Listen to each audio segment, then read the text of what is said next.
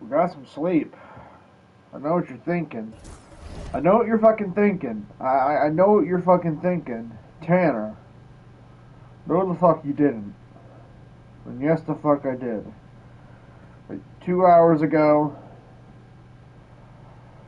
you did not get sleep. Yes, I did. It was the best sleep I ever got.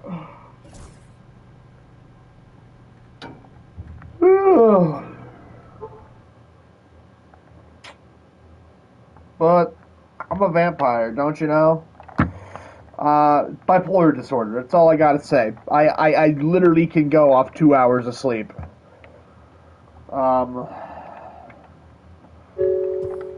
Plus, it's like almost 10 o'clock.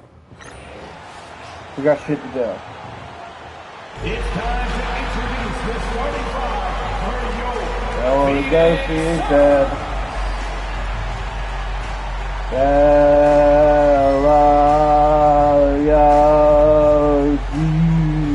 This is where we go.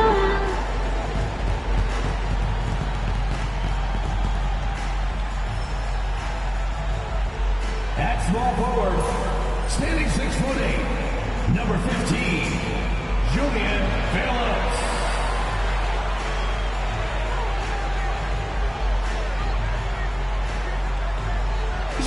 Career as a pitching coach. The next Mariners season, the strike short in 1981, is one of the dumbest seasons imaginable.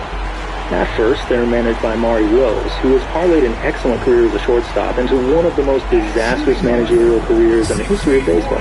Maury Wills was baseball's equivalent of the modern-day venture capital startup guy. Despite never having managed a baseball game, he wrote a book claiming that he and he alone was going to disrupt baseball and guaranteed that he would turn a last-place team into a World Series champion in just 4 years. Well, you can see how that went. Among all those who have managed at least 50 games, he has one of the worst winning percentages we've seen since World War II. And among those who began their careers in the 80s and 90s, he's the worst by miles. In terms of strategy, managing a baseball team is far less complicated than coaching a football or basketball team. So, what does it mean, then, to be a bad manager? Leave the demonstration to Maury Wills, who found every conceivable way to be bad at his job. For one, he was always full of it. When Rick Honeycutt was thrown out of that game after the thumbtack incident, Wills said he didn't understand why he was ejected because the explanation was confusing. There is no way that was a confusing conversation. It goes something like, your pitcher taped a thumbtack to his finger and you're not allowed to do that. But Wills never seemed to own up to anything. Everything was always someone else's fault, usually his players. They couldn't stand him, and they were only kind of joking when they suggested that they should start losing games on purpose to get fired. Wills was this odd combination of authoritarian and checked out. The authoritarian side of him would wake up his players in the middle of the night to make sure they were in bed and chase after kids who caught home runs during batting practice. The checked out side of him would talk about starting players who've been traded away and head for the airport in the middle of a spring training game. As skipper, Wills made so many tactical errors that it would take another 10 minutes to go through them all, but one stands alone as the most thunderously stupid idea of his managerial career. There has been a lot of discussion about the length of the NBA season. Do you think 82 Prior to a home game against the Oakland A's on April 25th, Wills pulls aside the team's groundskeeper and tells him to illegally paint the batter's boxes longer than the rulebook specifies. It now sticks an extra foot toward the field. The alleged benefit is that one of Wills' hitters, Tom Shurik, will get a little extra room to step forward as he swings. The drawback is that during a baseball game, there is a person whose job it is to stand right here and stare at the field. He's known as an umpire, and he's been standing here for 3 hours a day for many, many years. If anything looks different, he will immediately recognize it. So, in Will's desperate effort to keep the Mariners from getting caught for something, he 100% guarantees they will get caught for something else. When they do, and he's suspended, he says he's shocked and dumbfounded. Yeah, man, me too. I thought that was going to work for sure. He's fired a few weeks later, ending one of the funniest managerial stints ever. He's dumb, says Brad Golden, the Mariners' journeyman catcher, who, by the way, is traded to the Yankees shortly thereafter. Golden ended up in Seattle in the first place because the Yankees traded him there for a player to be named later, which is a fairly common practice in baseball. It turns out the player to be named later is Brad Rascals, he returns to the Yankees and becomes the second player in baseball history to be traded for himself. Also in that 81 season, more fun stuff in a Mariners-Royals game. In the 6th inning of their May 27th affair, KC center fielder Amos Otis hit this little dribbler up the third base line. Then, Seattle third baseman and part-time stand-up comic Lenny Randle did something you don't see every day. Something completely awesome. This. That's right. He got down on all fours and began furiously huffing and puffing and blowing at the ball in an effort to send it foul. And it worked. Well, sort of. His Three Little Pigs routine did indeed manipulate the ball over the chalk, and initially it was ruled foul ball, with the home plate umpire unable to think of any specific rule against blowing the ball. But for the second year, Royals manager Ken Stride was unamused by more Mariner ball-altering shenanigans, voicing his displeasure to home plate umpire Larry McCoy.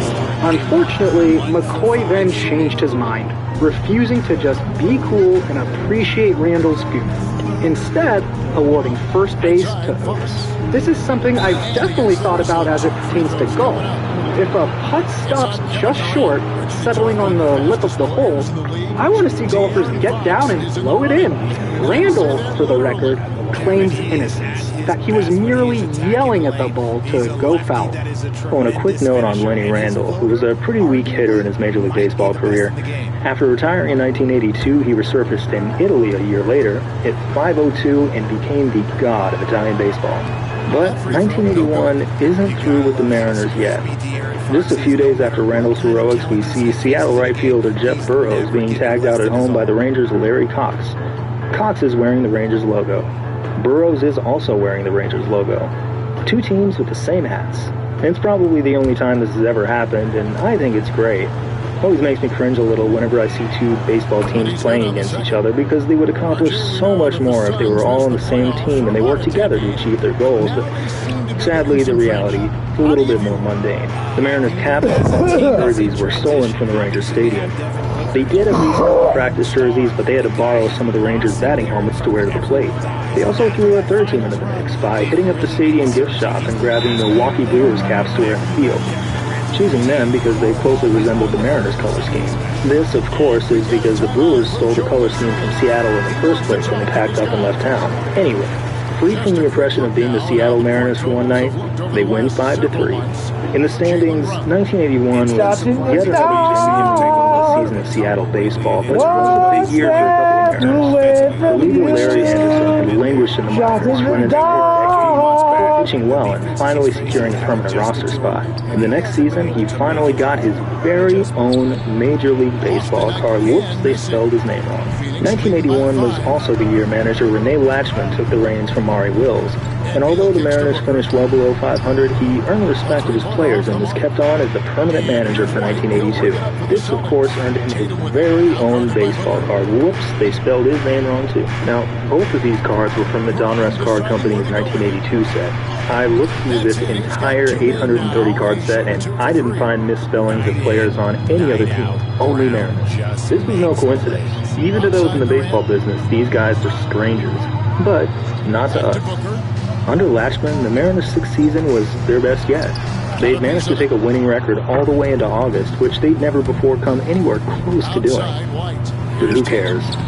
There were greater matters at hand. Because for me, this was the summer of Mr. Jello.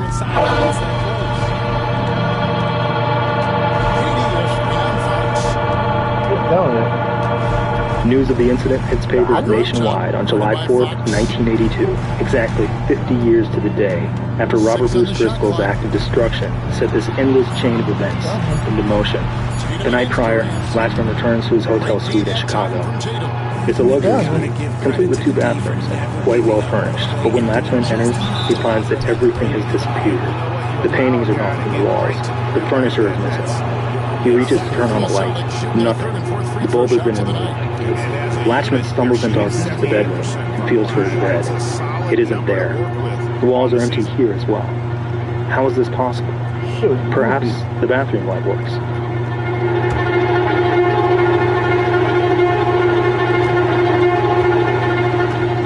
All his furniture is piled up in the bathroom. He turns to look at the toilet. The toilet is full of Jell-O. Lashman races to the other bathroom. The other toilet is also full of Jell-O.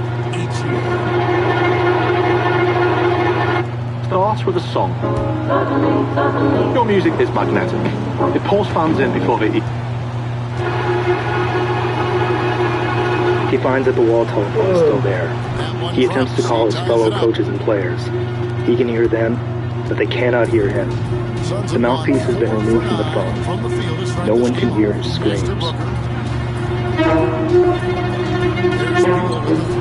Lashman sleeps on the floor that night. The next day, he dedicates himself to bringing the perpetrator to justice, offering a reward of hundreds of dollars for information leading to the culprit. This week, the Mariners will go 7 games above 500, which the Mariners have never done and will never do again until 1991. But who cares about that? There's toilet mystery.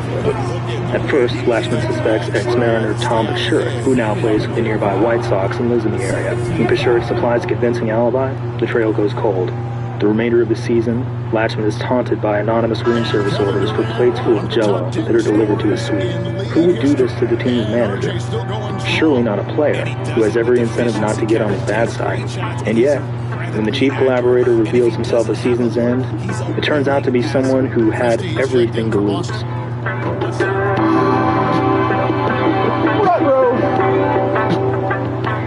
Larry Anderson, one of baseball history's all-time greatest pranksters, had talked his way into getting Lashman's room key and orchestrated the entire thing. After finally clawing his way into the bigs, Anderson is having an awful 1982 on the mound. At the time of the incident, his ERA is 5.91, absolutely bad enough to get him sent back down to the minors. And if that happens at age 29, his career is just about done. Why in the world would he give Lashman any more reason to ship him out? Well, listen, you've got to occupy yourself with something, and that something cannot be baseball. Because baseball is really boring.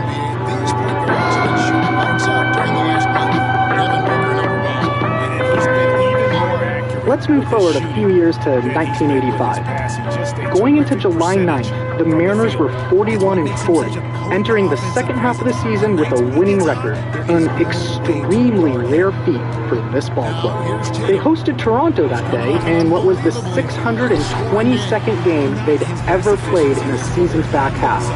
It was just the 26th that they entered above 500, the previous 25 coming in that 82 season. And as we'll see, they clearly had no idea how to conduct themselves in such unfamiliar territory. They got a rally going in the third inning with Bill Bradley in scoring position and less than 2 outs for cleanup hitter Gorman Thomas, who banged this hit to right. Jesse Barfield fielded it and fired a beautiful throw home in time to get Bradley. But this one resulted in a massive collision with Blue Jays catcher Buck Martinez, who shattered his leg and dislocated his ankle.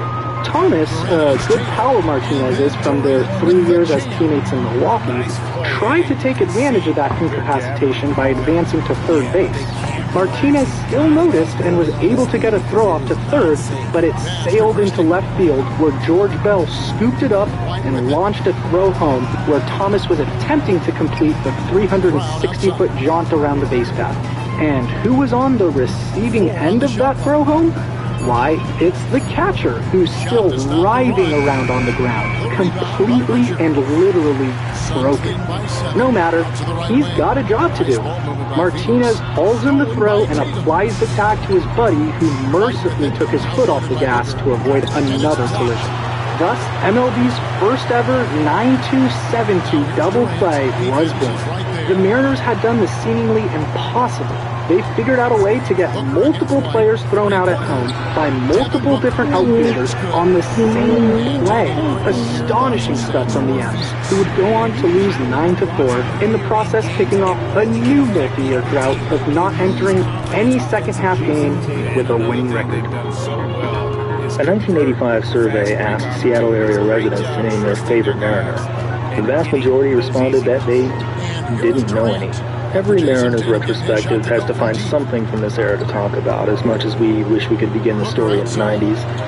Usually the greatest achievement we can come up with is Gaylord Perry's 300th win in 1982. Even then, Perry was a journeyman who just happened to be a Mariner the day he did it. Oh, but lest you doubt he was a real Mariner, he'd be ejected and suspended a couple months later for doctoring the ball with Vaseline. Alongside Alvin Davis, the most recognizable player of the early years is probably Harold Reynolds, a two-time All-Star who was one of the best defensive second basemen of his era. He was also known for being thrown out on the bases, which he can't really be blamed for entirely. The Mariners utilized Reynolds, a very fast guy, as a very fast guy. In 1988, the consequence was the most counterproductive stolen base campaign of the last 90 years. Here is every player who's ever been caught at least 25 times in a season, plotted as a percentage of their stolen base attempts. In the 1910s, players went for steals with reckless abandon before everyone seemingly realized at the same time that it was a really bad idea. About 50 years later, stealing came back into vogue before everyone realized this again. Exhibit A was 1988 Harold Reynolds, who was caught 29 times against just 35 successful steals. In fact, Reynolds' top YouTube searchers in his playing career is probably being filmed. It's one of the most memorable clips in Bo Jackson's endless highlight reel. From the warning track, he ignores the cutoff man entirely and fires an impossible strike at home. After the game, Reynolds was reportedly sitting in front of the VCR, watching it over and over again, trying to figure out how the hell it happened. This is how it was for the Mariners back then. They just kind of experienced the baseball other teams were playing. They weren't anyone's rival, they weren't even a national rival, some other teams were. They simply did not register. As it concerns the Mariners, the only real important story was beginning on the other side of the country, in the Bronx. The year is most likely 1983. The Yankees manager is Billy Martin. Over the course of his managerial career, Martin got into a bar fight with one of his own players on multiple occasions. He busted a reporter's face open because he wouldn't show him his notes. He fought a stranger at a hotel bar after he insulted what the man did for a living, which was entirely inappropriate. There's absolutely nothing funny about being a marshmallow salesman. You go from town to town, probably have a suitcase with a bunch of marshmallows in it. Billy Martin was perhaps the most difficult person in the modern history of baseball. On this particular day, as the story goes, a lot of the players' kids are running around the clubhouse, but two kids are singled out in particular. Martin sends one of the team assistants to tell their father, the star first baseman, that his kids need to be quiet. The player naturally takes it as an insult. So does his oldest son, who would be about 13 years old at this time. This kid will hold a grudge against the New York Yankees for decades to come. You know his name.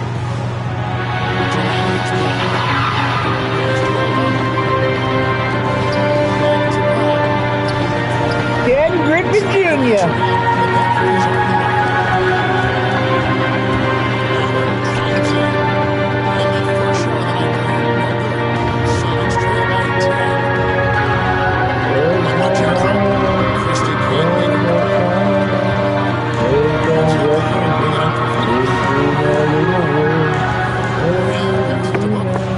On Instagram, TikTok, Facebook, or Snapchat, between 8 and 8 weeks, and now you're...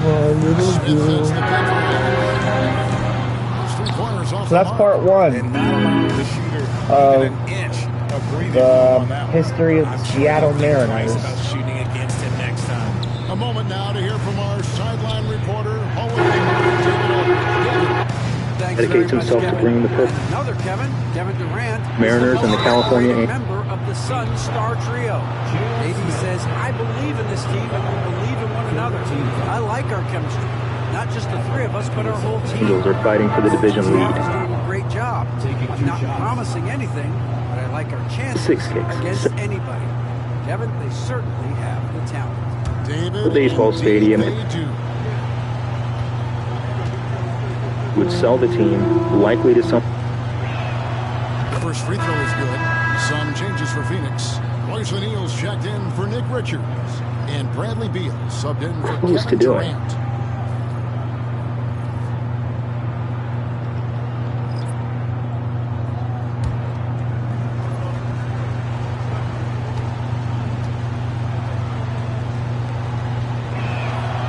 And both free throws good for Aldama. Phoenix Suns come into this one following a loss to Milwaukee. Well, in that one, you could pretty much see the was lackluster at best. Yeah, I just didn't see any fire from them to want to get it back. That's just one of those games you throw away in the trash and try and forget about it. Well, Richard, during his Washington days, Bradley Beal averaged 30 a game in back-to-back seasons. Beal is such a strong guard, so not only can he beat you with his shooting, but he can also play some bully ball. And he makes the first. I wish it would save our progress.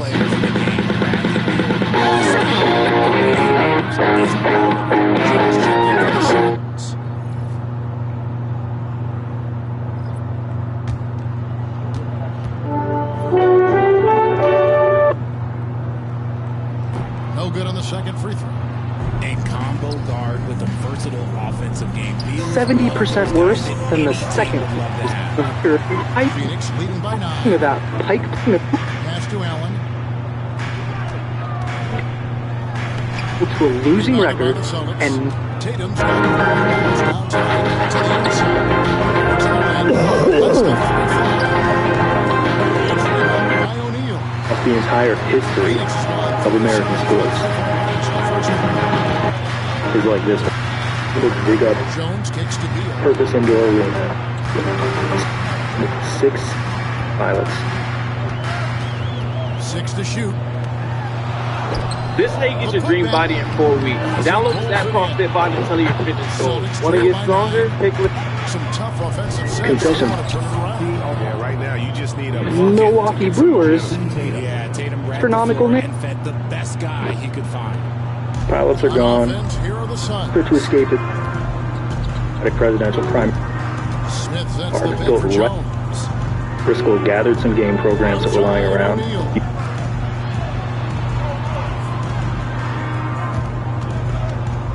Using to set the grandstands on fire. Retreated. There's part 2. We watched. Allen against Tatum. The Brewers stole the color scheme from Over Allen. A nice shot by Tatum. Seattle in the first place when they packed up and left town. Anyway, freed from the oppression of being the Seattle Mariners for one night, Tatum is, Get him. especially when he's roaming around that mid-range. Here's Beal. He had a the baseball, drop other in the teams. last game What a against strength. Milwaukee. There's kids are running around the Smith with a screen on Christie. Smith outside. There's the 3. And that concludes the first quarter. Suns lead by 5. Brewers back with the start of the second on 2K Sports.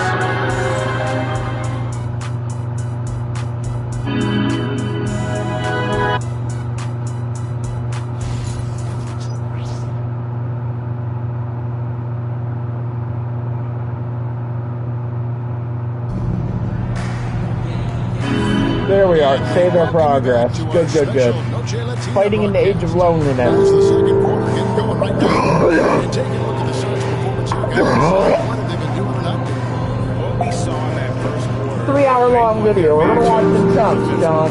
Making it as difficult as possible for the offense to find clean. What, you think we're just gonna sit through the entire 3-hour history of the Seattle Mariners? Hell no.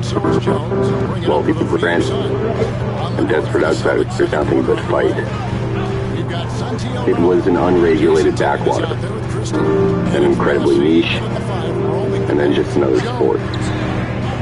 Even if it did ultimately thrive off the intimate combat of two people. It's morning again in America. We Americans are slow to anger. We always seek peaceful avenues before resorting to the use of force. A new world order.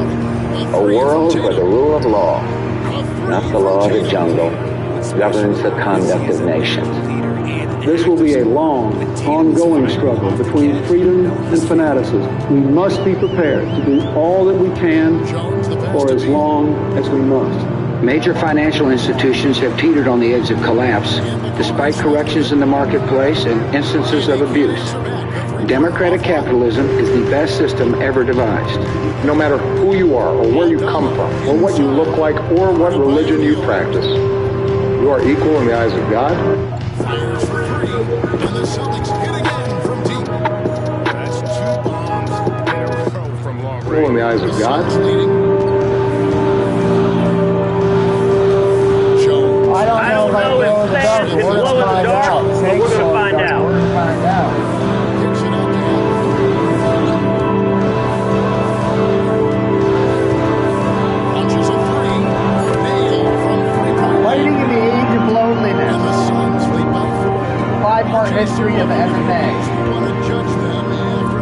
by Felix Biederman of Chapo Trap House.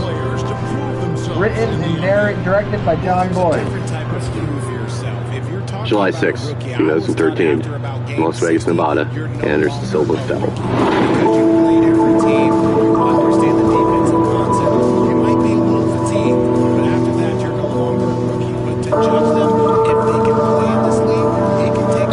By consensus, Silva was the greatest fighter on earth. His body of work looked like that of a man who could read the thoughts of his opponents and unleash techniques that could only work in wire-fu cinema. It was easy to forget that, before that day, Silva was no stranger to defeat. Most notably, he'd suffered cartoonish submission losses to Japanese journeyman Ryo Chonin and Daijun Takase a decade prior. And though he came into his own and began to impose his Muay Thai heavy striking game with impunity on foes thereafter, he had a stretch of downright bland and confusing fights long after he'd captured the UFC title. UFC President Dana White even threatened to cut him if he continued to fight to the distance on the judges' scorecards rather than finish his opponents, as he had become wont to do. He ran into Chael Sonnen, a wrestler with an unimpressive-looking record and an aborted career in Republican politics. The question was whether Silva would snap Sonnen in two, as he used to, or fight like an asshole to make a fool of the big-talking Sonnen. It was neither, as it was Sonnen who made Silva look like every one of his 35 years.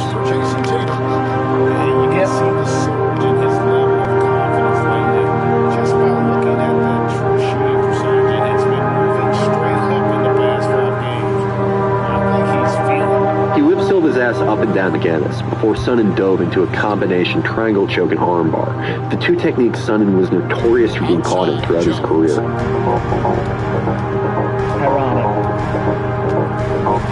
Suddenly, Silva was the hero.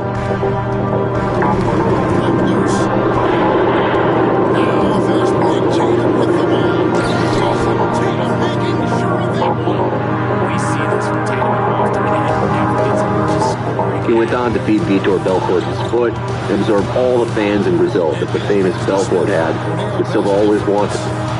He dismantled Sonnen's friend, Yushin Okami, in a horrifying display in Rio de Janeiro.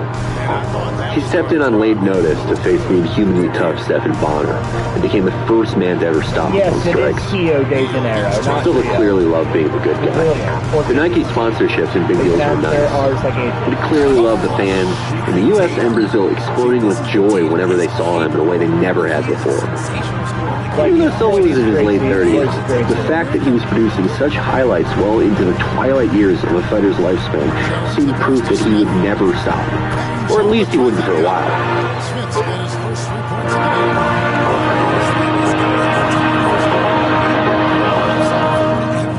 Mike from PA is live. Everyone go support him.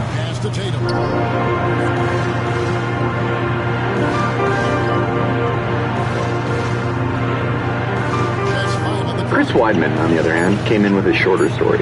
He had only 9 fights on his resume before challenging Silva for the belt. The vast majority of MMA fans figured that Weidman would punch air for a while and eventually get steamrolled like everyone else. Of course, those who trained with him said that his talent and aggression would carry him to victory against Silva, who had shown a vulnerability to similar balls-out wrestlers in the past. People could have seen the first round, where Weidman took Silva down and didn't let him up, but few saw him duffing out the champ in the next.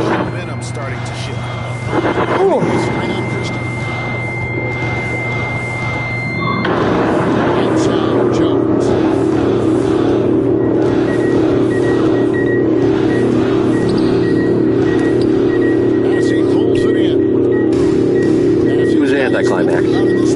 People thought Silva was clowning around and he'd take it more seriously in the rematch. When it came, Weidman beat the shit out of Silva even worse than he had the first time.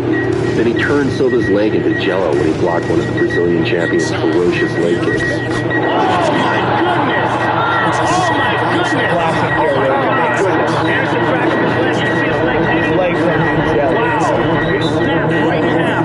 Is called a timeout. He wants to check in with his team and regroup. Is that Mario Yamazaki? Silva spent the next few years losing. Worse, he didn't lose like Anderson Silva. He didn't get blown up in the middle of some incredible technique. He didn't have unbelievable final matches with the next iteration of himself. He lost squeakers. He did once have a victory in the stretch. A drawn-out decision victory over a welterweight, Nick Diaz. It was overturned when the one-time protagonist of MMA pissed out for performance-enhancing drugs. Using transitive properties had never worked in Fight Map. People decided that now Weidman was the best ever. After his decisive rematch of Silva, he dispatched 2 former champions, the aging Vitor Belfort, a one-time prodigy who found second life when he was allowed to shoot pure testosterone into his veins, but was forced to stop when he ran into Weidman, and Lyoto Machida, the once light heavyweight king, going down 20 pounds to avenge his friend Anderson. Those 2 men were at one time considered unbeatable in their own rights. He was the next one that fans swore could never be stopped. Just like his forebears, he was shown to be human, dropping 3 fights in a row in violent circumstances. Neither of the men shown here are champions anymore. I've played 4 Super Bowls and never lost. Derek White, he's one of the most valuable guards, Richard, in the NBA. White can play the one, he can shoot the ball, plus he is an all-league defender. So Derek White gives you everything you want in your backcourt.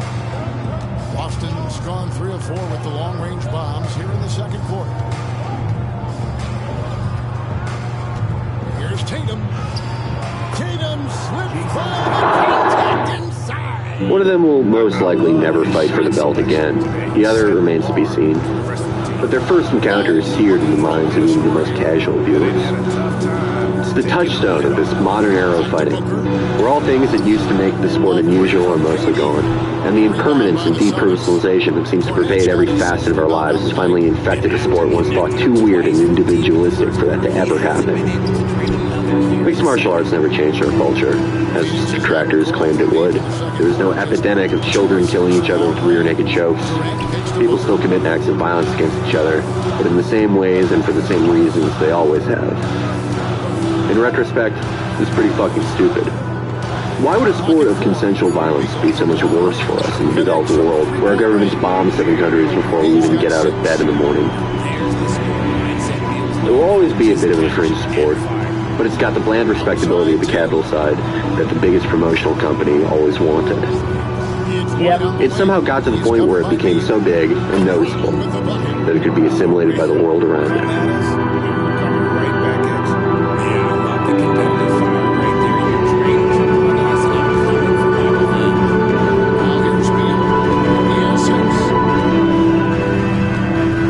Chapter 1. Pass to KD. Powerful flush by Durant. Just maybe the best scorer of all time, and by maybe I mean it is. This story doesn't begin in sanitized Las Vegas, where the biggest promotion in the Ultimate Fighting Championship now resides, but continents away and hundreds of years before anyone could come up with a term like brand synergy. The true catalyst for MMA as a sport, business, and spectacle go back to Japan. While modern fighting attracts so many outsiders of society, its forebear was the ultimate insider's art. Jiu-jitsu, a mixture of throws, strikes, joint locks, and chokes, was developed over hundreds of years by samurai. Originally purposed for these elite warriors to defeat armed opponents if they found themselves without any of their weaponry. In the rigid hierarchy of feudalism, techniques of jiu-jitsu were kept from those who weren't samurai. But nothing can remain a secret forever. As Japan was open to the world, many of the feudal codes and customs that binded so many spaces in society started to wither. By the 19th century, jiu-jitsu had proliferated to the point where one didn't have to be a samurai. But it still wasn't accessible to very many. One had to have a certain degree of size and athleticism to bring technique from practice to execution. That was until someone wanted something that we now take for a given in the sport. To use martial arts as a fulcrum against those parts of oneself that make them feel as though they did not belong.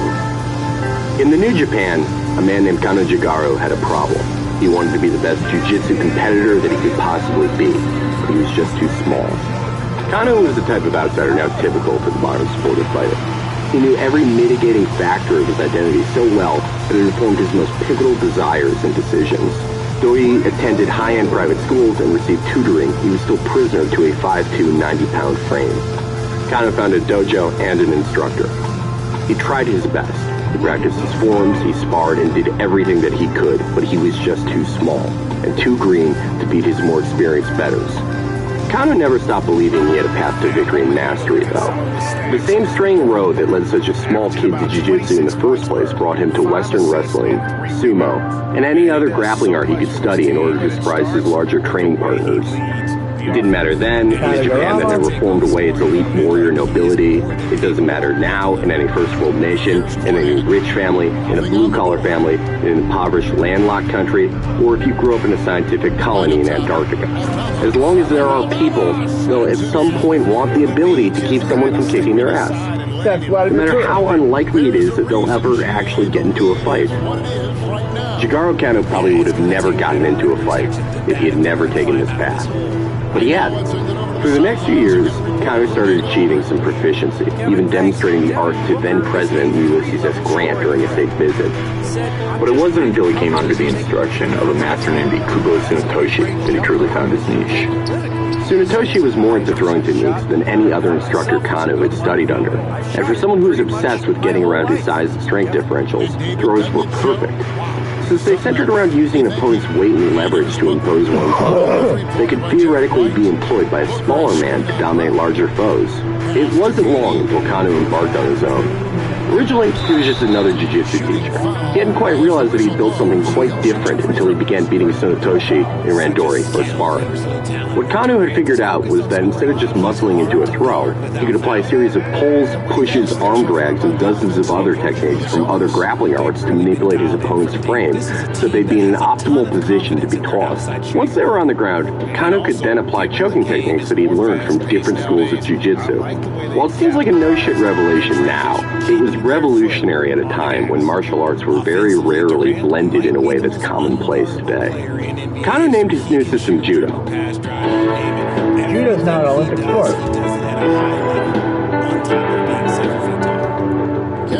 Judo is now an Olympic sport, and thousands of masters, athletes, and enthusiasts trace their instructor lineage directly back to Kano himself. Kano changed martial arts forever. His students made up some of the most notable names in fighting for years to come. But for our purposes, he had a singularly important pupil. Elio Gracie. Nobody ever said, like that chicken from Popeyes. These bold Louisiana flavors. He had a singularly important pupil.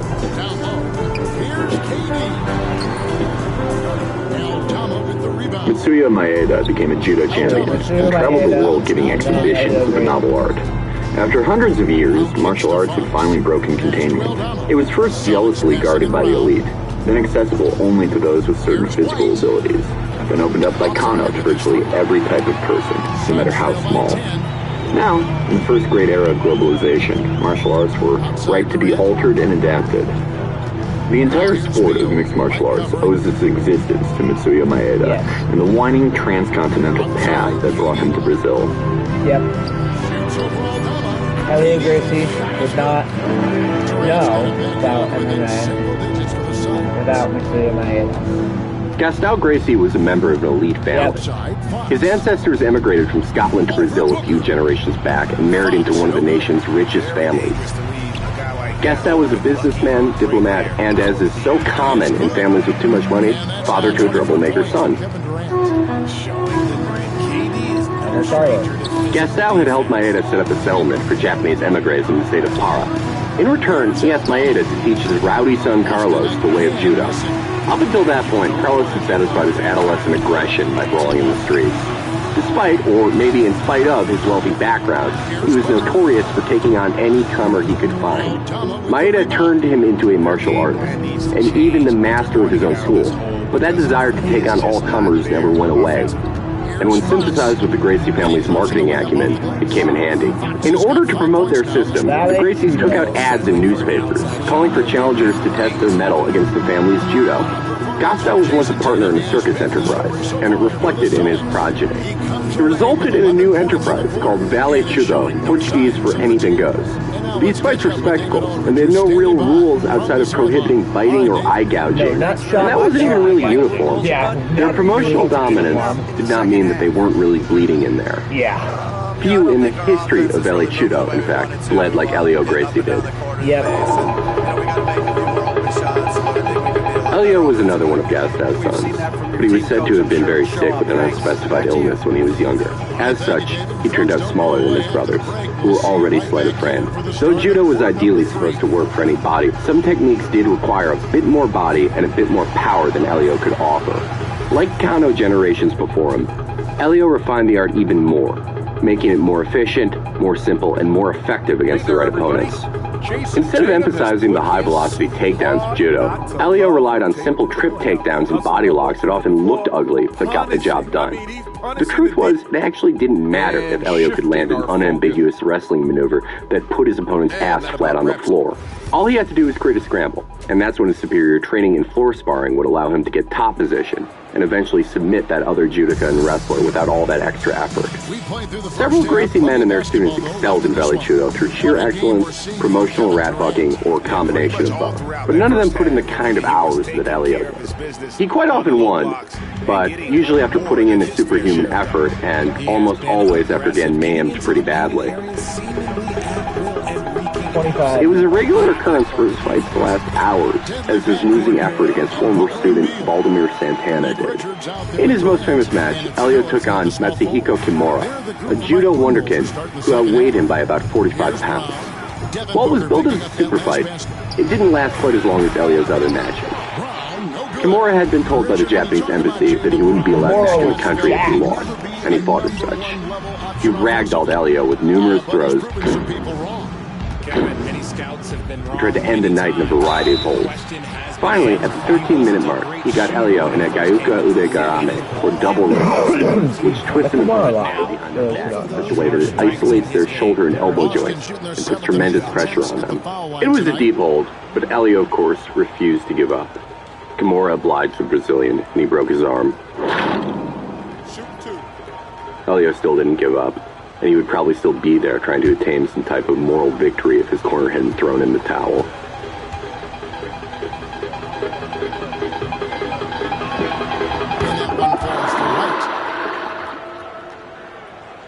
Other Gracies who took part in Vale Tudo did not endure such insane tests of will, but Elio seemed to fight for the honor of Brazilian Jiu-Jitsu. It's a pretty common thing for rich Westerners to fetishize Japanese culture, and the Gracies were no different. It was just that Elio was one of the few weeaboos who'd have died to prove he was just like a samurai if they had let him. Elio is credited as one of the inventors of Brazilian Jiu-Jitsu. And we would not have points, we would not have Euler, we would not have UFC, we would not have Zuffa. He does any of that without Elio. So you gotta credit him where credit's due. The entire Gracie family owes it to Elio. Hickson, can't forget about Hickson.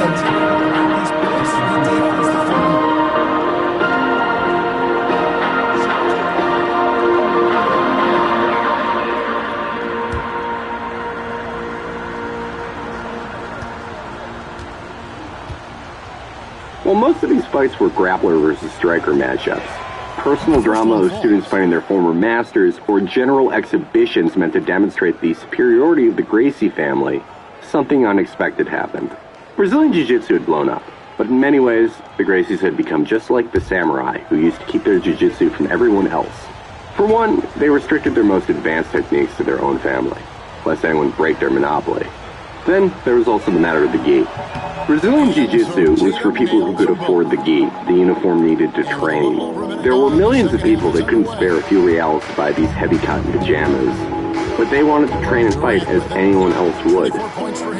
If you think Brazil has absurd wealth inequality now, you should have seen it in the middle of the 20th century. Shot clock at 6. Leading the lane. 2 free throws coming up, and they call the shooting foul. That's a strong move there by KD. He knows he's going to get the bucket, get fouled, get 50. Suns have made 7 out of 9 when they snip the ball. And typically, Lucha Libre came from the lower classes of Brazil. They couldn't afford the enormous gymnasiums the jiu-jitsu schools would often occupy, and would sometimes train in the street or alleyways. Lucha Libre was a hard-nosed sport, and its adherents were usually people who had been exploited their entire lives. Jiu-Jitsu was for the rich kids. Lucha Libre was for the 99%. The Gracie clan derided a lot of their techniques. Foot and leg locks that the Lucha Libre practitioners used were referred to as suburban. It means a different, more classist thing over there. And barbaric. Get canceled for saying this, but most of the emotional weight that you carry every single day is stuff that you were never meant to hold. Different, more classist thing over there. And barbaric.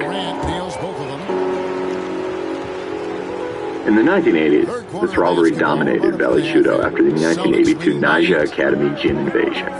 Charles Gracie had a fistfight over a woman with Muay Thai boxer Mario Duma, and when his brother Hall Gracie found out, he rounded up his dude. We'll probably never know for sure exactly how that day ended. A literal double dragon. Or instigated an all-out brawl between the two academies. What is known is that Halls and company marched all the way through the streets of Rio de Janeiro to Naja Academy, where Duma was training to settle the score. Dude went full-on double dragon. Never go full double dragon. And that one falls for Tatum. There were several fight cards built around the Lucha Libre BJJ rivalry thereafter, but the hatred wasn't confined. It often spilled out of the rings and gyms and onto the streets. There were countless brawls between groups representing the two arts, as more than martial arts proficiency lay on the line. It wasn't just black and white classism in either, though. Some craved upward mobility so bad that they would work long hours and skip meals just to be able to afford jiu-jitsu training, hoping to achieve not just money in the Valley Judo ring, but the middle-class cachet that jiu-jitsu offered.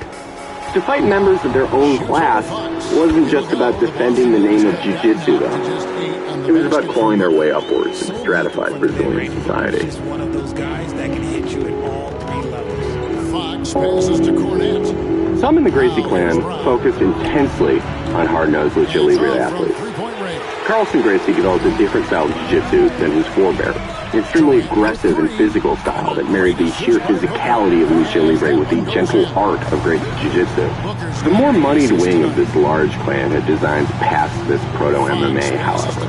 Though they enjoyed brisk business through their schools, Valley Judo cards, and videotape series well into the 20th century, the wealthy descendants of a former circus promoter had determined the next logical step: pay-per-view.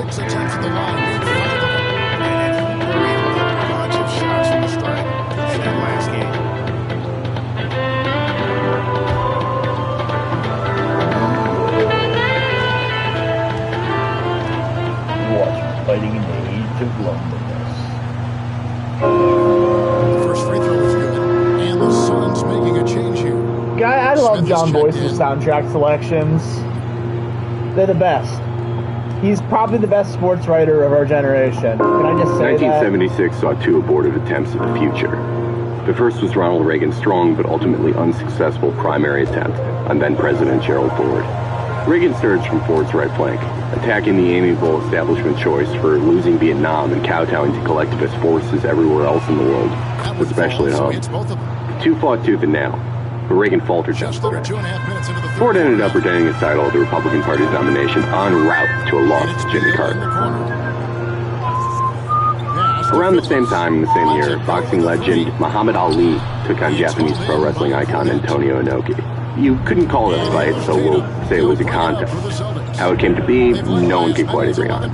Inoki spent most of the 15-round competition in the butt scoop position, and Ali threw 6 punches. So it's understandable that no one wants to claim the rule set that allowed this. Inoki versus Ali ended in a draw, and was largely unentertaining. And Ronald Reagan was a joke outside of hardcore conservative Republican primary voters. World War the elderly actor was a threat on the national stage, and proto-MMA existed outside of gymnasiums in Brazil, though it seemed pretty unlikely in 1976.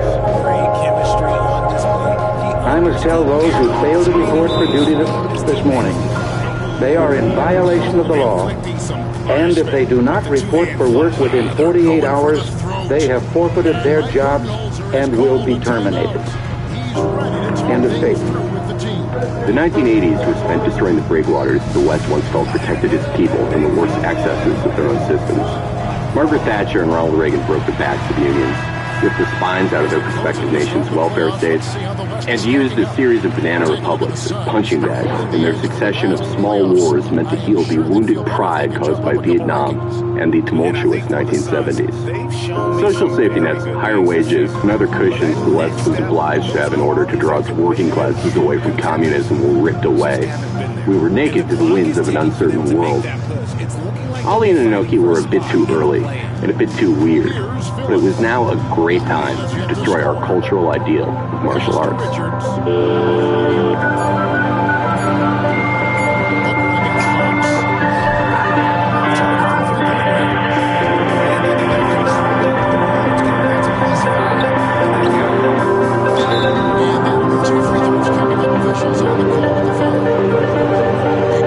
There were many champions in the Gracie family. Hickson excelled at Valley Judo. It's simple to get your dream body. Get that CrossFit body and go to workout settings to set your preferences. If you want to build muscle, Hickson excelled at Valley Judo. Euler dominated in pure jiu-jitsu tournaments. But lawyer and businessman Horion was the best at marketing, which was the language of the new world that the Gracies found themselves in. After spending the tail end of the 80s getting the Gracie name out through Playboy, street fight videos, and everything else he could think of, Horion finally linked up with marketing director Art Davie. Seeking to monetize the mythical family from Brazil who said they could kick the shit out of anyone, two settled on pay-per-view. It almost ended in Gracie's Civil War. One faction wanted the telegenic and athletic Hickson to compete, but Hickson and Horion were both too large in personality to come to any agreement. After near inter-office fights, the slighter in frame Hoist Gracie was selected.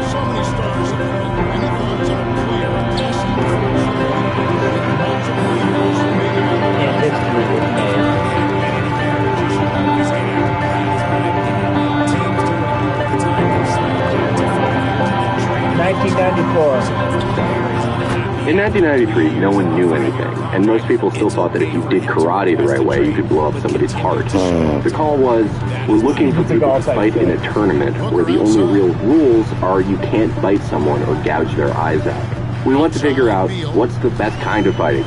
Winner gets $50,000. Who would answer a call like that? A lot of people actually.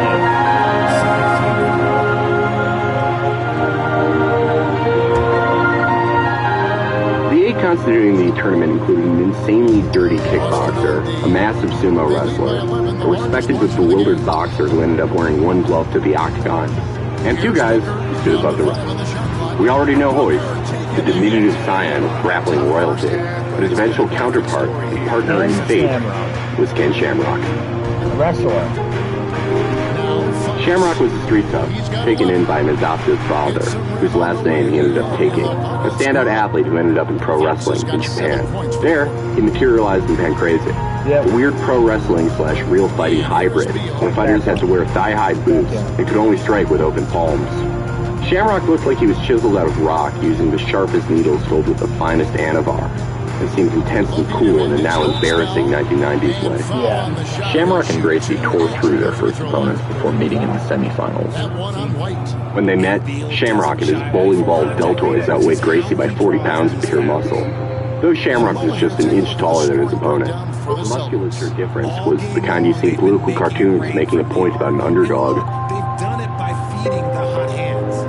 And the other thing we've seen them do well tonight is... It all led up to He and Shamrock entangled on the floor, where Gracie used his gi to his advantage, cutting off Shamrock's windpipe and carotid arteries. Shamrock protested, but then admitted that he tapped.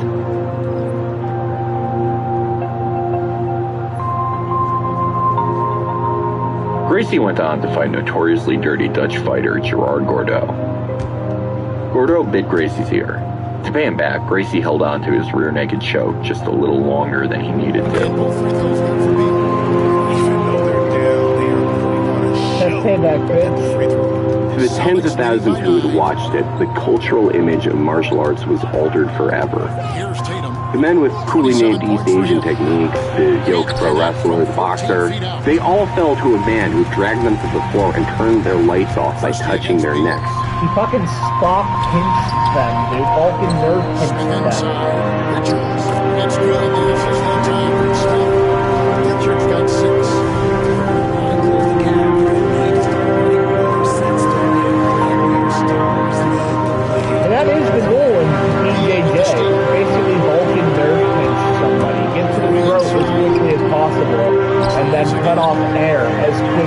possible. That is the goal. Helio Gracie once said, I wanted a flag. I created the flag from the sport's dignity. I oversee the name of my family with affection, steady nerves, and blood. Helio Gracie, 1913 to 2008. Fighting was evolving at previously unseen rates. Ultimate fighters, who were thought to have solved the puzzle of martial arts, fell again and again, downed by new champions. These were men like former elite college wrestler Dan Severn, Russian standout Oleg Tartarov, and one of the first fully versatile fighters in Marco Ruas. Ruas, a lucha libre fighter, won the UFC 7 tournament, chopping down Paul Varlins with a ruthless series of leg kicks so thunderous that they eventually sent the 300-pounder to the mat. No matter who would walk away with the prize, the sport resonated with outsiders in a world now filled to the brim with them. Why then? Why did all these unwashed masses now clamor for these weird men brutalizing each other? To paraphrase Inspector Javert to Jean Valjean, I'd only known a straight line before I'd met you. Let's look at the culture at the time.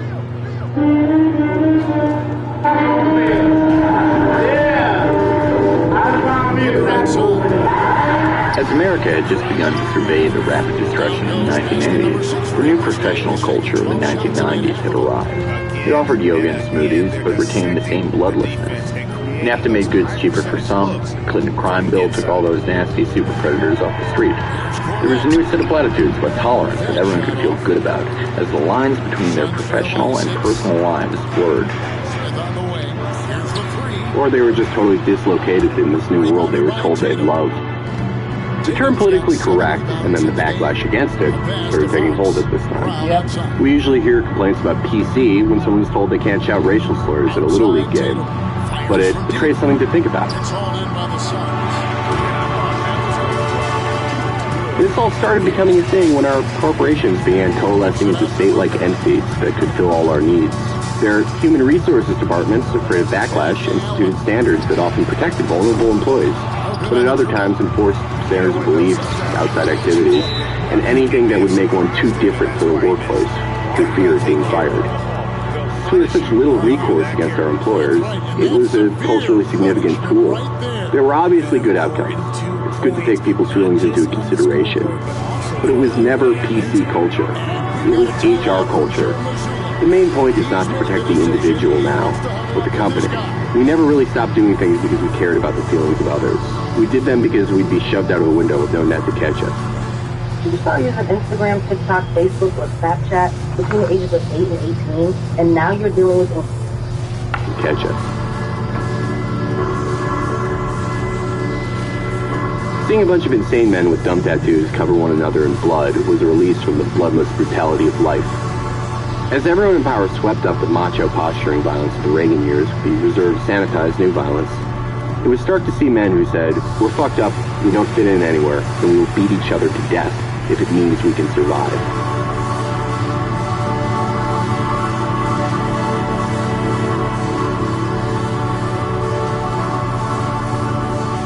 Of course, MMA had a very undiverse audience at this time. While as a spectacle, it was noticed by many different types of people, its core fan base was overwhelmingly white and male. There were a great deal of suburban petite bourgeois who could afford to buy those pay-per-views consistently. Then there were a lot of guys who were lower on the totem pole. Among the latter, there were those who felt their prestige in society had taken a hit and blamed that on whatever group they already hated the most. And then the others who were just checked out. Regardless who their bitterness was directed at, the unambiguous nature of the combat portrayed was a cultural reprieve to an increasingly confusing world. The 1-2 path of a punch to a guy snoring on the ground was still the same. He's got 9. There's the pick from deep. Kept alive. This is the definition of force.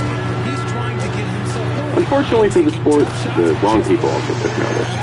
Senator John McCain, who spent his early adulthood dropping explosives in napalm on a tiny agrarian nation until he was shot down, famously likened it to human cockfighting. Of course, McCain was also a huge boxing fan, a sport that offers a similar degree of brain damage in addition to being a market competitor for the then nascent UFC. And his wife, Cindy McCain, inherited a large distributor for Anheuser-Busch, a beer company that spent untold millions on boxing sponsorships. But it's not like John McCain had some documented history of using his pull for personal ends. Anyway, McCain was so shocked and appalled by the trashy violence of the cage that he could probably barely watch B-roll of Hudson bursting into flames in Hanoi that night. So he initiated a campaign to effectively ban mixed martial arts. UFC 9 was right after McCain's assault on the freedom to consensual violence. The main event saw a super fight between former tournament champions Dan Severn and Ken Shamrock. With new rules in place, the two men could not strike each other with closed fists, lest they be arrested. What happened next was an interminable affair. He has been the X Factor. Hooker the pass to Richards. And Hooker takes the deal. Shamrock immediately moved to the UFC logo in the center of the ring. He didn't leave that spot for 10 minutes and did nothing but pivot towards Severn and stare. Severn, for his part, circled around Shamrock and stared back at him. And neither one willing to take a shot. He circled him again and again and again. Still nothing happening. Neither fighter even attempted to strike, save for a single half-hearted jab every minute or two. And you gotta keep your strategies, maintain your poise. This went on for 10 full minutes, until referee John McCarthy temporarily stopped the fight. By that time, Severn had made 35 complete orbits around Shamrock. By a rough estimate, Severn had danced about 2,900 feet, a little more than half a mile. Can't just stare at each other. The half-hour fight ended in a split decision, although it's hard to imagine anyone who paid $19.95 for the pay-per-view sticking around until the end. These are two of the greatest fighters in the world, but they're not fighting. The damage was done. SEG, the UFC's parent company, suddenly had trouble finding places to fight. Within a matter of months, revenue had sharply declined, despite their best efforts to raise the athletic. It was taking its toll on the promotion. Until an angel came in and saved the sport. A seedy, depraved angel. Let's dig up its bones. The shot's good from Christian. 1:16 left in the third quarter. It's the 1950s in Galveston, Texas, a hotbed of organized crime. The Maceo family operates a racket that rakes in millions through gambling, prostitution, and the oil business. Joseph Francis Fertitta marries into the family, and soon, the Fertittas and Maceos find themselves in the paper together. In 1960, the wall finally comes down in Galveston, and the Fertittas scatter. Some resurface in the desert, including Francis Fertitta's son, Frank Jr. Frank spends 15 years working in Las Vegas casinos before founding one of his own with a business partner, Carl Thomas. It's called Bingo Palace, and in a few short years, it becomes the sole property of Fertitta, where Thomas is convicted by the feds for illegal skimming practices. Fertitta changes the name and launches the Station Casinos empire, and it makes the family very, very rich. So rich that in 2001, Frank's sons Lorenzo and Frank III, also known as Frankie 36, not making that up, teamed up with their childhood friend Dana White to buy the UFC. Dana was a boxercise instructor who had to evacuate Boston because, according to him, feared New England mobster Whitey Bulger tried to extort him. We're talking about Whitey yesterday. Previously, the UFC had cleaned up its rules and tried everything it could to lobby state governments to sanction their fights. But none of those politicians seemed to listen. But in the year 2000, the New Jersey State Athletic Commission established some common sense rules. This set of prohibitions and standards was known as the Unified Rules of Mixed Martial Arts. It established mixed martial arts as legitimate. How did Dana White and the Fertittas push this through so quickly after years of futility on SEG's part? Well, the Fertittas were very well connected in Republican politics, and as for Dana White, well... No, Cleo is a And as for Dana White, well... $250. Now I know what you're thinking. What about my credit? Well... Good evening, everyone! Well... My name is Dana White. I am the president of the Ultimate Fighting Championship. Thank you. I'm sure most of you are wondering, what are you doing here? In 2001, my partners and I bought the UFC, and it was basically considered a blood sport. State Athletic Commission didn't support us. Arenas around the world refused to host our event. Nobody took us seriously. Nobody. Except Donald Trump. Donald was the first guy that recognized the potential to Trump Taj Mahal, supported by the UFC. He hosted our first two events at his venue. Yep. He dealt with us personally. He got in the trouble. Big backer of UFC. It worked for everyone. UFC 84, he was there. He showed up for the fight on Saturday night and sat in the front row. Yeah, he's that guy he shows up. Donald championed the UFC before it was popular, before it grew into a successful business, and I will always be grateful, so grateful to him for standing with with us in those early days. So tonight, I stand with Donald Trump. And let's be honest, folks, we need somebody who believes in this country, we need somebody who's proud of this country, and who will fight for this country.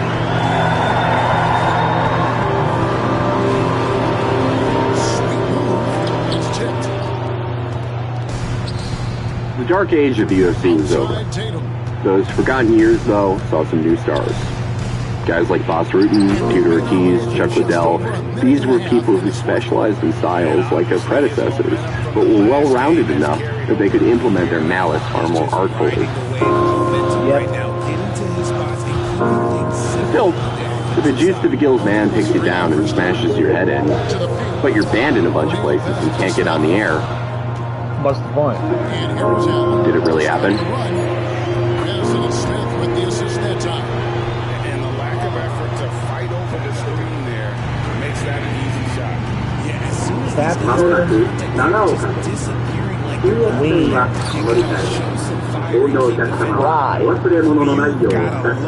his aggressiveness to finish inside.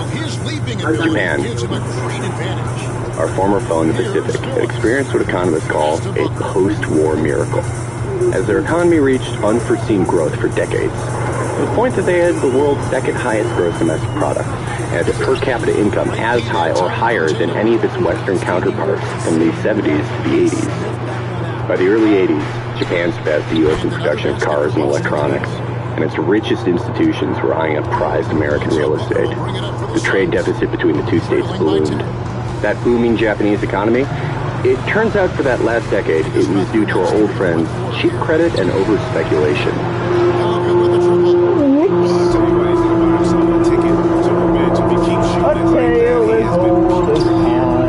Real estate stocks and every other kind of instrument was so overpriced after the 1980s that the Bank of Japan tried to halt the resulting inflation by massively increasing their interest rates that banks could lend each other money with. This caused prices of those overvalued equities to crater, and since every major institution was loaded with debt from trying to buy more assets, they were now totally underwater and unable to meet their basic payments.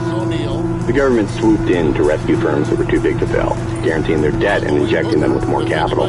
These were called zombie firms, lurching shells of their former over-borrowing selves who were worth less than their combined assets as they shuffled around aimlessly in post-bubble Japan. Lenders who once cut a check to anyone with a pulse now barely opened their books at all. Youth unemployment surged, wages fell, Japan's economy lost a fifth of its value. But someone had money, and a lot of it. Yakuza. People didn't stop needing money just because the banks told them no. They turned to loan sharks. And in Japan, loan sharks often belong to Yakuza. Yakuza, like anyone else, have to park their money somewhere.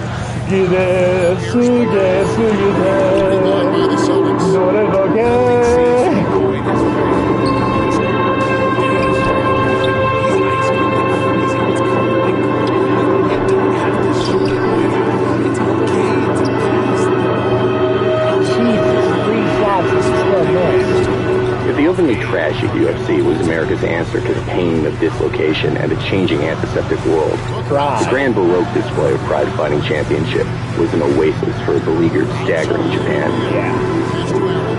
Pride Fighting In 1997, the UFC was toiling in the dark ages. They could fill smaller venues, but guys were mostly giving and receiving brain damage for archival footage that would be seen by most decades after the fact. How good a night are you, Sir Duncan at home? For archival footage that would be seen by most decades after the fact. At the same time in Japan, Pride's first event, a match between the legendary Rickson Gracie and Nobuhiko Takada, drew 47,000 fans at the Tokyo Dome.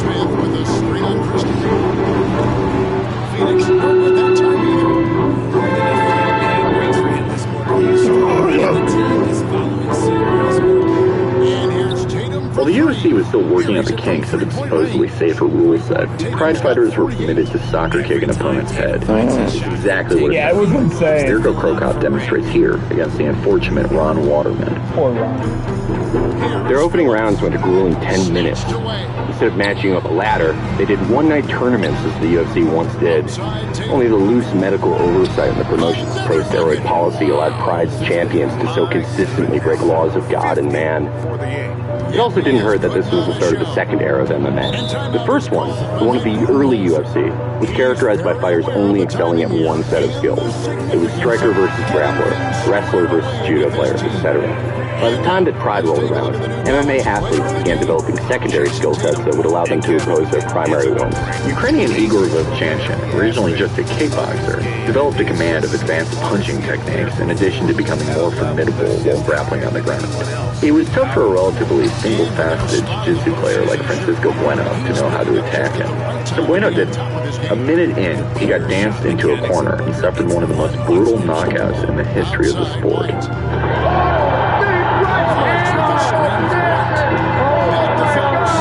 Wrestlers like Rampage Jackson developed rudimentary boxing that enabled them to set up their takedowns, or, as we see here, use the threat of his takedowns to surprise Kevin Randleman with a barrage of strikes.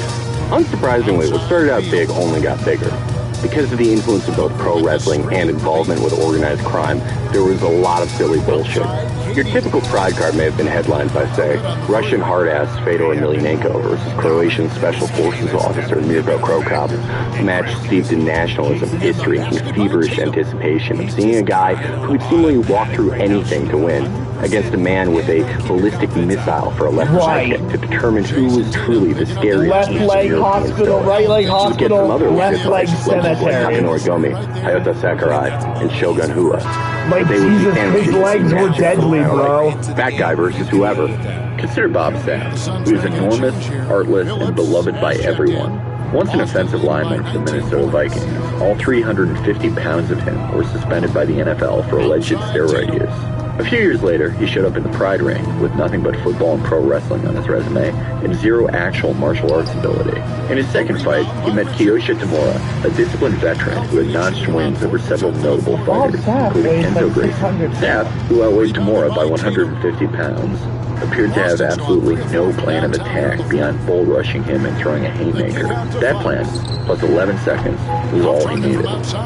This was not the early UFC. It was not an ostensibly noble quest to determine the superior fighting style. It was a promotion rife with freak shows that showed enormous crowds what it looked like when a normal-looking guy got hit by an enormous strong guy.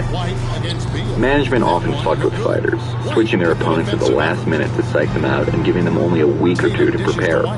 Multiple fighters alleged some matches were fixed outright. The one fight more or less confirmed by participants to be rigged was former UFC champion Mark Coleman diving into a heel hook from Nobuhiko Takada, who, by all rights, should have been plastered all over the mat by Coleman. Said Coleman years later, I needed to support my family. They guaranteed me another fight after that, and I needed that security. It was what it was. I'm going to leave it at that. With the screen for White. Pass to Tatum.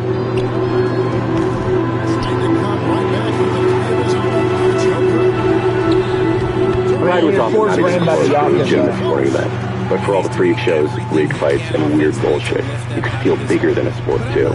Take Mauricio Shogun Hua and his otherworldly 2005 tournament run.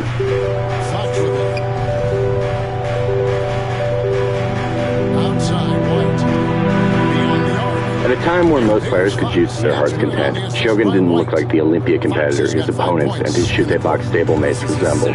The guys who dominated the tables in Pride had looks, howling rage, terrifying iciness, or smart-ass attitudes that endeared the marketing side as well as the matchmakers. Some quiet 23-year-old who smiled bashfully when interviewed was not the type. He had the body of a podcaster who hits the gym a few times a week, but also the youthful good looks and friendly affect of a podcaster. Okay, Felix. He was just an unlikely tournament hero. We get it. You hit the gym. Most thought he would fare fine in the 2000 We get it. weight Grand We get it. but would ultimately wash out. Felix is pretty jacked though. Like he was dealt American wrestle boxing does have like Rampage good Jackson on his first go. In under 5 minutes, he rocked Jackson, he's got pulverized the his body, Shogun and build. bullied him into a corner where he stomped him out like he was an NFL t-shirt someone burned in a protest gone awry.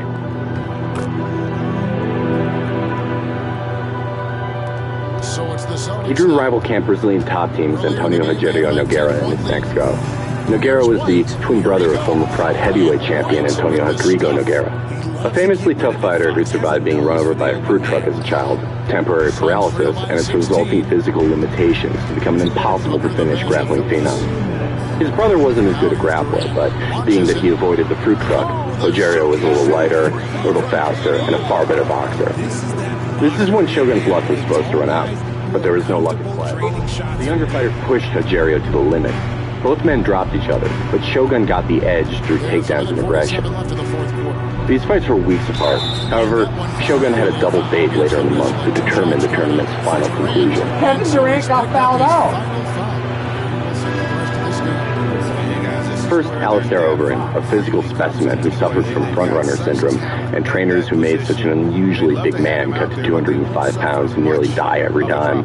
Still, Alistair had dangerous power and a guillotine choke from hell. But Shogun had already savaged one superstar and triumphed over another.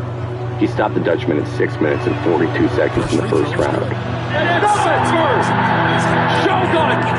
Continue! At any moment, in any direction.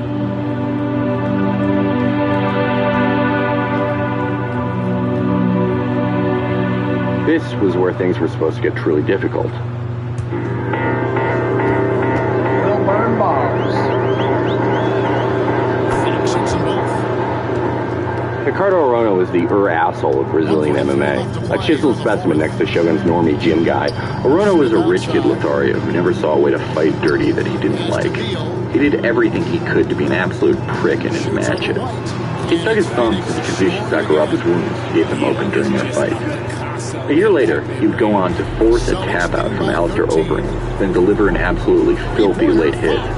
Instead of stopping fights with his unequal technique, Arona would just lay on people, suffocating their movement and waiting until the final bell rang. He did this to Vanderlei Silva in the previous round. So Shogun, the one from Chute Box with worse takedown defense and more youthful and prudent, is fucked, right?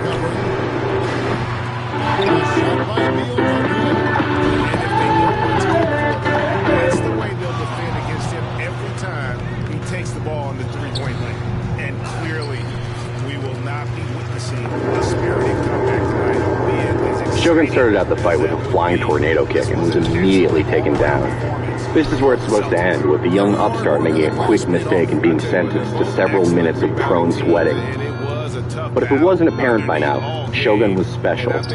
Shogun's hips immediately opened up, and instead of desperately hanging on in hopes of keeping Arona from a better position, he snatched an incredibly rare omoplata submission, where one does a near full circle from their backs while catching the person on top's arm and their hips so as to pop out their shoulder joint. The omoplata wasn't about to be finished, but Shogun had no intention of stopping the fight that way. Instead, he used his newly gained top position to escape the ground, went for a stomp on Arona's smug face, missed, reins in, becoming the unlikely Grand Prix champion only 2 minutes and 34 seconds into round one.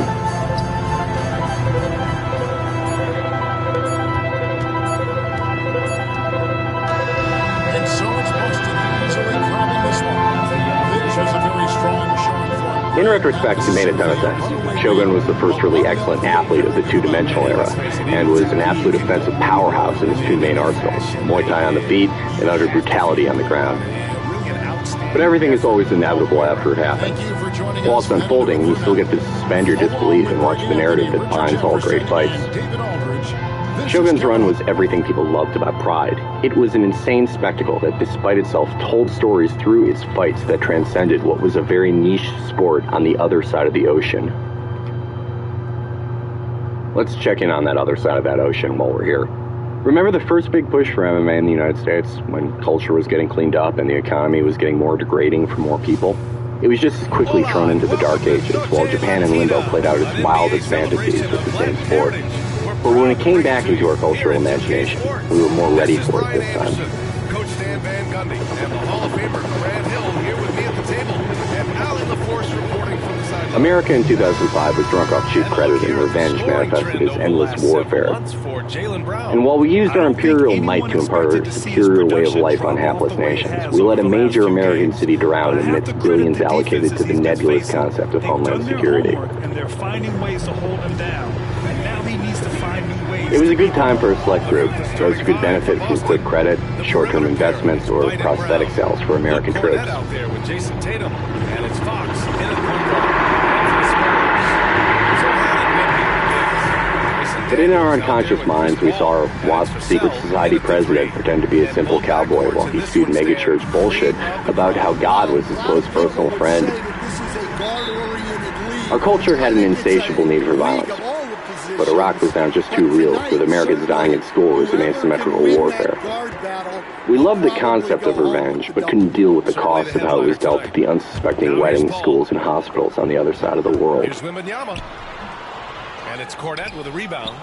But there was some very real, very consensual violence that did not cause body bags filled with Americans or the humiliation of an empire that could be found in mixed martial arts.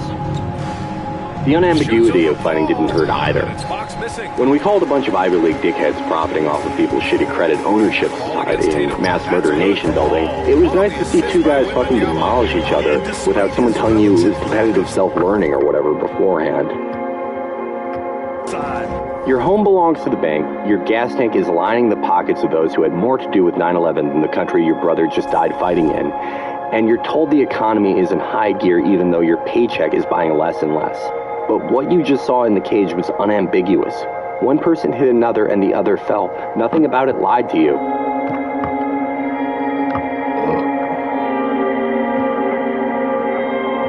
In other words, the earnest UFC was actually seeing the benefits of a nation that needed something as tangible as tribal tattoos and knockouts. First, they had some unusually successful pay-per-views thanks to the stoic Chuck Liddell, the wizened Randy Couture, and the muddle-mouthed trash talk of Tito Ortiz. While they were losing so much money that Fertitas considered selling the company, they went all in on reality TV, and it paid off big. My favorite show is Man. The Ultimate Fighter plays 16 fighters in a gaudy Vegas McMansion as they fought through a tournament to decide the Ultimate Fighter himself. Its first season finally showed regular American cable-watching families the world of MMA. The stars of Tough One were all the types of bizarre human beings you find in the sport, from the irony-poisoned but tougher than dog shit Forrest Griffin to the inconceivably prickish Josh Koscheck. Audiences were dispelled of the notion of fighters as Terminators who lived, breathed, and slept harming other human beings. Instead of T-1000, we saw John Connor. A bunch of fucked-up outcasts who could be funny, vulnerable, cruel, petty, and compassionate in the ways that people who never really gelled anyone in society could. The show throws casual viewers into sometimes bleak realities of fighting for a living. In the third episode, light heavyweight Bobby Southworth found himself with only 24 hours to make weight for his fight against Lou Dunn Kincaid. Within those 24 hours, he had to somehow cut approximately 20 pounds. An impossible task for the uninitiated, but a common practice in the world of fighting. His teammate, Josh Koscheck, and his coach, Chuck Liddell, shut him inside a sauna for 1 hour interval, behind a door with a sign on it that recommended no more than 20 minutes. Southworth, wearing a sweatsuit on top of a plastic suit, pedaled his stationary bike in the 210-degree heat. For a while, anyway. He eventually lied down, and was so weakened by the end of the hour that he had to butt-scoot his way out of a room hot enough to slow-cook a brisket. 2 hours before the weigh-in, Southworth still had 3 pounds left to lose, so it was back to the sauna for him. By this point, his kidneys were aching, and he had to be dragged back in. When it was all over, Southworth had just barely made weight. He would eventually knock out his opponent in the second round. But to the average cable viewer, the superhuman feat of strength was the one they had already seen. A reality TV producer with all the Adderall and non-union contracts in the world couldn't have planned the finale though. With the show itself being a tournament structure, the finale featured the top 2 fighters in both of the season's weight classes vie for a vaunted 6-figure UFC contract. The UFC, being very much who they are, was the contract across 3 years, and the maximum amount unless the fighter went undefeated. It wasn't a guaranteed annual contract, but they sure fought like it was. 3.3 million people watched Stephan Bonnar fight Forrest Griffin in the finale. It was beyond the wildest expectations of Dana White, Lorenzo, and Frank Fertitta. Preston Power. Hold on to your hat, folks. Straight for World Cup North America has begun. But he misses. Celtics have gone 1 of 3 for the Fucking field to start king. this one so far.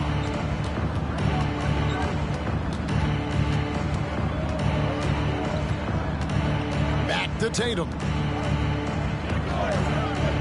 Clock at 6.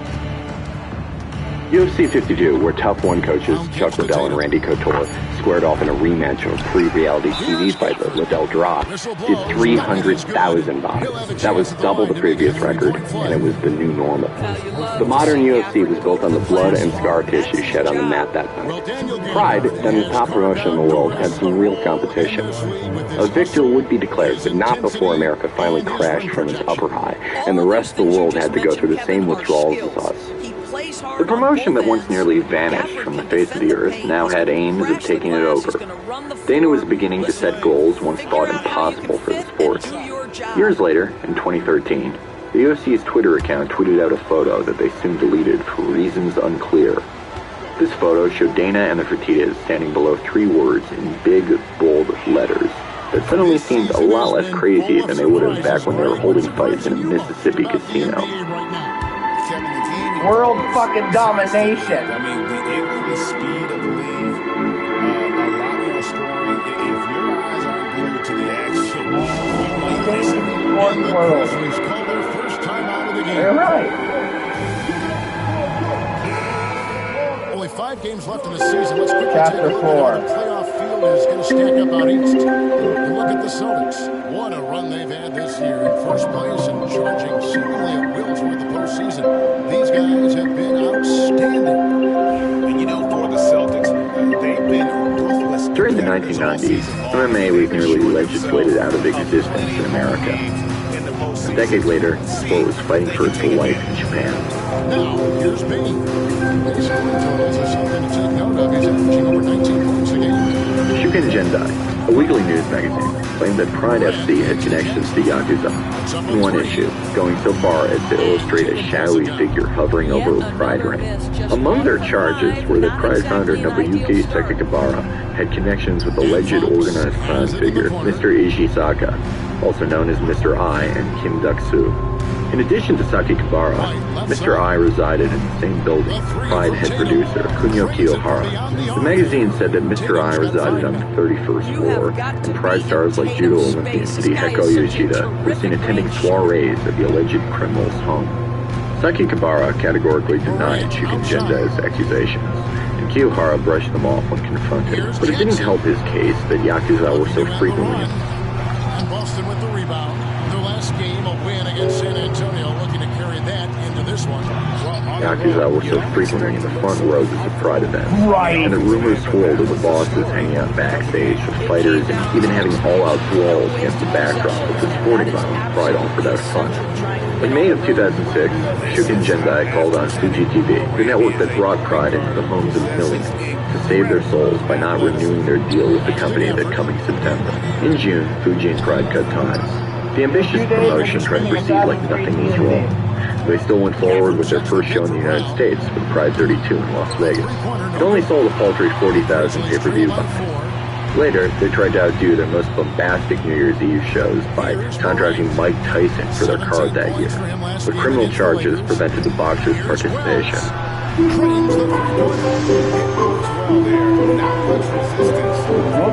It takes incredible effort to stay connected to the hip of the offensive player. You've got to want to work.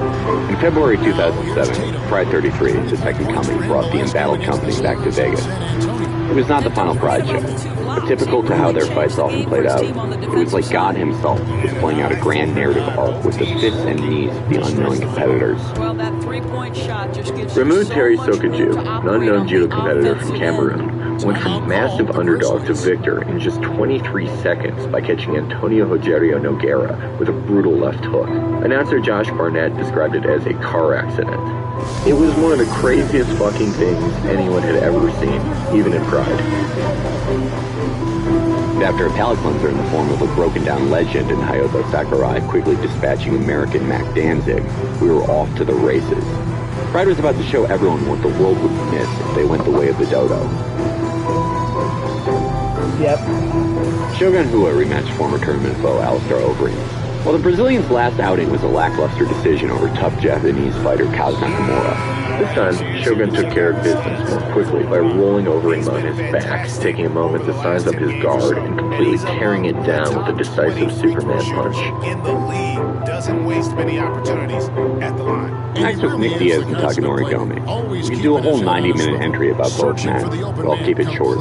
Diaz was a socially maladroit triathlete who used his endless endurance to throw high volumes of punches and power his highly pedigreed ground game. He was a problem child who was just cut from the UFC for fighting his opponent in a hospital right after their match. Takanori Gomi was a mercurial standout with an iron dome and nukes for hands.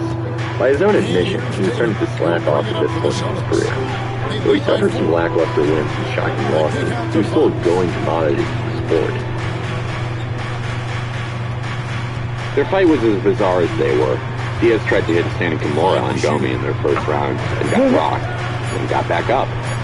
He got the kind of fight that he actually wanted. The two men threw absolute death at each other. It was a pace only the American could keep up. In the second round, an exhausted and hurt Gomi went to take Diaz down and landed straight in a Gogo Plata, a submission that was literally invented as a joke. It was the third time it had ever been successfully applied in the sport, and the first by an American. Well, it was, until it was overturned as a no contest. After the fight, Diaz took a urine test for marijuana metabolites. According to the Nevada Athletic Commission, a result of 15 nanograms per milliliter was generally considered positive, but they used a more lenient standard of 50, just to ensure their positive tests were beyond all reasonable doubt. Diaz pitched 175. The commission chair speculated that Diaz's performance may have been enhanced by this making him literally too numb to feel pain. To digress from piss, our final fight. It was the iconic Dan Henderson, an American wrestler, starring in another rematch. This one against Shogun's older brother in spirit, Wanderlei Silva. Wanderlei had already beaten Henderson once, but was unable to finish him. No one was. At this time, conventional knowledge dictated that Hendo was absolutely impossible to knock out. Wanderlei seemed to be a little bit shop-worn by the time he was trotted out to Vegas. He still had such a resume that he was a moderate favorite against the American. Unfortunately, Henderson always outperformed when he was the dog. Henderson did his trademark gag of falling down while attempting a strike, but quickly got back up and used his wrestling to beat Wanderlei's ass for 2 rounds. Not in a huge, resounding way, but he was definitely winning. Wanderlei looked slow, Henderson looked comfortable, and it was probably going to be a victory for Decision Dan, as Henderson was called by forum users at the time. Well, he must have gotten sick of that nickname, because in the third round, Henderson hit Wanderlei with a fucking spinning back fist, and then completely shut his lights off with a left hook. Henderson was the Pride middleweight champion. Wanderlei looked like he was dead. Diaz was leaking like a faucet, but he was so astronomically stoned that he might not have cared. Shogun was smiling pleasantly somewhere. Always smiling. And everyone got to see why Pride was so cool, even if the uptight American Athletic Commission didn't let them bring over their soccer kits from Japan.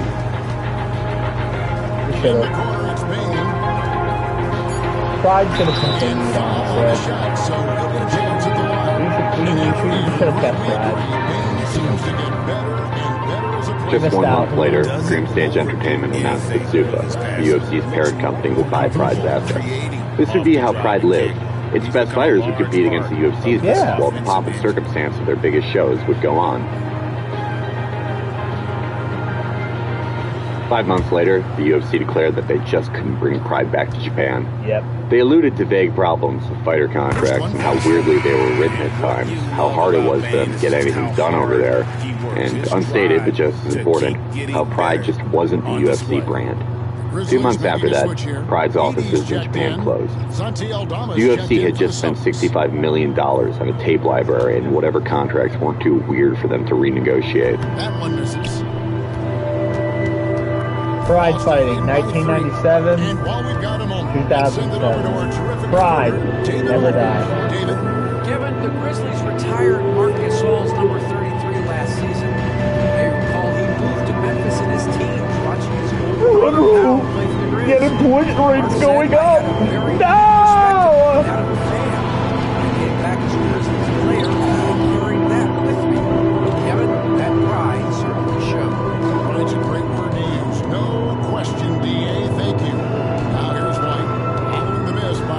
recession of 2008 permanently engendered cynicism in millions.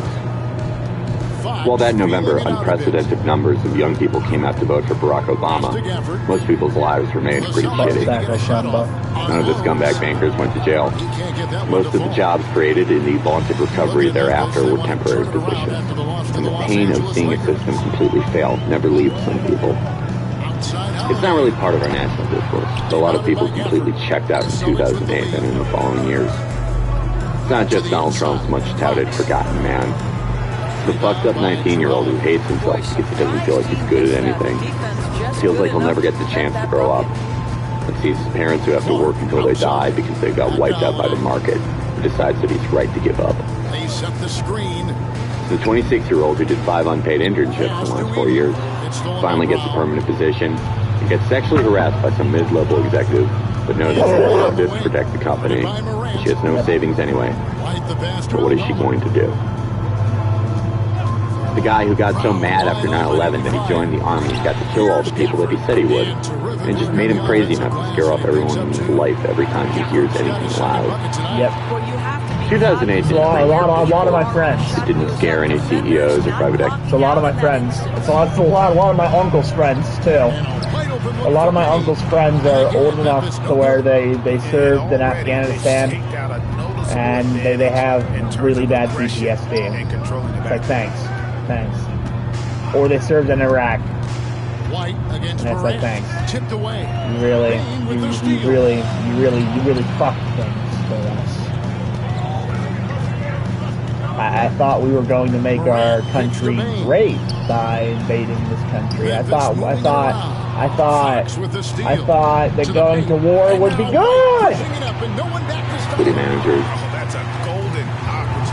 just made everyone too fucking beaten down for anyone who deserves it to ever see the inside of a cell.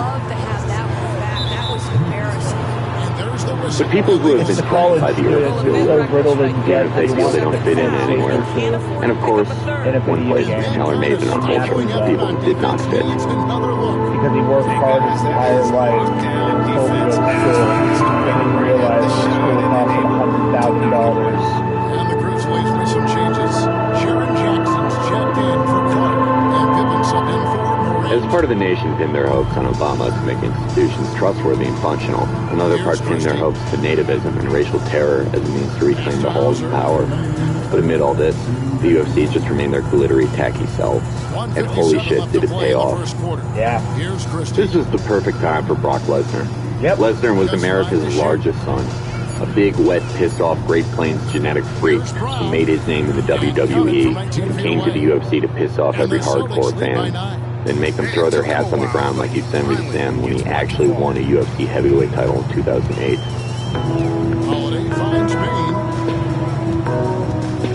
Even though he beat Randy Couture, who was 45 years old and much smaller than Lesnar, it was an incredible accomplishment considering it was the pro wrestler's 4th ever MMA fight, and he had just been knee-barred by Frank Mir 9 months prior. Here's Christie. That Frank Mir fight was 2009's UFC 100 was a celebration of every stupid thing about the promotion that was nearly snuffed out in its cradle, and it was like a coronation for Lesnar as the king of all pissed-off men in America. But pretty much the entire card was great. In the third fight of the pay-per-view, Dan Henderson landed what is probably the most iconic knockout ever in MMA, when he seemingly murdered Michael Bisping. Yep. Dan Henderson thinks he's going to stop me in another fucking world. I was trying to then venture this time. I knew I had him out. Superman punch. You know, I want to shut him up a little bit. I like Next, this thing. 170-pound champion George St. Pierre completely shut down Brazilian Muay Thai specialist Thiago Alves. I really do. One of his more exciting to watch long-distance fights. And in the main event, Brock Lesnar rematched Frank Mir, who said a bunch of utterly confounding things pre-fight and was ultimately shut up by 15 consecutive right-hand strikes. This, when coupled with the post-fight shit talk, further established the former pro wrestler as the UFC's greatest heel. UFC 100 was the biggest event the company had ever done at that point, clocking in 1.6 million pay-per-view buys, which is even more incredible when you realize that the gross domestic product of the United States was still contracting at this time. But then again, there's maybe nothing that strange about getting all those people to pay $50 to get all pissed off with their boy with that going on in the backdrop. It wasn't just Brock, though. It seemed like around 2009, the UFC had picked up Pride's luck when it came to dramatic storylines in their fights. Previous rivalries in the UFC were things like the marble-mouthed Tito Ortiz shouting gibberish at the usually mum Chuck Liddell in between beatings at Liddell's hands. But things were different now. Let's take a look at Liddell's old kingdom of light heavyweight at this time. Shogun Rua shows up at the UFC fat and unprepared due to a knee injury, shocks everyone by losing to Ultimate Fighter guy Forrest Griffin, who shocks everyone again by beating Rampage Jackson. Yep. Griffin loses to another Ultimate Fighter winner everyone assumed was bad in Rashad Evans, who then gets completely outclassed by Lyoto Machida, a Brazilian karate champion whose style was so unusual that Joe Rogan literally declared, "Welcome to the Machida era" when he won. Meanwhile, Shogun strings together some lackluster-looking wins and shows up to their title fight with everyone bracing themselves to see their Pride favorite get knocked out, when he actually goes all 5 rounds and wins on everyone's scorecards but the judges. Gets a rematch. It takes the decision out of the judges' hands this time, decapitating Machida in one of the most cathartic knockouts in UFC history. There's that smile.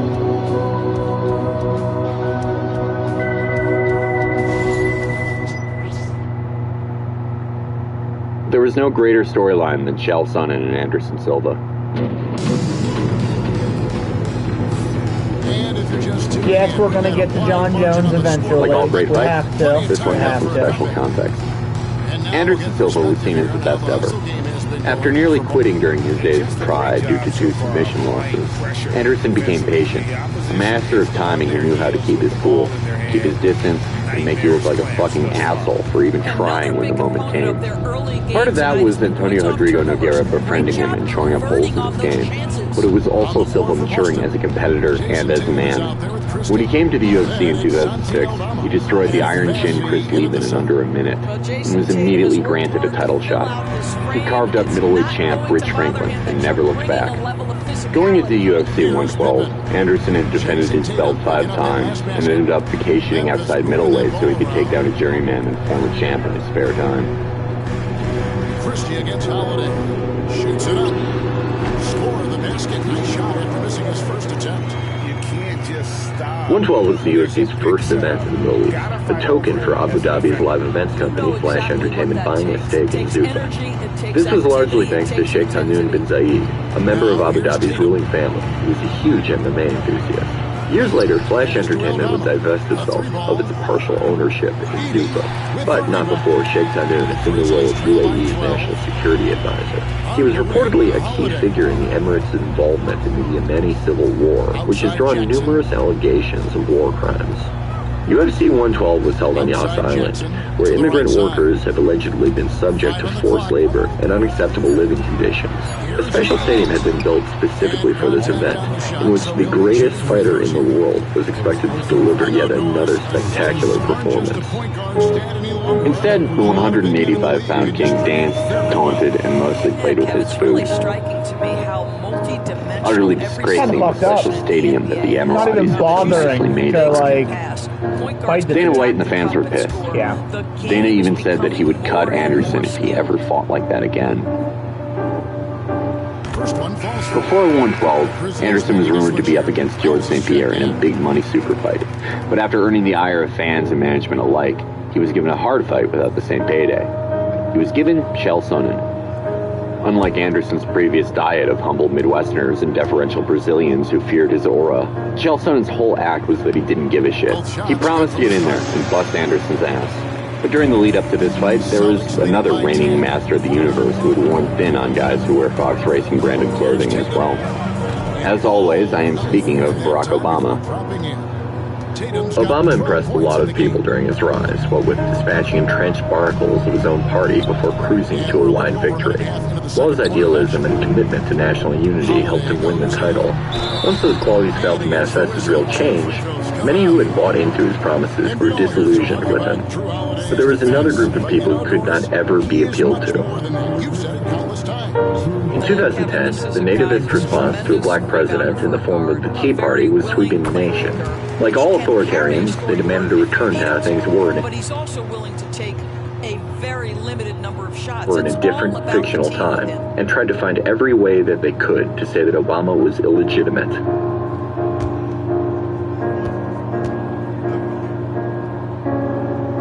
Chael Sonnen played a similar tune. Anderson was not champion. I think a black belt under the Nogueira brothers is saying I got a free toy in my Happy Meal. Anderson was a feast. I'm gonna put him on his prissy little ass. Anderson was a big old foreign dipshit who was about to face a real American wrestler. It's a step harder picking up that language than it is understanding pig Latin. Chael's barbs were more rooted in pro wrestling routine and fight promotion than they were in white revanching. But, like the Tea Party, it was seen as part entertaining sideshow, part insane bullshit, part a fun diversion to the stale reign of an unbeatable force that would eventually get its just desserts. Sonnen even had the personal weirdness of those old Tea Party candidates. He was a real estate agent who quit a state house race in Oregon because of later discovered sketchy business practices. After months of talking shit, Chael Sonnen and Anderson Silva entered the cage at UFC 117 in Oakland, California. Before their match, Anderson had brought in Steven Seagal to train him as an elaborate joke, showing how little he gave a shit. At the pre-fight presser, he didn't even look at Sonnen. He was going back to the old Spider, right? Just go into bullet time and lay this guy out.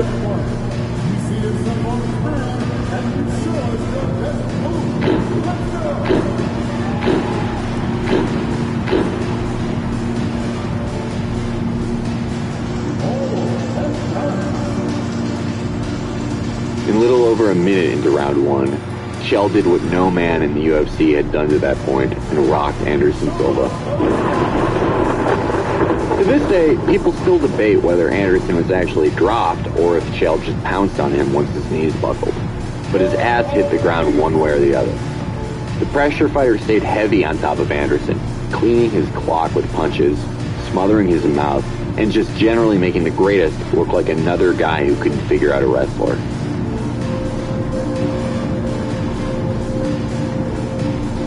Then he did it again. And again. For 4 rounds, Chael absolutely tooled Anderson all over the place, and he did exactly what he said he would do. I'm gonna put him on his prissy little ass. Longer eyed, it's just another boring wrestler. He actually showed some flair. At one point, taking Anderson down from his own guard. Not sweeping him with some fancy jiu-jitsu, just picking up Anderson's legs while flat on his fucking back and dumping him on his ass as he was all night. Double leg takedown to work. Going into round 5, Anderson's corner was just short of tears, pleading with their fighter to retain his honor by at least avoiding the takedown this time.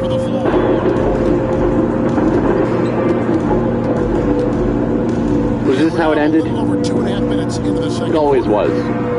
The unbeatable don't go out in flashes. They get dismantled anticlimactically, losing lopsided decisions or getting finished late, proving that the cruel randomness of the sport is never flukes, but how much changes, and how quickly. How it can be a fucking journeyman with 10 losses who just figures out a couple new things that confound someone who thought was Bruce Lee. Well, I absolutely love the way this guy has controlled the pace tonight. They've been able to play the style they want.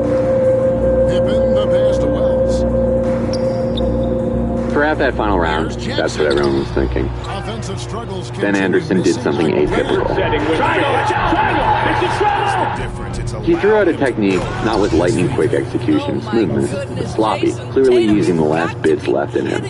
He willed a grappling technique, a triangle choke into existence. Chael was going to get out of this. We're all going to get our hearts broken. No fucking point in even investing in this one. Except Chael didn't. Just fell tighter and tighter into it.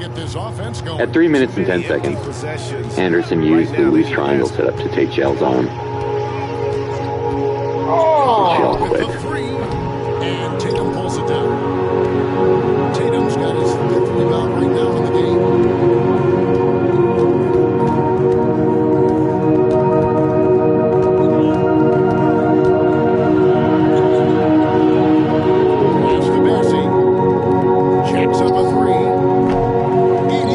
With the rebound.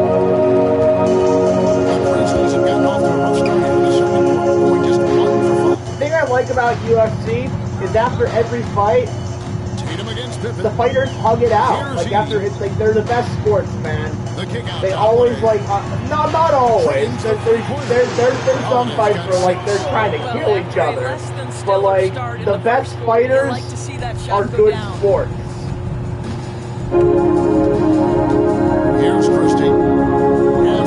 Because they can take the L. Here's Tatum. And the call on the shot that sends him to the line. 3 months after UFC 117, Republicans riding the Tea Party wave utterly demolished the Obama coalition. They picked up 63 seats in the House, 6 in the Senate, 680 seats in state legislatures, and 6 governorships. Nothing on paper, like Obama's margins 2 years before or bad national polling for GOP policies, mattered. In the real world, there were no astounding outcomes. Barack Obama and the Democrats couldn't do the unthinkable. They were no more able to accomplish tangible things like universal health care than they were their lofty bullshit goals like healing social fracture and a crumbling empire. The Tea Party psychos who stormed into the House were no more able themselves. They couldn't accomplish their tangible goal of repealing Obamacare, nor could they make it so Obama wasn't black and wasn't their president. There's no magic out there when it comes to the contest over resources that determine the courses of our lives and the lives of our children. We just relive our cycles, hoping that we can be good enough to make it out of this one. With all the cheap fake money from the finance world and all the resentment that bubbles in the twilight of an empire, drawing our backs to our Promethean punishment. We hope that so many of us aren't beaten down by circumstances that they can remain in the fight. And we hope those that are can at least have some slightly less monstrous healthcare system or something that allows them to escape, even just for a few hours on a Saturday night. The magic is elsewhere. The magic that we wish we saw everywhere else was in the cage, because it was conjured by people who were just too fucked up to make it in the dull, constantly disappointing world outside. In a world where everything seemed to get slightly better than slightly worse at a more constant rate, at least there was one place where unthinkable things actually happened. At least if you put two weird people with incredible abilities in front of each other, their combined experiences and opposing martial abilities would create a beautiful, maddening story. How did we fuck that up? And this is how you Up next, the end of history. a lead by making a huge effort on that end of the floor. John Morant, he's checked in for Drew Holiday. Jaylen Brown's checked in for the Celtics. Derek White comes in for Christie. This is how you get your dream body in 4 weeks. Boston Down by 18. Up top, Fox. Guarded by Morant. And Fox gets it to go. And now you see them starting to really work the ball inside. And here's Morant. He'll bring it up for the Memphis Grizzlies. They couldn't put the pieces together, losing the last matchup with the Lakers. No one's ever content to just like something, especially not nowadays. In his 2005 book, American Theocracy, former Republican strategist Kevin Phillips postulated that Americans' language choices and media consumption habits in correlation with our increasing wealth inequality and right-wing politics showed us tilting more towards a theocratic monarchy than a republic. We were not just fans of things anymore. We declare our media consumption habits to determine the types of people we are, segregating ourselves by which reality TV family we identify with, the rich make-believe duck hicks or the impossibly beautiful children of one of O.J. Simpson's friends. We assign political meaning to individual pop stars and spend countless hours fighting battles for them online against faceless drones. Battles that our millionaire entertainers will probably never give a shit about or even find out about. When the idea of executing power and the division of resources was abandoned as a political possibility, we threw all our eggs into culture, and now if someone doesn't like something we like, they hate us, our way of life, and our identities. On to the very secure Dana White. Pay-per-view buys were 10 to 20 times what they were 6 short years before.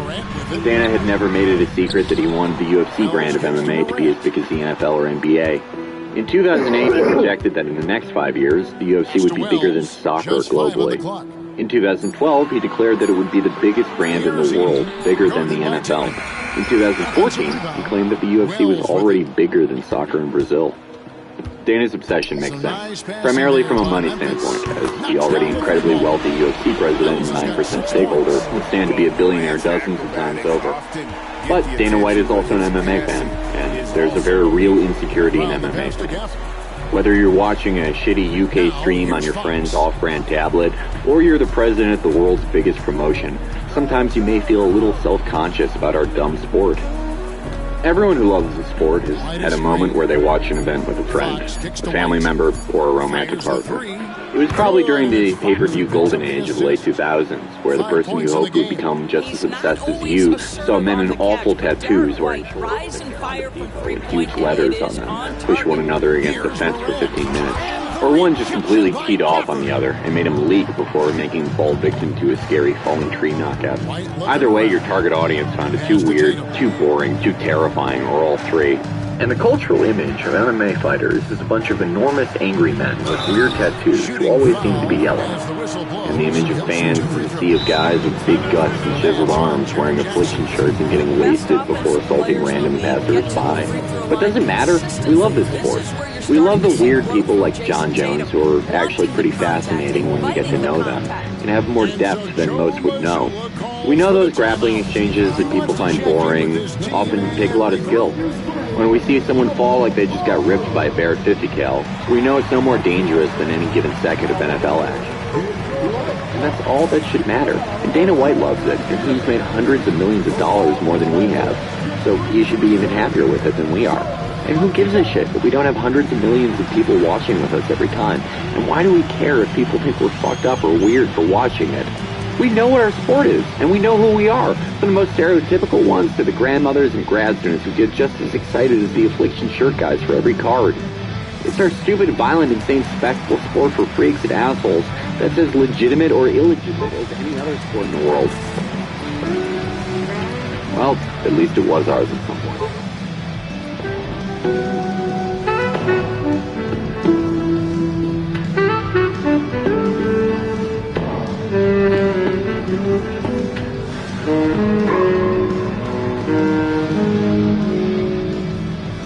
Sometimes you want something so bad, you don't care how bad it is for you. And the UFC just really wanted that legitimacy. Now, most of the sports that Dana and the UFC wishes that MMA was more like have three commonalities. One is a network TV presence, the next is standardized uniforms, and the third is drug testing. After the gold rush of the late 2000s, the UFC achieved all three, to the detriment of the viewers, the fighters, and ultimately themselves. First came the Fox deal. In August of 2011, the UFC announced that they had signed a deal with Fox Sports. Previously, the UFC would air the preliminaries to their big pay-per-views on Spike TV, which also housed The Ultimate Fighter. Now, Fox Sports and FX would air prelims of The Ultimate Fighter, but more importantly, there were to be hugely important fights held on Fox's main channel on network TV. People freaked out. Our sport had made it.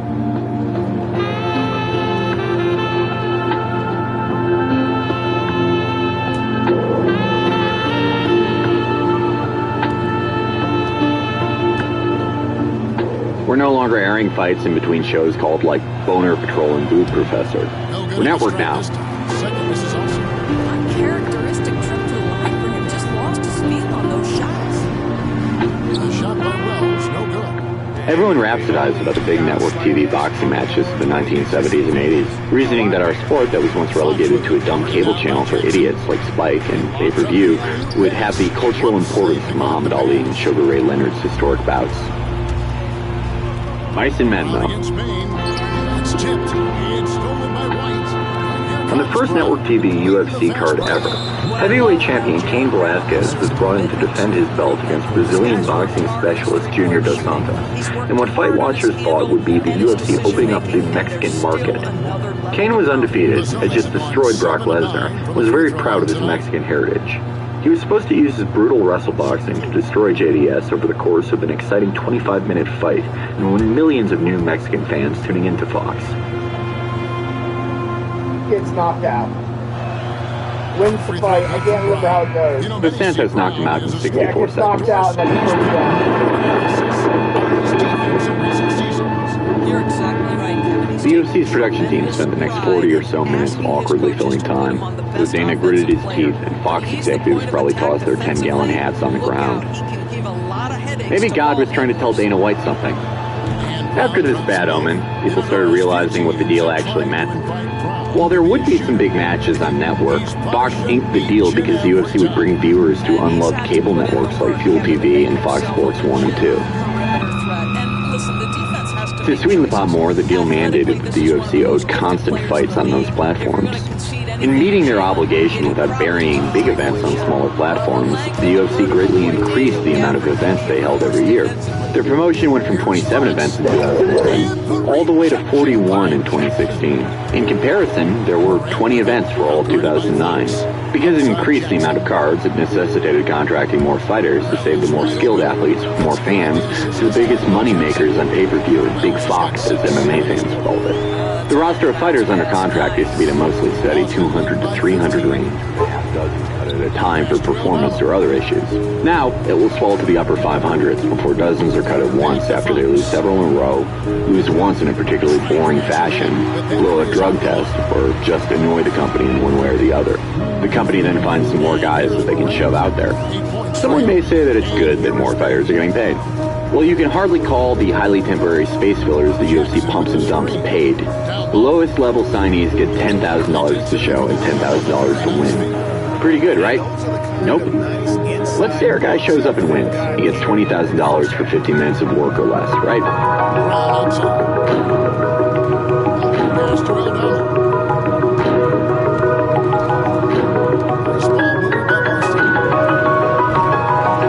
At the end of the day, he's probably looking at about $7,000 for his trouble, if he wins. If you're a moron, he'll say that's for 15 minutes of work. He had to train for 2 months and will get to fight 3 more times that year at the very most. If he wins all those, which is highly unlikely, he takes home $28,000 fucking dollars for getting CTE, not getting licenses or skills for the other jobs he would need after the decade of fighting he can do at the very most, and shithead podcasters making fun of his haircut on Twitter during his thankless task of filling the undercard.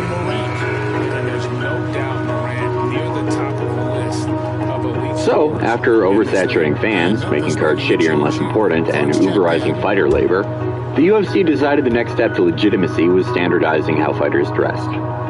Just a few years ago, there was a middle class in fighting. These were guys who never won a belt, and often never even fought for one, but through a mix of exciting fights, unique personalities, and strong fan bases, were able to secure loads of sponsorship money for every fight.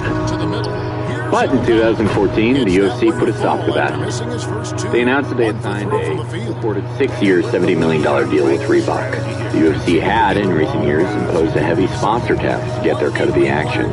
But now, they were the action. They claimed that the majority of the deal would be paid out to fighters and benefit newbies the most. As it happened, newbies got $2,500, later bumped to $3,500, to wear the company's hideous and boring apparel.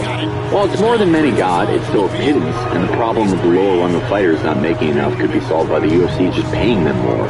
Veterans, on the other hand, got comprehensively fucked. Before the Reebok deal, there was no limit on how much they could make in sponsorship money.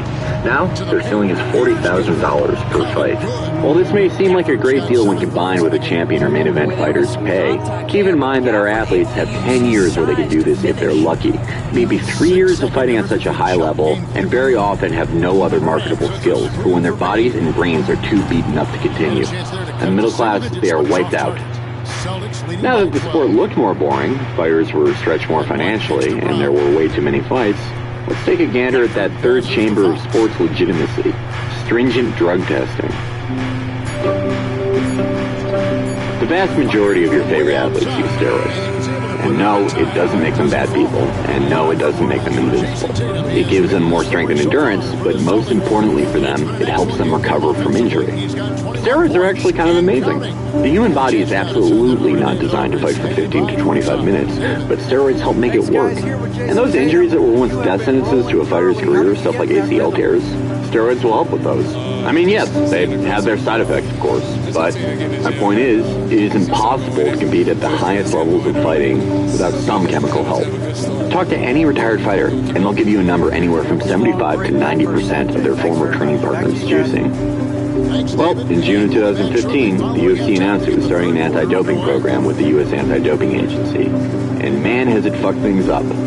The punishment for performance-enhancing drugs, which can often just be byproducts of over-the-counter substances, are 2 years for a first offense, double for your second, and double that for your third. For substances like cocaine and marijuana, it's the same math, except 1 year for a fighter's first offense. It used to be banned for a year at most, and that was if you flagged a few times before. Now we have to be very capricious so people will respect our sport. USADA testing has flagged numerous fighters, great and small, for the wrong stuff in their blood. But at the absolute highest level of the sport, no one was derailed by this as much as John Jones. Told you we'd get to him. They have owned the paint. Not only will they win the game, they might not even sweat. Good news is we have great AC in the studio, so we never have to sweat. 22 wins, 1 contest, 1 draw. That is more than enough of us. Let's send you back to the game. Jones became the champion of the light heavyweight division in 2011, utterly thrashing Shogun Rua in a fight that made us all a little sad and maybe hate Jones just a little bit. Here was a giant freak athlete who did moves that he learned off of YouTube to humiliate fighters we grew up with. And to make it worse, he was a goody-goody who bragged that he snitched on kids who smoked weed when he was still in high school. He met Lyoto Machida and Rampage Jackson and ran through the 2 beloved former champions, angering people even more.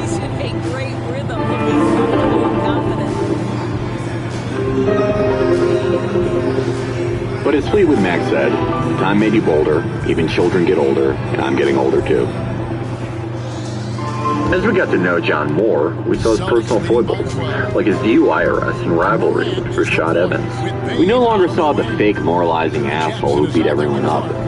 We saw a uniquely damaged guy who experienced the death of his sister at a young age, being the skinny runt amongst 2 brothers in the NFL, becoming a father at an age too young, and also happening to be the best in the world at beating the shit out of other people. He was a person with failings who sometimes acted like an asshole, got pissed off and said incredibly cutting things to his opponents. But he had real human vulnerabilities we almost never saw. He had an incredible rivalry with Olympic wrestler Daniel Cormier, and holy shit do those guys hate each other.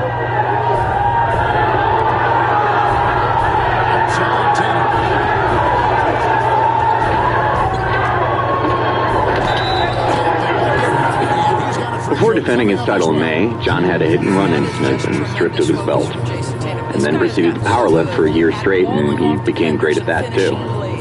He came back in April of 2016 to defeat Ovince St. Preux in order to capture the interim light heavyweight belt. He was Napoleon returning from Elba, poised to make $10 million in a rematch for the unified belt with Daniel Cormier at UFC 200, one of the biggest cards of all time. 3 days before, he got popped by USADA and was suspended for a year. Still young, John returned in July of 2017 to fight Cormier again, who is the new king in his absence.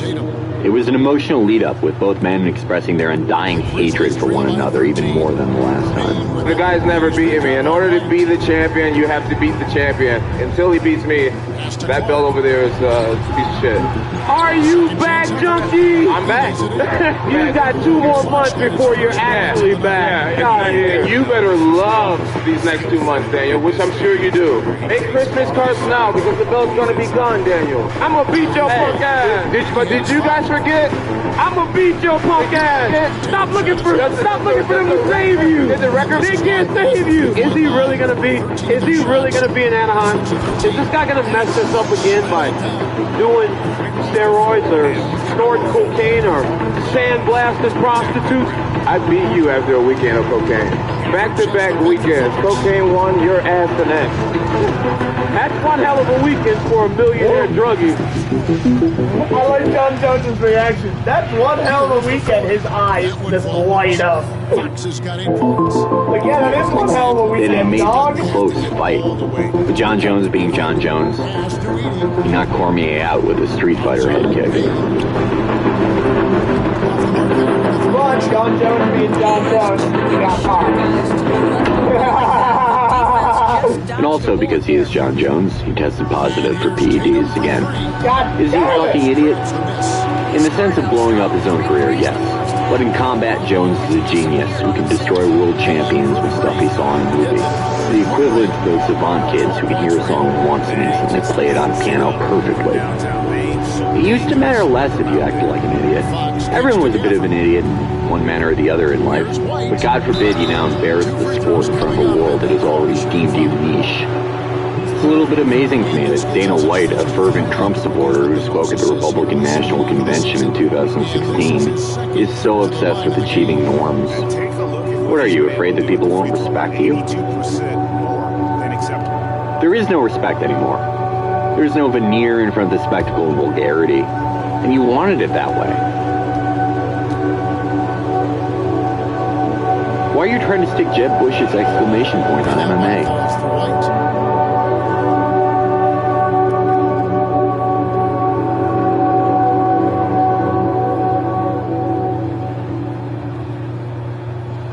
The UFC admittedly made some good decisions in the 2010s. The promotion now features women's MMA, all because Dana White really, really liked Ronda Rousey and created the 135-pound women's division in 2013 just for her. Rousey was a massive star, earning millions of pay-per-view buys and destroying everyone in her path, with only one meaningful rival in Miesha Tate. Tate never beat her, she just found a way to last all the way into the third round before getting destroyed, which was 2 rounds longer than anyone else to that point. Rousey ended up doing movies, and somewhere along the way, lost her love of the sport just as people figured out her game. She got knocked out by Holly Holm after a first round that looked like she was trying to set up what she always did and just couldn't, and steamrolled without a prayer by Amanda Nunes. But thanks to the necessity of more fights, we also got the women's 115-pound division, and even women's MMA agnostics and haters eventually had to concede that it had some amazing fights. Joanna Jędrzejczyk, a Polish Muay Thai standout with an unbelievably charming personality and extraordinary cruel streak. Compare me to them. Come on. They cannot compare themselves to me. They cannot. I'm telling to them, bow down, bow down. I'm the queen. Thank you, guys. Ran the table at strawweight for a while before getting knocked out bad by Rose Namajunas. What's interesting about the 115-pound division is that women's MMA used to be notorious for lacking exciting knockouts, smooth technique, and more than 1 or 2 great fighters per division.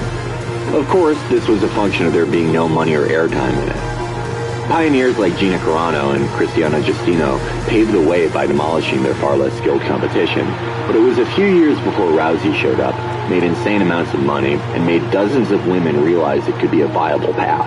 The UFC actually investing time and money into women's 115 was kind of atypical for the company in this era, because it required foresight, patience, and doing something that would actually generally be good for the sport. Doesn't waste many opportunities at the line.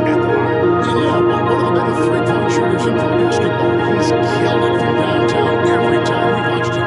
Very impressive. And I would be remiss to forget Conor McGregor, who, with Nate Diaz, broke the UFC's all-time pay-per-view record at 1.65 million buys at UFC 202. Tons of people utterly despise Conor because he wears 3-piece suits when he goes to Chipotle and says insane braggadocious stuff that he often backs up. A lot of people say he's the best pound-for-pound fighter in the world. He's not. How do you rank the fighters? I'm number 1, 2, 3, 4, 5, 6, 7, 8, 9. But I think Conor, like John Jones' drug testing, is an interesting case study in the UFC's war with its own brand identity. While the UFC spent the next 4 years cracking down on fighters having any distinct appearance and identity, Conor, like Ronda Rousey, was allowed to be who he wanted to be, which was a flashy, loudmouth Irish boss man. I'm a lion in there, and I'm going to keep you alive. Your little gazelle friends are going to be staring through the cage, looking at you, getting your carcass getting eaten alive, and they can do nothing. All they're going to do is say, we're never going to cross this river again. Why? Because Dana White liked him. Same reason as Ronda. Within a few fights, Conor was dining with the Fertittas, going on joyrides with Dana, and dressing, acting, and taking sponsorship deals however he saw fit. Conor has made hundreds of millions of dollars for the UFC and its owners. But really, anyone they allowed to have a distinct identity and fan base could make them way more money than they are now. Currently, only Conor is allowed to be bigger than the UFC brand. We're in a scary new time for the UFC. A handful of top fighters have left the Bellator, a decidedly B-League promotion, because they allow fighters to have sponsors that actually pay them. Conor McGregor left to cash the paycheck of a lifetime in boxing and didn't fight in the UFC at all in 2017. That year, pay-per-view buys dropped by about 50%. In July of 2016, the UFC was sold to Hollywood talent agency WME and 3 private equity firms, one led by Michael Dell of Dell Computers, as well as Colbert, Kravis, and Roberts, a group of corporate raiders who have been stripping assets and cashing out for decades. The UFC's misbegotten desire for prestige and the machinations of the sport move independent of any stakeholder. The evolution of technique itself is often uncaring to capital as we enter the 4th era of fighting itself.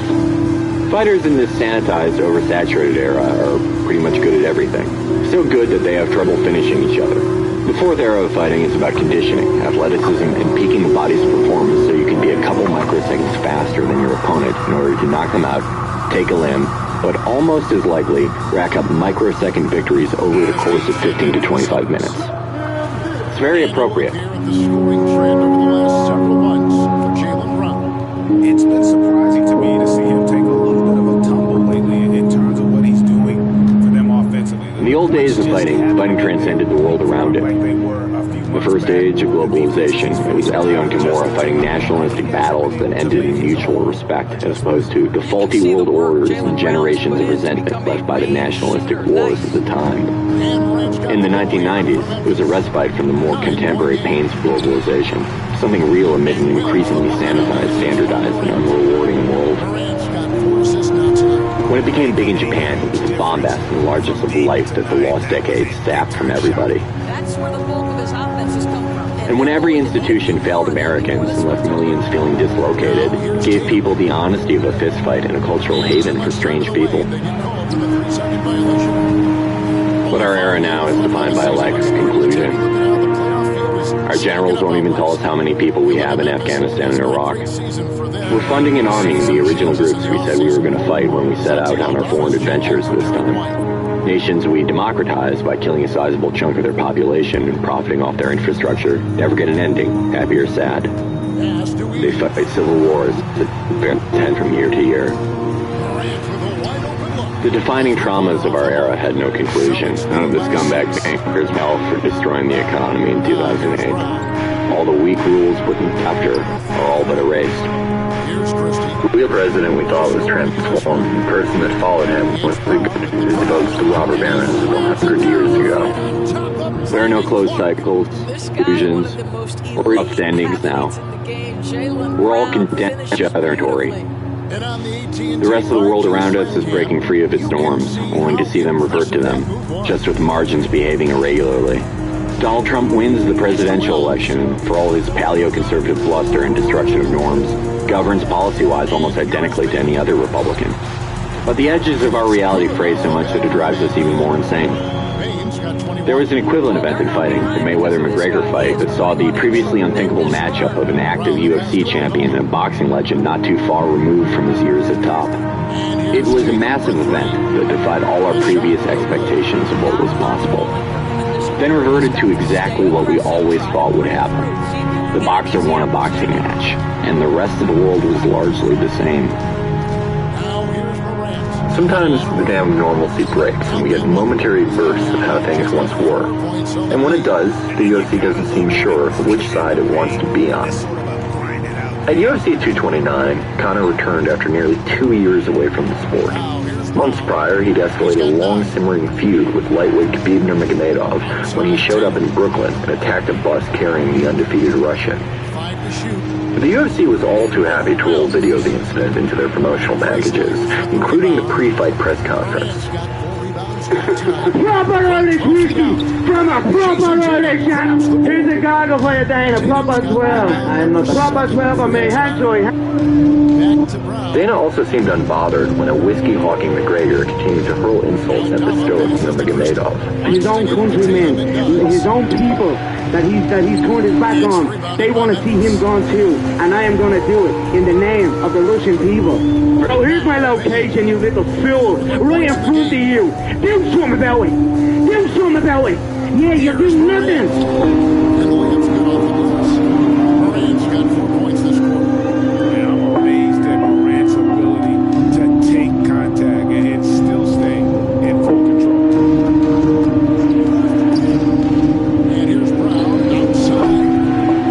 much of a shock to see Conor submit to the greatest functional wrestler in MMA a few minutes into the 4th round.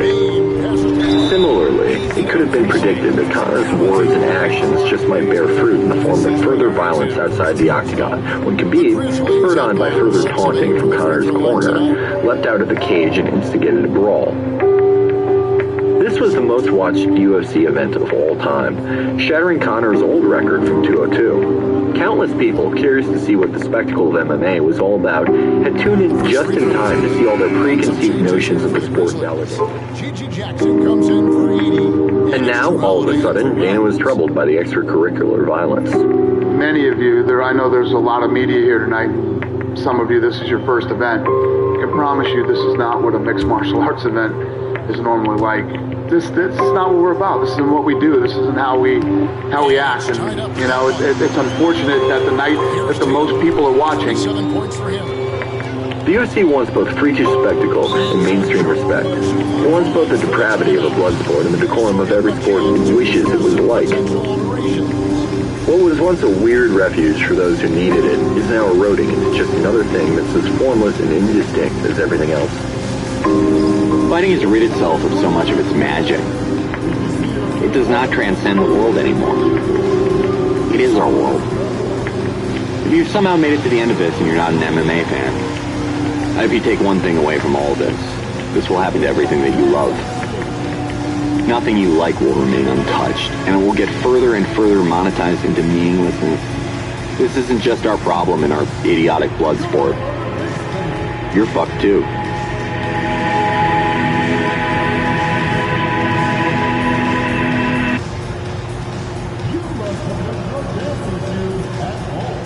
Oh, nope. Protesting through the streets with their... First, we announced that we would be releasing 3, count them, 1, 2, 3, of the patron-only private episodes to the public. And the first of those is going to be happening tonight. And it is going to be the episode that we did back in April about prohibition. The stipulation is that as we discuss prohibition, we get drunker and drunker. So I hope you enjoy that. Should be amusing. Take a look.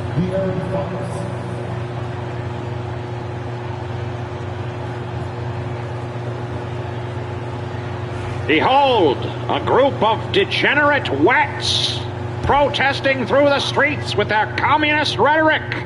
We want beer? Well, you can get plenty of beer in hell, degenerate commie scum! This is the age of prohibition on DFL! Boy, a miss like that will drive any sport crazy, especially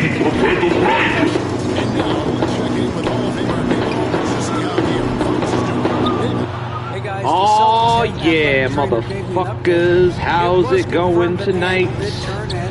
How's it going? You know what, TJ? Fuck that low-energy TJ intro. What? Patrons, are you ready for the most epic, face-melting, motherfucking deep fat fraud yet? The most scintillating shit you've ever paid $5 for in your life. It's time for the prohibition episode of DFF. You should have been like, patrons, degenerate scum, lend me thine ears. And then you should have led us in a chant of, we want beer, we want beer, we want beer, we want beer, we want beer. Moonshine. Oh, whatever, you know what we want need. alcohol, TJ. Beer is pussy shit. That's Beer is pussy shit. Commie scum, man. We got the moon. I got my testicle moonshine here. Show your moonshine, Scotty. What kind of moonshine is it? Pina colada moonshine? If you like pina coladas, I'm getting too drunk to speak. And then TJ's got a little of the same I've got here. It's cherry pie, actually. Cherry pie with so, but it's got balls. We'll switch. We'll have Paul drink some and TJ drink some pina colada. Pinkies out, gentlemen. Pinkies out. Ooh, that is strong. Hacha, hacha, hacha, woocha, wooba. This fucking shine. Woodly, woodly. Okay, I'm ready to Straight from a Tennessee. We haven't had any yet. None yet. But we're working on it. None as of yet. We're working on it, guys. And if you're not drinking with us, I don't know what the fuck you're doing. You're a stupid fucking ridiculous. Celebrate the freedom that your fucking forefathers gave to you. What other flavors we got? We don't have any other flavors. So we should probably start where we started last night, which is saying that we are going to do our best. Why doesn't TJ have a jar? Because I'm going to just... When this glass is empty, they'll top me off, man. They'll get some pina colada done. Yeah. Work tomorrow, retard. I'm just saying, we're going to treat... Work smarter, not harder. We're treating this shit seriously. Serious business. We have a big show for you guys tonight. I spent 6 hours straight just compiling the stuff. Not that doesn't count time I took to look for it. Just putting everything together in the way that we're going to put it. But how much of that was also jerking off again? Hopefully there was a lot of jerking off. But disaster. But at least 35 minutes of research was put into this fucking. At least 35 solid straight minutes. I mean, we're talking Paul looking at a fucking screen and going like, "Oh shit, I gotta get this shit done." Oh fuck. No, I actually did spend a lot of time. Paul fucking spent a shit ton of time. At least 4 or 5 minutes copying in between orgasms. After he rubbed one, I was like, "Fuck, I got some work done." Took this episode so fucking seriously. I crafted a journey for us tonight. You did. A Paul. journey. And mostly through the eyes of the people who lived it. Exactly. I wanted to understand why this happened, and I wanted to understand what the people who like the big names who advocated for it and against it were, who they were, and what impact they had, rather than just looking at the facts, rather than just going, the Volstead Act was passed in this year, and then it was, Look, if you want the complete take of Prohibition, what? You know who's in here, dude? Who? Toast Woozy, dude. Toast Woozy's here? Yeah. The Toast Woozy? The one and only Toast Woozy, everybody. Oh my God, guys. Well, look, I thought Toast Wheezy was going to show up, so I'm kind of disappointed. Well, I mean, we would never draw Toast Wheezy, but Toast Woozy's almost as good as Toast Wheezy. Yeah, I mean, comparable, but 70% is good. But no, what we're saying is, this is the fucking diluted version of Prohibition. There's a great documentary by Ken Burns that covers all the shit in Prohibition, and it's fucking, 20 hours long?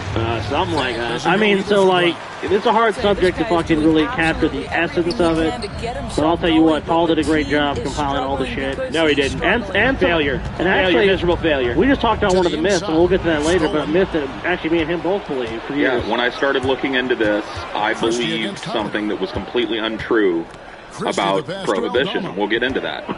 But, Christie with the you guys want to do some more banter here, or do you want to jump right into this shit? Light this. Go, well, yeah, duh. I mean, you should have been doing that light your cigarette. minutes ago. Light your cigarette. Get that cigarette up. Cigarettes that you like to deeply inhale. Cigarettes you love. Scotty is allowing me to smoke a cigarette in the house. I'm smoking one too. This is Prohibition. So we're not going to prohibit anything tonight. A hand-rolled, delicious tobacco cigarette for myself. What man shouldn't be able to enjoy that in his abode? I agree. I'll tell you, this guy is proving to be a problem for the defense. Should we start at the start, gentlemen? Are we ready? I think we should all take a slug here. Take a swig and do a jig. And you out there watching with us, Nazdrovia, this is to you. Brown's got 15. Well, the defense wants to keep the ball out of that. Why? Because if it gets in there, most players are going to finish. So, to you guys' knowledge, when did the sentiment for prohibition of alcohol really start? What are you talking about? Sentiment, dude. Sentiment exists for like millions of years. The sentiment. The sentiment. Oh, the sentiment. Sentiment. Shortly after the Civil War. It's actually way before that. Even before that? That's why I know. It actually happened a few years after our nation was born, during the presidency of George W. Bush. That's what we got here, the whiskey. George W. Bush. George W. Bush? Yeah, when George W. Bush, our first president. The third president of the United States, George. Like that was intentional. Well, making All right. So what? You mean George Washington? TJ with the salty call out also already. known as the Whiskey Insurrection. Yeah, the Whiskey was Rebellion. a tax protest in the United States beginning in Fuck taxes. 1791 during the presidency of George W. Bush. Oh, I mean George Washington. Good joke, TJ. The so-called whiskey tax was the first tax imposed on domestic products by the newly formed federal government. It became law in 1791 and was intended to generate revenue for the war debt incurred during the Revolutionary War. The tax Let me ask you a question, TJ. Spirit. I don't want your dry recitation of fact, TJ. I want to ask you a fucking question, you piece of What's shit. your dumbass, moronic, idiotic, fucking stupid question? My fucking question is this, dude. Did the government fucking force people to pay the tax, dude? What did George Washington fucking do, TJ? Well, I'm getting to that. They've also I don't want this dry. And in 1770? No, TJ, I want you to fucking tell me as a fucking man what happened, TJ. It's just a little paragraph, you know. Yeah, I mean, You can't fucking paraphrase, TJ? Then what fucking good are you? I'll paraphrase. George Washington went and scared the shit out of the whiskey He took rebellers. 15,000 motherfucking soldiers. He rolled up and said, Led them personally. pay the too. fucking tax, bitch! Yeah. Well, you know, the federal government at the time was new, obviously. People weren't really sure what its authority really was over them yet, but they pretty much showed them definitively, They knew. no, we own you, bitch. And this really wasn't over prohibition of alcohol. It was about whether the federal government had the right to tax it. But it's really the first time you see alcohol being a political issue in the United States, and I wanted to point it out because it happens immediately. Now, here's a picture. We showed it yesterday on the botched failed stream, but we'll show it again here today. Yeah. This is a picture of a bunch of ruffians. Our ancestors, our beautiful little old ancestors. Yeah, dude. Tarring and feathering a tax collector. You see, I love the dude with the sign like, no tax. Yeah, fuck. No tax. People that weren't paying tax. And now, okay, TJ, imagine you're some dumbass fucking farmer. Right. And I come up to you and I'm all like, 'cause you know I don't like me. I'm like, Scotty, that fucking douchebag Scotty's here. And I'm like, hey, TJ, you make some fucking whiskey this year? And you're like, yeah, I did. You gotta pay a fucking tax on it, bitch. And then you go, says fucking who? The federal government. You're all like, I ain't never heard of that bullshit.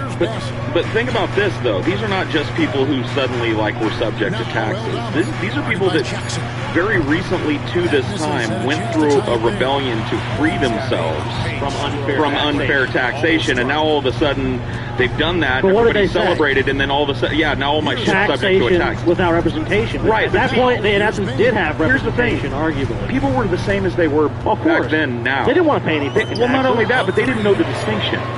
They didn't know the distinction between no taxation without representation and just no tax. It's the guy with the no tax flag. Exactly. Well, but I mean, let's be honest. No one wants to pay taxes to begin with. There's never been a time in history where we're like, I want to pay tax. No, no one wants to pay taxes. I can't wait to pay my fucking tax. Can't wait to. That's what I'm saying. If someone rolls up and tells you now that some fucking faraway fucking government entity, which you don't really know shit about, wants you to give them money, you're like, headphones on, gentlemen. All right, fine. I'm going to play some video about this whiskey rebellion. All right, play the fucking. As the United States government worked at solving its problems with France and Britain, trouble developed at home in the normally peaceful farm country of western Pennsylvania and Kentucky. I still resent the implication of Kentucky as a peaceful Well, place. peaceful then, dude. I bet it was pretty peaceful then. People in these areas raised wheat, corn, and rye, and they used some of the grain to make whiskey.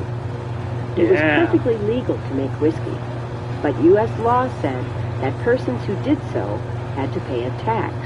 Ooh. In fact, tax on alcohol Fuck that tax. was an important source of income for the federal government back in the 1790s. But many farmers refused to pay the tax. They even committed violence against the federal tax collectors, setting off what has come to be called the Whiskey Rebellion. Dude, look at these dorks. To put an end to the I mean, our ancestors were a bunch of dorks. I mean, these are just a bunch of ancestor cosplayers, dude. Let me have my fucking dream of this being a window into TJ. It's not. Don't destroy every delusion I have, okay? Some of them are very useful to me. And you know what? Even if this was a window through time, they might look like dorks, but they look less dorky than people in the 80s. I don't know, that fat dude over there on the left in the baby blue shirt, the fat guy standing there, I don't know. I'd rather be the dude from Flock of Seagulls than that guy. Let's be honest, dude. The people in 1794 that were actually doing this shit were a bunch of fit-ass fucking farmers, like salt-of-the-earth people fucking covered in fucking dirt with their fucking rifles and all like, government tried to give me fucking pay tax. Fuck the government. Scotty explained it to me like a man, and now I understand. TJ tried to come at me all sideways like a woman. Yeah, TJ's a fucking bitch, dude. I haven't even seen him take a single sip of his fucking moonshine since this shit started. No, it's not, except for the one I forced you to. There you go. Sip of moonshine. It's like, man, you're gonna, like, hold on, I need to fix my volume. I'm way... Yeah. God damn you, TJ. Test. God fucking damn you. Fucking TJ, dude. Test. Alright, that seems more reasonable. Okay. Fuck you, faggots. Whatever. I don't even know you're Actually, turn it back down when you were lower than us, dude. No. You're garbage, TJ. I should just turn you guys way the fuck down. Turn me way the fuck up. Go ahead. Go ahead and actually talk, TJ. Go ahead. I'll shut up. Go ahead. Go ahead. What? Go ahead. What? Go ahead. What? Go ahead, TJ. Go ahead, We're TJ. We're shutting up. All right, so hold on. Let me just, in response to what Paul said, just take a look at this shit. Okay.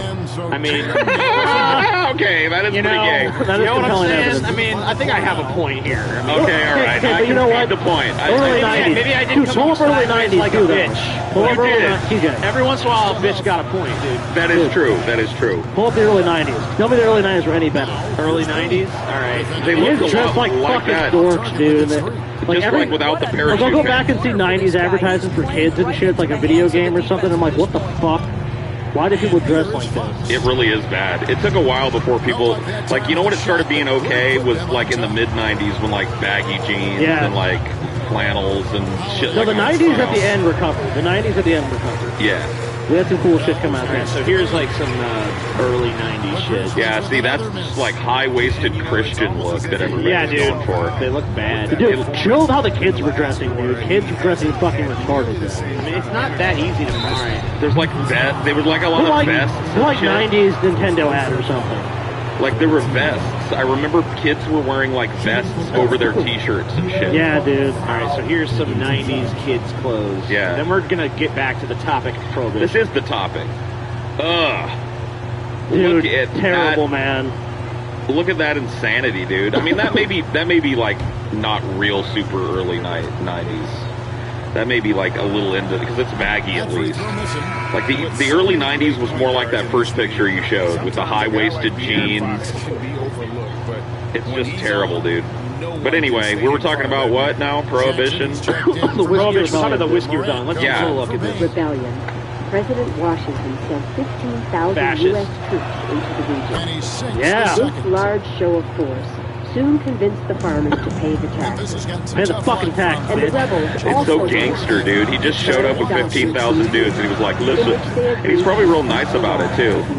He's like, listen, you're going to pay the tax. You're going to pay the tax. You see that camp back there? That's 15,000 people. Stay a while and pay your taxes. Oh, yeah, that's how I think he sounded. I think he sounded a lot like Deckard Cain. What if George Washington had a totally faggoty voice, dude? He was like, guys, hello, it's me, Georgie, your president, and I'm sorry to tell you, but you're totally encircled. You're totally encircled right now. There are 15,000 mean hombres, okay? They're getting ready to charge into the valley and sack your little Pennsylvania town if you don't pay the tax. That would be pretty sweet. Dude, that'd be strange on Washington. Yep. But yeah, he made him sign this fucking Declaration of Allegiance. Like, you gotta fucking say you fucking are gonna listen to what we tell you, or we're gonna bring this army back around. Yeah, this is the cuck contract here. Action against the Whiskey Rebellion, the American government made it clear that it would not tolerate activities that violated national law. So this was basically a bounty. This is like really the federal government's big assertion of power over the populace. Yeah, it was like, look, states' rights are fine, but when it comes to the federal government making laws and levying taxes, you're going to pay them, or you're going to be crushed. Washington, as TJ just watched this series, the John Adams thing, Washington was a lot more with the Hamilton philosophy, the Alexander Hamilton Federalist philosophy. He didn't have an official political party, but he definitely leaned more in that direction. Right. So it was a way more that action kind of just demonstrates militaristic. Yeah, that's what I'm saying. And that action really demonstrates that. They basically go and they don't use the carrot, they use the stick. They say, look, we understand. You guys wanted to be free. Now you're fucking free. Free to listen to us, bitches. Well, I mean, think about who they elected, though. The country basically unanimously elected George Washington, who up until that point was a soldier. Yeah. So it's just like... We essentially at that time had a military dictatorship, dude. Yeah. We really did. We really did. He rode at the head of that army. Just think about Donald Trump riding a horse at the head of the cavalry or whatever the fuck to go talk to somebody. Like, you know what I mean? It takes a kind of special kind of president to feel like he needs to be there personally. So let's fast forward 40 years or so. Right. This is under a section called the American Family. So this was really what drove prohibition. So by 1830, the average American over 15 years of age consumed nearly 7 gallons of pure alcohol a year, 3 times as much as the average American drinks today. And alcohol abuse, in parentheses it says primarily by men, was wreaking havoc on the lives of many, particularly in an age when women had few legal rights and were utterly dependent on their husbands for sustenance and support. So basically, you know, you're reliant on your husband to take care of you if you're a woman. Yes. And your husband is a fucking drunk piece of shit. Right. Well, here's the thing. He's way more likely to come home and beat you than to, you know, give you the things you actually need. But here's the story, and here's how it would always unfold in these homes. Because nobody would get with a drunk, no good-for-nothing, jobless piece of shit. The men didn't start that way. This was when alcoholism first started to really assert itself as a social problem, right? Because these women would marry these hardworking men, they would homestead with them, start a family with them, and then these men would get stressed out by their ever-increasing, you know, job requirements. Taking care of the whole family is on their shoulders, all that shit. And they would end up going to the saloon to blow off steam every once in a while, and they liked that so much that every once in a while became once a week. And then you pile on top of that it was just customary for people to drink at this time all throughout the day. Right. Oh, yeah. So, like, people were drunk. One of the things they talk about in that Ken Burns documentary that Scotty mentioned is that it was very customary for people to have a barrel of, like, apple brandy just by their door, just homemade apple brandy. And you would get a ladle of it when you came over to somebody's house. It was just like a, hey, welcome to our place. And you'd get a ladle of it when you left in the morning to go to work and drink that to warm you up on your way to work. So it was a very culturally acceptable thing to drink in a way that it really isn't now. Well, think about how much safer it is, too, because, I mean, this is before modern plumbing, this is before a lot of disease theories even known, so people don't even really... Medical care is very basic, dysentery, cholera, they have all these diseases. Oh, not only that, but in the when you boil the water, it makes it safer. Yeah, it's actually safer. Right.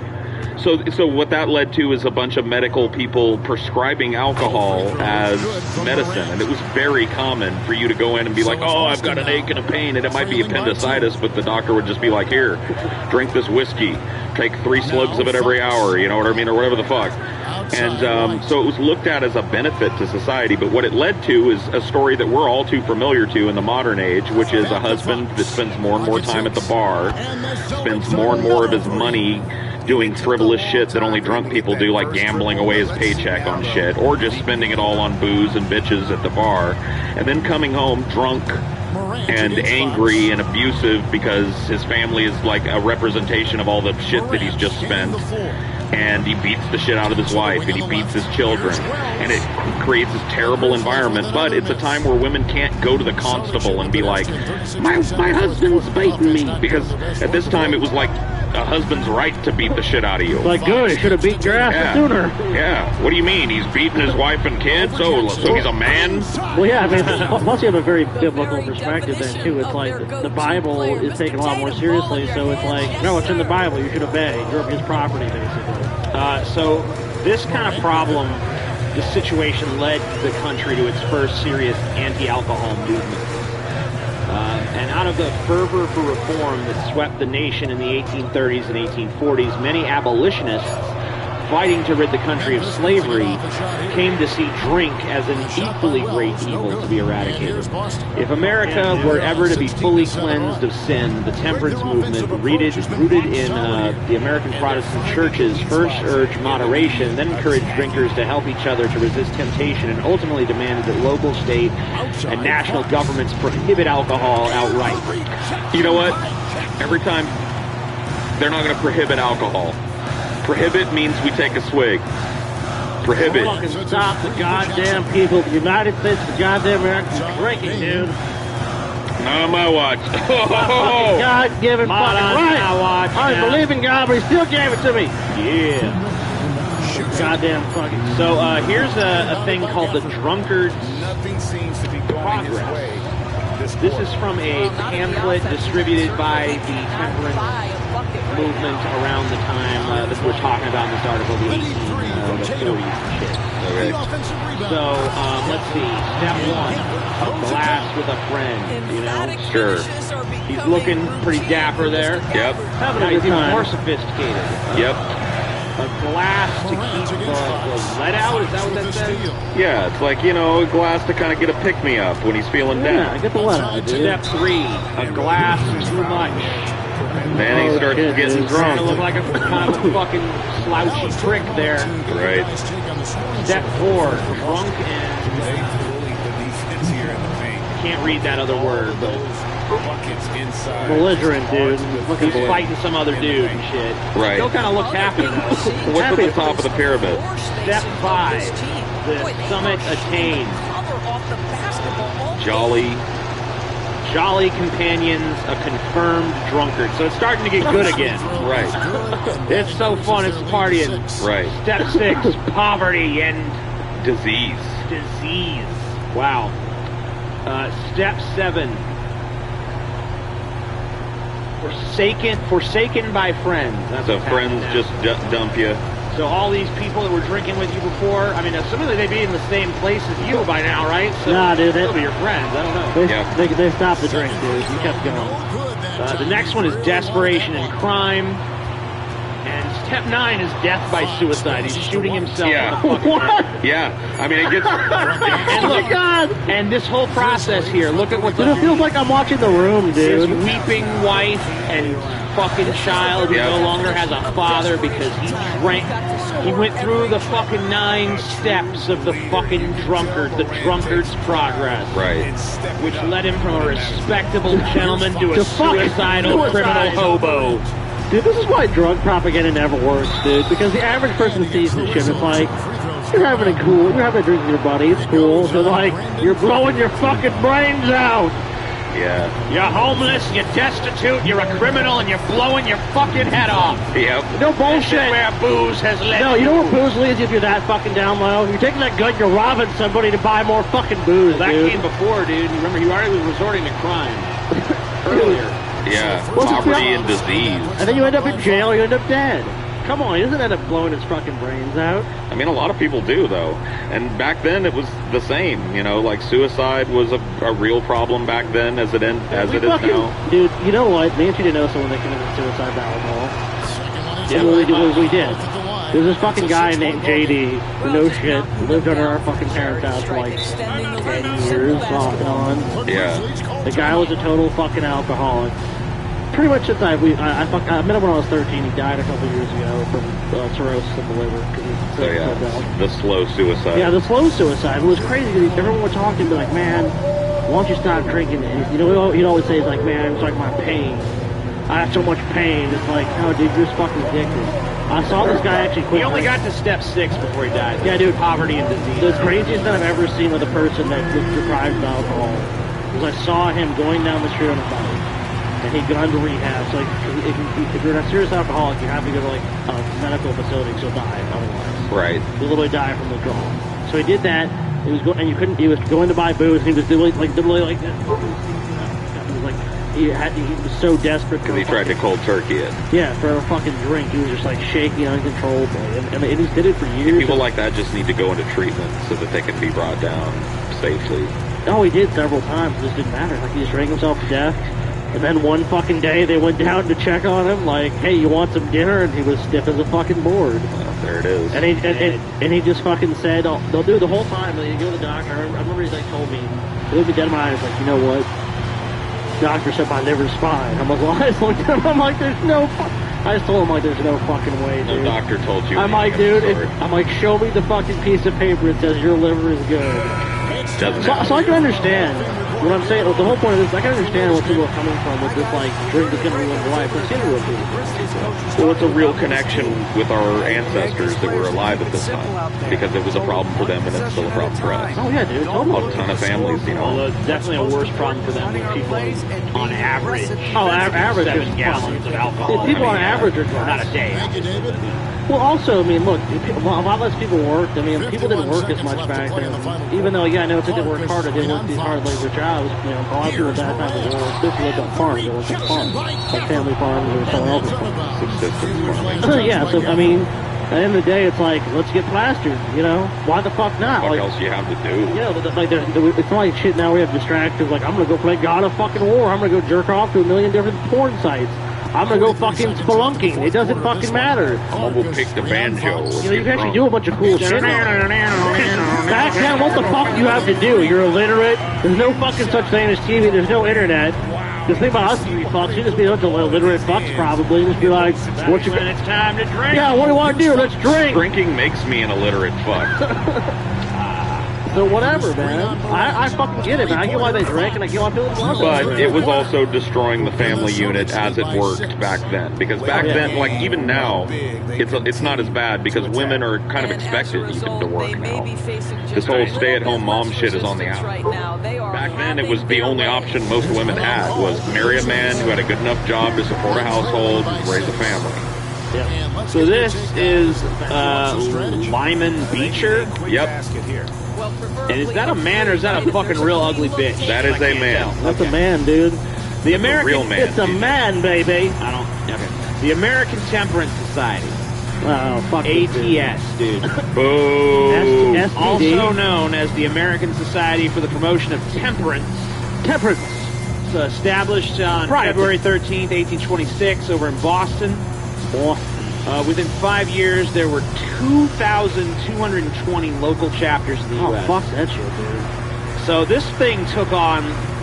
Read how many people. Crazy. Read how many people. Yeah, with over 170,000 members. Now, what was even the population of the country in 1820? That's what I'm saying. That's a staggering number of people. What was it, like 20 million people or something?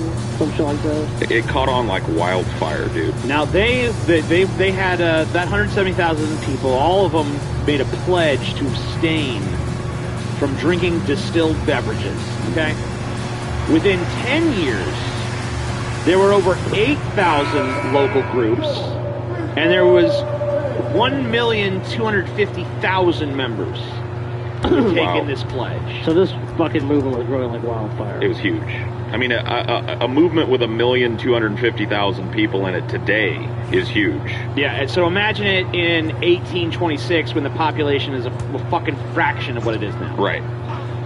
So the society benefited from and contributed to a reform sentiment in much of the country, promoting the abolition of slavery, expanding women's rights, temperance, and the improvement of society. Possibly because of its association with the abolitionist movement, the society was most successful in northern states. Probably also because Southerners probably like their drink a little bit more. Like, fuck this, Yankee fuck, let's get drunk. The Prohibition movement, also known as the Dry Crusade, continued in the 1840s. Fuck the dries. spearheaded by pietistic religious dominations, especially the Methodists. Fucking religion, dude, ruin everything. The late 19th century saw the temperance movement broaden its focus from abstinence to include all behavior and institutions related to alcohol consumption. So, did you read what my little nickname I gave this guy? Founder of the American Temperance Society. I don't see any sort of like at the header of his thing. All it says is Lyman Beecher, founder of the American Temperance Society. Well, everybody else in this story, I gave a little nickname, and some of them are actually nicknames that they were given at the time, and then I made up the other ones. Okay. It's a part of the story, TJ. It's part of the story. You didn't write it on this one. Well, I forgot to do it for Lyman fucking Beecher. So what's your nickname for Lyman Beecher? The father of the dry movement. Daddy Dry. Daddy Dry. Daddy, I'm dry. A weird nickname, but okay. Why? I mean, this guy was ultimately responsible for fucking prohibition. I mean, well, yeah, he started the first big movement. He's the catalyst, dude. So this next motherfucker we want to talk about, let's take a drink first. Yeah, let's drink. Take a swig. Swig. Hold on. Can you guys vamp for a second? I gotta piss. Sorry, when I drink, I gotta pee, and I'm just. I gotta pee. Don't piss. Don't get pissed, Paul. Well, you guys can move on. Go ahead. Paul's Don't pissed, piss, Paul. Paul. Don't pee, dude. Don't pee, Paul. There's two men. I want you to not pee. I want you to hold it like a man, Paul. God, dude. It sounds good to me. Bob your fucking leg. Bob your leg, man. Look, guys. Tell an embarrassing story about Let me just tell you something, guys. Paul is a faggot, dude. I'm going to tell you a story about Paul last night. So, I hear this knock at my door. And I'm like, what the fuck is Paul? It's got to be Paul. It's got to be a Paul or Ashley. What the fuck's going on? It's like 4 in the morning. I'm sitting there sleeping, Chelsea sleeping. Yeah, and Paul's standing there. And he's like, Yo, TJ, man, one time I just gotta know what it's like. Suck your dick, nigga. Just gotta suck your dick one time, TJ. So what happened? And I'm like, dude, Chelsea's here. You know, let's talk about this later. Come on. You know, so that's the story of how Paul really is. I heard a different version from Paul, dude. Oh, what did Paul say? Okay, so Paul's up there at 4 a.m. He's just chilling. Man, I'm about to do a high ideology. Tap, tap, tap on the fucking door. And Paul's all like, it's gotta be fucking TJ or Chelsea. And he's like, probably TJ forgot some up here or some shit. So you stroll in, wearing a pair of short shorts and a tank top. Yep. And you just go, Paul, I got to know, my man. I got to know what it's like to be inside you, man. And Paul's like, whoa, TJ, quick confidence in the fucking... We fucking work together, dude. This is unprofessional, Crazy TJ. Fuck, dude. And then they said you got really mad and you slammed your fist down and be like, passing up a good fucking thing, Paul. And you stormed down the stairs, dude. Well, that's not exactly how it really ended, though. It ended with me stripping those little booty shorts off him and fucking his rump, dude. Yeah, dude. Well, you know, I thought we weren't going to tell him about that. Oops. I thought we were keeping that between And then I slapped him on the ass and sent him scurrying downstairs. Like, now you know what it's like. Now you know what it's like, boy. What the fuck, dude? Revelations. 2 minutes in paradise, right? Who else unironically pissing in a bottle at the moment, says Yoda Pez Dispenser. I want a Yoda Pez Dispenser. Yeah, Paul should have just pissed in a bottle. Pissing in a bottle. Man, my fucking head hurts, dude. Dude, moonshine fucking... It was hurting before I even started. Oh, God, dude, you're fucked, dude. Your head hurt before. I know, it's going to be fucking horrible. Oh, you're in trouble, TJ. This is not gonna be... destroy you. Who's next on our roster of villains? So... Well, I guess villains and heroes. Whatever. This is a guy named fucking Neil Dow. Or as Neil. Paul has dubbed him, or maybe someone else did, the Napoleon of Temperance. No, that's actually somebody else gave him that. This is this fucker. This is the Napoleon of Temperance, Neil Dow. He's got one of the best pictures of anybody I pulled. Like, he had a really professional picture made of him. Yeah, it does. It's pretty good detail for the time period.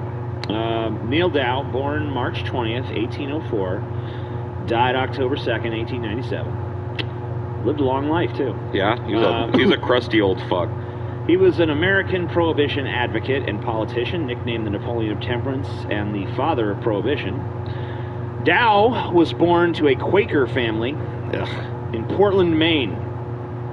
From a young age, he believed alcohol to be the cause of many of society's problems and sought to ban it through legislation. In 1850, Dow was elected president of the Maine Temperance Union, and the next year was elected the mayor of Portland. Soon after, largely due to Dow's efforts, the state legislature banned the sale and production of alcohol in what became known as the Maine Law. So he actually was he was the first person to successfully pass prohibition legislation, I think. Yep. He did. Serving He was twice. He kicked the door open to prohibition on a national scale.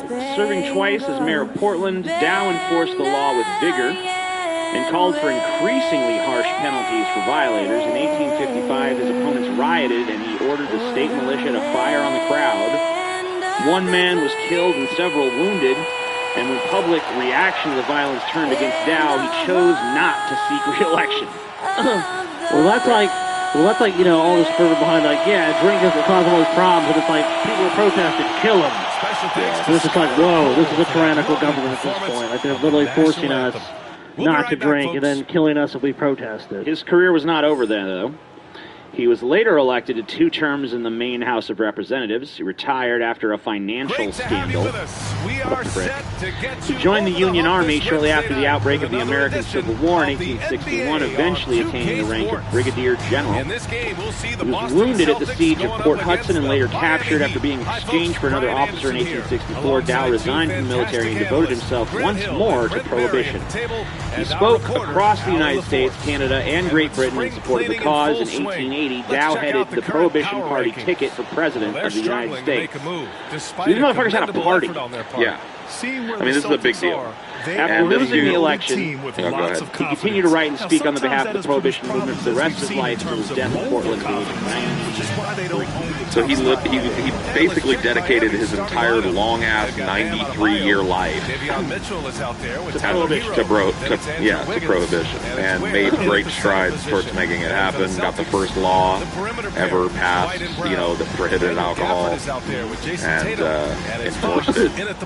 So really gave a template. Just a general all-around faggot. I mean, if you look at this was like hundreds of years in the making to really get this sort of constitutional amendment passed that ultimately bans the sale of alcohol, which we know it was ineffectual. It didn't really work.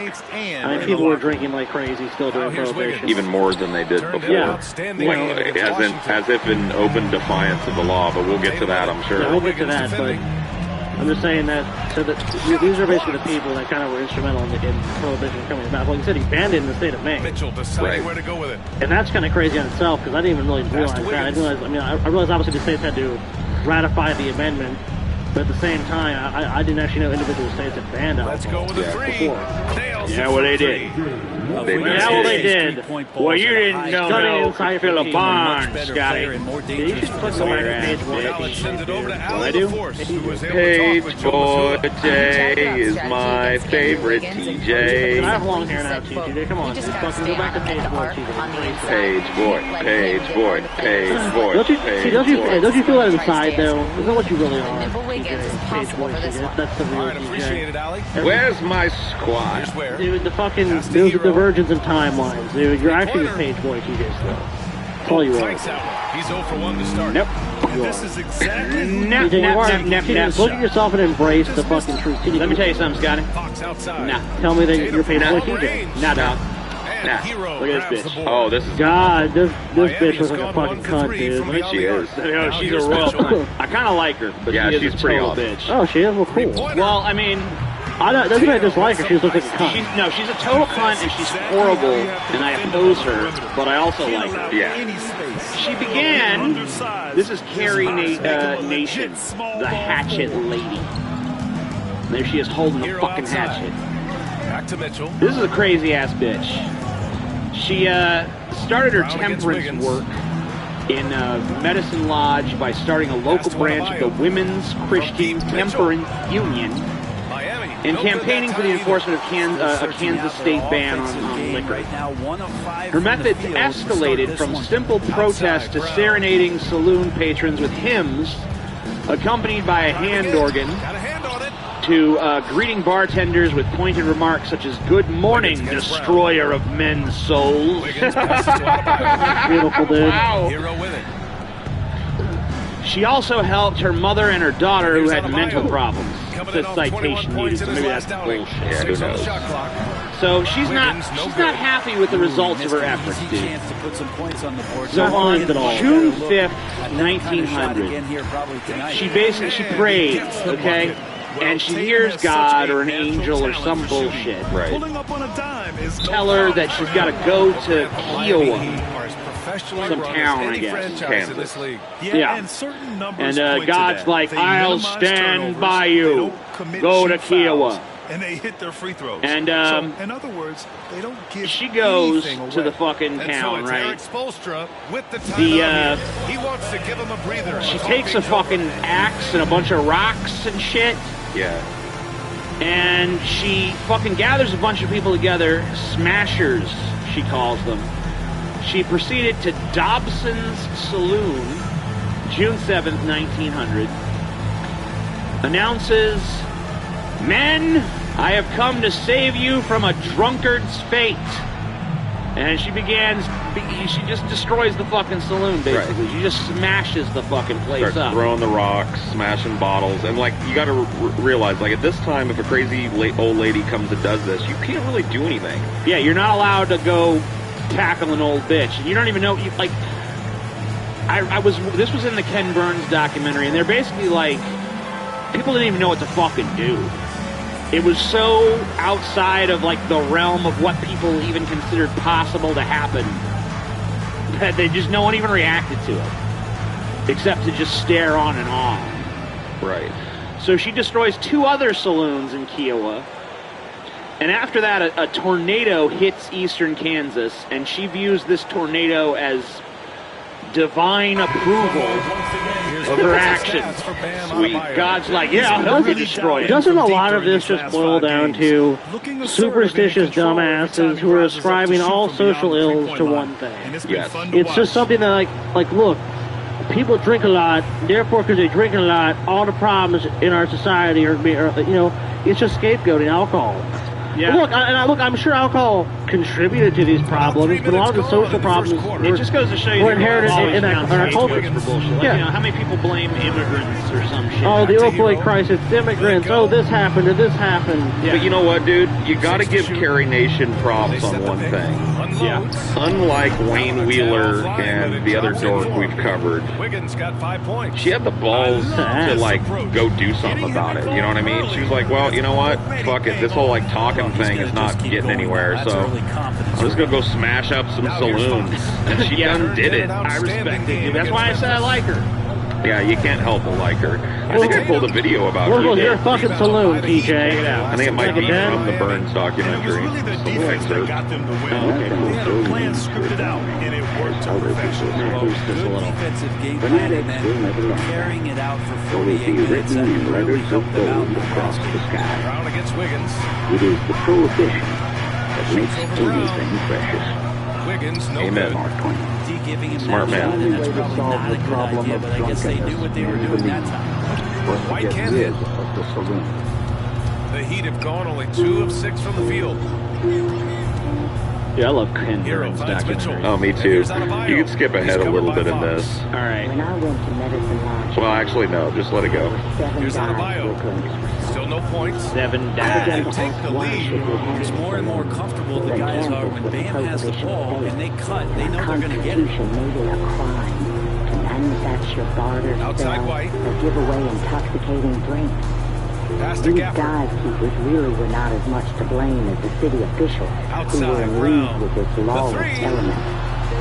And Boston, no good that the time wicked either. walking on every side, The Heat have gone only 3 for 9 from the floor.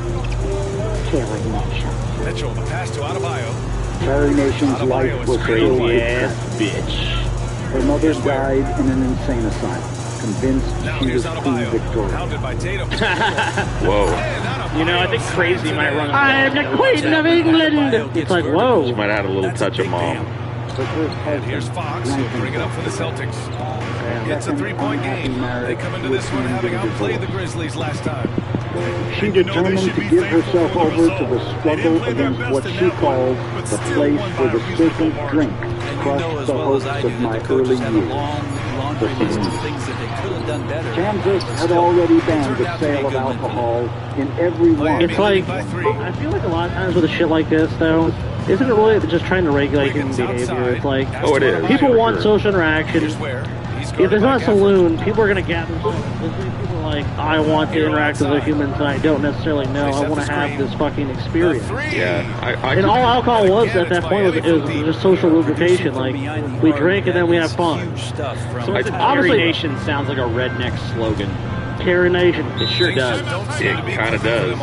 But she was kind of a redneck warrior. That's why that's why this shit with prohibition on any drug doesn't work. We have prohibition on so many drugs still today. And it's stupid. Both of her marriages went downhill. She's the common denominator, so... I mean, it's only two Well, she lost the first husband to fucking drink. He went out and party. Well, maybe he drank himself to death because he was married to Carrie Nation. Maybe. Yeah.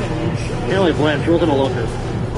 She wasn't she didn't sound like she had like a very winning personality either. No. Maybe we know why he drank I don't know, himself some to death. men like to be dominated, dude. Sure. She would have been... Punish me, Carrie Nation. Yeah, get that hatchet out, baby. Break my bottles. Break them in half. Anyway, I think this one is pretty long. It is. So we don't have to watch all of it. You can skip ahead a little bit and see if you can see something about the destruction of the saloon. Yeah, right there is a good place to start. Right here? Go back a little bit. A little bit more, a little bit more, a little bit more, a little bit more, a little bit more. Hi, guys. Once again, DJ President. This section of the video had to be cut because, unfortunately, we met with a visual content, the audio-visual content as we match from PBS. It's supposed to be public broadcasting. Shouldn't I have the right to do that? Whatever. I don't, I guess. So, this part's cut, but it talked about a crazy bitch, a crazy feminist bitch from back in the day. And since the All-Star break, here's a look at the best rebounders in the league. The fourth spot held by Daniel Gafford. Since the break, we've seen a renewed focus from him on the boards, and I know his entire team appreciates that lift. Stop men from drinking. So that's what we're reacting to. We'll save the boy. So that's a good spot to stop. It just gives you kind of an idea of her mindset. I like her conviction. I hate her conviction. It's just totally misguided, though, because let's say that boy he's talking about, like, he's happy. He's like, maybe my dad's going to stop being a prick that drinks every day. But he's still going to be drinking. He should have drank at his buddy's house. He should drink on the street. You're not going to stop the behavior. You're just going to change the way the behavior is experienced. Yeah, maybe, I'm sure, like, look, of course, prohibition, some people will not drink. Maybe less people will get addicted to the alcohol. Sure. But if someone's already an alcoholic, they're not going to stop suddenly because their fucking favorite saloon got shut down. They're just going to go, well, shit, I got to go somewhere else. A drink for Carrie Nation, fellas. Carrie Nation, dude. Her heart was in the right place. Her methods were in the wrong place. She fucking...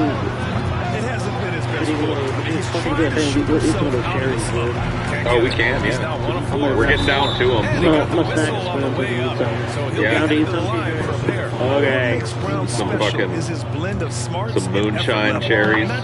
So destroying property akin to theft is okay. Why are you criticizing this ancient bitch? Yeah, dude, why are you, like, being...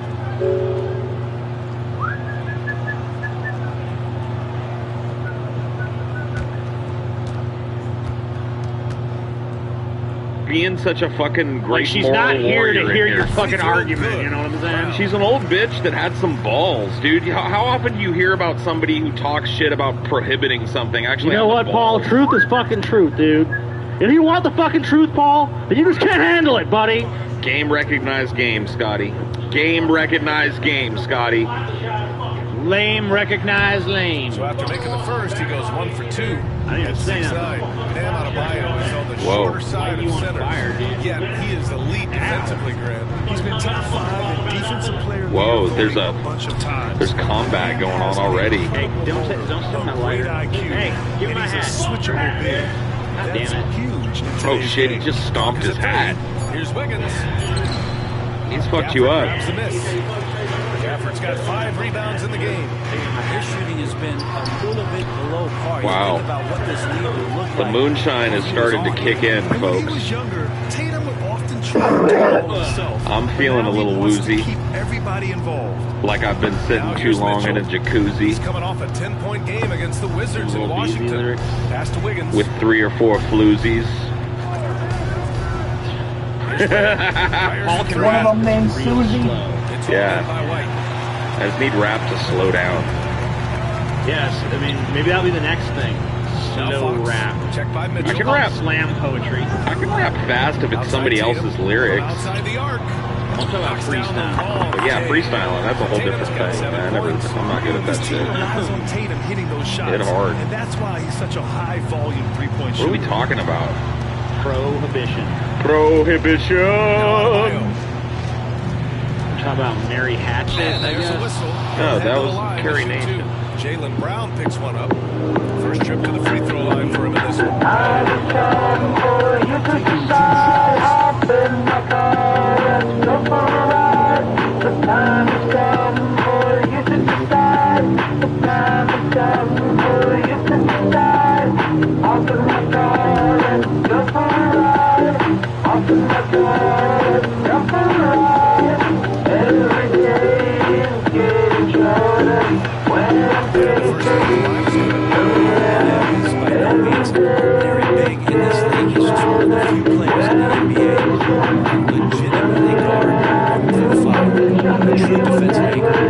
Thomas checked in for Boston.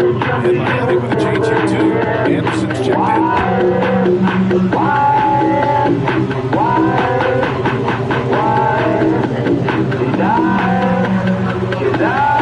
And so he gets both. The two-way aspect of what Dan Miami brings to an NBA club. That's what we have to appreciate so much that as a player. That team that now here's Phillips. Hasn't got one to fall yet. And the shot counts. He's fouled. And it's a chance for a three-point play.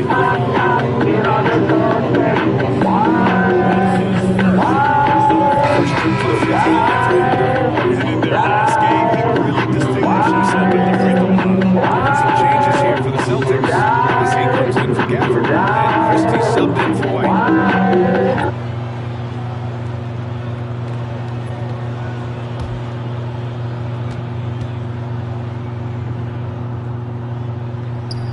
Free throw, no good for Fox. So much talk about who's the fastest player in the league. And Fox always being mentioned there. His speed and stepping into this leadership role. Lots of great signs from De'Aaron Fox. I love how they've attacked the Bulls here in the first quarter.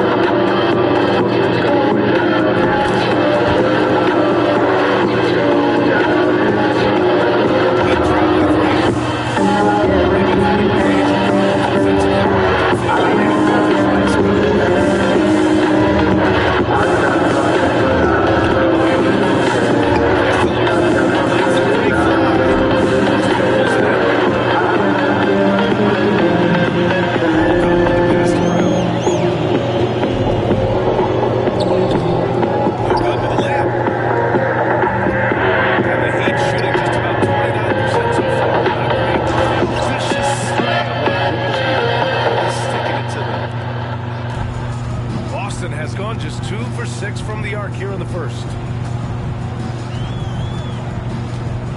It's Brown on the wing.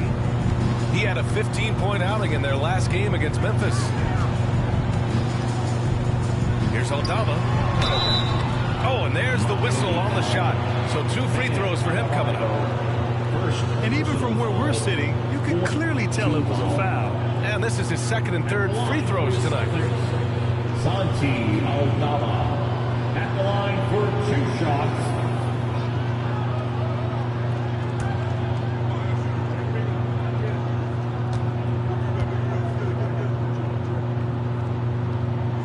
And he drops it first. Jason Tatum, he's checked in for Brown.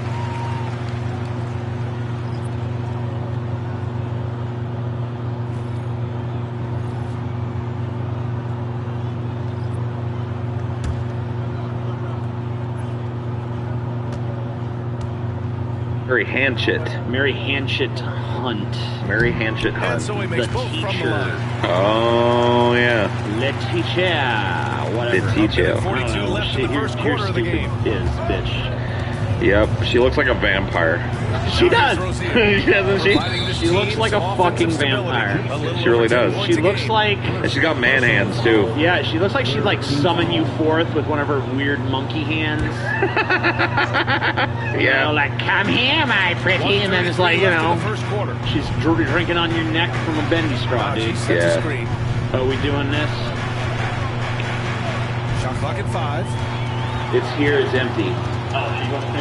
Tatum from long range. I want ice. I can go get it if you want. And the defense got away with one there. All right. That's the shot he typically makes. I already got mine. Hero, the pass to Rozier. Oh my God. Oh shit, Scotty's gonna eat the cherry, dude. Back to Eat Hero the cherry. from deep. There you go. From deep. Yeah. Somehow that's worse than the drink. Well, this cherry pie shit is no joke either, dude. At any time. And Tatum's got the ball Bad. for the Boston Celtics. All right. Okay, so vampire cunt. Yeah. She's called the teacher. She should be called the vampiress, but whatever. All right, so when Francis Willard, I guess we should wait for Scotty.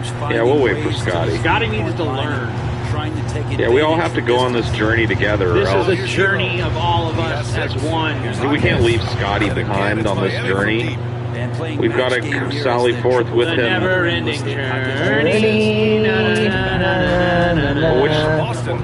Yeah, do you want more cherry or do you want pina colada, I dude? want to try the pina colada. All right, Scotty, can you see this? Pina colada. Look at her. Does she not look like a fucking vampire? And he was fouled. Her name might as well be Draculina, dude. Draculina? Oh, that's a better nickname than the teacher. All right, her new nickname for a terrible show called Vampirina. Historical posterity is called Draculina. Draculina. Mary Anchikunt, in quotation marks. Draculina. Draculina. Mary Anchikunt? Mary Anchikunt. Mary Ancient. The vampiress. The fucking Also vampire. known as Draculina. Vampire Hunter So, teacher. anyway, when Francis Willard placed Mary Ancient Cunt, Very ancient cunt. Mary Ancient Cunt, very ancient cunt, Yeah. in charge of the Women's Christian Temperance Union's Department of Scientific Temperance Institute. Department of Science. Instruction. Department of Scientific Temperance Instruction. Yeah, does that sound like any other of these fucking fake-ass religious, like, names for shit? For, Oh, yeah. You know what I mean? It's like, Scientology, dude. what do they, like, what do they call their fucking shit in schools now? It's not creationism, it's like, Oh, yeah, creation. It's not creation science either. Oh, what is it called? yeah, they got like a new one for it. Yeah, there's some other fucking... But anyway, you get my drift. No, I know you're talking Think of it. Yeah, fuck, dude. I know you're talking about that. But yeah, you know what I mean? It just It's basically hasn't young changed. Earth creationism. Yeah, it hasn't changed. And this was the chick that wrote the book on that. She she was responsible for the first curriculum based around temperance that was taught in schools all over the country. And she was the first one to do that, to like insinuate this obviously religiously backed. I guess they do just call it creation science. Oh, okay. Well, there you go. But I mean, how this is fucking even more religion, dude, pretentious. how religion poisons everything, how it fucking is such a goddamn force of bullshit. So, this was meant to train generations, school kids. Train? You mean Train fucking them. brainwash? Train them to be stupid pieces of shit. To fucking brainwash, gullible fucking kids. And this is on the public's dime. Yeah, but remember, it's never adults that want to educate, it's always children. We gotta fucking brainwash these stupid, impressionable little fucks that have no intelligence. Yep. And let's get them to fucking toe our line. We can't actually make persuasive enough arguments to convince enough adults. We gotta fucking force kids to do it for us. Of course. And that does it through the public school system. Yep. And she became one of the most powerful women in the temperance movement, mostly because everyone else was afraid she was going to suck their blood, I guess. Yeah. She, ancient cunt, lobbied So you think about it, she's a vampire, right? And Congress, yeah. She's a fucking vampire, dude. She wants their blood to be clean, free of alcohol. Here's what she did, though. Maybe she got drunk on their Hold blood. on, listen to this guy. All right, go ahead. You're going to have a reaction. Hunt lobbied state legislators and Congress to require anti-alcohol indoctrination in schools, forced textbook publishers to conform to her message, and sometimes demanded kickbacks in exchange for her stamp of approval. Fuck this extortionist bitch, dude! She was a vampire. You're right. She's a fucking extortionist fuck. That basically all like, gotta fucking agree with me, my ideology. Also, give me some fucking money so I fucking leave you alone. She's just a smarter televangelist. It's just a fucking mob, dude. It's just like the, it's just What a like the fucking racket. thing. It's like, you know what, Paul? You need to go through this course. You go, I don't really know about that. Well, I'm gonna get a giant angry mob to come harass you. You know what? I think I'm just gonna give you some fucking money and tell you that I agree with you. Intelligent design, that's the other one they like. Oh, intelligent design. Intelligent design. What was the one intelligent falling or something when they disputed gravity or something? That was a parody, dude. I know, dude, but the more things change, I the know more it's a they parody, sound the but same to me. to me, it doesn't even feel like a parody, dude. I mean, this shit has I've been... seen theists argue about the existence of gravity. And if you look at the head of all of those types of organizations that are still around, all this fucking creation science bullshit, you find the same shit, racket, cynical people like preying on the genuine religious beliefs of people that are too dumb to think for themselves. I honestly should have watched it. I have Paramount Plus. That's why I actually like the Motorcycle Drunk Driving. I think that's a stupid organization. Who the fuck is actually in favor of drunk driving? It's like people are going around like, you know what, I don't really just don't care. All the people get affected by drunk driving, it's anyone that's a victim of it. Yeah, and we get it, it's wrong. Like honestly, when I see someone get arrested for that shit, a few times I'm like, cops aren't dicks. Like, yeah, you know what? If you're driving all over the fucking ropes, you're wasted. Yeah, you shouldn't be fucking driving. It makes fucking sense. But no one is fucking pro it. No one's going, you know what? I think that was a good idea. It was really good that you got in your car after you had fucking 10 beers and drove into a fucking light pole. You stupid son of a fucking bitch. Yeah. It's all these stupid fucking, and then it's Alcoholics Anonymous where it's like, well, it's actually not your fault. You need to surrender all of your will to a higher power, and now we're going to mandate you go. Or Narcotics Anonymous where it's like, you have the same thing. No responsibility for you. And like they even like they were saying, it's like, oh, we're saving these people. It's always the auspice of saving somebody. Hey, Chica, I'm gonna fucking save you now. Oh, you don't know you need to be fucking saved? Well, my morality says you do, bitch. Have a fun fucking day. Let me come smash up your fucking saloons. I'm an angry cunt that's mad that I have all these problems in my life that I don't know how to solve. But you know what? I'll solve this problem. Everyone having a good fucking time. What's the hell we do in this goddamn country? Having too good of a time? We need to fucking regulate it and break up your fun. Yep. Wow, dude, that would be epic as fuck. Yeah, dude, I know, dude. I was wondering when the fucking, like, super fucking... Dude, here's my impassioned speech. Yeah, dude, you become like a fucking, almost like a preacher, dude. You're just like, let me tell you something else. God's gonna save you. God's gonna keep you warm. God's gonna take care of your business. God's gonna take care of all those things in the Bible. Your brain, Lord. Your bad heart, God. Your cancer, God. You know what I mean? I'm just like, oh man, dude, Scotty, you missed a calling, I think. You could have been a drunk ass fucking secret atheist televangelist that just traveled around the fucking country. Oh man. Oh, Paul, let's go back. Oh, Paul, look at your back. Yes. Oh, this boy's back hurt so bad, bro. Oh, Paul. Oh, Paul. me. Paul, save me. Paul, Paul, hallelujah. Have you any? Hallelujah. Jesus said you'll hallelujah. Hallelujah. Have you been washed in the blood, Paul? Take a swig and do a jig, Paul. Take a swig and you want your back down the hurt? Oh, your back's hurting, Paul. Your back's hurting. Oh, your back feels fine. I just swigged and jigged and my back is cured. Hallelujah. Testify. Oh, praise sweet baby Jesus. Praise Carrot Train. Praise all his fucking people. Lord, praise the Lord. Mechanical force. Amen. Feel the Holy Amen. Amen. Right now. Oh man, like wait till we get to the when they actually ban alcohol. He's livid. These guys are gonna be thinking it's like now, dude. Yeah. They banned alcohol. They banned it anyway. All right. So this next faggot. Let's see this picture. It's called The Preacher. The Preacher Man. Kind of introduced him with your guys' little bit there. Billy Ray was a preacher's son, and when his daddy was busy, he'd come along. All right, so one of you faggots read this part. What? Wait, you're supposed to do this. Nah. We'll blow it. Can you make it bigger for me? Yeah, okay. Oh, Paul, you're gonna do it? I'll do it. I'm fine. Or you can do it if you want. All right.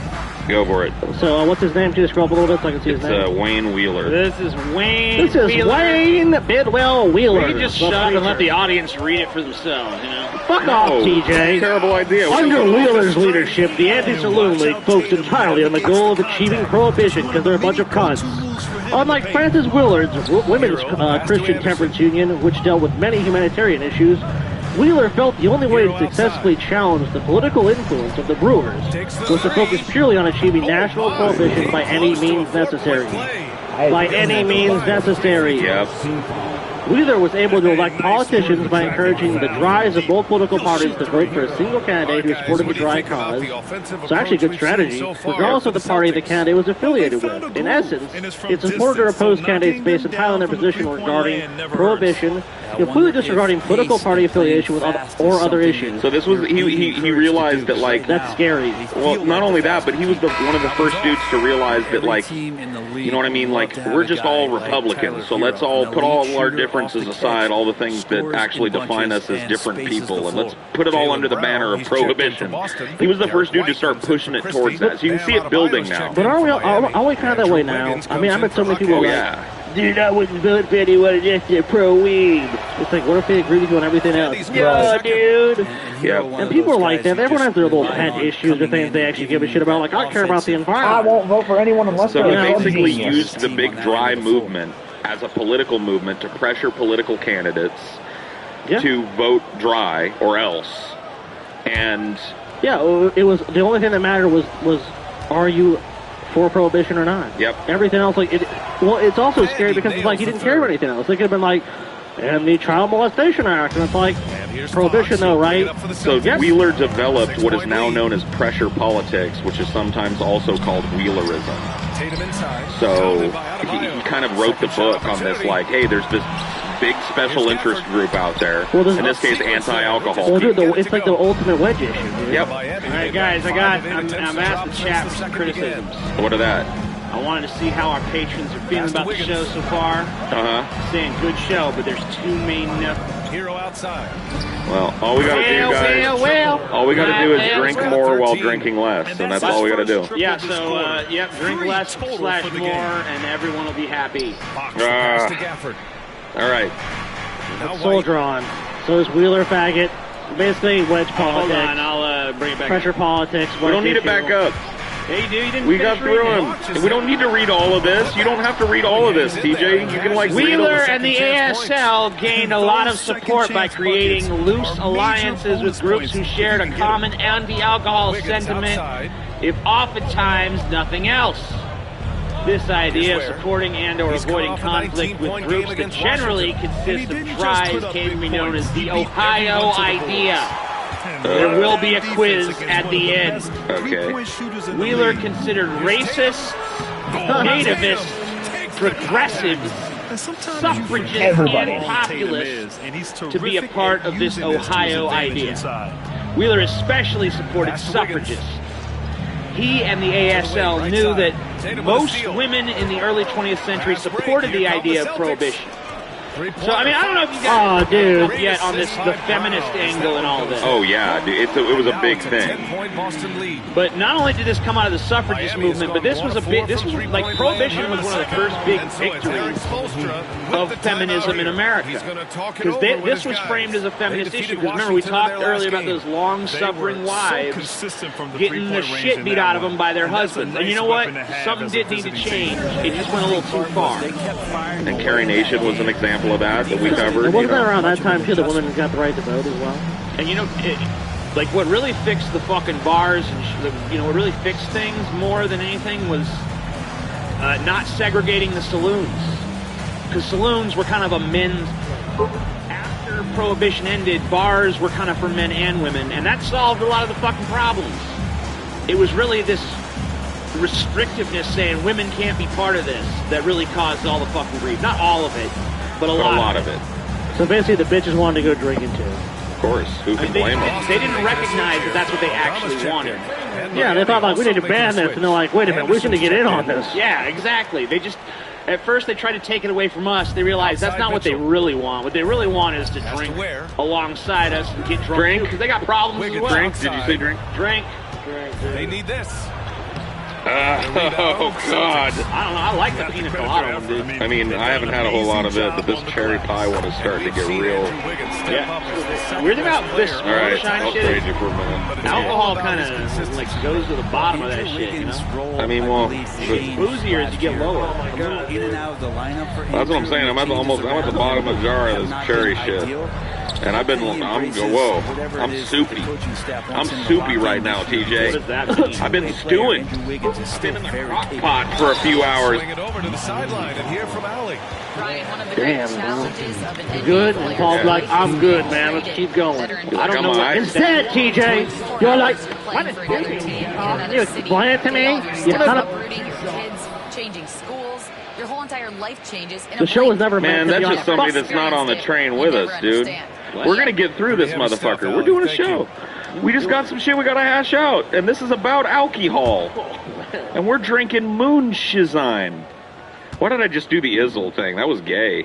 Dude, yeah, Can you just move That was 100%? way gayer than me asking what Yeah, soup you're is, right, dude. Can I just... I'm so sorry, TJ. Oh, why you don't fucking throw everything in my damn face? Because you don't know what verbal fucking snafu is around this corner. You're right, dude. I just learned a lesson. Paul, apologize to the audience right now for what you just... I'm so sorry that I Izzled in front of you. You're not Izzled, dude. You're not Snoop Dogg. It came out of like... Even Snoop Dogg don't do that corny shit no more. Right. I know, dude. I know how lame it is. That's why I'm apologizing for it. You, on the other hand, had a fucking 20-minute argument with me over your fucking spurty bullshit. I forgive you, Paul. You forgive me. This ain't about you. This ain't about you. This ain't about you. Let's move on. Let's just move on, dude. This faggot. This is Senator Morris Shepard. Oh, Sounds yeah. like a dick, dude. The father of national prohibition. I'm fucking his ass. So, during his tenure, Shepard was a vocal supporter of the temperance movement. No shit. Whatever. So, blah, blah, blah. He wrote a fucking bill called the Shepard Bone Dry Act. Sounds like a fucking sandy pussy you don't want to fuck. To impose prohibition on the District of Columbia, including, he put it forth before the Senate, a resolution for the 18th Amendment. So he's the motherfucker that wrote this 18th Amendment. Fuck! Finish this later. Offline with a three. I'll tell you what, It's a long video. We got a lot. Can't get it to drop. Good D by Adebayo. Heat trail by 13. Boy, they'd love if anyone could get a bucket. Now let's get back to Amer Israel, where Ilhan Omar, Congressperson Ilhan Omar, had an incident where a psychopathic right-winger attacked her during her town hall back in Minneapolis, or back in Minnesota. Ilhan Omar was assaulted last night during a town hall. You can see here a man sprayed her with an unknown substance. Does not appear that she was hurt, but it comes as new details emerge about the shooting death of VA nurse Alex Preddy. A memo obtained by CBS News from Customs and Border Protection does not line up with what DHS officials originally claimed. Okay, they very quickly move on from that and go into this memo, but this angle is the best angle because you can see she was ready to throw fucking hands. I covered this last night, obviously, when it first happened. resign or face impeachment. And the jumper is good. He's got 9. Dude, look at that. She was ready to throw a fist. Goes in. She was about to throw hands. God, I love Ilhan Omar so much. We do not deserve her. We do not deserve Ilhan Omar. She is a goddamn treasure. Yeah, but the way this played out obviously makes Ilhan Omar look like a brave warrior. Sorry, this is America. You get caught doing that, no idea what a real hero looks like. So immediately they started going, oh, this is fake, this is staged. Yeah, you can see how squashed this two-time divorce champion was over here, trying to get the courage to be able to do this indecent act.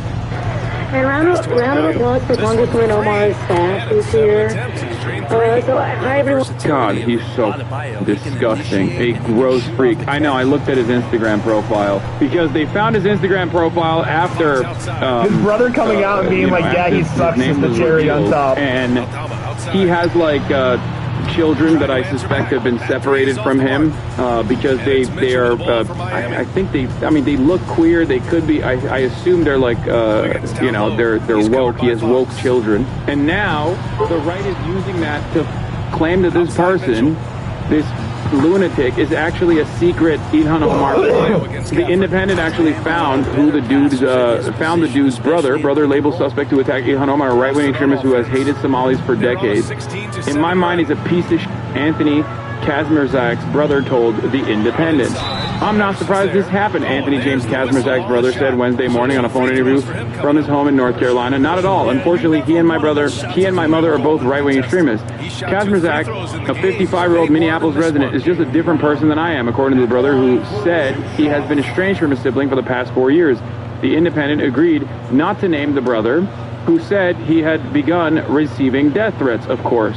I believe in helping people, Kazmierzak's brother, 52, went on. He believes in blaming people. When asked if Kazmierzak had mentioned Omar before, the brother responded, oh yeah, and said he's thankful for the Somali-born Democratic legislator who fled her war-torn nation as a child and became a U.S. citizen in 2000, wasn't badly hurt. Kazmierzak's antipathy towards Somali Americans, whose presence in Minneapolis makes up the largest Somali population in the U.S., dates well back to before Omar was elected in 2019, according to the brother. He had a picture of the Somali community probably 20 years, Kazmierzak's brother continued. There's a reason I don't talk to him. He's got a lot of anger. I have no idea where it comes from. He has always been that way, in and out of treatment since he was a kid. Another mentally ill, sociopathic, MAGA dick rider. And of course, as expected, once again, just as it was the case with the David DePipe situation, they immediately went and said this is a psyop. This is a psyop, and it's staged. And how did they arrive at this photo? With AI, of course. They hate seeing themselves on camera doing the deed that they claim they want to do. They hate it. They hate it so much, they immediately go into cope mode. Because this is what you look like in public.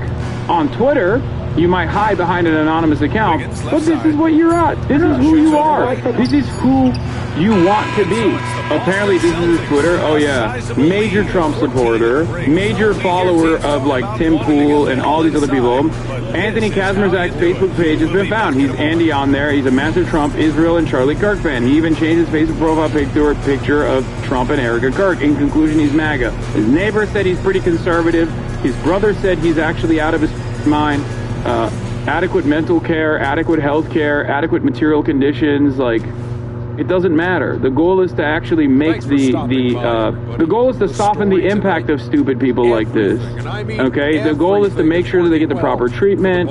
The goal is to make sure that they're not likely to go out and do something like this. Okay? I think it's just the American education system being so dog shit doesn't push people to exercise critical thinking, and thus brain development gets stunted. I think that's what it is, yes. Like, you can't sincerely tell me that a guy like this is all there. Okay? Lives to TikTok. Benny Johnson, Charlie Kirk, Babylon B, Candace Owens, Ben Shapiro, Elon Musk, Hodge Twins, Tim Pool, City of Minneapolis. The most complete glimpse yet into the life and radicalization of Anthony Kazmierzak, the man who rushed Ilhan Omar. From rarely posting anything political to physically attacking members of Congress in just a few years, another victim of the algorithm. Boom. Divorce number 1, DWI. DWI 2, sued for $11,000 in debt. Divorce number 2, court filings revealed that he was unemployed and received a $39,000 annual disability. He had no retirement account or plan. His Lexus was stolen and had over $10,000 in loan and credit card debt to his name. His best friend dies in 2021. Attempts to troll his local next-door group about Kamala Harris. First political post in 10/12/2021. Post political cartoon about Ilhan Omar on Facebook, 10/31/2021. How do people know this? It's because his Facebook account. Attempts to troll his local next-door neighbor. Post political cartoon about Ilhan Omar. Purchases Glock 43X. First date with black girlfriend. Race relevant later. Last new photo with daughters on Facebook. One has since moved out. Other appears to be still be involuntarily committed. One calls himself gender fluid in their Instagram bio. Other uses she/they pronouns. Last public interaction with girlfriend on Facebook. Does not post again until 9/21/2023. Significantly less activity after he returns. And the majority of posts are old photos re-uploaded. Sued again for $1,000 debt. Daughter involuntarily committed for mental illness and chemical dependency sometime between April and July 2024. Answers questions on Quora pushing election fraud, conspiracy, expressing hatred for Democrats. Says he feels sick at the thought of Biden winning. Asked when descendants of slaves will pay reparations to descendants of Union soldiers for freeing them. Sued again for $1,200 debt. Daughter's involuntary commitment extended. Creates Twitter account Andy's Right. First post criticizing Klobuchar. Tweets frustration about black people reproducing. More racist tweets calling black people, I'm not going to read that, an evil beast. Makes President Trump his Facebook profile picture 9/11/2025. 9/21/2025 makes President Trump and Erica Kirk Facebook profile picture. 11/14/2025 tweets that black people are reverting to apes. 12/28/2025 tweets dismay at lack of Somalis arrested by ICE in Minneapolis. 12/29/2025 tweets that white people are genetically superior to blacks. Also tweets further dismay that black people are reproducing. 1/8/2026 tweets about and justifies Renee Good shooting. 1/28/2026 versus Ilhan Omar at town hall event. And this man had a gun, because this could have gotten a lot worse. This trend of radicalization is so common, dude. Like, this is, and it happens to people like Elon Musk even. Divorce, financial issues. Obviously, Elon Musk doesn't have the financial struggles. He's the wealthiest person on the planet. But like divorce, queer children, not being able to deal with any of that, in and out of family court, constantly in debt, on disability payments. Like, this is the most common right-wing story, dude. Would this be considered a hate crime when adding all his tweets into the picture? I mean, good luck prosecuting anything. Of course, a hate crime in 2026, but this is straight up a person whose brain has been destroyed by the internet. My leading theory at this point is that Kazmierzak blamed the left for taking his two daughters and fell deeper and deeper there from there down the rabbit hole. Without any family or money left, he had to find somebody to blame other than himself. Like, you see it too. You see it with like constantly talking about like black people being evil beasts and stuff like that. This is how white supremacy is the ultimate cope. Here is some of his profiles, by the way. I mean, one of the profile that we were looking at earlier. No, and obviously blacks were first modern human. We will continue to evolve as white people. Blacks are the old homos. Whites are the newly improved version. This is why I talk about the psychology behind white supremacy all the fucking time. The psychology behind white supremacy is that if you are a loser, if nothing is going well in your life, if you're a whole ass loser, and you recognize how big of a loser you are, you recognize how your life has not turned around, your life is not going the way you thought it would be when you were a child, you desperately hold on to some kind of tribalist attitude that gives you a sense of superiority over others. You find an automatic group to blame for every single thing that's going on. It's the same with like anti-Semitism as well. It's the same thing. It's always like you're shifting your own personal failures in an effort to find power in something. And then, like, white supremacy and fascism allows you to lean into that, this idea that, like, you are superior just because you're white. It's also something that I brought up before, like, dudes on disability payments hate welfare queens, too. There are a ton of dudes like this on disability that constantly chirp about welfare queens, not realizing that, like, they're cutting off their own lifeline. They vote for it, thinking blacks will be punished. Like, that's their mentality. And it's like, brother, what are you talking about? It's you, brother. Yeah. This is the suicidal ideation of white supremacy. Okay? This is how it works. I mean, guys like this are so common Listen, I don't know how to describe this to you. If you've never been to a rural place in this country, if you've just spent all of your life living in big cities, and there's guys like this in big cities too, for sure, but they're less common in big cities because big cities are so unaffordable. But like in the more affordable sides of this country, in the rural areas, in the suburbs, guys like this are a dime a dozen, and they do not understand that the system is them super hard, and it's virtually impossible for them to understand, especially when they get to this level. Okay, but this is a perfect demonstration of that radicalization pipeline, and it happens so frequently, and they are the backbone of the Trump MAGA movement. They are the backbone of this movement.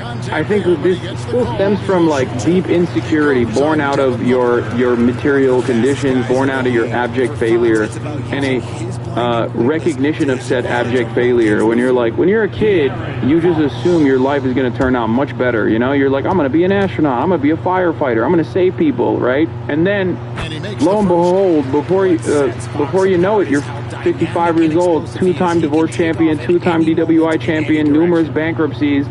Kids don't want to talk to you. You're just a whole-ass loser. You desperately seek out why you're a loser, and then someone tells you a comforting lullaby where it says, oh, you're a loser because the elite liberals have actually ruined your life through feminism. They've made your children woke and gay. They took your children away from you, you know? You're not an abject failure. It's just everyone else has made you into the person that you are. And then you love that shit. They're doing the same thing they did to you from Kayagi to Ilhan Omar. Yeah, I mean, these guys are delusional. They're impeachment. Oh, she moved her arm like Kayagi. Like when I move my arm, oh God. They're saying that was quick, but did you catch that? Where she moves her arm, the gesture. She hits the zapping button, the self-zap button. Hello. Here's Katie. Right on target. This demonstrates score often. Outside Tatum. Brown against it. Brown kicks to Fox. You guys like my new rug? Tatum with the screen on Booker. From outside. The rebound by Richards. Perfectly played defensively there. He made that a very difficult one. Is this rug available on ideology.shop? No. To be honest, I feel like a loser most days. I'm underemployed, depressed, single, and bald, but I refuse to sacrifice my humanity to hateful right stances. The left and compassion is the only thing that keeps me on the planet. Chatter, you're not alone, okay?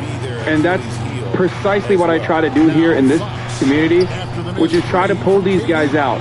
Try to be a North Star for many of these people before they move into a very dangerous place in their lives. That's why a sense of community and a sense of purpose is very important. That's why I have an unflinching mission to explain to people that they are not responsible at the end of the day for their own material conditions, that there is a systemic analysis at play here.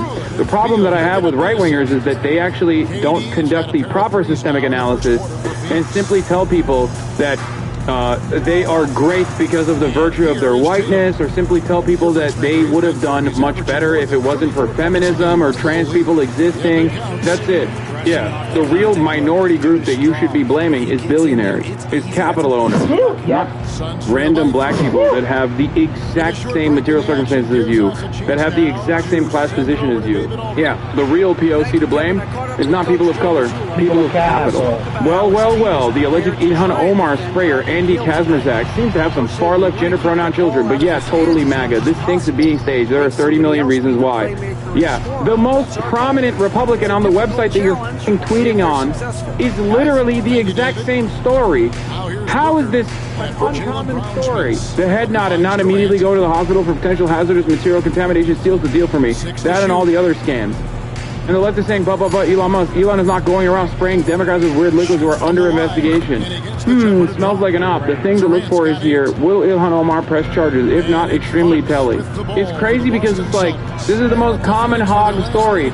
And these guys, who probably have similar stories in their own lives, similar points of radicalization, family members that go no contact when they realize you're like a psychopathic rabid fascist.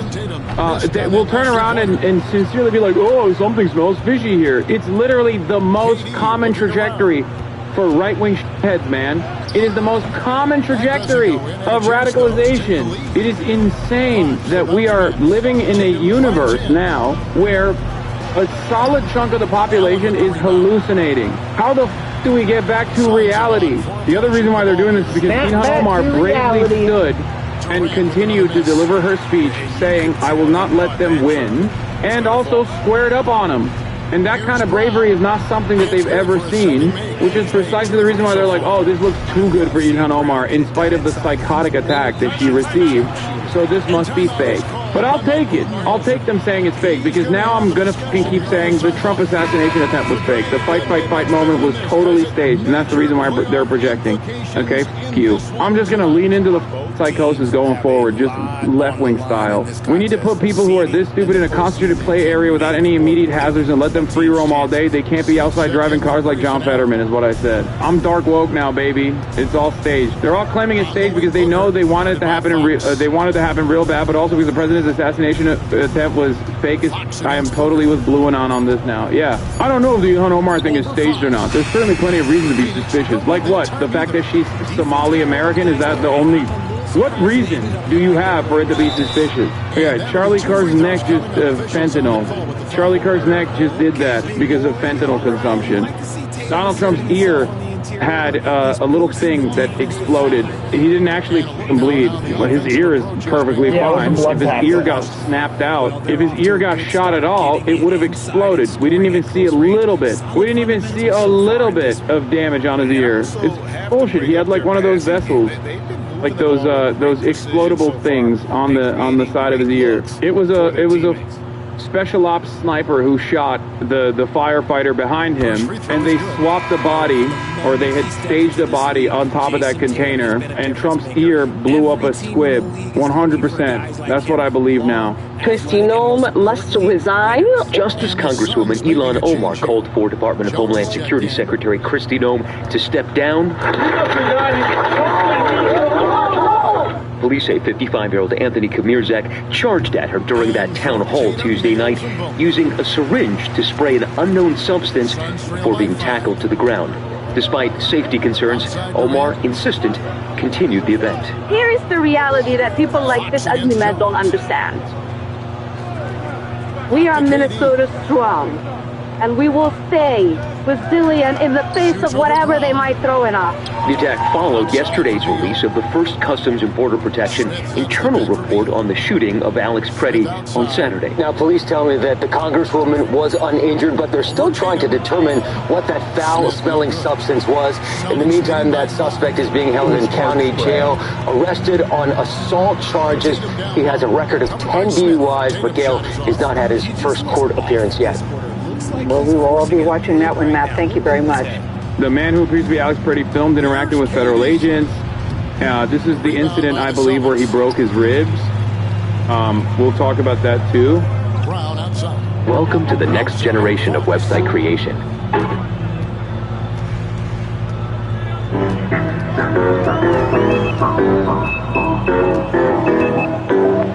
Respect you.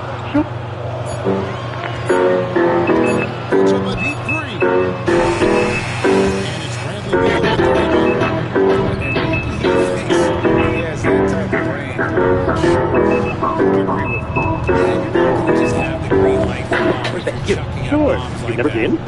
You like my Grammy Awards? No, I wouldn't. God, I had to work hard every day of my life. What do I have to show for it? This briefcase and this trailer cut. What do you have to show for your lifetime of sloth and ignorance?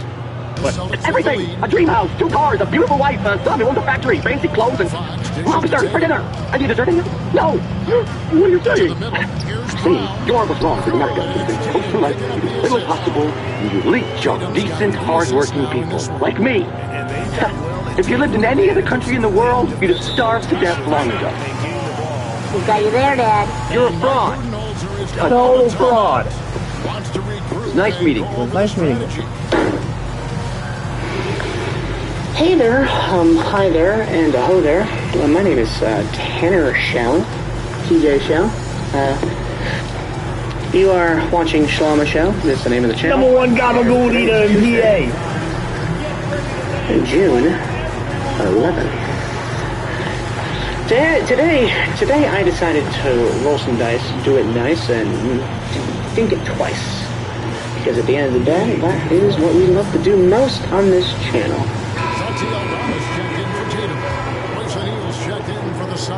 Wasting time since 2016. But first and foremost, thank you for watching.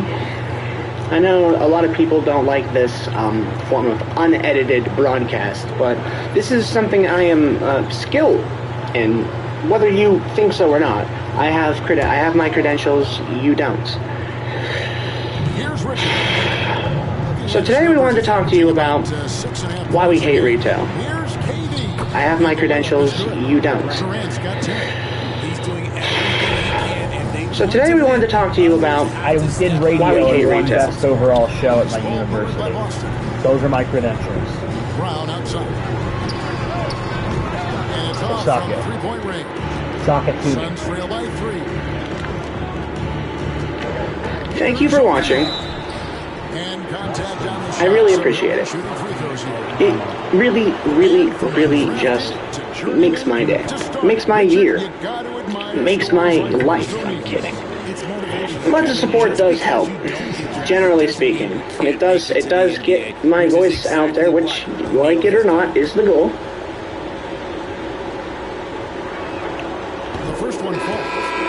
So thank you. Thank you. Thank you for the views on the last video, too. That was really nice. I gotta get some water. Alrighty. We got our water.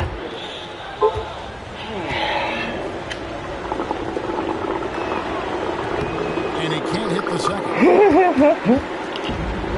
Boston, they've gone 6 of 14 shooting the ball since the start of the game. And that one is good. This shooting has been outstanding. One of the reasons they're out in this game. Now here's Durant. 20 points for him last game against Milwaukee. I hate retail. That is the subject of today's video. I have worked... Well, not entirely retail, but retail is customer service is primarily it's my foray, you could say. My foray. I am only 22 years old, obviously. So this is to be expected for most Americans. Because for most, this is the what people call the default starter job, even though I disagree with that sentiment entirely. Entirely because customer service is a skill, and most of you people just could not do it. Kevin Durant, he's got 10. And he can't answer It's back. facts. Don't mind me, I like to write down my thoughts. So I can read them later.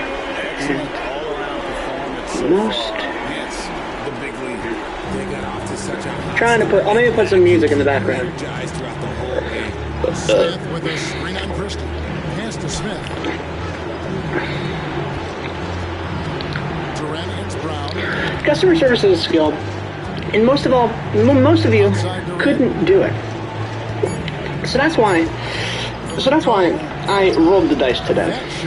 I wanted to talk to you, the audience, the listener, whoever you may be, about why I and why we hate retail. When I say we, I mean every single person who has worked this career.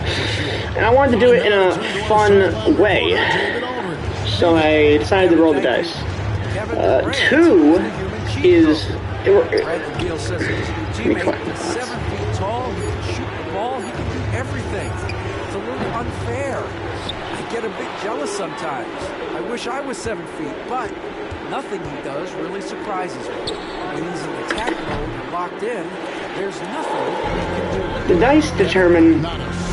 dice determine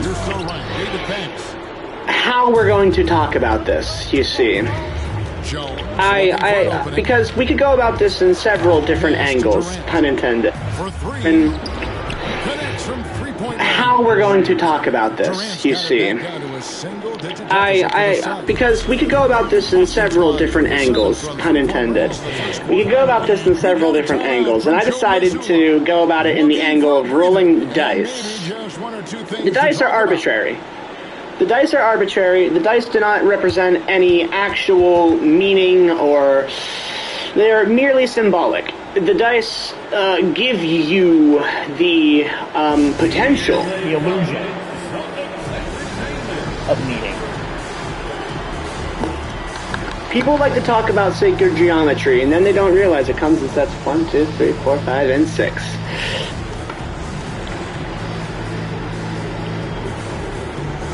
It also comes in sets of 7, but those people are weirdos. I have a friend named Jaden. He could go on about that number 7, which is a number that I rolled today, so we're going to start with that. In honor of our friend Jaden, this video is for you, my boy. We are going to start with 7. No, this video ain't for you, I'm sorry. This video is probably not for you, although, maybe. 7. We hate retail because of the 7 deadly sins that... The 7 deadly sins. 14 points from him the last game against Miami.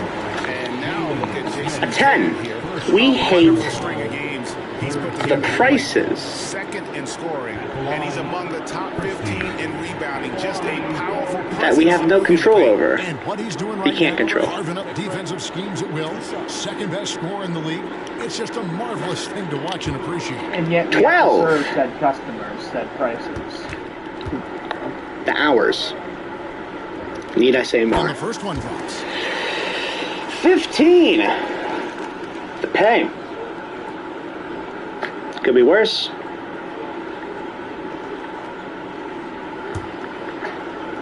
Could be better.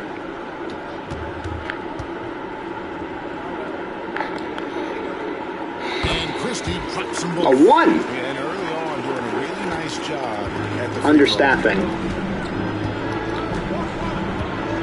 Outside, Jones. Where's the dice? Okay, so that one's back in the cup. That one's back in the cup. That one's back in the cup. That one's back in the cup. And last but not least, 2. Together. A wrapping thought. Because... No, that's cringe. Scratch that.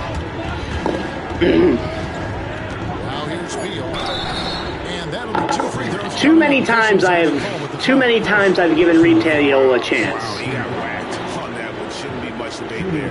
The Suns have converted 1 or 2 free throws so far today. And typically, a strength of theirs, 79% on the season. Bada bing. So these are the thoughts. These are the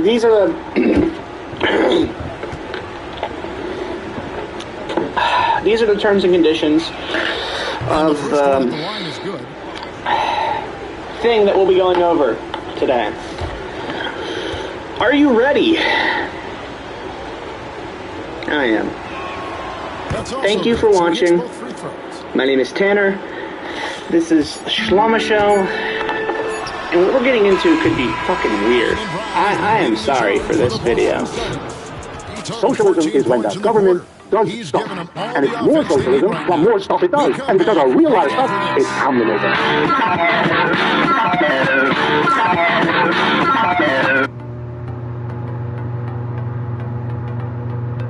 6 hours later. Alrighty.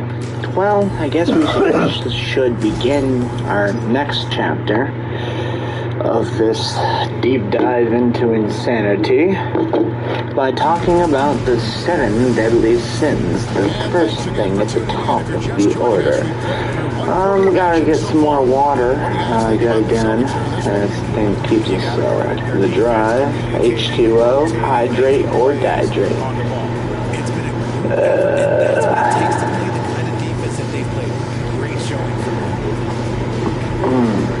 Beautiful water.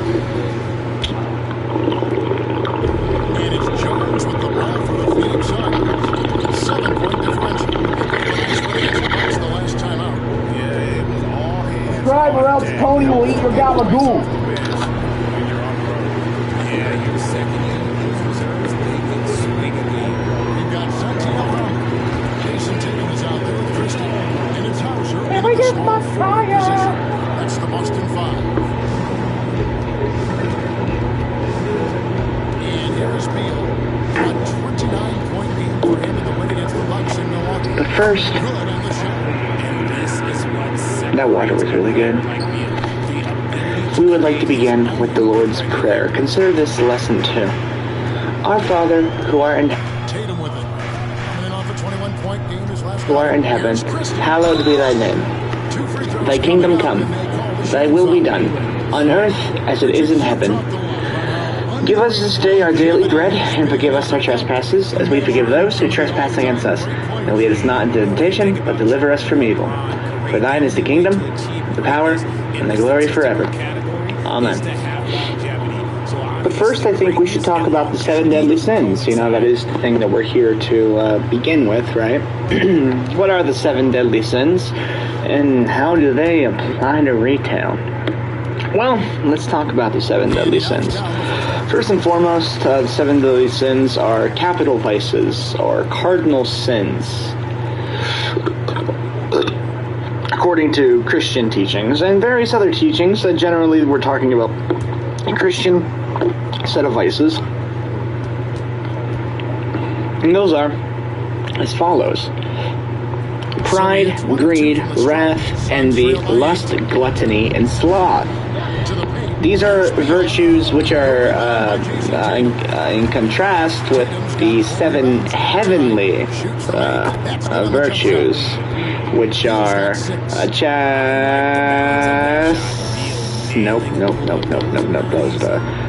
those are prudence, justice, temperance, fortitude, faith, hope, and charity. Now, I've never hidden my shyness or likeness towards the Christian faith. We can go on and on about this. My faith is my faith. What I believe is what I believe. Overall, I try to be a good person, though, as any person in the community should be, right? These are the 7 deadly sins. Now, how do these apply to retail, per se? Well, in my experience working retail, my babe's not dead. God damn it. I try to be a good person, as good as I can be. Now, how does this apply to retail? That's what I asked, right?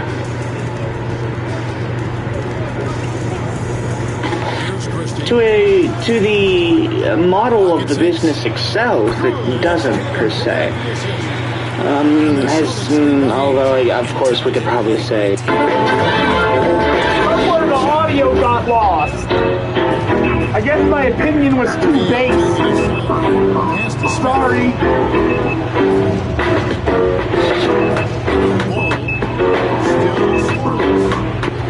Well, I guess that leaves us where we're at now. I took the longest time to explain the 7 deadly sins as best as I could, because the rest of these are fairly straightforward. We have no control over the prices, and yet customers always constantly get pissed at us as if we are the CEO of the company. And it's like, well, we're not.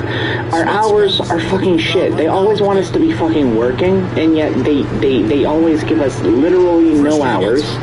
The pay could be worse, it could be better, it's just another job at the end of the day. But a real genuine problem we face in these retail markets, and this is fucking industry standard, is understaffing. They always try and innovate more ways to get more workers, yet they never actually implement more workers. Too many times I've given retail a chance. Too many times. It seems like every year and a half I give retail a fucking another chance. No more. Lesson learned. Jones against Crystal. Learned.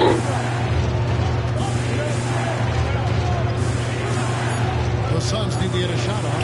Jones for 3, and again it's the Suns missing. And if they know what's good for them, that's the way they'll defend against him every time. Hey there, it's your boy, Tanner. We're gonna be doing a little do-dangle doodle battle today. I just want to start this off by saying, above all else, I feel fine. Good. I've actually never felt better.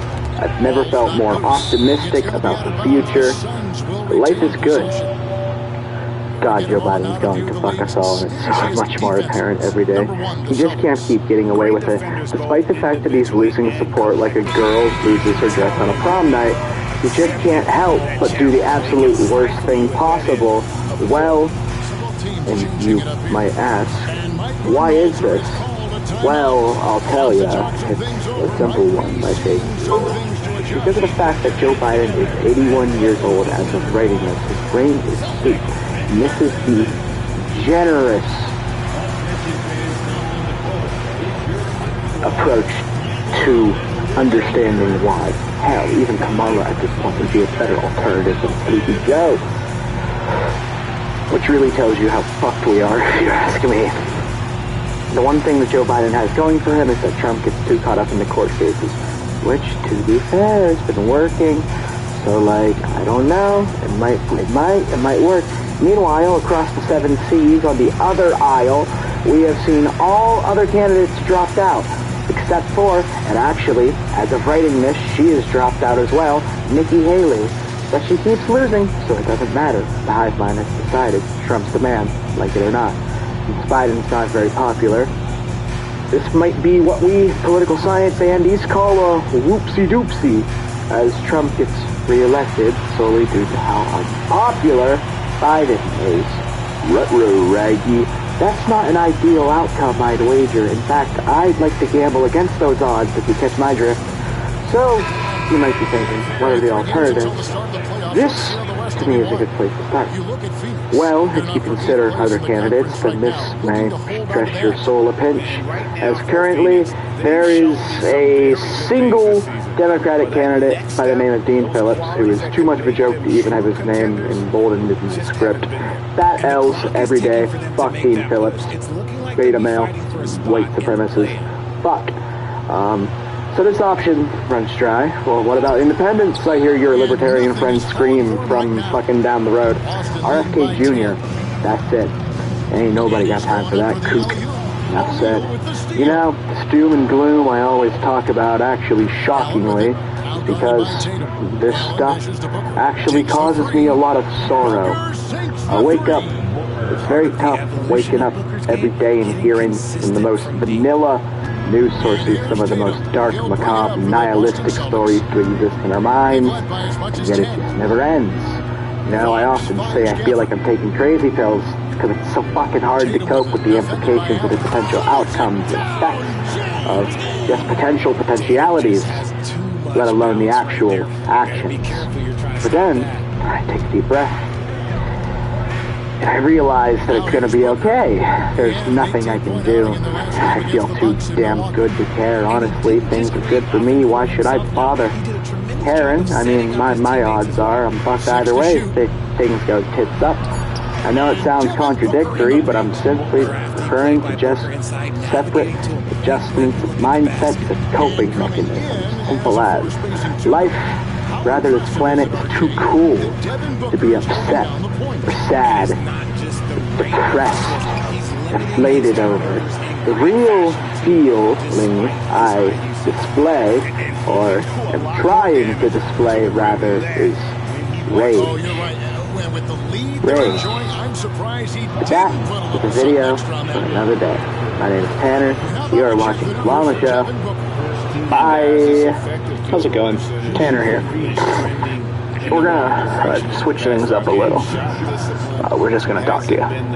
No goofy intro. No jokes to even get us into another segue. Just completely free of mind. And yes, I understand that this may not appeal to exactly everyone, but wow, Allie, you're obsessed with Olive Garden's tender braised beef tortelloni, and we're obsessed. Kevin Durant's checked in for the Suns. America.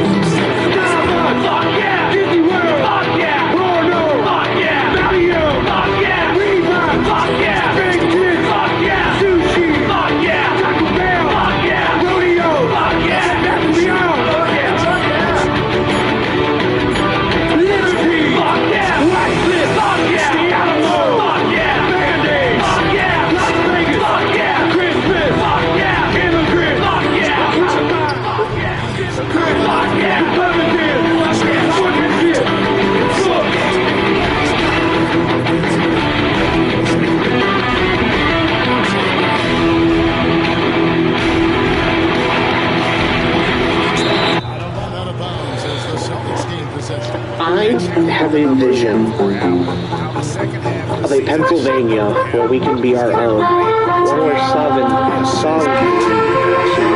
can be achieved. 13.59 million people live in this Commonwealth. That makes up about 6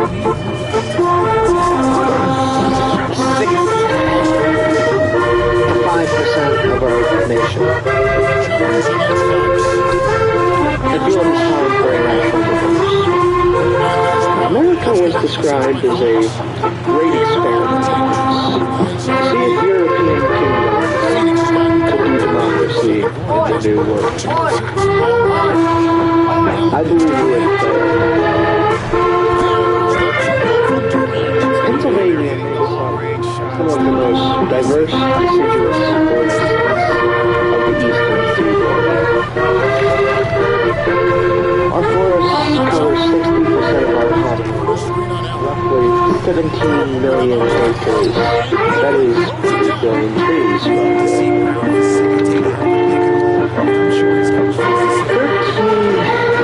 13.59 million cities. That is more than Ireland, Greenland, Croatia, Panama, Uruguay.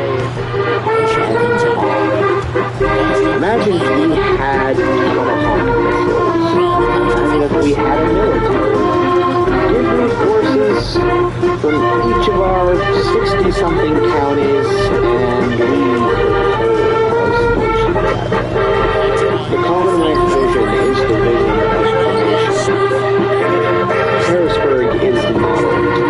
Our economy may sustain itself better than most nations. Look at Panama. Their economy can't do jack shit. Pennsylvania's economy, strong. 13 million strong. 13 million independent. I'm not the only one talking about a national divorce. So if you think this is crazy, listen to some senators are talking about it as well. Harrisburg, our time has come. Separation from the fascist wing of America.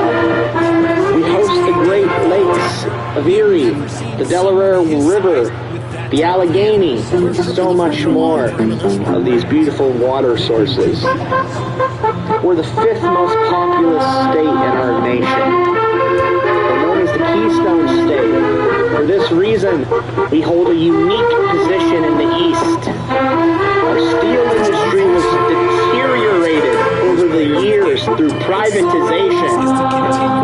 Under this vision, I cannot guarantee revival of our steel industry through our economy, but reform through trade deals.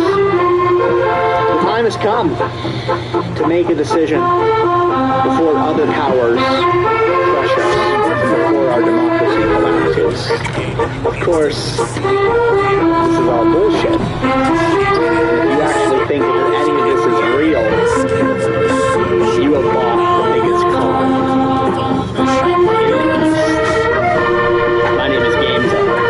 Thank you for watching. Some nice ball movement here by the Suns.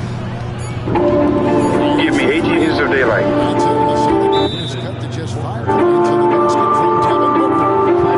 That's all I need.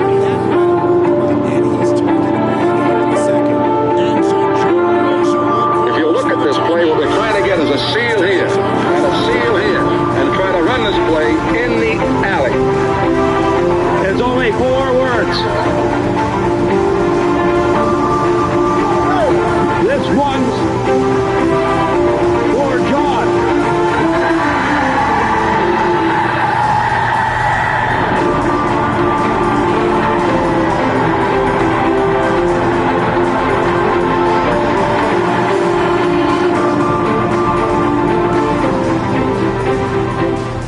I love football, and I love its long, illustrious history. I grew up planted in front of the TV watching NFL Network, ESPN Classic, even old DVDs, VHS tapes, and books buried somewhere in my dad's collections. Over time, if you're curious enough, You start to piece together your own sense of football's past through these documents, through databases like Pro Football Reference, through conversations with people who saw history live and can give you a first-hand account of games like The Drive, The Comeback, or 1 Yard Short. Can he get in? No, he cannot! All Pro Football 2K8 is both one of those documents as well as a conversation with the past. It exists to teach you about legends of football lore, and it lets you create a delightfully anachronistic world where we can answer all of those aimless barstool debates like, what if John Elway could have thrown to Jerry Rice? What if Gale Sayers' career had been cut short? Or, you know, what if we just forgot about that whole O.J. Simpson trial? Right. It was a game that was so ambitious and yet, unfortunately, so constrained. It's a living archive. It features near impeccable gameplay, and while it ultimately delivered and brought me so many hours of fun, it could have used more imagination, more creativity, more freedom.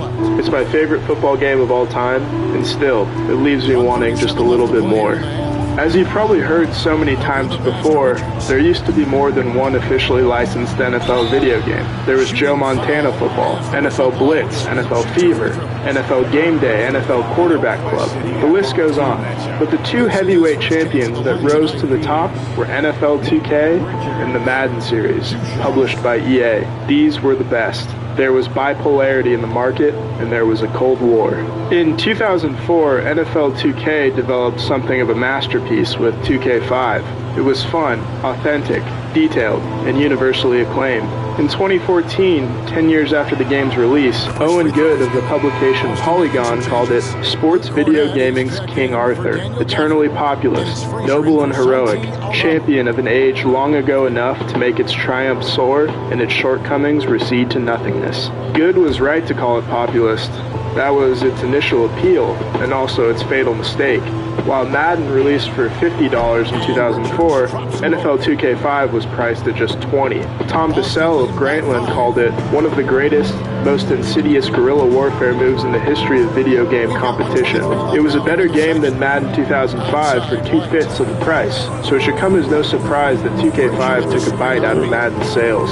2K threw a jab and EA retaliated with a haymaker. Just a few months after both games were released, EA negotiated an exclusive rights agreement with the NFL and NFLPA to become the lone creator of virtual NFL football. King Arthur had been stabbed in the back. We know the story with Madden. Its monopoly has been good for no one but itself and the league. Its annual releases are reliably flawed, and it leaves fans yearning for alternatives. These days, 2K has its own stranglehold on the hardwood, but for a few years there in the mid-2000s, they were still trying to claw back a share of football fans. Yep. You could tell in NFL 2K5 that the developers had an eye for history. There's a game mode called ESPN 25th Anniversary, where you could relive and even rewrite history from classic games, starting with the Ice Bowl to wide right and leaving off with Donovan McNabb's 4th and 26 conversion in the 2003 playoffs. 3 years later, they dove back into the past. On July 16, 2007, they released All Pro Football 2K8. The game is back for the football bricks.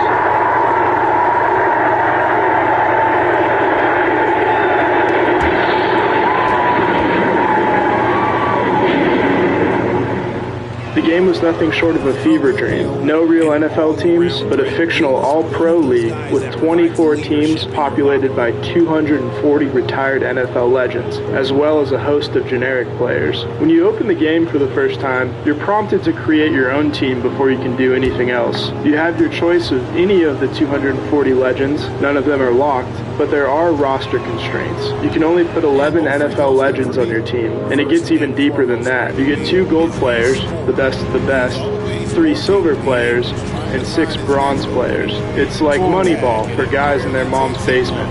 I didn't play all Pro Football. It's sounds restrictive, and maybe it is to some extent, but it forces you to be thoughtful about how you play your team. Do you want to load up on a high-flying offense and pair Dan Marino with Shannon Sharpe, Andre Reed, and Dwight Clark? Or do you want a ground-and-pound attack led by Earl Campbell, Anthony Munoz, and Tom Rathman clearing out blockers? Maybe you want to build a brick wall on defense with Deacon Jones clubbing tackles off the edge and Jack Lambert laying the wood on running backs. However narrow the constraints were, it forced you to create an identity for your team, an ethos, a strategy for how you're going to approach the games themselves. From there, you were assigned groups of generic players, and even then, you could pick whether each position group was balanced or if they excelled at one particular thing. For instance, your generic receivers could be possession receivers with good hands or speed receivers who could outrun the defense. You had to make concessions in this game. You couldn't just stack the deck.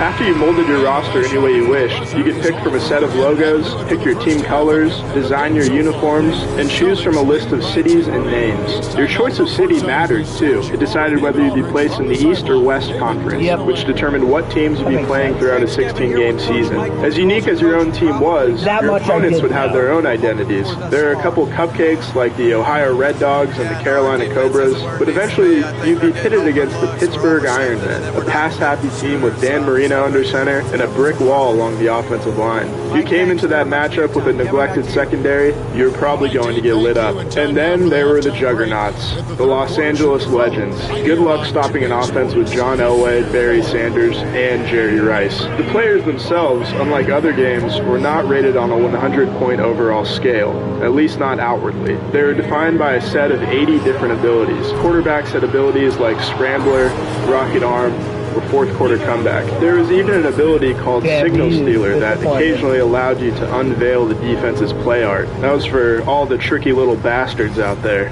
For running backs, there was Battering Ram, Ankle Breaker, or Workhorse, among many others. Receivers could have soft hands, Route God, Tough in the Middle, and plenty more. You probably get the picture, but instead of scrolling through a boring-ass spreadsheet, you could see very clearly what each player was good at, and usually they matched up with those players' abilities in real life. It made sense for Dan Marino to have a lightning-quick release, or for Steve Young to be tough as nails. The design of the players matched our perception of history. Likewise, they looked the same. When Walter Payton ran the ball, you'd see the scissor kick in motion. You could see John Elway's three-quarters release, and you'd be struck by slinging Sammy Baugh throwing the ball well above his head. It was authentic, and the developers showed incredible attention to detail. That level of care and detail can be found all over the field. It starts from the snap. The center rotates the ball in his hand before the quarterback barks out the cadence. In a silent stadium, you hear a soft whoosh as a kicked ball hits the net. In colder games, you see the breath of the players.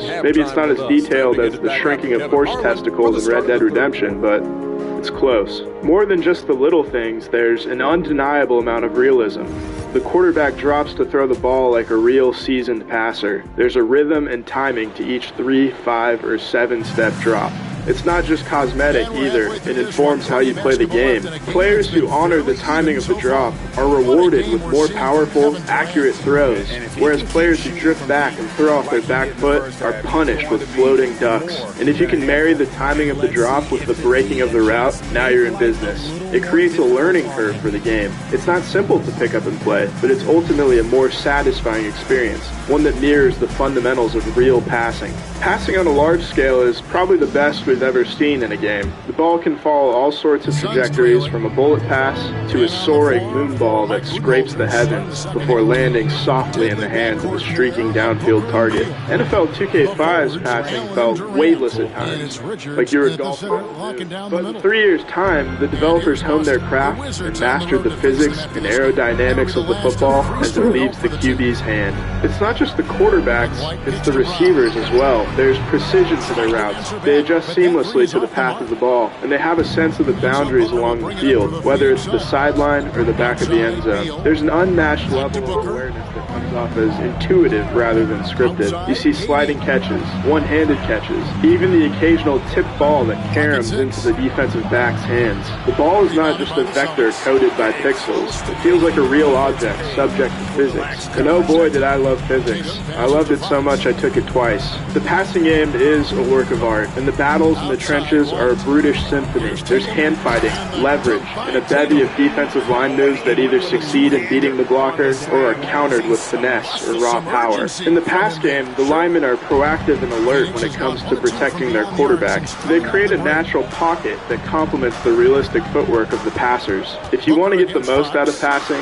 you climb and maneuver throughout the pocket. You don't bail out of it. It works like a finely tuned, well-oiled machine. If you want to make your life easier in this game, you invest in the offensive line. In the run game, they seek out contact to open up running lanes, the seal, and the alley. Unless you're playing with a real demon at running back, like Barry Sanders, you need to wait for your blocks, let them develop, and burst through the hole. Running backs are more or less minimum wage employees in the NFL now, relatively speaking. But this game is a true throwback in that oftentimes the star of the show isn't the quarterback, it's the man right behind him. There's such a stark difference between a bronze running back and a gold running back, truly night and day. The golds can strike from anywhere on the field. They're menaces in the second level, whereas the lower running backs are closer to cogs in the machine, beholden to the blockers in front of them. You can win with a bronze tier running back, but you've got to have some real hogs leading the way. But my God, it's so much fun to give the ball to Barry and watch him go. Defense is more or less optional in the newer EA games.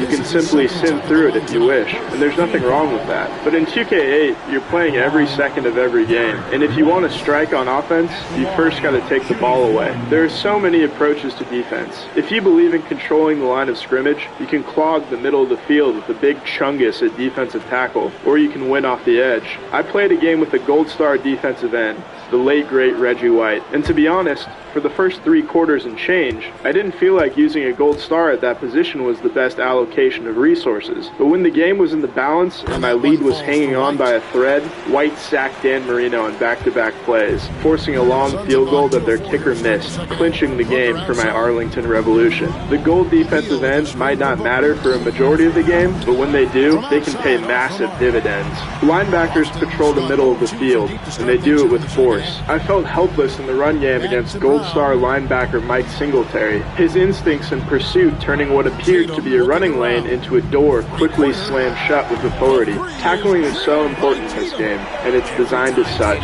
Defenders will gang up on ball carriers, and it's more than just a cool detail. It's imperative when you're trying to bring down the best running backs in the game. You need as many men as you can get. If you want to shut down the pass, a good safety can cover tons of ground. They'll read the play, flip their hips, and snatch the ball right out of the air. I was trying to negotiate a legend secondary that included Rod Woodson and Ronnie Lott, and they punished me with 2 interceptions. Eventually, I just stopped throwing their way. They had 2/3 of the field locked down, so I did my best to exploit the only real estate I had available, only throwing their way when I felt my route leverage gave me an advantage. But that's the trade-off you make. If your star receiver is locked up by a star corner, you've got to adjust your game plan by either getting them across the field or hitting your second and third options. This game forces you to compromise. Let's talk about kicking.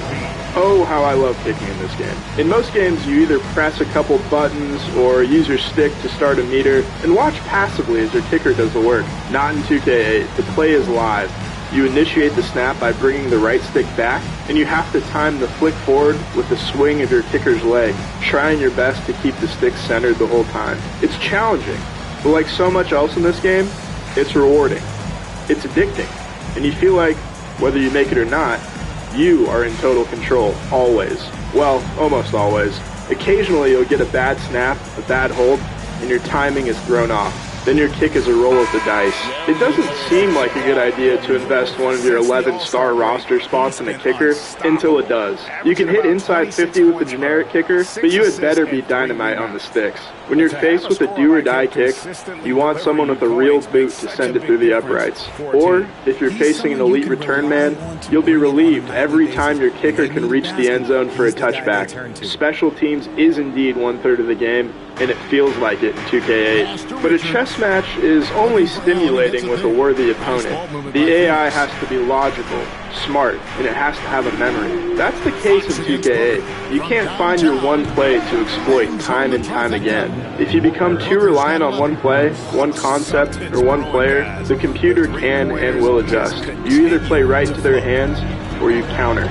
The game really earns the title of simulation because it is just that, or as close as you can get. With the right difficulty setting, your back and forth with the computer is engaging, fun, and challenging. It makes for close games that make your heart pound. I was going blow for blow with the LA Legends on their home turf, and as time expired, I lofted a rainbow that landed in the outstretched arms of Ernest Givens for the win. It was exhilarating, like I slayed the mighty dragon of the All-Pro Football League. It's a dragon I've been chasing for 17 years now. I would call the gameplay ahead of its time, but to be honest, no one has matched it since it hit the shelves in 2007. And the same can be said of the presentation. There's no ESPN license like there was in 2K5, but it doesn't miss a beat. It starts with the players. You're inside the huddle, hearing the quarterback bark out the plays. Oh God! Double 50-Z! Tight end cross! The fade count!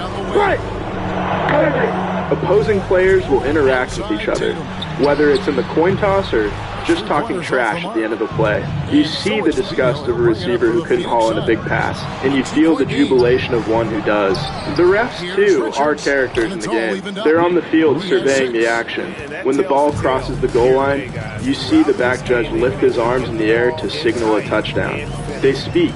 They explain penalties and coaches' challenges. They're not just props, but rather living arbiters of the gridiron. They are the blind chick holding the scales. They are Atticus Finch in the courtroom. And maybe I'm getting carried away now. It's all housed within any one of the many one-of-a-kind stadiums. There are a handful of generic stadiums, and then there are larger-than-life palaces, outrageous and over-the-top cathedrals to the local football team with their own quirks and idiosyncrasies. I'm partial to Miller Gold Stadium, a nod to HBO's Entourage, which hosts the Legends and feels like a new-age Rose Bowl that pays homage to, fittingly, the legends of the game. But perhaps you like DeMayo Stadium, a subtle reference to the crime family from The Sopranos. And as you might have guessed, it's home to the New Jersey Assassins. Nestled within those stadiums are our unseen broadcast duo, Dan Stevens and Peter O'Keefe. I'm Dan Stevens, and with me as always, Peter O'Keefe. Let's review the lineups for today's game. Take it away, Peter. Shannon Sharpe and Art Donovan set the tone for the Wolves.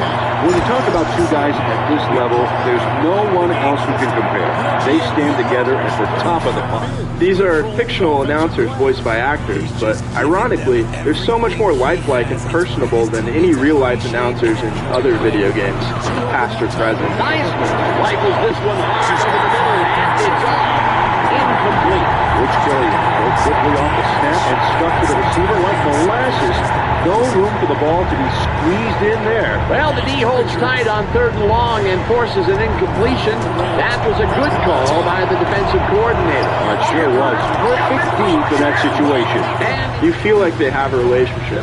Dan takes jabs at Peter, a former lineman with a self-effacing sense of humor and a ferocious appetite. Randall Cunningham this one perfectly, and the D was nowhere to be found. You got that right. Missed coverage all around. That's right, Dan. My 6-year-old could have covered that pass better. Oh, that pass lands right on point. The D better figure out how to stop that from happening again. Well, I'm liking what I'm seeing. It throws the defense off when you mix those deep challenges into the offense. Their calls are fluid.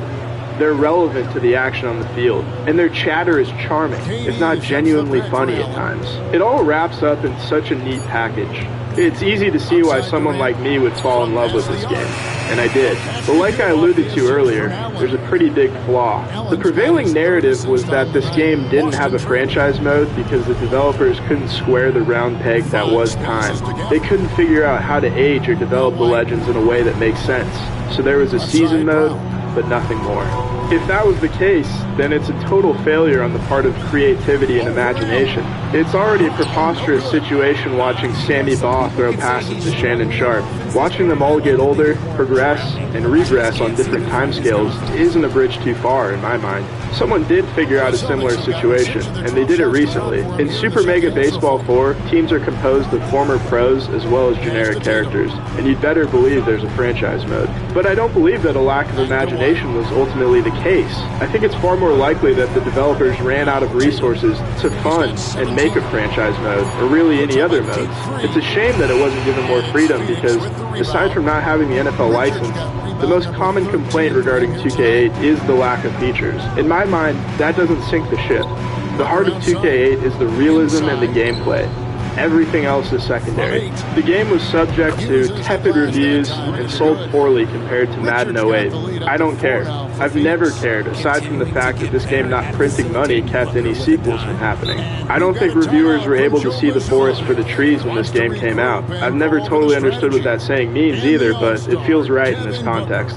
There was, of course, also the juice controversy. The game included former 2,000-yard rusher and Hurst pitchman James Simpson, God rest his soul. In the initial trailer for the game, the Juice was a member of the New Jersey Assassins, and his touchdown celebration was a very menacing throat slash. Society at large threw a flag on the play, and in the real release of the game, the Juice was moved to the Miami Cyclones. They say all PR is good PR, but maybe this was not the best rollout strategy.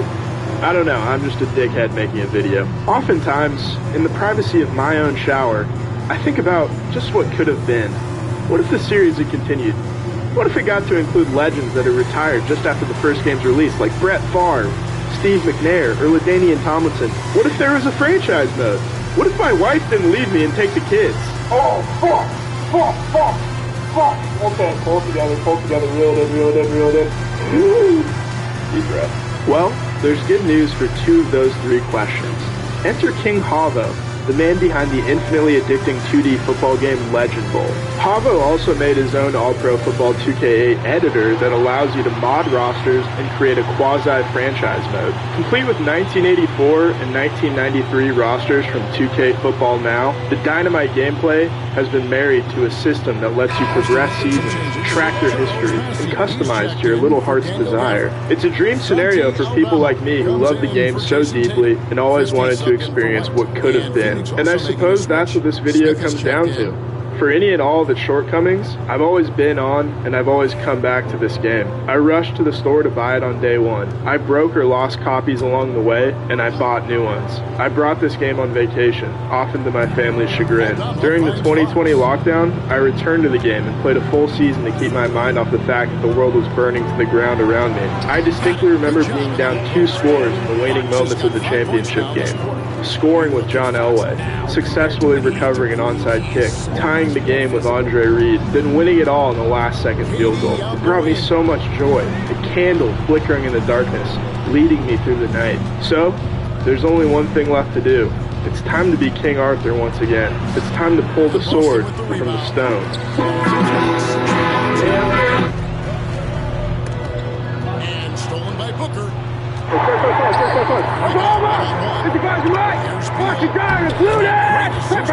I just watched a video on the curious case of an off-duty officer walking around. This wasn't just your average, innocent, everyday stroll outdoors. This was his van walking with his penis out. Damn thing was hard, too. Gun. That's why you didn't want to set it down. Well, you described it as his Right. Did it? You know what color it looked like. If that sizzler reel doesn't get you hooked, I don't know what will. I gotta tell you, I'm not a dispatcher, but that line of questioning was a bit of an eyebrow raiser for me. You described what you saw as looking like a penis. Can you tell me what color that penis was? What was the make and model of that wiener? Now, believe me when I tell you that this actually comes full circle. This question actually does play a role in the real investigation. I don't want to spoil how it happens, though. You'll see at the end here. On October 14th, 2024, a woman was jogging with her dog along the Reeds Lake Trail in East Grand Rapids. As she passed a man walking toward her, something caught her attention. The man had his penis exposed through his zipper and fully erect.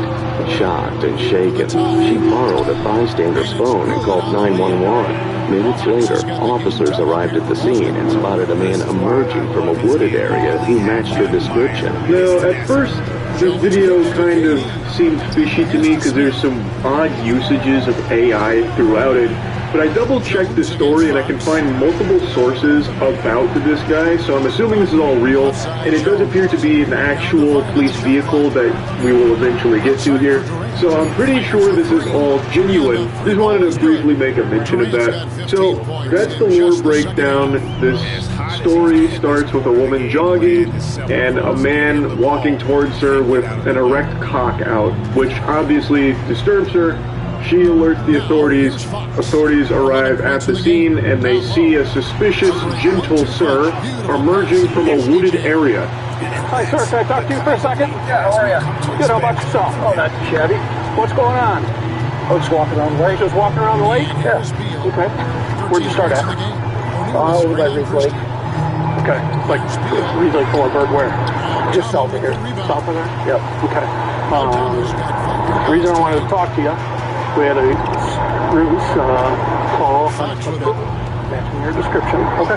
Blue jeans, blue sweatshirt. Yep. Walking around with his penis out.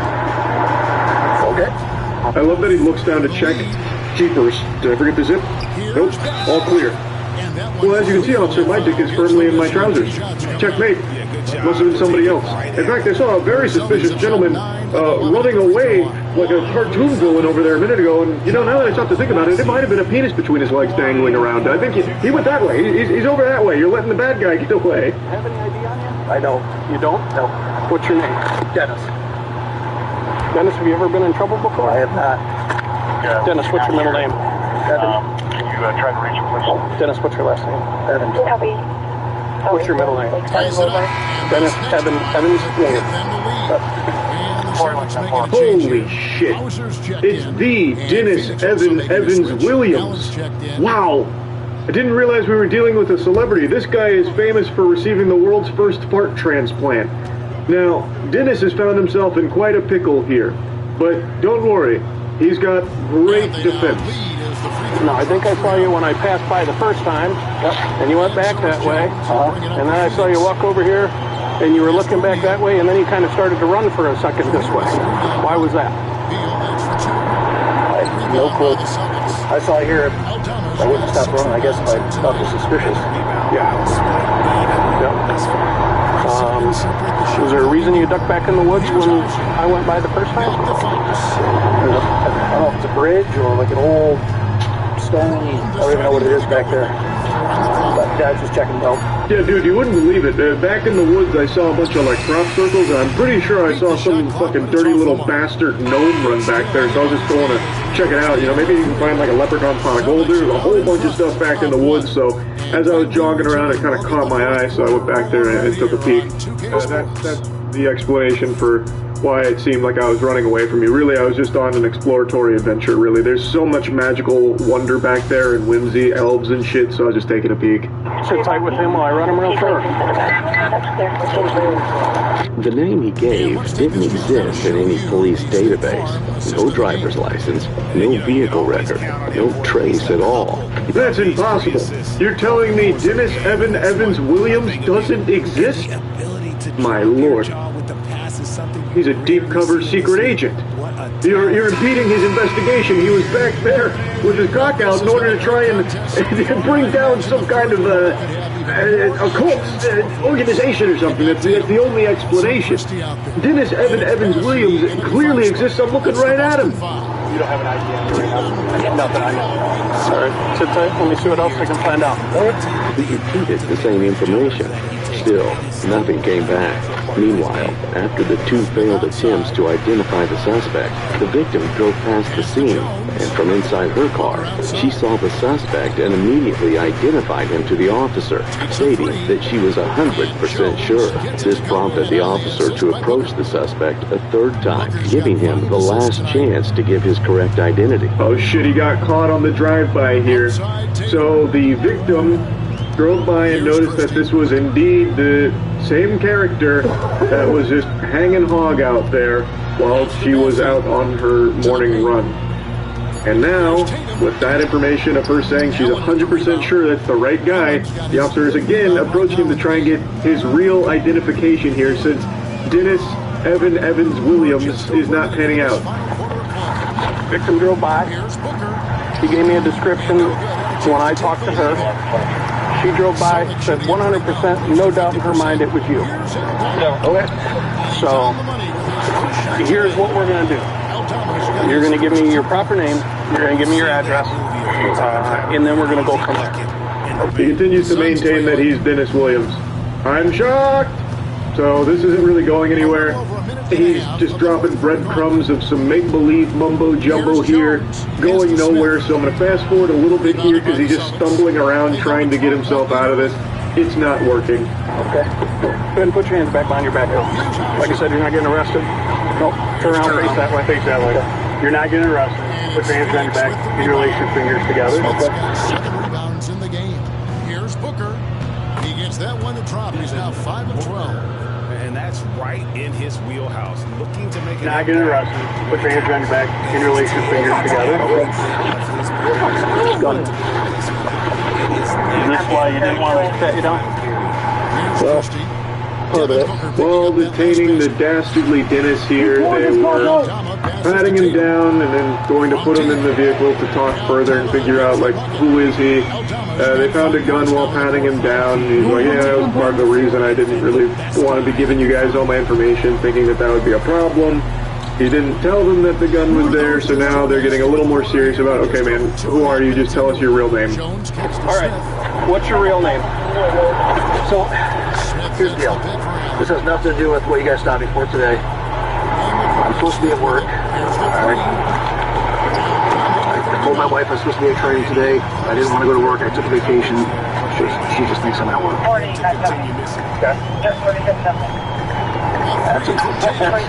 That's about what you're playing with you right now. Yes, exactly. She thinks I'm at work because I didn't want to stay home with the kids, and so I had the babysitter come out. That's where we're at. He took a vacation from work so he could walk around out in public with his penis out. Look, my wife just wouldn't understand, but you guys get it. We're bros, right? Like, we understand each other. Sometimes you just need to cool down, take in the fresh air, and just pull your cock out and walk around outside.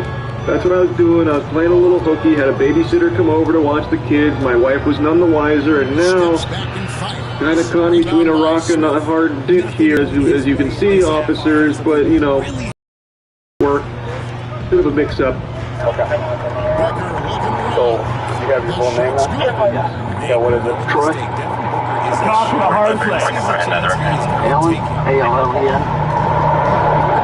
White, just like the color? 10/31/86. And you obviously don't want your wife to know what's going on. I know why we're here. As the officers detained him pending identification, they conducted a pat-down. That's when everything changed.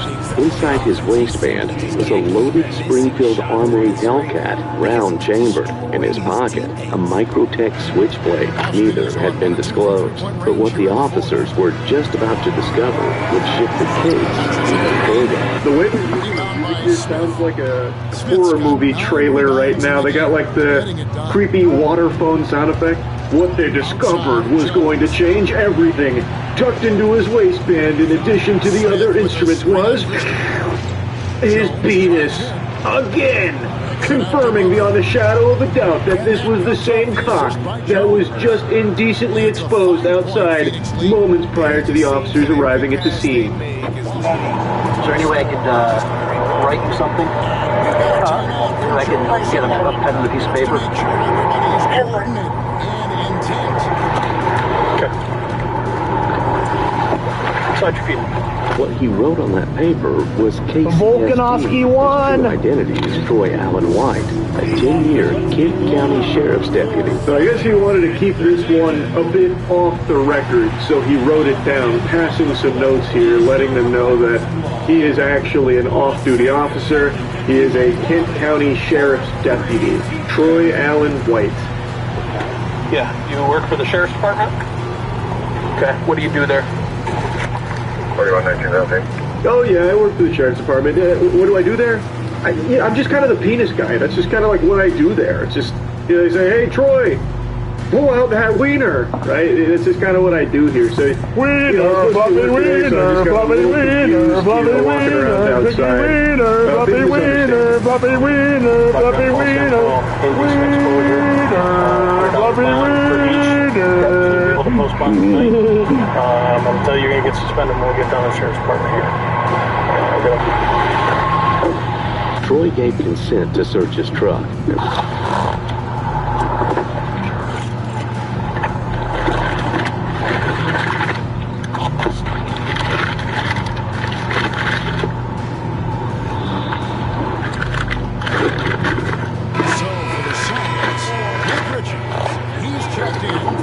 So I believe the strategy here from Troy was to inform the officers that he is also in law enforcement, hoping that they would try and like look out for him to help him out, maybe squeeze himself out of this whole thing here. That wasn't in the cards. That didn't happen. So next they got consent from Troy to search his truck. There they found under the booster seat for one of his children a rifle and a flesh-colored dildo. So this man was driving around the fucking freak-mobile here. So they started wondering, well, what is all of this about? What's up with this dildo and all this? About intent, behavior, and whether this incident was isolated. During a follow-up call, officers asked the victim a necessary question, whether she could have mistaken what she saw. What you saw, you described it as his penis. Right. Do you know what color it looked like? So I was thinking about this a lot last night because one of the officers asked me, "Are you sure it was his penis?" And I was like, yeah. Okay. And then I started to think, well, I suppose it could have been a strap-on dildo that he was wearing through his pants. This goes on for quite a little while, but I'll summarize. She does like tinker around with the notion that maybe it's possible he was wearing a dildo out of his fly, but she's pretty certain it was actually his penis. She goes on to describe the colors being like very white and contrasting like with everything else. So she is very confident that it was his penis, but then even says if it was a dildo, this is still completely unacceptable regardless, which the officer on the phone agrees with. Ultimately, they did charge him with indecent exposure among like falsifying information. He also resigned in the midst of all of this, and I can't find a follow-up for what happened with the charges, so hopefully the indecent exposure and all that stuck, because this guy's a fucking weirdo freak. Anyway, just... Smith outside.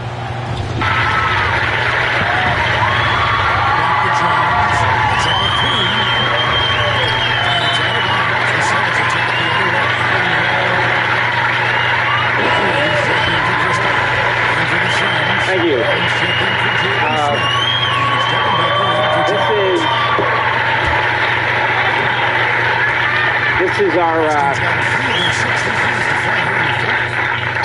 This is our first show back on the air since the tragic events last week here in New York City. And I want to begin, I said this just before we started taping, but I want to begin by thanking a studio audience that would come here and support New York and the show and everything, just the situation in general, for being here. I think it's tremendous that you could be here. I also want to say that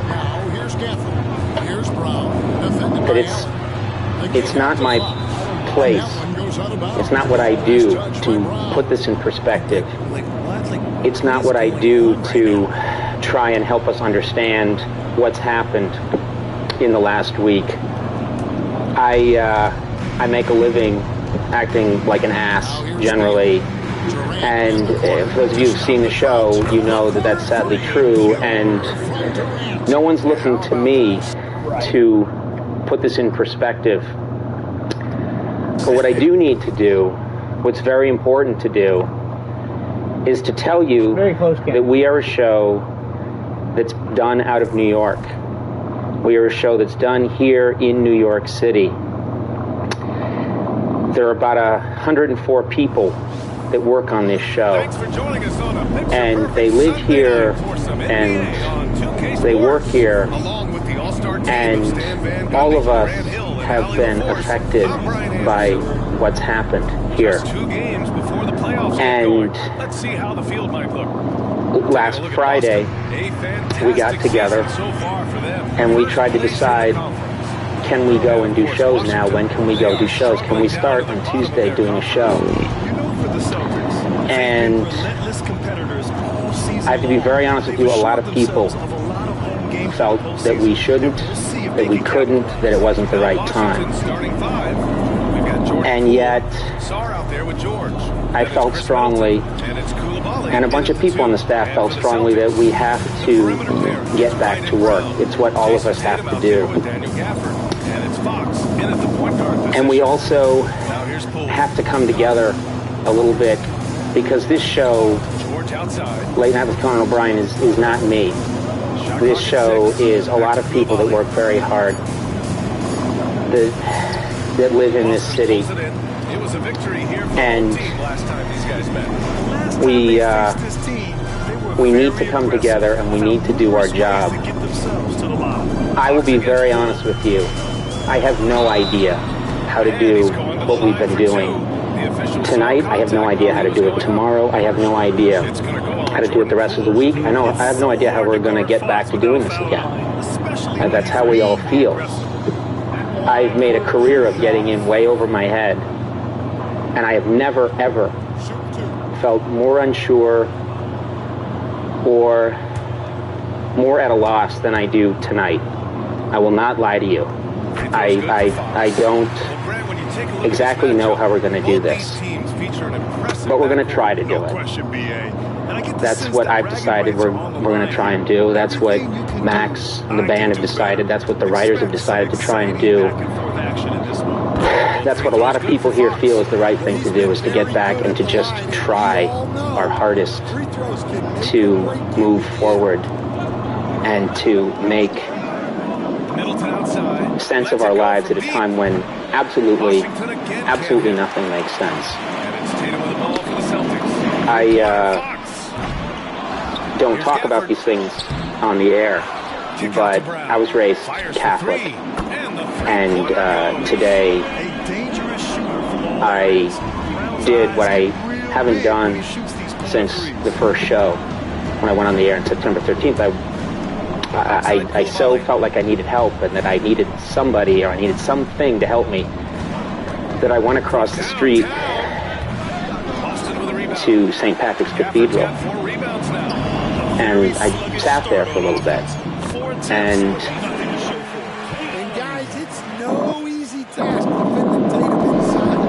I'm very glad I did, and it has nothing to do with what my religion is or what anybody's religion is. It has nothing to do with any of that. I sat in there, and it's this beautiful, beautiful building. And I don't care what faith you are, I don't care what you believe. It's just this beautiful building. And it made me realize that as much as we've lost this week, here I'm sitting in this amazing structure. This city still has so much. It's an amazing city. I'm not from here, I'm from Boston. I grew up fearing this city. I grew up, frankly, hating this city. And I've been here for 8 years, and I sat here and I realized we've lost so much. And again, I am not going to attempt to tell you how much New York has lost. But sitting there, I thought, this is such a beautiful place. We still have so much. And we have to thank God. And by I mean God, it can mean whatever that means to you. We just have to thank God for what we still have and what we still can do.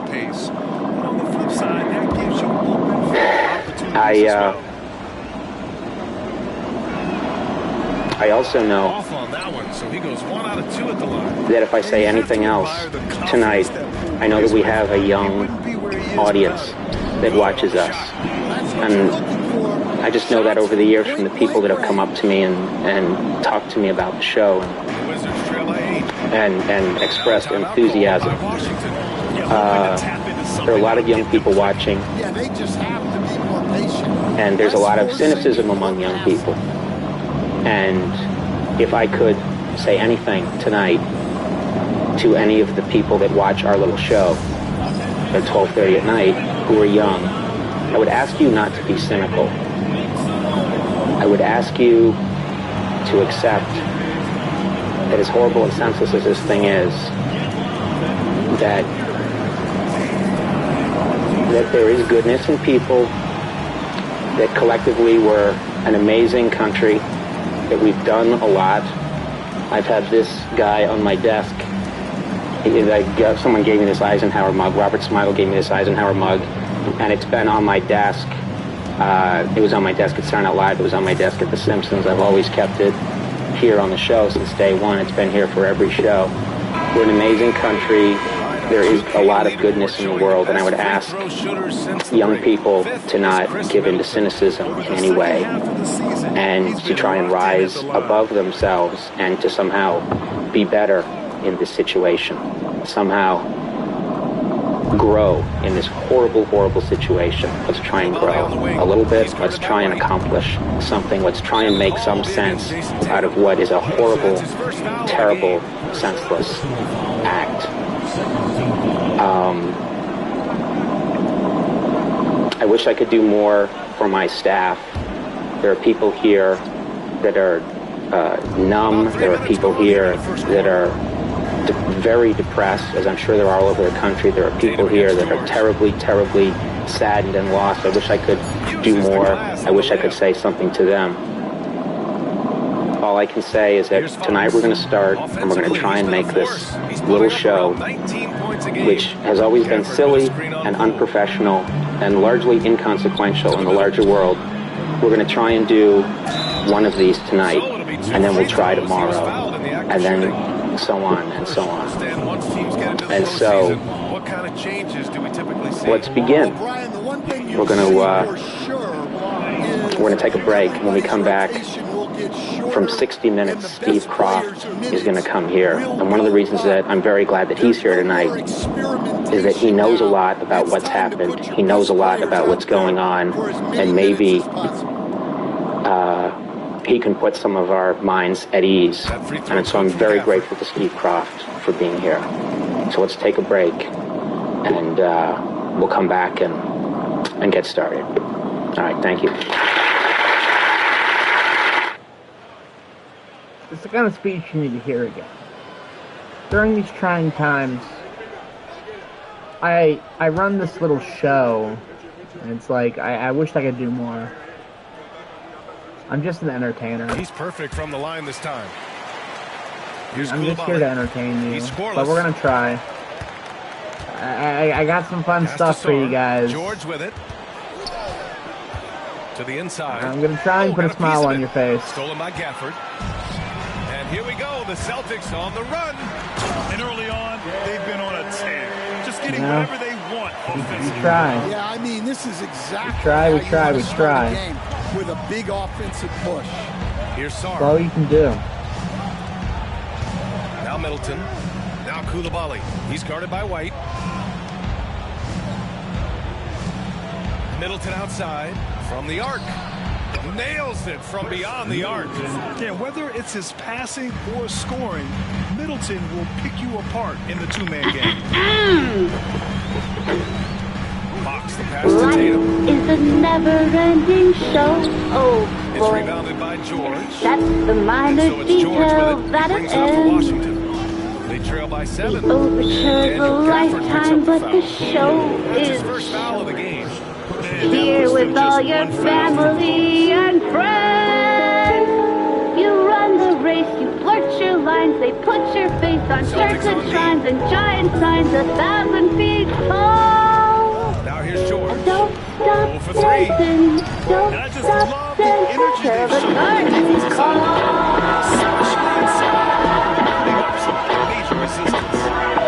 Shows are a never-ending life, of course. A silhouette that fades when you are gone. Why you did the struggle and the strife, of course. Ended and your legacy lives on. The chatter stops, the crowd departs, a needle drops, the music starts. Gafford's got 6 A rebounds song now in the you game. taught me when I was Great assist by Brown as that one goes in. Tatum's got 5 now. Stop dancing. Let's get a report from Allie. Dancing. A big topic of conversation. The show must go on. Anyway, we got some good content. I'm sorry to get a little depressed though. Dear Protein Bar. Dear Protein Bar, you can suck my nuts. Truck nuts and duck nuts and duck nuts and duck nuts. Fuck Good nuts. job there, Allie. Thanks. Attention everyone. The grand finale will soon be upon us. Live from San Francisco, the ultimate prize will probably be fought to the death. The problem is the ticket prices will send Truck you nuts, the truck death. nuts and gun You may be nuts. scared. You may be demoralized. But this is the perfect time to use Tiki, the sponsor of this video. The secret is to use the code DREAM, so it will save you $20 off your first purchase. Now, you may be skeptical, saying to yourself, why is this important? I already know their app can sort all tickets from red to green on a 1 to 10 scale and get a view from Arlington City. Motherfucker. You drink that Crystal Lynn every day, motherfucker. Imagine if there's a $7,000 ticket, but you only have $6,980 to spend. Unfortunately, they can only be eulogized by twisting the knife further into their hearts. All that just to fall victim to New England again? Really? It's not even about greedily going for it instead of taking the points early. Look what LA was getting crushed regardless. Thing is, their defense held its own. Drake May wasn't otherworldly. Patriots were more than certainly beatable on that front. Then you get to the Greg Roman Empire. That offense was fucking bad. Combine an O-line that can't block, a quarterback that transforms into a playoff pumpkin, and I didn't know what the Pats defense was doing all game? That is fucking damning. People keep saying Greg Roman is evolved, but he goes back to fiddling while his offense is burned. Good news, we're recreating Herbie in the pocket all year. Enjoy the battering, Greg. People call Justin Herbert the if quarterback. Shit, you're not seeing the bigger picture. The Chargers are the if team. If they have a real head coach, if they have a lockdown defense, if they manage to have receivers with hands and a run game, and hell, they'll do something. Real Chargers hasn't been tried yet. You'll see. It only needs more PR and memes and a new owner and a new location and a show of hands. Who the hell's surprised with how this game played out? Tyler Luke Smith merely delayed the inevitable. Wake up, Steelers. It's time for your near-annual playoff beatdown. Sadly, you have to play a real team again. Pittsburgh fancies themselves as having a historic defense. They finally get to see one in the flesh. Even as C.J. Stroud was doing everything in his power to hand them the game at every turn, A-Ron, the offense, had nothing. Why is everyone shocked? It's been happening to them all year. It was only a one-point game at the end of the third, yet it felt impossible. Then the strip 6 happened, and game over. Standard is one of playoff blowouts and riding the carousel for years on end. Until now. Tomlin's gone. He stepped down after 19 years and a bust waiting for him in Kent. An era's come to an end. And honestly, it should have happened a while ago, but it's still so real. Think about it. You were hoping for a fresh perspective? No, you'll get Mike McCarthy in the same fucking shit. Same time next year? Told you I was sorry for the Jinx. Why are you looking at me with the death glare? Did I cause the Jags defense to be unable to solve Buffalo? Did I cause them to not take the points after a kick return fumble? It was a damn fun game going back and forth, but it came down to fractions. And missed kicks by Cam Little before half. Honestly, they probably shouldn't have gotten that chance, but ball apparently don't lie. You know who else don't lie? Josh Allen. The fire god unleashed again. Sean McDermott was spamming healing spells on the sidelines, and it saved his fucking job. Not even joking about that. That and nobody covering Brandon Cooks in the fourth quarter. Josh played the game of his life, carrying the Bills to a victory quite literally. Yes, tush pushes and all. Even then, it was only a 3-point game. And there's the T-Law jerk we were fearing. At least that one was off a deflection.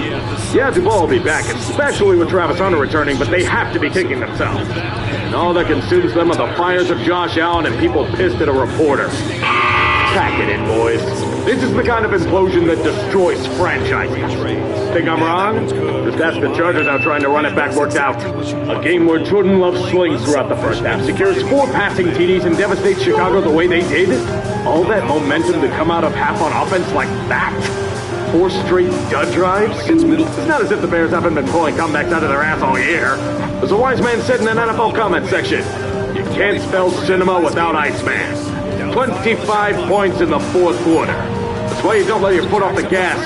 Or ideally, you cut off someone else's foot. Brandon McManus told like he was fucking day trading. Congratulations, man. Here's your ticket out of the league. Seriously, he was trash all year. Get the fuck out.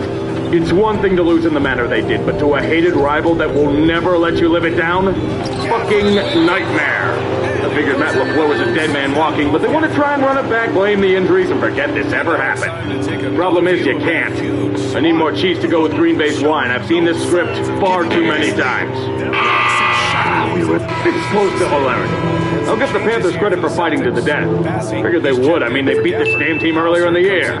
Most importantly, LA was too busy playing with their damn food most of the time. Either dropping everything inside or Stafford being hampered by a throwing hand injury. Blood was in the air. This was the chance for Carolina to strike. Bryce Young was cooking. And I mean Falcon-style cooking. It was a grueling battle to the last man standing. Shit, the Panthers even had the damn lead late. But then an old narrative reappears. How many times do we have to tell you, people? Prevent defense prevents winning. You get passive against the guy notorious for orchestrating comeback drives on 2-minute drills. What the hell do you think would happen? Lightning striking the ball from the sky itself? Touchdown Rams, they steal the game away. You had them. It's a fine season and shows us signs there could be something for the future, but this one kind of stings. Team chaos was not meant to be. We can only dream what could have been. Microcosm of their entire goddamn year. This is why I get pissed at the Eagles. You're against a team that's been injured to all hell, featuring a defense of practice squad guys at this point. It's not like kept happening with George Kittle suffering a torn Achilles. All Philly's talent and Fangio's defense more than doing their job, they still lose. Well, if it isn't self-inflicted Judgment Day. What is there to even recap? I've been saying it since October. The offense repeatedly and predictably played with fire and got burned for it.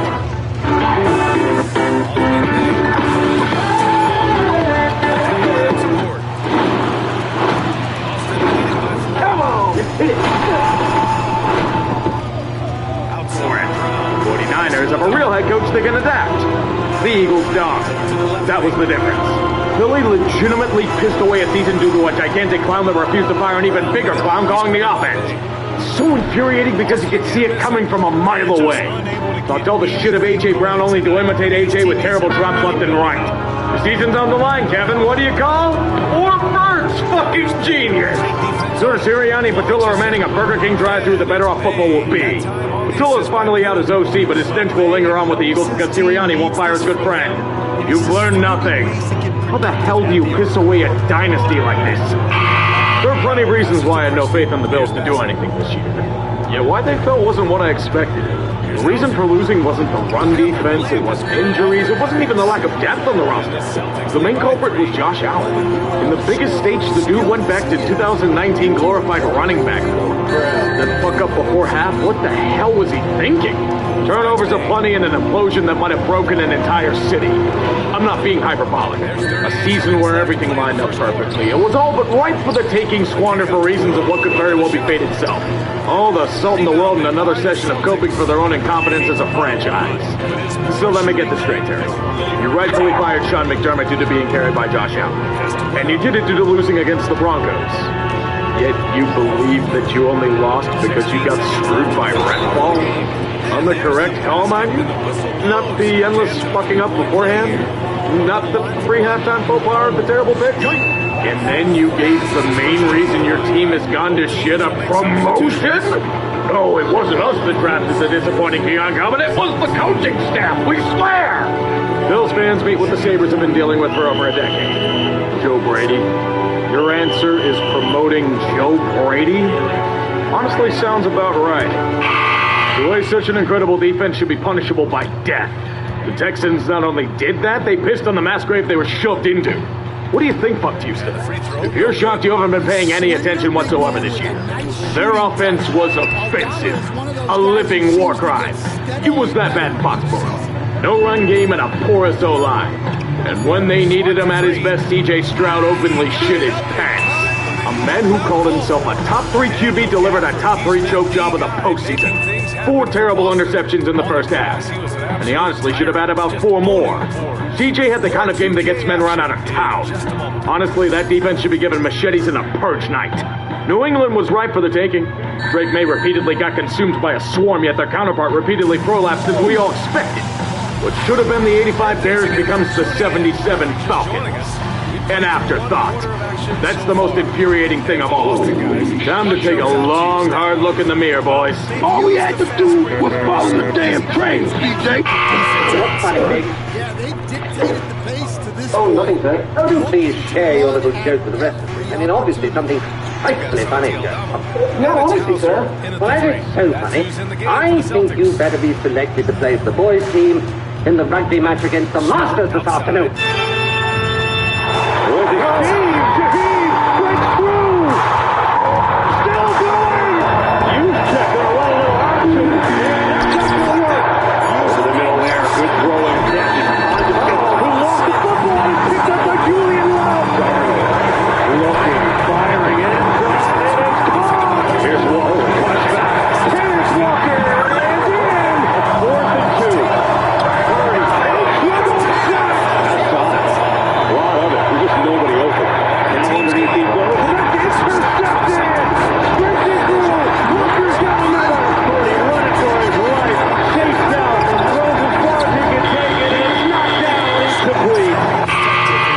want to kiss you and choke you out at the same time.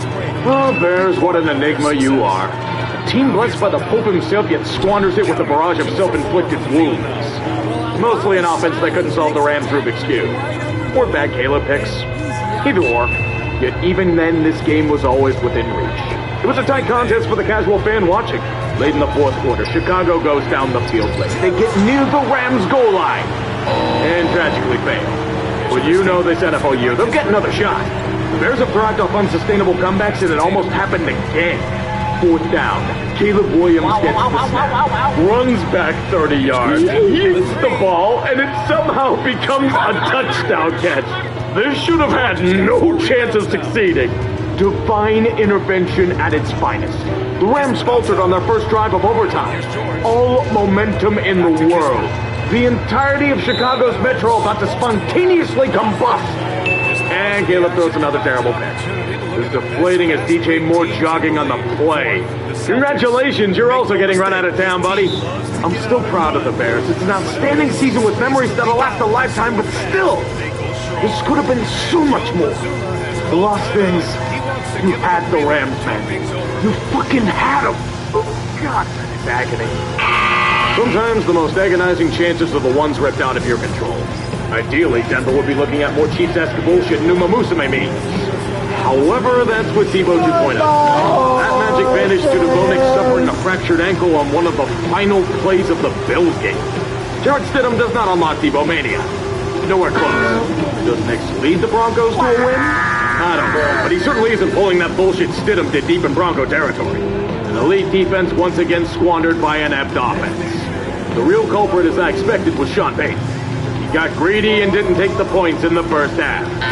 With the backup QB, John McKay would be in favor of executing this travesty, and the elements would confirm this belief. You thought it was just massive snowstorms to the east? Oh no, it's affecting Mile High as well in the second half. Both offenses would fall to the spell. And it was especially true for the kicking game. With all those missed kicks, it'd sure be nice to have those 3 points now, wouldn't it, Sean? Instead, you get ducks by Stidham to seal your fate. Potential Tebow mania reducts undone in the most agonizing of ways. To the Patriots. With that defense, that's a pain even a great season like this can't heal. Horse girls being taken out back in mass.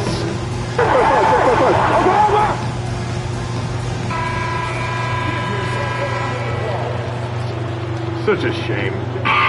You know it was going to be a heavyweight bout. Round 3 with the Seahawks with everything on the line, a chance for vengeance for blowing a chance at endless SoFi Stadium goodness. The best team analytically remaining in the dance. And the Rams came up short. That isn't the story of their season, I don't know what is.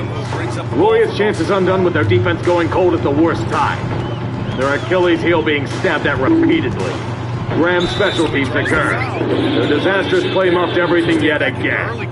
Shot at momentum, immediately swinging the pendulum for 6 points to Seattle. That was the difference. Not even joking. Sadly, there's only so much Rick Woolen can do to give Seahawks fans endless heart attacks. LA couldn't solve Sam Darnold. Changed out his armor to prevent poison damage. Previous tactics were ineffective. Battle to the very end only turns into a what-if campaign, and watching as Jackson Smith and Jigba burns everything in sight.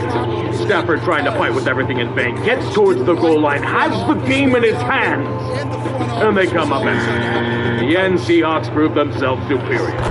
LA strangled in their sleep until it's too late to overcome. Man, these games were well worth the price of admission. Can we just run this back for the Super Bowl?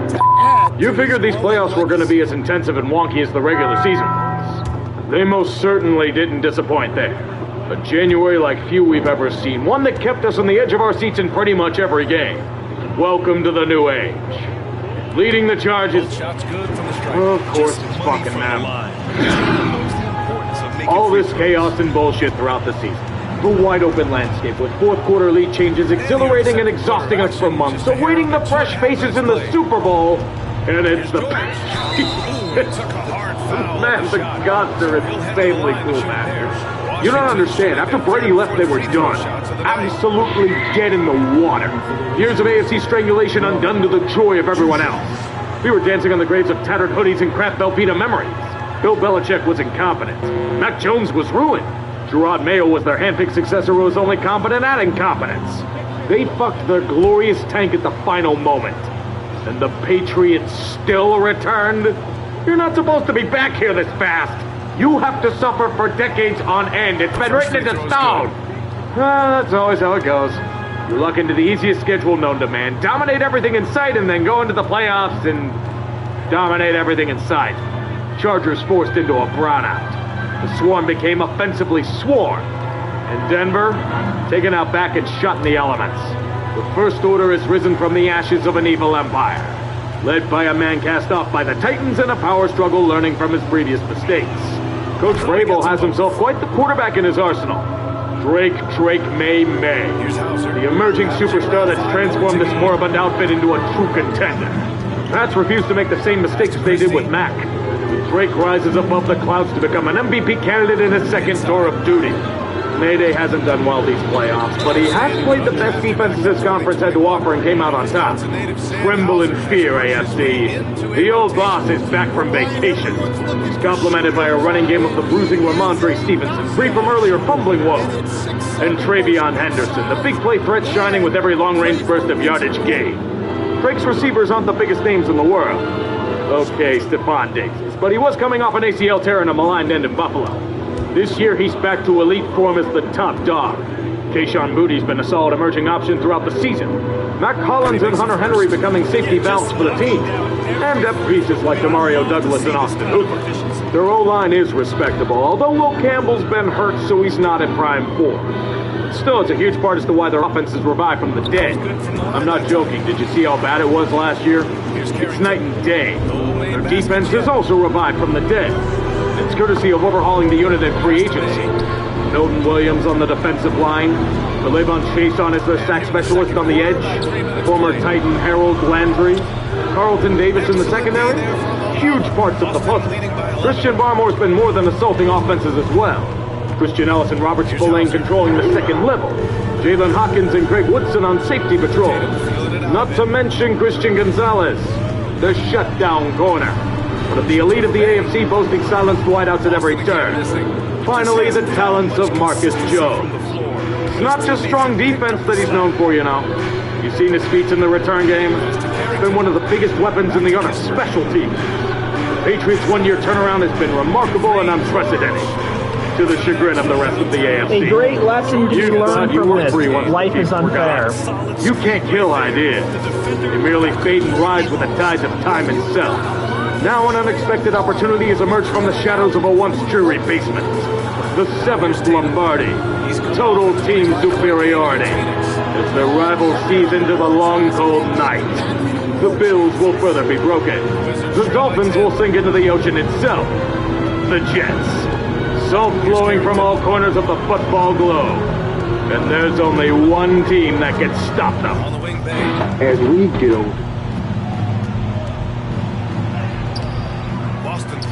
That can stop them. These past few years have been quite middling for the Seahawks, haven't they? A decent team, but one that never struck the fear of God in their rivals. Too many flaws throughout the roster. They're coaching way too stable. The QB situation solid, but was never going to get them over the top. Lacking the threats needed to go the distance. Squarely stuck in the mid-tier. Seattle can't do anything as constructed, and they're too good to dismantle and tank. Bold gambles had to be made. Some completely maligned at the time, but an overhaul is the only way forward. Staying stagnant pleases no one. They must try to improve or die trying. It started with trading Russell Wilson a few years ago. Continued with shedding longtime head coach Pete Carroll. DK Metcalf was shipped east when he was looking for a big payday. Most importantly, Geno Smith got a one-way ticket to Las Vegas. Wholesale changes for men who weren't going to get them back to the promised land. And in hindsight, they came out of those moves like bandits. Crushing San Francisco like they did, then upending a Rams team of so-called destiny. Enough said. That's in spite of preseason concerns.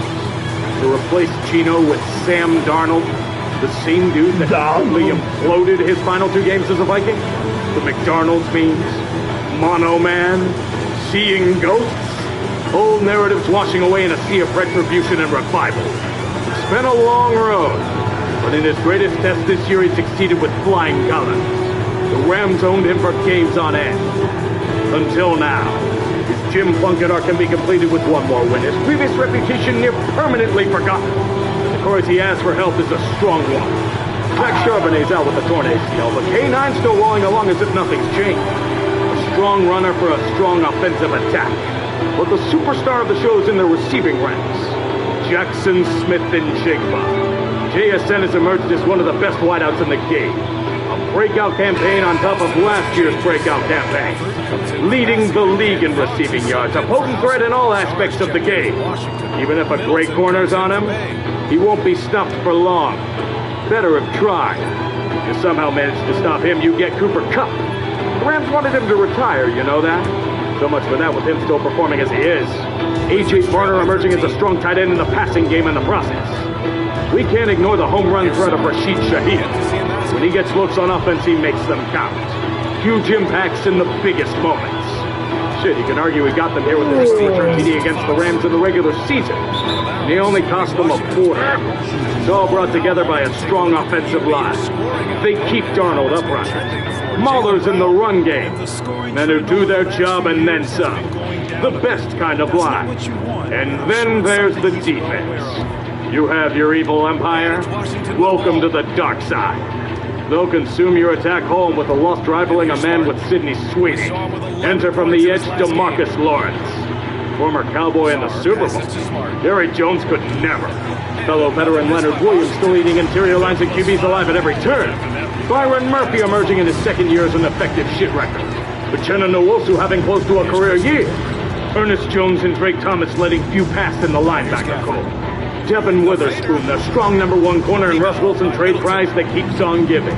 Josh Jobe emerging by his side. Greek Woolen. Julian Love. The Giants legend shutting down the skies with Nick Manwari's rookie strength as a worthy counterpart. How can you say no to a defense that features Kobe Bryant? Different spelling, but you get the point. Seattle getting back here for the first time in over a decade isn't just vindication. We have an honest-to-God grudge match. Harkening us back to a moment that shaped a generation. Jermaine Kearse's unbelievable catch near the goal line. A play that should be immortalized in football lore forevermore. Fucking incredible. Nothing else happened afterward. That was merely a bad dream.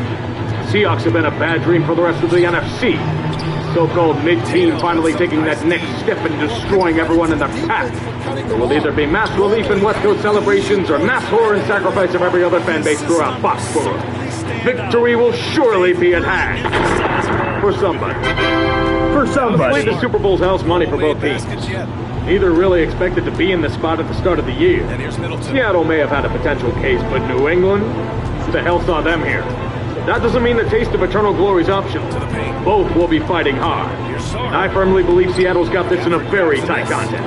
As Darnold officially declares Chapter 11 bankruptcy in the form of JSN. The Patriots have had a good run, but the Seahawks defense is too strong. We all make succumb to the dark around here because, like, the lord over us all will stupid. suffocate the West Coast for Win. months. Most of the NFL would celebrate that, to be honest. An amazing performance tonight. You started in Sao Paulo, Brazil, and you ended up as Super Bowl champions. Take the Vince Lombardi home to Philadelphia.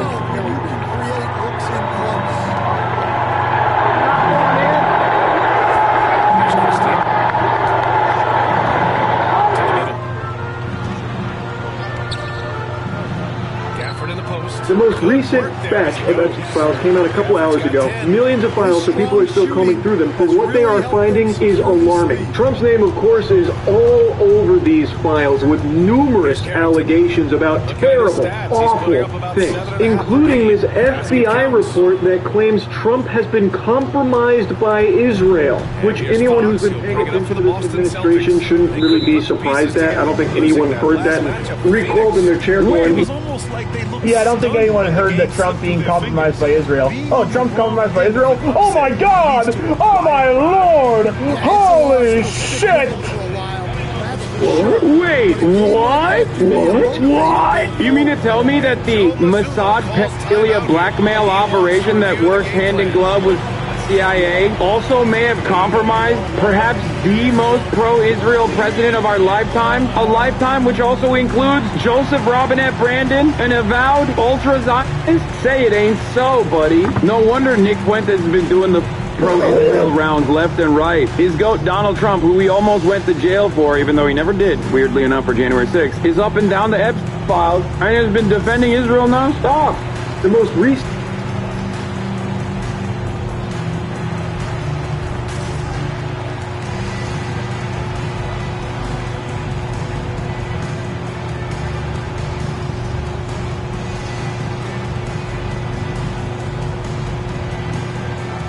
just say this. I would like to think that he is innocent, but, you know, the cards are kind of stacked against him. All right. I pray and hope for his own sake that, because I do believe in God, I pray that... Oh, you believe in God, huh? Yes, I believe in God. You have to straighten you out. I'm a Baptist. I was born a Baptist and I will die a Baptist. So with the OJ thing, you know he's guilty, right? Well, no, I don't know that, Howard, because I wasn't there when it happened. And there was no video. You weren't there. That can change in a situation, but he surely looks guilty. You look a little white, too. Do you have a white parent? No, I do not. I have Cherokee Indian blood, though. I knew you were Cherokee Indian. What are you doing with Cherokee Indian blood? Give it back. Yeah. Why not? Why? I love my heritage. I'm only... Robin, put a line through her name. She thinks OJ's innocent. I don't she needs know. a videotape. I don't know. I like to think he is because, you know, you just never want to think that anyone would do such a heinous crime, you know? Well, I'll tell you one thing. I'm not against chocolate thunder. I like the whole idea of it. Oh, really? Chocolate thunder? You mean Jungle Fever? I wouldn't mind a little of your chocolate thunder. Why don't you check out my website? It's ShivaWinston.com. What is it? ShivaWinston.com. All right, I'll take a look at you. Are you naked on there at all? Are you nude? Oh, no. Nude for Shiva is for my significant other, my boyfriend, my husband. That would be me. But, you know, I really shouldn't say that because it depends. You know, everything has a price, I suppose. How about a grand? Andy. Wait a second. Yeah, Howard, what's up, buddy? What's up? This lady's running for the moonshot. Why? I think she's 37 years old. She's hideous. She's a pig. How do you know that? I saw pictures. She's hot. You know, Howard, think about it. You know the lady called her up and asked her to come on and then back up the other lady so she wouldn't look bad. You don't know that. Don't talk about my girl like that. No, Finally got a girl who wants me, and absolutely. Honey, you come here, we'll have some fine anal. Ew, no, that is disgusting. I'm just testing you. See how far you go. The woman was right in that article. She went, oh! You're not lying. All right, baby. I can't wait to meet you. Okay, you have a very nice day. All right, we're going to have a lot of good love. Bye, Sheba. Bye. That's Sheba, everybody. She's not the unit. How do you know? She seems a little like, you know. She's the queen of Sheba. Should make I don't mean to interrupt the fun, but this is a breaking news story, a serious news story. What? A plane has crashed into the World Trade Center. You're kidding! The World Trade Center is on fire, which is What is going on? Really? Let me look out my window. It's the tallest right there.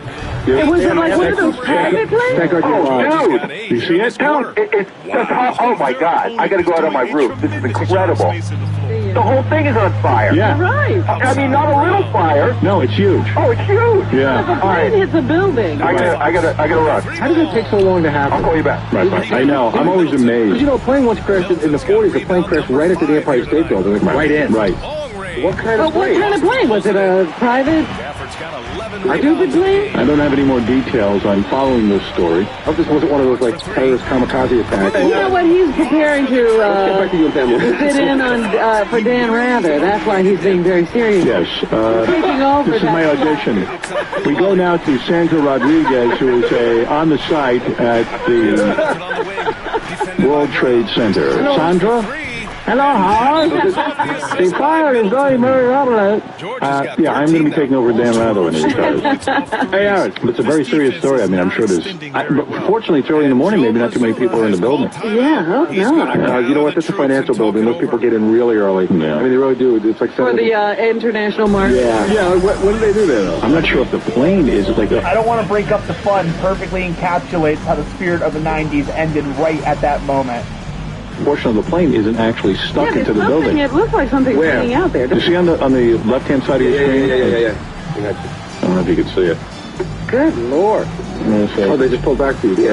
See that? Is that a helicopter? I think it's a helicopter that's hovering around to see what's going on. No, I see what he's saying. Yeah, right up there. Pieces of the plane hanging off the building. I don't know if that's smoke or a piece of the Can't plane. really tell. But dude, it's really smoking. Yeah. Huge fire. It's like Towering Inferno, because once it gets started, what happens? Imagine being trapped in there. Better than that hotel. Well, how are they going to get you? They're not going to get hoses up there. They're going to have to rely on the sprinkler system. And you know how well they work in the city. You know, these stairwells are all... You can't drag a hose up there? Wow. Don't they have a ladder that goes that high? I don't even know how you begin to fight that fire. Pam, what do you want to know about Pam? Okay, so then So we were hanging out, we were at Scores. You're kissing her. It wasn't like a big makeout. It wasn't like that. But she wasn't pushing you away either. No, she was just being a little bit playful, but Just did her best. What? You just did her best, being cool. Did you feel, you know, the guys on the street? I don't remember. I don't remember. No, you remember. I don't think I did. No, I don't think I did. Did you pull up? I felt it, but. How bendy, not closed. You were inches away. You were inches away from the big line. banged What? it. You were inches away. I did not. did it? No, I didn't. I never banged Pam Anderson. Never. Did you? Okay. Do I have to go through the whole list? I swear on my kids' list. Did you get hand relief from Pam Anderson? Did he have his fingers crossed? No, I told you what I did. Pam, I think, would admit to this. I'm not telling anything out of school. I'm sorry? Was it clear who initiated the kissing? Like, did you initiate it or did she? She did. How'd she kiss? Oh, you You know, you weren't there. You don't even, well, actually, you were there. You don't even know that. You're such an idiot. Why are you shaking your... I've never called you an idiot. And believe me, there's some cause for it. You weren't there. I know how to assess a woman's situation. I was not there. I was far from there. You had the winning lottery ticket. You threw it away. I invited her back to my place. And she wanted to go to a club. You didn't invite her back to your place. I did. I was there. You just said you told her where you would be. I'm telling you, I said, hey, maybe we should all go somewhere. And when a girl could take that and say, okay, let's go. But she was like, nah, I want to stay with my friends. You didn't want a little form. No. You wanted to go out to the club with your drink. Whatever. I didn't have time to work You didn't it. have time to work it. I'm not going to sit. Hey, Ron, I know the truth. I wasn't going to sit there and work it all night. I wasn't going to put in the time. Let's just kiss anyway. Oh, it was fine. It was a pack. It was nothing. It wasn't anything serious. I take back my... Yeah, it was nothing serious. Believe me, if I saw the glimmer of hope, if I saw the second of any kind... Stop it. Second Wait a minute. They are two buildings and that is lower. So it's a terrorist attack, isn't it? That's what they're saying. It's got to be. Somebody just called in Oh, with my that. goodness. Oh, no. A second plane might have crashed, and a second building is on fire. Why does everyone go to the World Trade Center? What do they do there? It's a big target. Landmark in New York? Well, it's the biggest landmark in New York, really, isn't it? Guys, I want Makes to the guy talk about taller. something else for just And it's a place where people can be killed. Like, you can't take down the Statue of Liberty. Nobody's going to be killed there. Hey, maybe I should put the sound on. Yeah, we got count two. Here, give me some sound. What's all that? Hold on. That's flying in the air. You see that? Like papers or something. Well, yeah, there's going to be a lot of debris and stuff. And this would be a good opportunity for me to act like Dan Rather. Yes, you can practice. Because I'm going to be when the... they call. Does this scare you? Now let's talk Yes, about yes, it does scare me. What an impressive We're totally too lax in this country. Trying to tell you. Tell me if you're ready. Did you see that movie Swordfish, Aaron? Now at the scene, we should tell you that approximately 40,000 people work in the World Trade Centers between the two towers.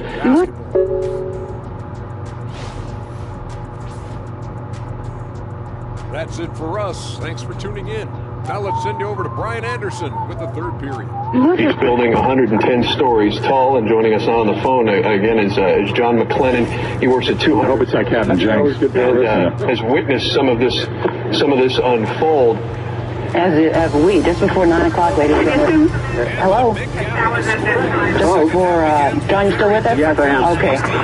Just before 9 o'clock this morning, an unbelievable event happened, a catastrophic event. A plane crashed into the World Trade Center Tower number 1 not more than 3 minutes ago. A second explosion happened at Tower number 2. We're being told that it could have been another plane, although what we saw was just an explosion. And again, Michael, you said 40,000 people work at World Trade Center. Unbelievable. We're efforting reporters on the scene, trying to get down there. Marcella Palmer, namely, as many others that we have called in and heading down there. We're trying to get people who have been eyewitnesses to this to call us so that we can hear what they know and what they've seen. We're hearing that it could have been a Boeing 737 or an Airbus from one of our witnesses. So it was two planes? We're not still So you think it was two planes? They're not sure. On the second World Trade Center tower. They don't know. But if it was one of those size planes, those are huge jets. We have no confirmation on the injuries, as Lisa mentioned. We have no knowledge as to how many people involved. However, our producers are telling us now that we do have some videotape of the second plane, and you can see it there. Where? I didn't see it. Oh, whoa. We're under attack. Going into the building. From our vantage point, clearly difficult to tell. We're under attack. What type of plane that is, but it's a horrific scene. And we just been told also, Michael, sorry, the New York Stock Exchange is being evacuated, as is, I'm sure, much of Wall Street, if not all of it, as much as possible. But the New York Stock Exchange has suspended trading for the moment. War. Come on. Everyone tries to All out. we gotta go. Area. This is Pearl Harbor. We gotta go bomb everything over there. We gotta bomb the hell out of them. You know who it is. I can't say, but I know who it is. That's crazy. Yeah. This is more upsetting than me not getting Pam Anderson. What is that, Tom? There it is. There it is. Yep, I see it. Yeah. Boom. Yeah. Going into What are you saying, Tom? I've never seen anything like, obviously. Me neither. Nobody's ever seen anything like that. Oh, my God. So that's a suicide mission. Yeah. Yeah, suicide mission. They're doing it over here now. we can't put words in the FAA's mouth or in any flight. I know who's doing it. Tower information. There's no way a 737 would do that. And on what seemingly is a relatively clear New York day. Yeah. 2 plane impacts. 1, you just witnessed there and saw on tape. They hit the Pentagon! They hit the Pentagon! Look, they hit the Pentagon! The second one. Is this our Chopper 2 picture? They hit Not the long after Pentagon! that. Yeah, this is I believe picture from Chopper 2. That's Jim Smith, are you up there? Yes, we are, Michael and Lisa. We have been forced to stay about Oh my God. away from the World Trade Center. A flight restriction has been put in place, but right now we are looking at live pictures. The tower on the left, that is tower number 1. And we can tell you that we can still see the flames and smoke coming out of that, as well as the tower to the right. That is tower number 2. You can see the damage to that about the middle of the building. Just incredible what we are witnessing here from about 5 miles away from the World Trade Center. Jim, I don't know if you were able to see the videotape that we showed moments ago, and if you have any information at all as to what type of plane and what carrier may be involved. Well, we did not have that as of yet, Michael. Unfortunately, we were unable to see. The attacks occurred 18 minutes apart. Baker is right now talking with air traffic control. They're trying to determine what exactly happened here, what type of plane, to be exact, was involved here, as well as the carrier involved. We're showing people again that videotape that was shot just moments ago of the second plane making impact into the second of the trade centers. Again, both 110 stories tall, 40,000 people working between. That's my question. Where's Artie? What is it, Joey Boots? Howard, hey, I'm down on West Wall Street. We heard the first explosion. We went outside. We're watching the smoke come out. There's a hole in the side of the building. All of a sudden, maybe, 10 minutes later, there was another plane flying around. And then it disappeared into the building also. And you had like a third explosion after that. How many did that plane look? The second plane was a decent-sized plane. It looked like it would hold maybe 50, 60 people. Yeah, let me tell you something. Look, we're looking on TV, and the World Trade Center is so big that it looks like a tiny plane. Here. You couldn't even believe the sight. I mean, I've never seen anything like this before. We heard the first explosion. It rocked my friend's apartment, and he lives in West 4th Street, and that's downtown, and we could see the Twin Towers right from here. There's smoke silhouette out of the side of the building. There's a hole in the side. Then we saw the other plane flying around after we were out there watching it for a few minutes, and that plane disappeared into the building, and it blew up. They're flying right into the plane, into the building. This is them cowhead bastards. Well, we don't know who it is. We don't know that. I got a feeling. It could be you can't say that, but I can say that. It's about time we take these cowhead bastards and pull them out of the damn country. Well, don't overreact. We're too nice to people, Let's find out who it is. We're going to find out. Once I find out, then we'll get crazy. Then we'll get crazy. Now, I got a lot of friends that work in that building. I'm sitting here watching it burning right now. I know, Joey. The attack happened, and I just you know people down there? Now. You do? I do too. No, my father used to work in that building. Who does? My father used to work. Yeah, we know tons of people down Your there. ex used to work in that building. Yeah, I know that. My wife used to work in that building. Let's go to Mike, who works in the building next door. Joey Boots, stay on the line. Yeah, Mike. All right, Howard, how you doing? Yeah. It's crazy over here. It's like chaos. like the Armageddon. Of course. The first plane we didn't see. You want to get out of your building, dude. All we saw was fire. Then the second time, we actually saw the plane circle around and And it's smashed a into the big building. plane. We're under attack. Did you see? There are people flying planes into New York City and crashing into buildings. Yeah, there's people all over the place. What did this? You saw the plane? I saw the second plane. What did it look like? Did it look like a commercial plane? No, it looked like maybe one of those Airbus type things, like an MD-80. Hey, Howard. Yeah. Howard, anybody else that's out there listening now that's working at New York City Landmark, take my word, be on the lookout right now, because these guys, they like to do these in multiple numbers. There could be more coming in. That other bombing, they're going to bomb a whole bunch of sites. Make sure everybody takes watch and see any towelheads. Howard. The Air Force is stunned. What? On a more serious note, you're a big pussy. You didn't touch Pamela Anderson? No, we're back on that. Dude, I'm telling We can you. talk about that anytime. Yeah, you can brag on me tomorrow. I'm in the middle of organizing a military action. Thank you. Look, how do you combat this, though? Oh, you know how. Reagan stopped them. No, but I'm saying, Teach them a lesson. We know where these people are. Yeah. Reagan literally helped Bin Laden. Missiles over there right now. I just start bombing that hard. Today. We're always worried about the innocent civilians who look You know around. what? Innocent civilians, so what? They shouldn't be living by these guys, supporting them, all that crap, okay? How about this? We won't do anything. What the hell? Yeah. We won't do anything. Wait and see. Trust me, he will. GW better get on the stick. You listen to this right now. You better bomb that hell out of those towel heads.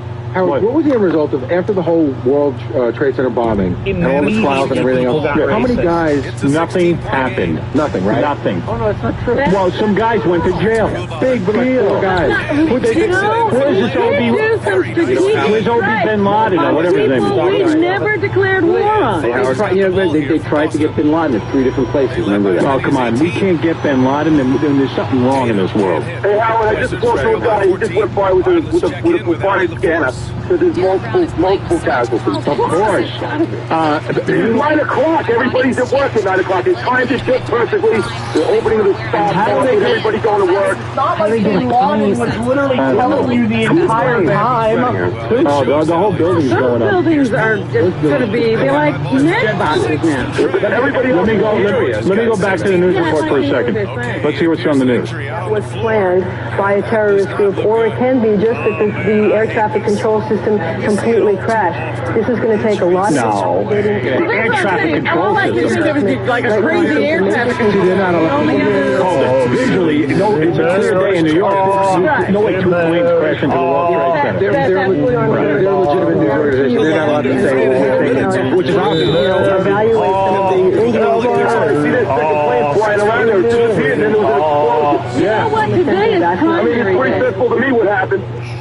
medical service ambulances are also on alert. Remember, when there was the prior crash, there were 1,000. I can't believe I'm seeing this either. Today is primary day, Howard, and it also means that we're losing our mayor, Giuliani, and I really think he should declare like something and just stay in office. He should declare a state of emergency. And He can't afford to change Now debris falling to the street below. yeah, anyone in that area ought to get the hell. You guys, are you really a Joey? come down. No, that's far enough. He's far enough away. You're far away. No, I'm down on West 4th Street. I'm fine. But I'm hearing on the radio, they're talking about the plane is inside the building. There's multiple casualties. How are these towelheads? I'm telling you, we let them come to this country. They're here illegally, a lot of them. We don't even kick them out. Well, we're letting everybody in here illegally. Could the plane have been like loaded with explosives or something? You know? Sure. I mean, come on. What would you do if you wanted to bomb something? You'd lead it with Just sticking a plane, just flying a plane into there would it blow up the whole thing? You know, I don't know how true it is, but I think while we were on vacation, I read in one of the newspapers that they are actually, like honoring the families of these suicide mission guys they have over in the PLO does that after they blow up an Israeli, the town. family gets compensated. Yeah, the family is treated like heroes. Is it Hamas or Hezbollah? Yeah, Hamas. Joey, thanks. All right, Howard. Bye-bye. Shouldn't there be like planes now flying over dropping water and stuff? Is that not the only way they're going to like put it out? Maybe that's how they put out forest fires. Maybe that's how they do it. I don't know anything about it. It's inside the building. At that point, that's like jet Right. fuel, I mean, electrical. Yeah. Hey, wasn't that building like taller than, what is that building there? The big building? Oh my God. Wasn't it taller than it was before? Look how much it's disintegrated. Oh, you are a nutcase. You know what? You gotta go talk to horses in the winter circle. Oh my God. You are such a nutcase. No, I'm serious. You didn't see that? How do you even know what building is the Empire State Building? You see that building over there? What is that? That's the Empire State Building, Casey. Casey's gonna be like, as long as they don't hit the girl holding the torch. Right, the girl holding Yeah. the torch. Hey, huh, where's my hand bigger than the World Trade Center? That was so big. What? Because it's on TV, dude. Nick, you're on the air. Really why? Yeah, I just going to tell you that the other guy who called and said it was the Taliban may be wrong. The State Department yesterday issued a terrorist watch for all Americans in Peru due to the extradition of the drug lord Daniel Ochoa to America. Well, let's bomb them too. So let's bomb everyone. But that's a bad idea. let's bomb I thought it everyone. was Jackie the Joke Man. Let's drop A-bombs. Oh. You see how it's spreading the building to the right, Howard? It's like it's already going down like the middle So of don't forget, I mean, this thing's going to burn, and you can't stop that kind of burning. It's going to burn the whole building down. I mean, it looks like it's the one is 2/3 of the way up, the other's about halfway up. Yeah. God knows what it looks like inside. I mean, 110 stories. Can you imagine being above above that? That's a nightmare. Oh God! you know what it's all. You know what happens? The worst thing that happens in these parties is the smoke inhalation. Yeah, Yeah. the smoke inhalation. That's how you just choke to death. It's just horrible. That probably won't be part of the skyline of Manhattan anymore. Oh, stop it. What do you mean? We must have that. Well, you're not going to have it. It's gone. Put it What's back. that stuff that's coming out of it? Smoke. Black smoke. Cold smoke. The white thing coming all the way down. Is that like a ladder? Smoke. It's fire. Look at that flying shark, Casey. No, that's fire. No, the thing that just came out. Do you see what I'm talking about? No. That's fire. No, the white thing. That just, see, it's coming down right now. In between the two buildings? Yeah. What a journalist. There is something... I can't see my eyes. I think it's smoke from the back of the building. No, white smoke. It's Spider-Man. White smoke. It looks like somebody's moving. Spider-Man. What is that? That's bigger than the front of the building. Yeah, I think somebody's climbing down. Hanging bed sheets, man. I'd do anything to get out of there. Yeah, what is that? There's something going on there. Okay, you need about 2,000 bed sheets. So let me put the sound up. Maybe we'll figure it out. Radar from Boston to see if there are any unusual flight plans or any unusual planes that show up. I think the saddest part about 9/11 were the 9/11 jumpers. Being that desperate, I mean, I would have done the same thing. Fuck it, I'm not dying in the fire. I'm not dying in the fire. I'm jumping. I'm jumping. If you were above where the plane crashed, you knew you were going to die, right? Like you knew there's no exit. I'm jumping. I'm not dying from smoke inhalation. I'm not dying of like that. I'm jumping. I would have done the same thing. I think it's the saddest part. On the radar screen, and they can trace it back.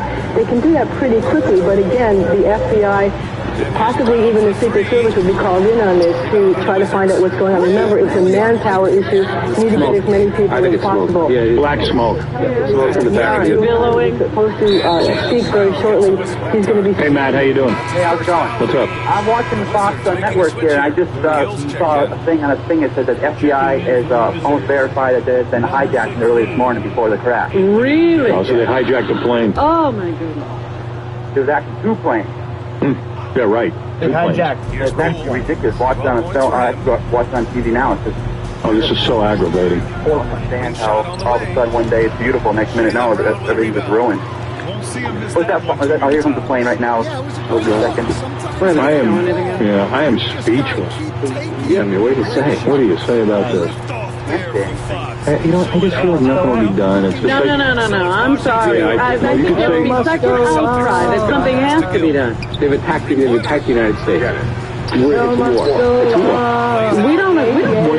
Wasn't there an attack when when they on the World Trade Center. Why did we never go to war over that? We didn't have to go to war. Because this is a plane? Remember, they had, all those guys lived in Libya at the time, didn't they, Tom? Yeah, I think so. And didn't we bomb them? We didn't even declare war.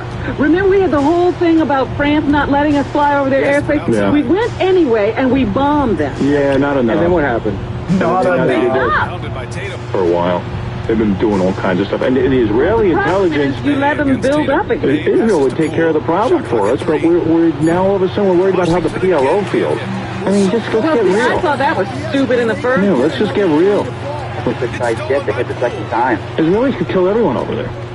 They got the manpower, they got the bomb, they got everything. Loosen the reins. Yeah, let them do their thing. Let them do it. Didn't George W.'s father have the chance to go all the way when we went to war? Just go right in. The Bushes don't have the chutzpah. They don't have the balls. No, she didn't do this when Reagan was No. You need a guy who didn't grow up rich. A guy like me who will bomb things because he's angry. I love to bomb. I mean, part of that was, you got to remember, the UN and the whatever the risks of war that they had said it was to get Iraq out of Kuwait, and that was it. Yeah, Bush pulled the plug. He had one more day, and he could have finished the whole job. Oh, no question. His calculation was that he'd rather worldwide transmittancy against us, blah blah. And also, he'd rather keep that guy in office than have some other guy take over. Yeah, because the guys behind him supposedly are worse. Yeah, Dominic, go ahead. This is no different than Pearl Harbor. Absolutely. That's right. There'll definitely be a war, but you're looking at the wrong country. This comes out of Palestine. Of course. Not out of Iraq. Comes out of Palestine. No. We didn't say anything about Iraq. But do you see the way that plane goes into the building? Yes, those guys are happy to die for their Allah. Oh, yeah. Yeah, those are some crazy people. Encourage it. Your parents encourage it. Well, that's what I say. How do you negotiate with people like that? You can't. No, it's really, and also the whole argument about whether Israel should be there or not is ridiculous. And they're there. Drag Jesse Jackson back here and pummel him for even talking with that Yasser Arafat. Now, do you think the plane was full of people? I'm hoping. No, I don't think so. Well, he said if it was a hijacked plane, probably. Oh, right. What do they care who else is on the plane? Oh, my God. Oh, man. KC, that's the Empire State Building. Thanks, pal. I got that. But those buildings haven't sunk, Casey. In case of the reason the Empire State Building looks bigger, you're looking at a flat screen and it's closer to you. The Empire State Building's on like 34th Street. Right. This is all the way down there. Yeah. Right, so that's why I asked what the building was, because, how would you see it in the same picture? Oh, my God. How is this thing coming through? What? Things coming through. Yeah, this is Hank dying. Hank and this. Spike. Hank, Aaliyah, and Hank, Spike, Aaliyah, and this. It's 4. This is pretty awful. I've never seen anything like it. This is the most Does anyone else kind of feel Since like... Pearl Harbor. Do you feel inside like almost scared? Yes, almost. I am. Yeah. With some changes. I just feel bad for whoever's in that freaking building. If anyone's on, stuck on top, could get it. That's the weirdest thing about working in the city is that New York is always we're always a target. I know. Giuliani said that he's made this city terror-free. Less deaths than ever before in any administration. Well, he has. From each other. You're not going to blame him for this. What does Giuliani get to do with this? What are you talking about? Yeah, what's Giuliani got to do with this? You can't blame Giuliani on this one, guys. I don't like Giuliani either, but I don't think Giuliani was ready to do 9/11. Not to the fuck Giuliani, but like, not an explosion. This is an airplane driving right into the building. You know how much fuel is on the plane? They have loaded with jet fuel. So there's nothing that can be done then. Listen, when they build it, they don't plan on planes driving into it. Well, they don't. This was a movie, would you believe it? No, I mean, it'd be great special effect. Dude, see, I thought this was going to happen on Y2K. That's why I stayed home. And you should have seen when the fireworks came out. I was having like... You knew... Well, you know what? This is our worst nightmare. You knew this was going to happen one day. And it's happened. Well, it's because we never settle anything. You know, right. I gotta tell you. And we don't face the fact that and I'm not saying it's the Arabs who did this. I don't know yet, but I'm guessing. The Arab world has to be taught a lesson. That we are the boss, and you are going to be our dogs, and you have got to be spanked. Do me a favor, please. Yeah. Not be the leader of these thoughts right now. Yeah, it's true. And I'm not being the leader of the thoughts. I'm saying I don't know who did it yet. It could have even been one of our own people. The guy that could have been the Peru guy like that. No, it could have even been like the Oklahoma. Yeah, it could have been like one of our own people. It could have been one of our own people. But you want to know something? It doesn't. I don't want you to be a doesn't feel like. One thing seems like doesn't feel like it. Right. One thing seems like an isolated incident. Two things seems like a well-planned. Oh, clearly. You know, and people over there aren't thinking rationally. But it was a They never have. They never have. And to sit down and try to talk to them is crazy. Most of the Arab That's countries, as crazy as they are. the oil-rich Arab companies don't take in the Palestinians. They don't want them. And you know, if this is a case of that, it's time to end the misery for the world. See, I don't think the airport's checking up anyway. I mean, you can if somebody hijacks a plane and drives it, how Yeah, when how are they you put going to a gun prevent to that? your face, you do what they say. No, I'm saying, how do they get a gun onto the plane? Plastic guns? Oh, they got billion ways. Nah, they probably got this plane.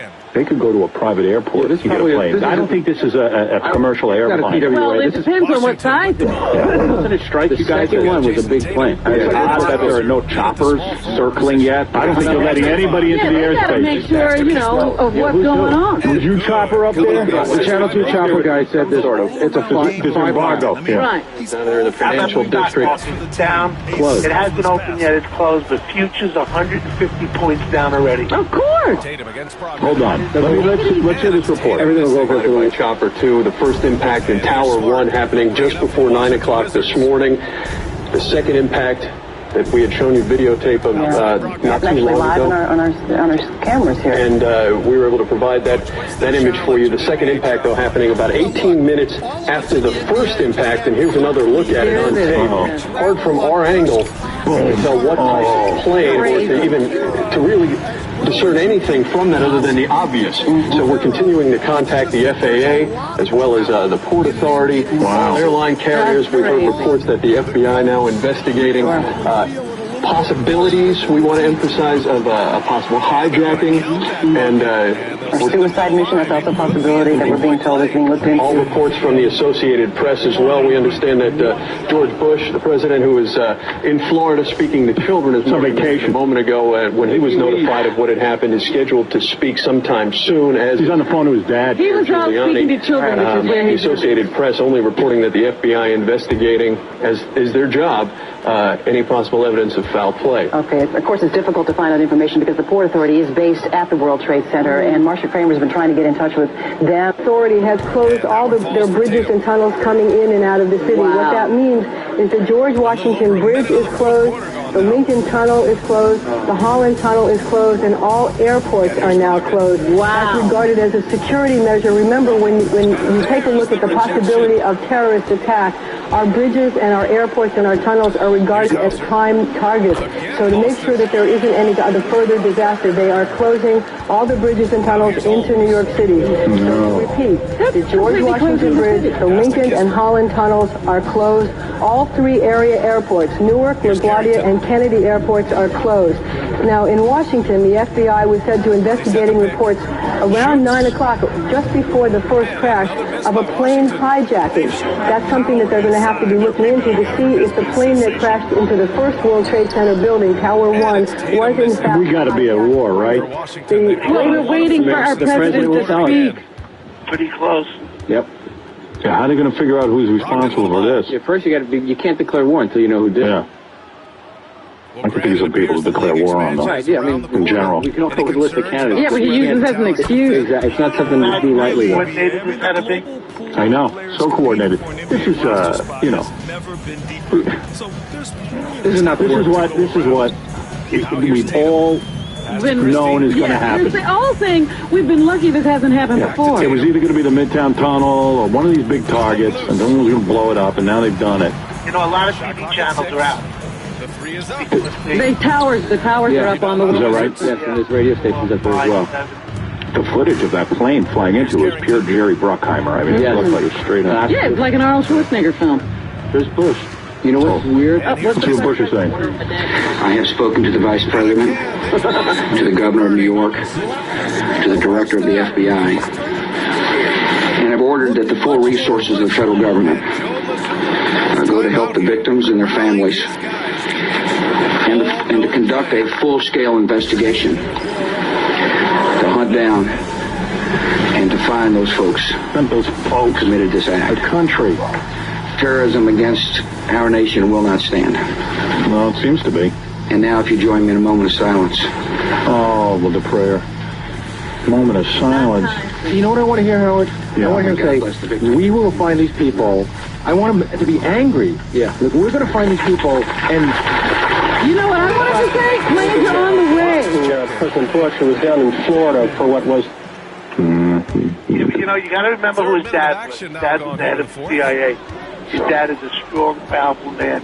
His father's going to make sure that things are done. He didn't do it himself. Well, Why didn't he do anything? Because they were afraid if they gave it to Saddam would come next. Was that the same CIA that could never get Castro? You guys can't forget, they bombed 3 different places. They tried to get bin Laden. In fact, we had rockets that hit the Chinese embassy. So why did we give up? We got a lot of trouble for that. Trouble. Who cares anymore? Let's go. Can you imagine that we can't find bin Laden? Can you imagine that? And you know what? It isn't even bin Laden. It's the whole frigging country. He could be behind it. Well, see, that's the problem. Yeah, right. Why Dominic, is it safe right. to be there? Yeah, you're right. I mean, this could... Forget bin Laden. He's got money. Time to just literally say we were just attacked. What country, though? You know who it is. No. I'll tell you the countries right off the bat. We don't. The CIA should. I'm saying that you listen. But it's terrorists within those countries, and it is the countries that house the terrorists. Absolutely. Yeah, but the government is hiding behind those terrorists. And I'm sure they'll take credit for it anyway. Yeah. Everyone's going to take credit for it. Bush needs The government of those countries hide behind those terrorists. You know what? We got to wait and see what the deal is. You can't rush the judgment. Yeah.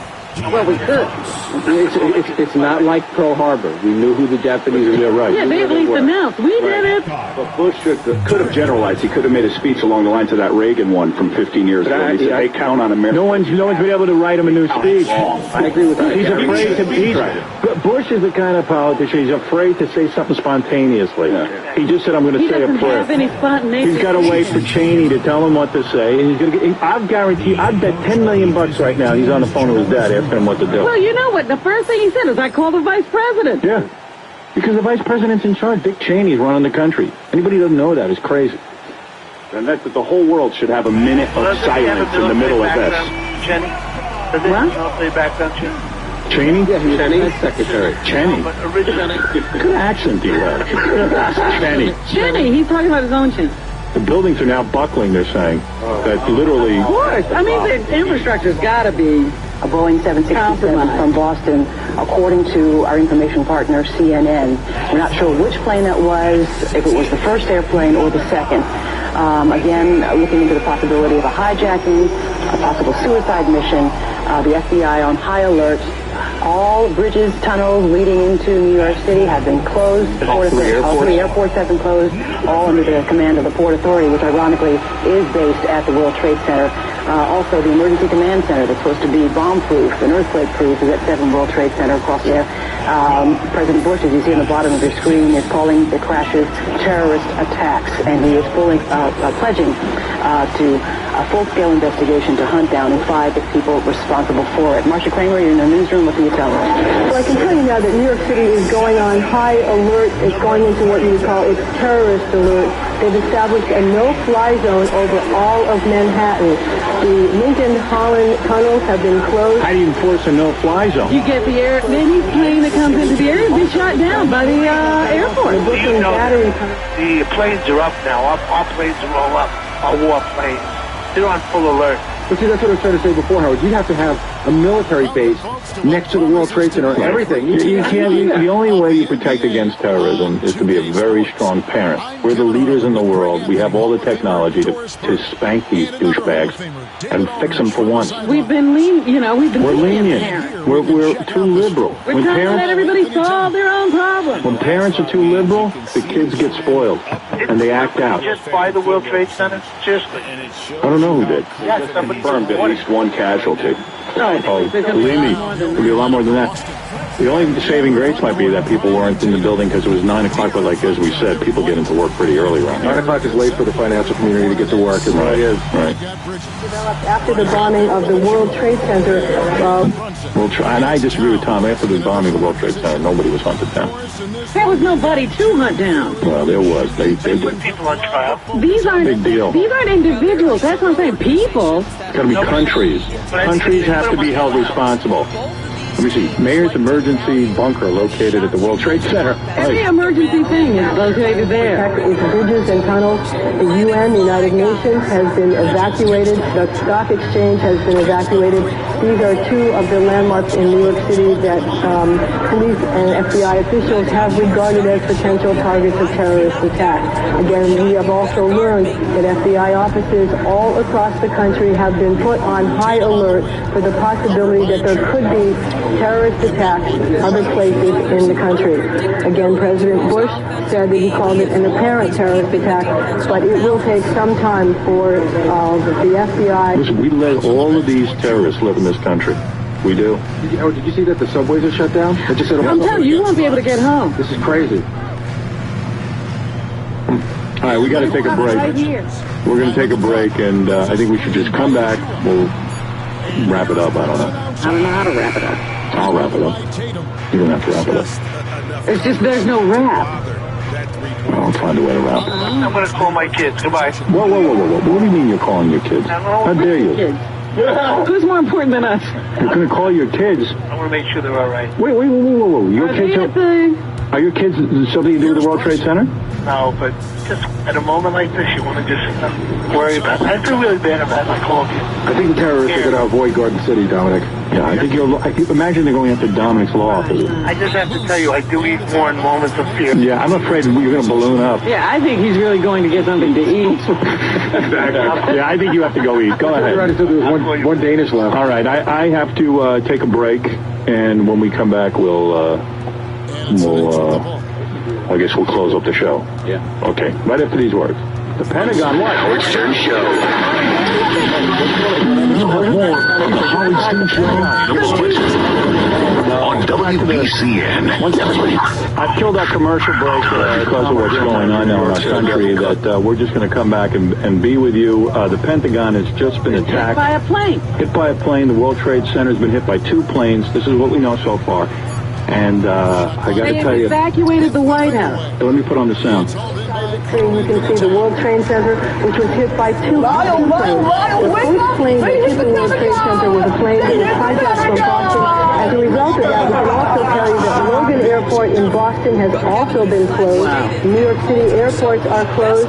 Bridges and tunnels coming into Manhattan have all been closed. Anything that could be a further terrorist target is now being closed down as New York City and apparently the capital go into the Pentagon. How did they get a plane through the Pentagon? That's what I want to know. So there's now 2. How is the Pentagon? That's 48 minutes since the first attack on the World Trade Center. And they got through. And they got a plane through. Now, but this is terrorism? Well, we know it's terrorism, and I'm telling you, a country has to be... You know, this reminds me of Japan attacked us in World War II, Pearl Harbor. They were the only country ever to attack the United States like this. And we took an A-bomb, and we blew the daylights out of them. Harry Truman knew. They were still screwing around at the end of the war. 4 years later, they dropped an atomic bomb on their ass. And we got to drop atomic bombs. There's got to be a war. But a devastating war where people die. No stopping them. Burn their eyes out with atomic bombs. Burn their eyes. Damn, Howard. And about how you civilians. Damn, Warhawk Howard is best. We got civilian casualties. I didn't realize I would like Warhawk Howard. Bush doesn't go to war right now. I'm telling you. You got to know where to go. We know where to go. Well, you know what? Don't you know? If they didn't do it, they better surrender right away. Yeah, they should all surrender right now. I'd rather Martin Sheen stepped up than Bush right now. Vinny, be quiet. Vinny, where did you come from? Right? That's Vinny Penn. Vinny Penn is still trying to be funny. She's like, hey, this is my day to be funny. In all fairness, he hasn't been here 3 months, and he may not be back for another 3. He's going to make the most All right, Vinny, you make all the jokes you want. We understand. Wait. If you look live at New York City, the Pentagon Center building on fire from the Pentagon is on fire. That's crazy. I mean, the Pentagon. The first plane crash was like from we don't American care. Airlines. That is the seat of our military. Yeah. Had been hijacked. The second airplane was Scoffing at us as though They all done? I mean, do you think there's something else coming? Yeah. Look, who knew that this was going to happen? The Pentagon. Nobody did. How's he getting all these planes? That's why they're evacuating the White House. This is serious. Very serious. Our president can't go home tonight. Was hit just a few moments ago, 9:40 this morning. Should point out He doesn't want to go home. He wants to be on that ranch anyway. Washington Mall. No confirmation as to the cause of that. And the west wing of the White House, the Capitol buildings have been evacuated. All these countries are jealous of us, our way of life.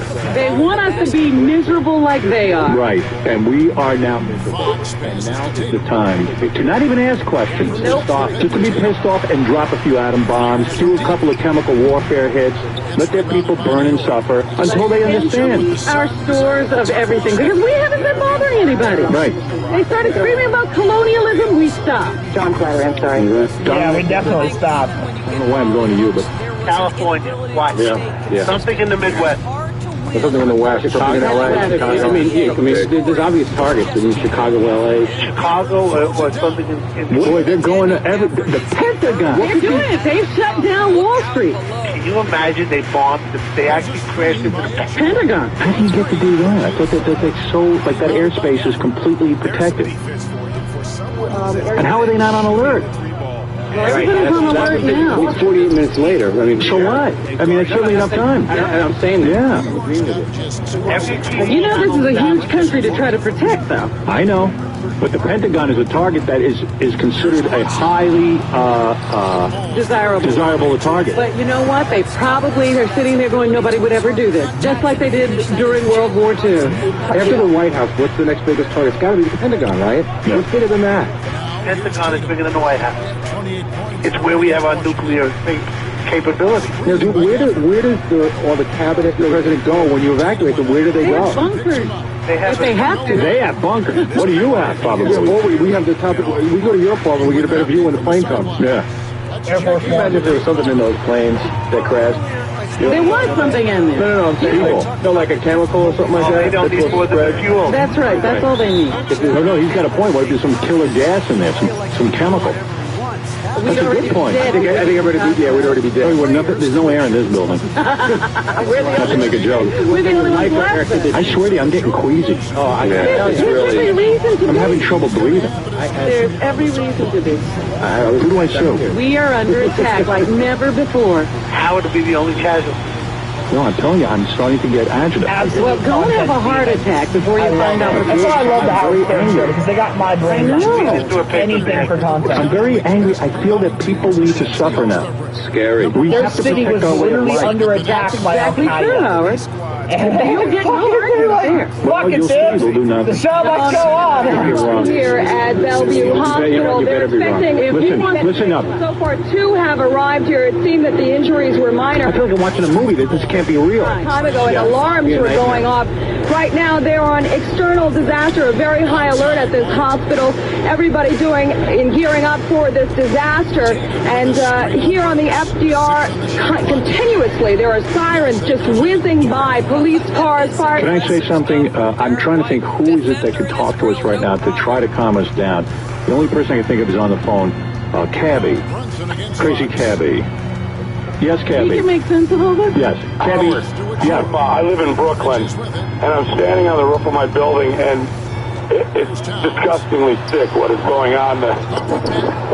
Who did this, first of all? And second of all, it's time to stop toying and letting these people come into our country and blow things up and do it all over the world. You know, we keep guys like Osama bin Laden around because we need enemies. We need a reason to build bombs. And this guy I swear to hits it God, on the this nail. isn't a reason to wipe out every freaking terrorist on the planet Earth. Today, we have the technology. We know where they are. We can do it. It's just do it. We're afraid of the world reaction. Now, don't be afraid. Screw them. That's what I say. Screw the rest of the world. I mean, you talk about attacking us at our heart. We're on the building with binoculars, and somebody said they actually they think they saw somebody jump out of the building because the building's on fire. Oh, my God. This is just I'm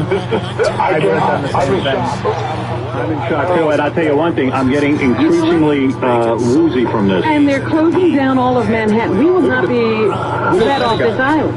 Look at it. Look at that. Look at the burning Pentagon. The Pentagon you can't even see. Right, it's engulfed. They hit the Pentagon too? Oh, yeah. You better go back inside. They just blew up the Pentagon. Oh my God. A plane hit the Pentagon. The Pentagon has been hit by an airplane. 48 minutes after the World Trade Center was hit by 2 planes. They are evacuating the west wing of the White House. It's time to stop screwing around with these people, and I'm talking all the way down to They're Saddam begging Hussein. for it. Yeah. Countries like Yemen and the United Arab Emirates who house these people and let these people do this. All of them. Blow them They all to are sky high. begging us for Atom bomb. major attention. Atom bomb. Nuclear strikes all over the world. Nuclear war.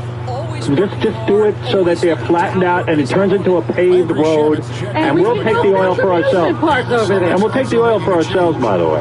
This is a good excuse. How could a plane hit the Jamie thought the same thing? That's right. Question. How could a plane hit a Pentagon 48 minutes after the World Trade Center's been attacked?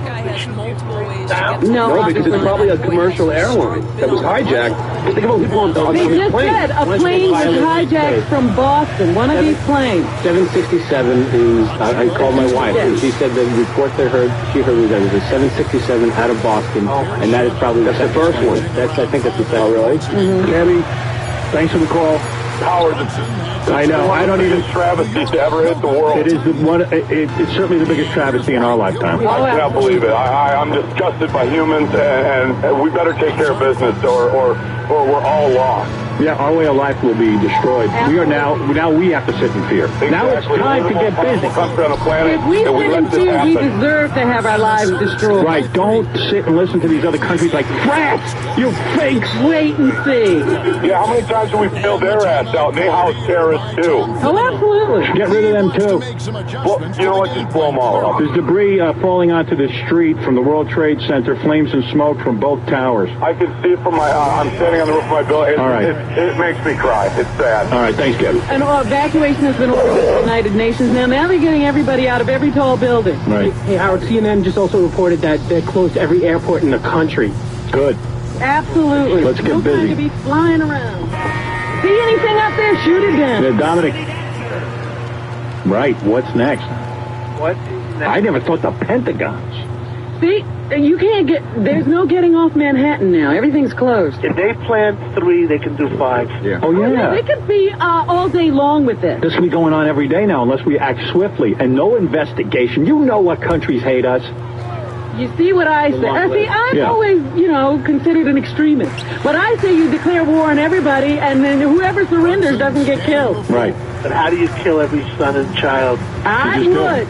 I But would. they grow up to be terrorists. You know which countries have to be flattened out. If Bin Laden is behind this, boy, did he show us something. They raised them to be terrorists. It's not only Bin Laden. It's all those guys over there. They're Yes, wise there's there. somebody listening to him. He doesn't do this on his own. Yeah. He doesn't go out and bomb anything. He's alive. He's got people killing himself. Exactly. Do you realize how many TV stations are actually knocked out? No, I don't. How many? 5, 7. Oh, they're knocked out? Channel 7's not on the air? Out. Oh, my God. What's on the air? 2? How is CBS on? Channel 2's the only one on. 2, and I believe... They're on the Empire State Building. Wait a minute. Wow. 9 is out. Look at that. 11 is out. That is amazing. Wow. Channel 2 is the only one broadcasting here in New York. 5 is out. 4 is out. Hold on, let me bring up some sound. What is it? Hey, really important. Robin's driver is leaving, and he doesn't care how she gets home.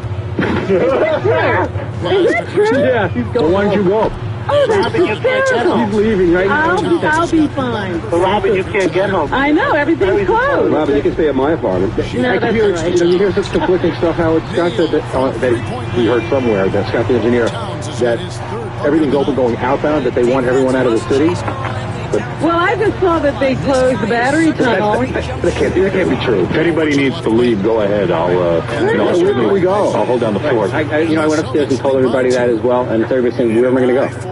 That could create pandemonium if everyone started trying to get out. Right, it'll be like a Sylvester Stallone movie in the tunnel. I mean, I'm trapped here with Tom. Yeah, Now we better go to war. Let's have lunch. All right. I know a really nice, quiet place for lunch. Yeah, the prices are cheap today. Here is that they were both suicide flights going in, and as I said before, there's unconfirmed word that even a third plane was on its way here. The disposition of that we don't know. Wow. Studio, I can't hear you right now, but let me go back to you. A third plane was on its way. Maybe, and maybe they fell. Giving us our first account of things from ground level. Let's go back to the newsroom now. Marcia, who's sitting duck? The development. Well, you know they're moving in. Vantage point, Marcia. Well, we're now getting some picture of the breadth of this national catastrophe. First of all, the White House was evacuated, the entire White House, after the Secret Service received a credible threat, I repeat, a credible threat of a terrorist act against the presidential mansion and residence. But that's not the only building. What just happened? Oh my God. It's on the air. Channel 9 is off the air. Come on, we'll see what happens. All right, thank you. All right. Yes, Zolar, you're on the air. Oh, thank God you took my call, Howard. Now I'm looking at 7, I'm looking at 5, I'm looking at 2, I'm looking at 4. Let me tell you something, Howard. One word on the news. Oh, no. Wait a second. What happened? My God. What just happened? Oh, my God. Oh, the whole, happened? Look at that. oh, the whole World Trade Center just collapsed. Yeah, I'm looking at it on Channel 7. Oh, my God. The whole thing just completely dropped. Goodness. It actually collapsed. That's it. Oh, my God. Anybody who had a chance of getting out of there It collapsed. doesn't have a chance now. Are you watching the footage? Yeah. Oh, it's horrific. The whole thing just collapsed. What? Oh, everything around here is in danger. Let me put up the sound for a second so we can hear what's going on. One microphone from Chopper 2 as he takes these pictures. Jim? Yes, I am here, Michael. Jim, tell us what's happening out there. We just witnessed some kind of secondary follow-up explosion on the World Trade Center number 2, the wall Secondary. on the south that is difficult to make out through the debris and smoke, but it does appear that a portion, the top portion of the building has collapsed down to the streets below. Oh, my God. Unbelievable what we have seen here. The debris and smoke is covering the entire portion of lower Manhattan. Oh, my gosh. Jim, we know this is terribly difficult for everybody. We're asking that you please stay with us. Hold your shot. Stay with us on audio. We should tell people our crews have been running from that scene, as have everybody, and the entire area has been under an evacuation for some time. And just moments ago, you saw it here live from Chopper 2, a horrific scene as one of the towers there appears to have collapsed. From what had happened earlier, a quick chronology as you continue to look live. Just before 9 o'clock this morning, word of a plane crash into Tower 1 that had been confirmed at 7:57 high. About 9:30 this morning. Also confirmed and this is the collapse. We're showing you, this is the collapse, ladies and gentlemen, on videotape. The whole middle of the building came out.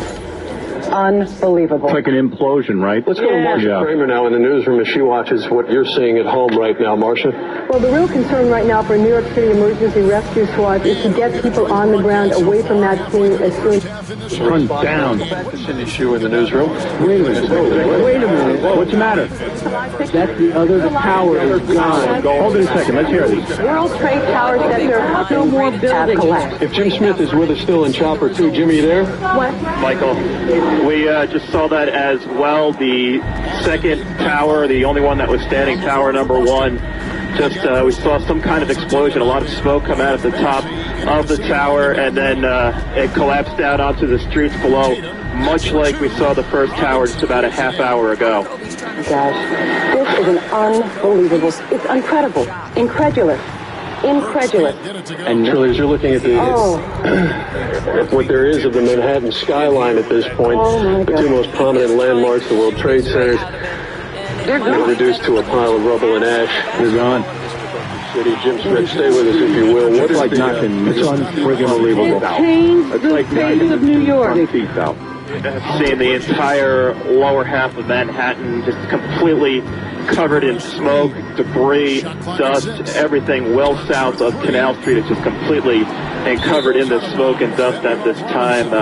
There is not anything recognizable of what were the two trade towers, nothing standing out from those clouds of dust. They're gone now.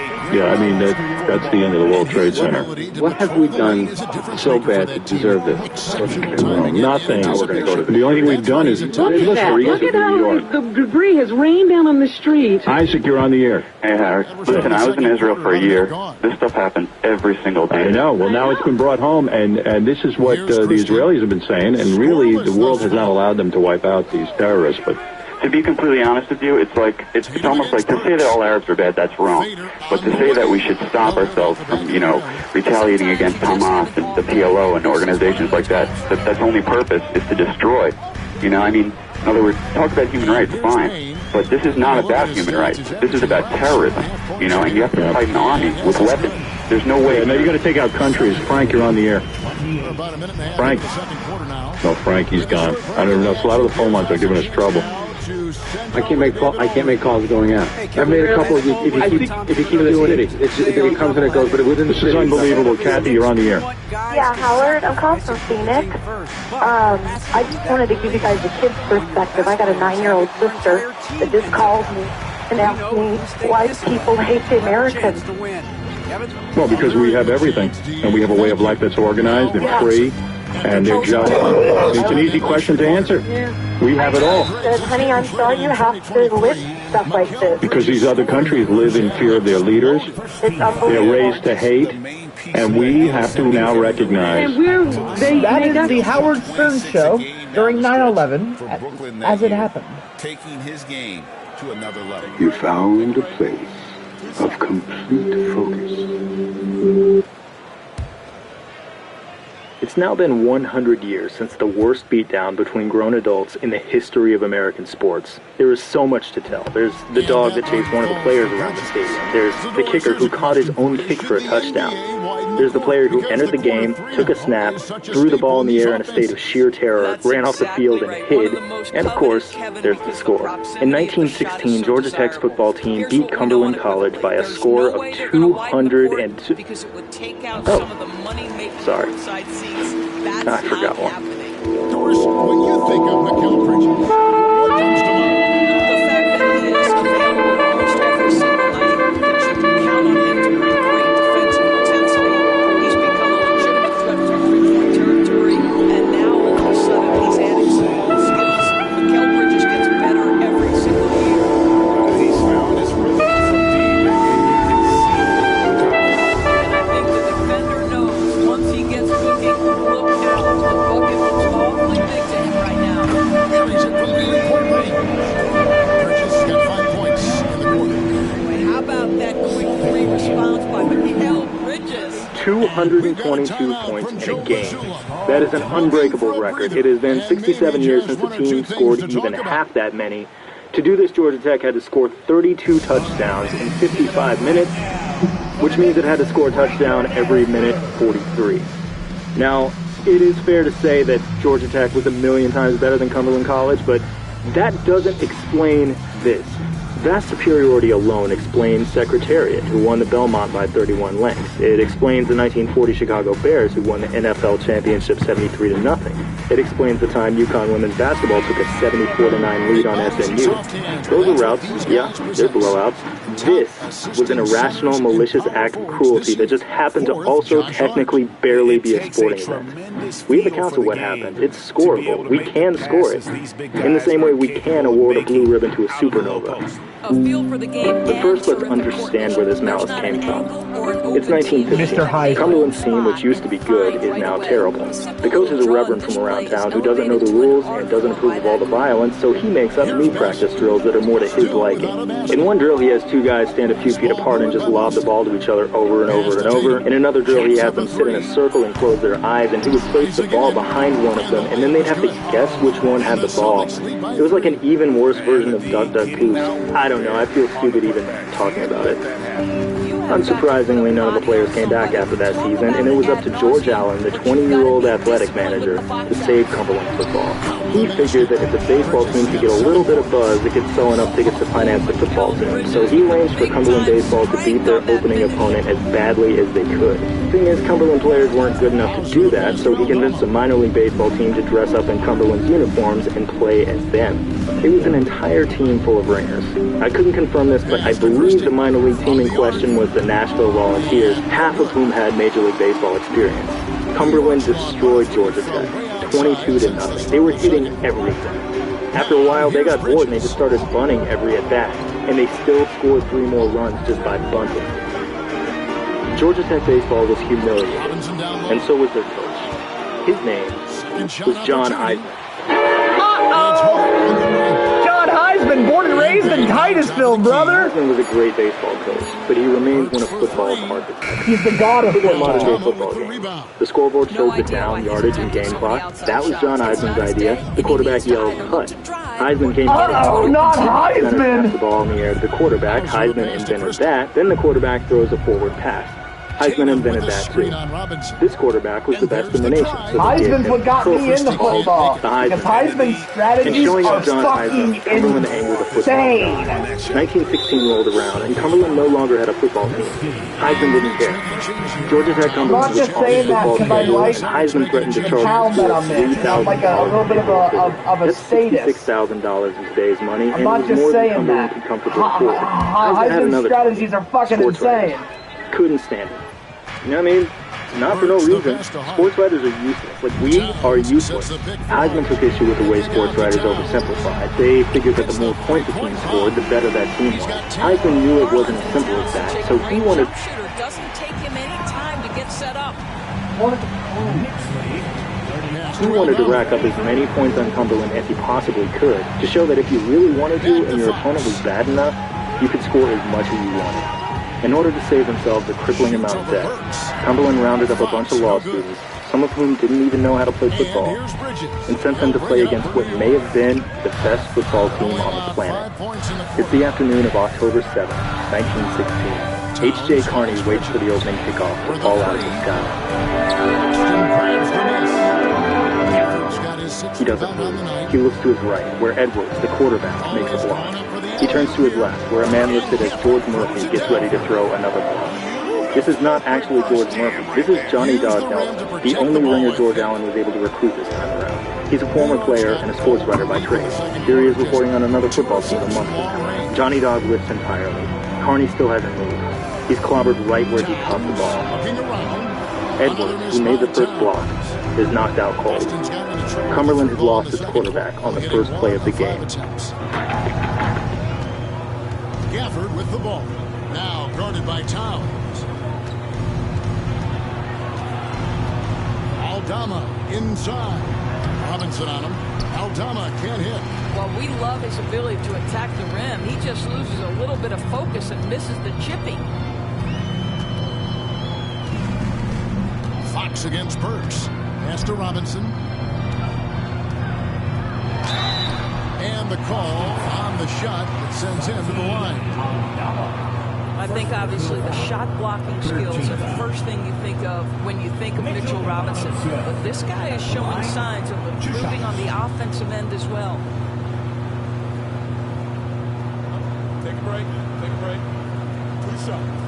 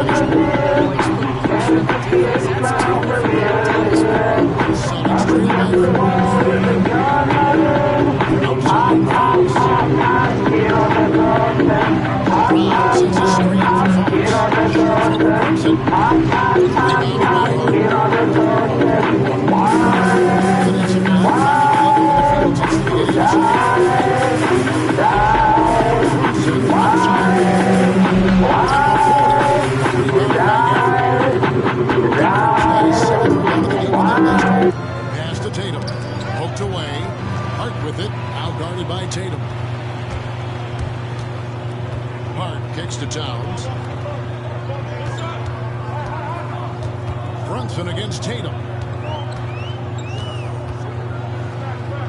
Brunson right side. Towns the pass to Hart. 5 to shoot.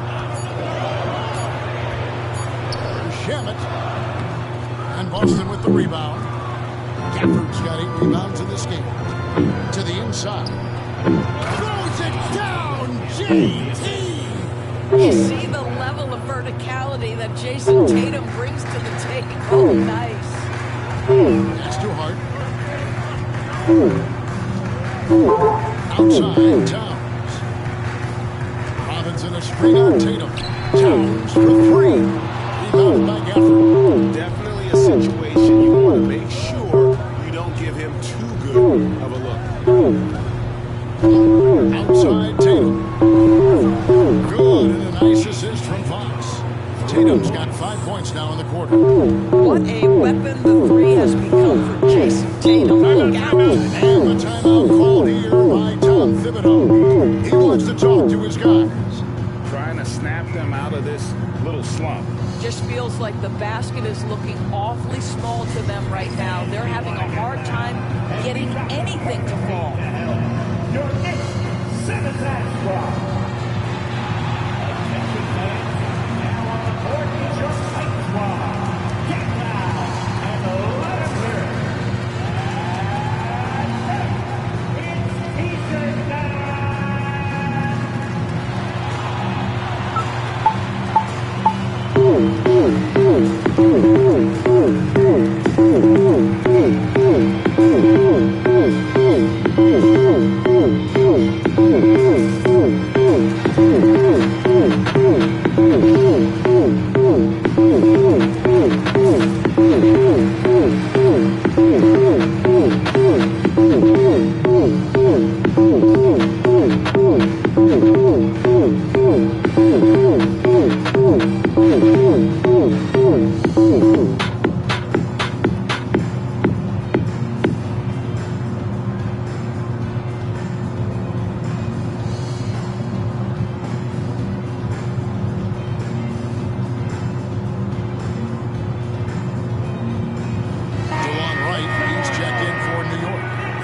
Celtics also making a change.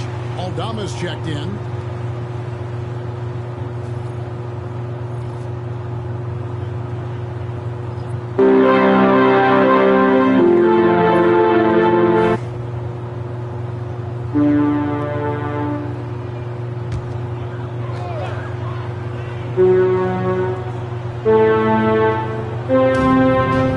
Hard fight, Robinson. Now here's Brunson.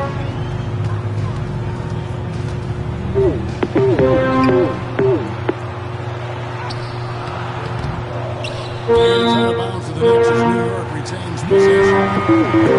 As you know, Jalen Brunson is a second-generation NBA player. Yeah, his dad, Rick Brunson, was an 11-year vet who also played overseas and eventually settled in as a coach in this league. So Jalen grew up in those NBA locker rooms. Catching up on the changes for New York. Achua comes in for Mitchell Robinson. As Bridges in for Delon Wright. Bridges passes to Towns. And the dunk by Towns. Well, this is what makes Towns so dangerous. Pick and roll, pick and pop. He can take you either way off that screen. Pass to Gafford. And here is Brown. Really good with the triple. Brunson against Gafford. Towns in the corner.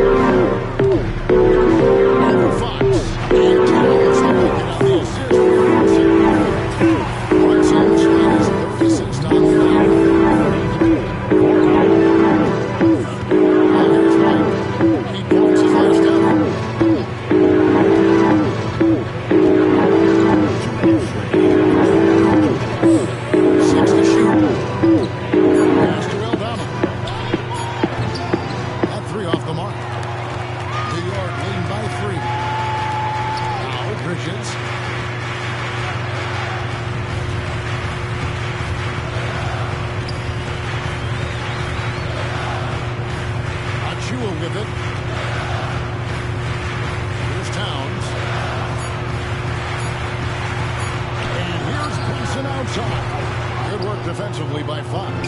He is just not taking smart shots out there, a pattern he has fallen into tonight.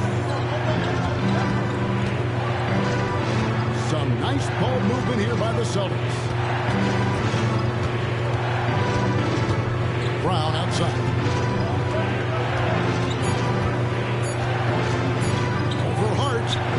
And he gets that one to go off the front iron. Brown's got 7 points.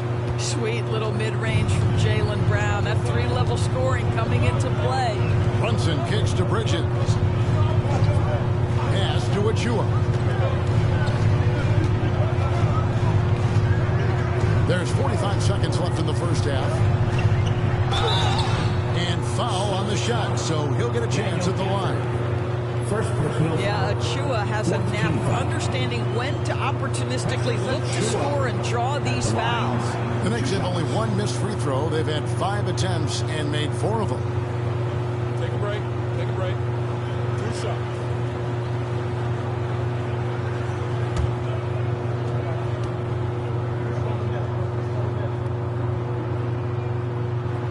That one is off. Well, Precious Achua, a guy who I think has a high upside. The reason I say that, he runs the floor. He's got tremendous athleticism. He's able to fit in around great players. He just needs to continue to work on his game.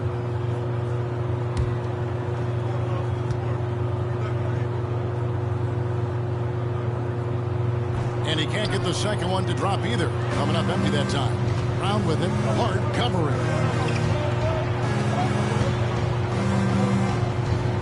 We've got 33 seconds left in the first half. Brown, no good. And here's Bridges. He'll bring it up for the New York Knicks. Plays it up and banks it in. Bridges has got 9 points in the quarter. One tough customer. Bridges fighting for the basket in close. Brunson against Fox. The layup missed. Fires from way outside. And that would have counted, but his shot was off the mark this time. It's been all about Karl Anthony Towns for the New York Knicks.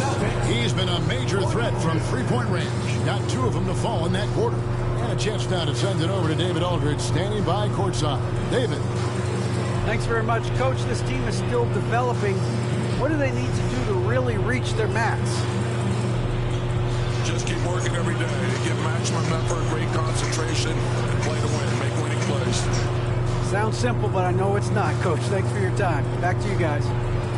All right, David, thank you. And stay with us, folks. We'll be back just after halftime to get the third quarter started. Please direct your attention to center court and get ready for the fan half-court shot. Drum roll, please. Is knocked out cold. Cumberland has lost its quarterback on the first play of the game. Cumberland gains 3 yards on its first play from scrimmage. It's one of only 4 times they'll get past the line of scrimmage all day. They choose to punt on 3rd down, and Tech scores 2 plays later. Cumberland fumbles on 1st and 10, Tech scores. Cumberland fumbles on 1st and 10 again, Tech scores again. By the 18th play of the game, Tech is already up 28-0. Everything is as it should be. Georgia Tech is a powerhouse. They were in the middle of a 33-game undefeated streak that lasted more than 4 years. Up 28-0, Georgia Tech is stopped at the 1, but it's not because Cumberland stopped them. The opposite, actually.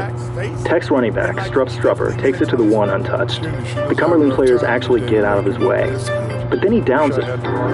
What happens next comes from a book about this game called You Dropped It, You Pick It Up by Jim Paul. It is the most complete source on this game I was able to find. Sadly, it's out of print. It explains that another of Tech's running backs, Canty Alexander, had yet to ever score a touchdown, and his teammates like to give him grief about it. A week prior, Tech got to the 1 and handed Alexander the ball, and then his linemen just moved out of the way and let him get clobbered for 3 straight downs, and then they gave somebody else the ball to score on 4th down. They were gonna do the same thing here.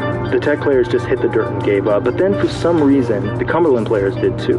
Maybe they were scared, maybe it was some weird animalistic instinct, or maybe they just didn't know what to do. That left Alexander as the only man standing on the field, 1 yard from the goal. This should be the easiest touchdown of all time, but he bobbles the snap and he inadvertently boots it a couple of times before he finally recovers it in the end zone. As a two-team effort, it's probably one of the dumbest plays in the history of football. So after the touchdown, Georgia Tech receives the kickoff. Yeah, Georgia Tech, who just scored, receives the kickoff. See, back in the day, if your opponent scored on you, you had the option of kicking or receiving on the ensuing play. I don't know why you would ever do this or why this was an option, but it was. And throughout the game, Cumberland chose to kick after being scored on 5 times. Early in the second quarter, Tech leads 70-0. Against all odds, Cumberland actually finds itself a 3rd and 1. Coach Allen wants to catch them off guard, and he wants to do this by punting. George E. Allen will later go on to have an eventful life. He'll serve as a political operative and become close with FDR, Truman, and Eisenhower. They were presidents who had known him. He even wrote a book. It was called Presidents Who Have Known Me. But for now, he is a nervous 20-year-old nobody coaching against John Heisman. He orders his team to punt. But in the huddle, they decide, no, we are absolutely not punting on 3rd and 1. They line up, Leon McDonald gets the pitch right, and then rather than go to 1 yard for the first down, he panics and punts anyway. It bounces out of bounds 11 yards downfield. Play 45. Morris Gouger fields the kick, and Georgia Tech's special team unit somehow overruns him.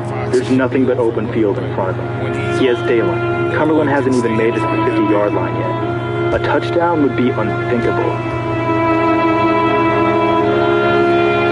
Morris trips and falls over a teammate at his own 20.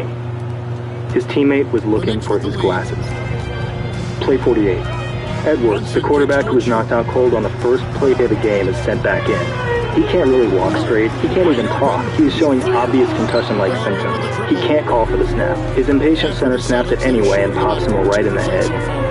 Edwards has now appeared in 2 plays and has been carried off the field unconscious 2 times. Later, this will also happen a 3rd time. Today, we look on this with horror. Back then, a concussion was treated about as seriously as a Charlie horse. This game has entered an unbelievably lengthy phase. Between plays 44 and 82, the line of scrimmage now leaves Cumberland's red zone. For 39 straight plays, about 1/3 of the game, the line of scrimmage for both teams is always inside the Cumberland 20. This is absolutely ludicrous, and it's also what makes Georgia Tech's total offense all the more impressive. See, Tech only managed 471 offensive yards, which is not a ton. That's because they dominated Cumberland's offense so completely that their own offense just didn't have enough room to gain a lot of yards. Look at where their offense got the ball. Only a few of these could be considered real drives in the traditional sense. Most of them started inside the 20. They couldn't gain yards because they kept running out of them. Contrast this with the game Tech showed against Vanderbilt just a few weeks ago. Tech won 38-7. It was a great game for them. Taking into account turnovers, returns, and every other time they touched the ball on a play-by-play basis, they picked up 17% of the yards they could possibly get. And remember, that's a one-sided route. The 1916 team picked up 72% of all possible yards. No matter where you dropped Georgia Tech on the field, they were highly likely to score immediately on that play. It's staggering. Jim Priest is Georgia Tech's kicker, and he's bored. By the time this game is all over, he will have kicked 18 extra points. He bets his teammate a steak dinner that he can kick a ball through the uprights on a kickoff. But then he one-ups himself and he turns on the Jets. Morris Gouger, while lining up for the catch, smacks into the goalpost. The ball bounces off his head and into Priest's arms. Jim Priest has just caught his own kickoff for a touchdown. It's halftime. Coach Allen's team is physically and emotionally destroyed. Cumberland is losing 126-0. If that were a final score today, it would be the worst final score since 1932. Allen has no choice. He has to go talk to the man himself. He figures maybe Heisman will agree to end the game at 1/2. After all, Cumberland held up their end of the bargain. They showed up. Georgia Tech has all its gate receipts. It's true that John Heisman is a disciplined man. In fact, he was famous for telling his teams better to have died a small boy than to fumble this football. But he's also a noble sportsman. Maybe he'll show mercy. Heisman does agree to shorten the game by 5 minutes. He is the creator of this game. He is a football god, and a god who takes instruction from the God of the Old Testament. He is here to reduce them all to pillars of salt. He is a creator of fear and of you. He will grind your bones to make his bread. Skimming 5 minutes off the end still guarantees Cumberland 25 minutes of horror. Sometimes a weak expression of pity is the deepest act of cruelty.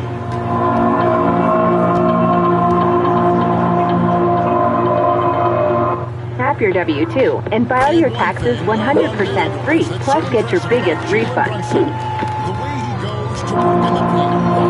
Kevin, at his size, you have got to be crafty. Play 78. Johnny Dog fields the kick. He looks before him. All his teammates have fallen to the ground in resignation. He staggers to the 10, and then he joins them.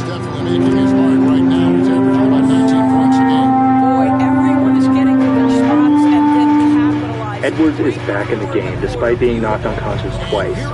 He takes the snap and pitches it to Johnny Dog, who pitches it back. Neither of them want the ball. They keep tossing it back and forth, demanding that the other one take it. And the weight of a Georgia Tech tackler crashes down on them both. Edwards is carried off the field a third time. Alright, brief disclaimer. I'm about to tell you part of the story that I don't think is true. It's in the books, I'm going to tell you about it, but as the story goes, by now Cumberland is short on willing and able players. At least 2 players have run away and hid. 2 more players have leg injuries. So Coach Allen ties their injured legs together and has them hobble along on the field as one man. Play 84. Coach Allen sends in a law student known simply as Pee-wee, who is only here to impress his professors. Pee-wee does not know anything about the rules of football. He is ensured that he will not have to touch the ball or actually do anything. The center direct snaps him the ball. He stumbles around in a state of panic, then flings the ball away in fright. In the ensuing scramble, he runs away. He is now the 4th Cumberland player to try to run out of Grant Field. He hides behind a fence where 2 other players are hiding. They don't want him to give away their hiding spot, so they throw him back over the fence. There is no escape. Play 86. Johnny Dog is chased around the stadium by an actual dog who has wandered in from the stands. Sure, why not? If you're a regular viewer, you'll probably remember this little guy. All I can conclude is that in the early 20th century, wild dogs were everywhere. Play 94. Georgia Tech scores to make it 173-0. The point after attempt that follows is poetry. If Cumberland just lets this extra point sail through, the final score ends up being 223-0. But they block it, unwittingly ensuring the precision of Heisman's revenge. A 24-0 baseball is answered by a 222-0 unholy clobbering. I don't know how or why Cumberland finds resolve to fight at this moment, but they do. They execute what's known as the climb the ladder play, which has since been made illegal. One player gets on all fours and grabs the knees of a second player, who bends over at the waist and grabs the stomach of a third player. A fourth player, Vishy Woods, steps over their backs and shoulders and leaps as high as he can. This is Vishy Woods' face before the play. This is Vishy Woods' face after this play. 15 assist man. And yes, one of the most dangerous scorers in the game. He's already come up big in some key games this year. His teammates really feed off his presence out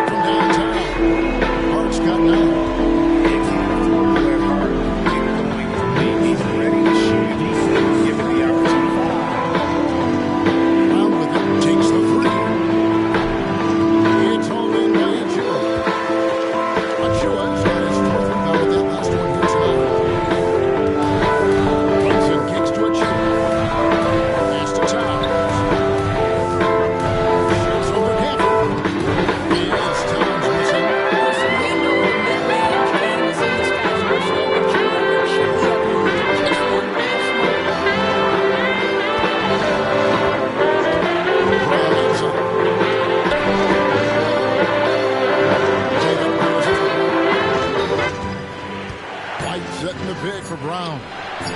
Buries the long-range jumper. 10 points for him. That's a dozen straight points coming off the triple. Brunson kicks to Bridges. Trying to find Towns. Gets it to him. The baseline jumper goes down. Towns has got it all tied up now for the Knicks. Is the mid-range for Mr. Towns part of the game? You bet. And we got a timeout for Joe Mazzulla. He wants to check in with his team and regroup. Just Wawa after lunch. Maybe a hoagie or a panini or a quesadilla. Customs. Swearing on the Bible. You understand that shit? They tell you to raise your right hand, place your left hand on the Bible. Does this stuff really matter? Which hand? Does God really give a fuck about details like this? Suppose you put your right hand on the Bible, you raise your left hand. Would that count? Another shot. Or would God say, sorry, wrong hand, try again? As the whistle blows, he'll shoot 2 free And what? throws. Why does one hand have to be raised? What is the magic in this gesture? This seems like some sort of a primitive voodoo mojo shtick. Why not put your left hand on the Bible, let your right hand hang down by your side? It's more natural. Or put it in your pocket. Remember what your mother used to say? Don't put your hands in your pockets. Does she know something we don't know? Is this hand shit really important? Well, let's get back to the Bible, America's favorite national theatrical prop. Suppose the Bible they hand you to swear on is upside down, or backward, or both, and you swear to tell the truth on an upside-down, backward Bible. Would that count? Suppose the Bible they hand you is an old Bible and half the pages are missing. Suppose all they have is a Chinese Bible in an American court, or a Braille Bible and you're not blind. Suppose they hand you an upside-down, backward Chinese Braille Bible with half the pages missing. With the three-point shot. Celtics with the lead. Pass to Tatum. And that'll be 2 free throws. At what point does all of this stuff just break down and become just a lot of stupid shit that somebody made up? They fucking made it up, folks. It's make-believe. It's make-believe. Now, all right. Okay. Let's leave the Bible aside. We'll get back to the science fiction reading later.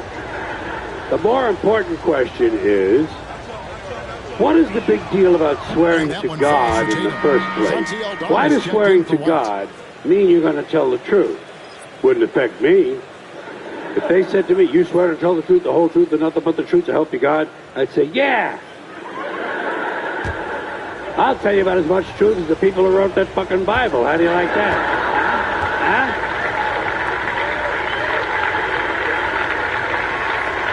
And so Tatum nails them both. Swearing on the Bible doesn't mean anything. Kids, swearing to God is kid stuff. Remember when you were a kid, if you told another kid something he didn't quite believe, he'd say, you swear to God? I would always say, yeah, I swear to God. Even if I was lying. Why not? What's going to happen if I lie? Nothing. Nothing happens if you lie. Unless you get caught, and that's a whole different story. Sometimes a kid would think he was being slick with me, and he'd say, you swear on your mother's grave? I'd say, yeah. Why not? First of all, my mother was alive. She didn't even have a grave. Second of all, even if she was dead, what's she going to do? Rise from the grave and come and haunt me? Come and haunt me? Oh, because I told a lie to an 8-year-old? Get fucking real, will you?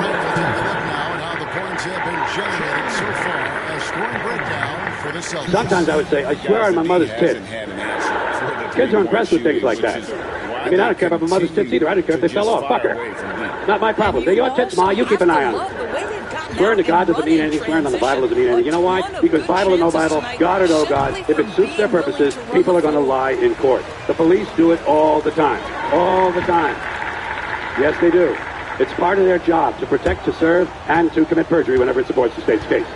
Swearing on the Bible is just one more way of controlling people and keeping them in line, and it's one more thing that holds us back as a species. Here's one more item for you, the last in our civics book. Rights. Boy, everyone in this country goes running around yammering about their fucking rights. I have a right, you have no right, we have a right, they don't have a right. Oh, I hate to spoil your fun, but there's no such thing as rights, okay? They're imaginary. We made them up, like the boogeyman. The Three Little Pigs, Pinocchio, Mother Goose, shit like that. Rights are an idea. They're just imaginary. They're a cute idea. Cute. But that's all. Cute and fictional. But if you think you do have rights, let me ask you this. Where do they come from? People say, well, they come from God. They're God-given rights. Oh, fuck, here we go again. Here we go again. The God excuse. The last refuge of a man with no answers and no arguments that came from God. Anything you can't describe must have come from God. Personally, folks, I believe that if your rights came from God, He would have given you the right to some food every day. He would have given you the right to a roof over your head. God would have been looking out for you. God would have been looking out for you. You know that? He would have been worried about making sure you have a gun so you get drunk on Sunday night and kill your girlfriend's parents. But let's say it's true. Let's say God gave us these rights. Why would He give us a certain number of rights? The Bill of Rights of this country has 10 stipulations, okay? 10 rights. And apparently God was doing sloppy work that week because we've had to amend the Bill of Rights an additional 17 times. So God forgot a couple of things like slavery. Just fucking slipped His mind. Well, let's say God gave us the original 10. He gave the British 13. The British Bill of Rights has 13 stipulations. The Germans have 29. The Belgians have 25. The Swedish have only 6. And some people in the world have no rights at all. What kind of a fucking goddamn God-given deal is that? No rights at all? Why would God give different people in different countries different numbers of different rights? Boredom? Amusement? Bad arithmetic? Do we find out at long last after all this time that God is weak in math skills? Doesn't sound like divine planning to me. Sounds more like human planning. Sounds more like one group trying to control another group. In other words, business as usual in America. Now, if you think you do have rights, one last assignment for you. Next time you're at the computer, get on the internet, go to Wikipedia. When you get to Wikipedia, in the search field for Wikipedia, I want you to type in Japanese Americans 1942, and you'll find out all about your precious fucking rights, okay? All right. You know about it. You know about it. Yeah. In 1942, there were 110,000 Japanese American citizens and good-standing, law-abiding people who were thrown into internment camps simply because their parents were born in the wrong country. That's all they did wrong. They had no right to a lawyer, no right to a fair trial, no right to a jury of their peers, no right to due process of any kind. The only right they had, right to slave, into the internment camps. Just when these American citizens needed their rights the most, their government took them away. And rights aren't rights if someone can take them away. They're privileges. That's all we've ever had in this country is a bill of temporary privileges. And if you read the news even badly, you know that every year the list gets shorter and shorter and shorter. You see how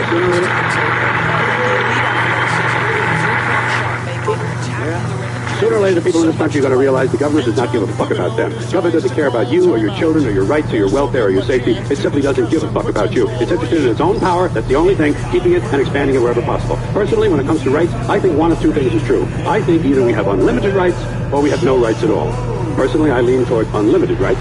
I feel, for instance, I have the right to do anything I please. But if you don't like, I think you have the right to kill me. You're going to find a fairer fucking deal than that. So the next time some asshole says, gee, I have a right to my opinion, you say, oh yeah, well I have a right to my opinion, and my opinion is you have no right to your opinion. Then shoot the fuck and walk away. Thank you.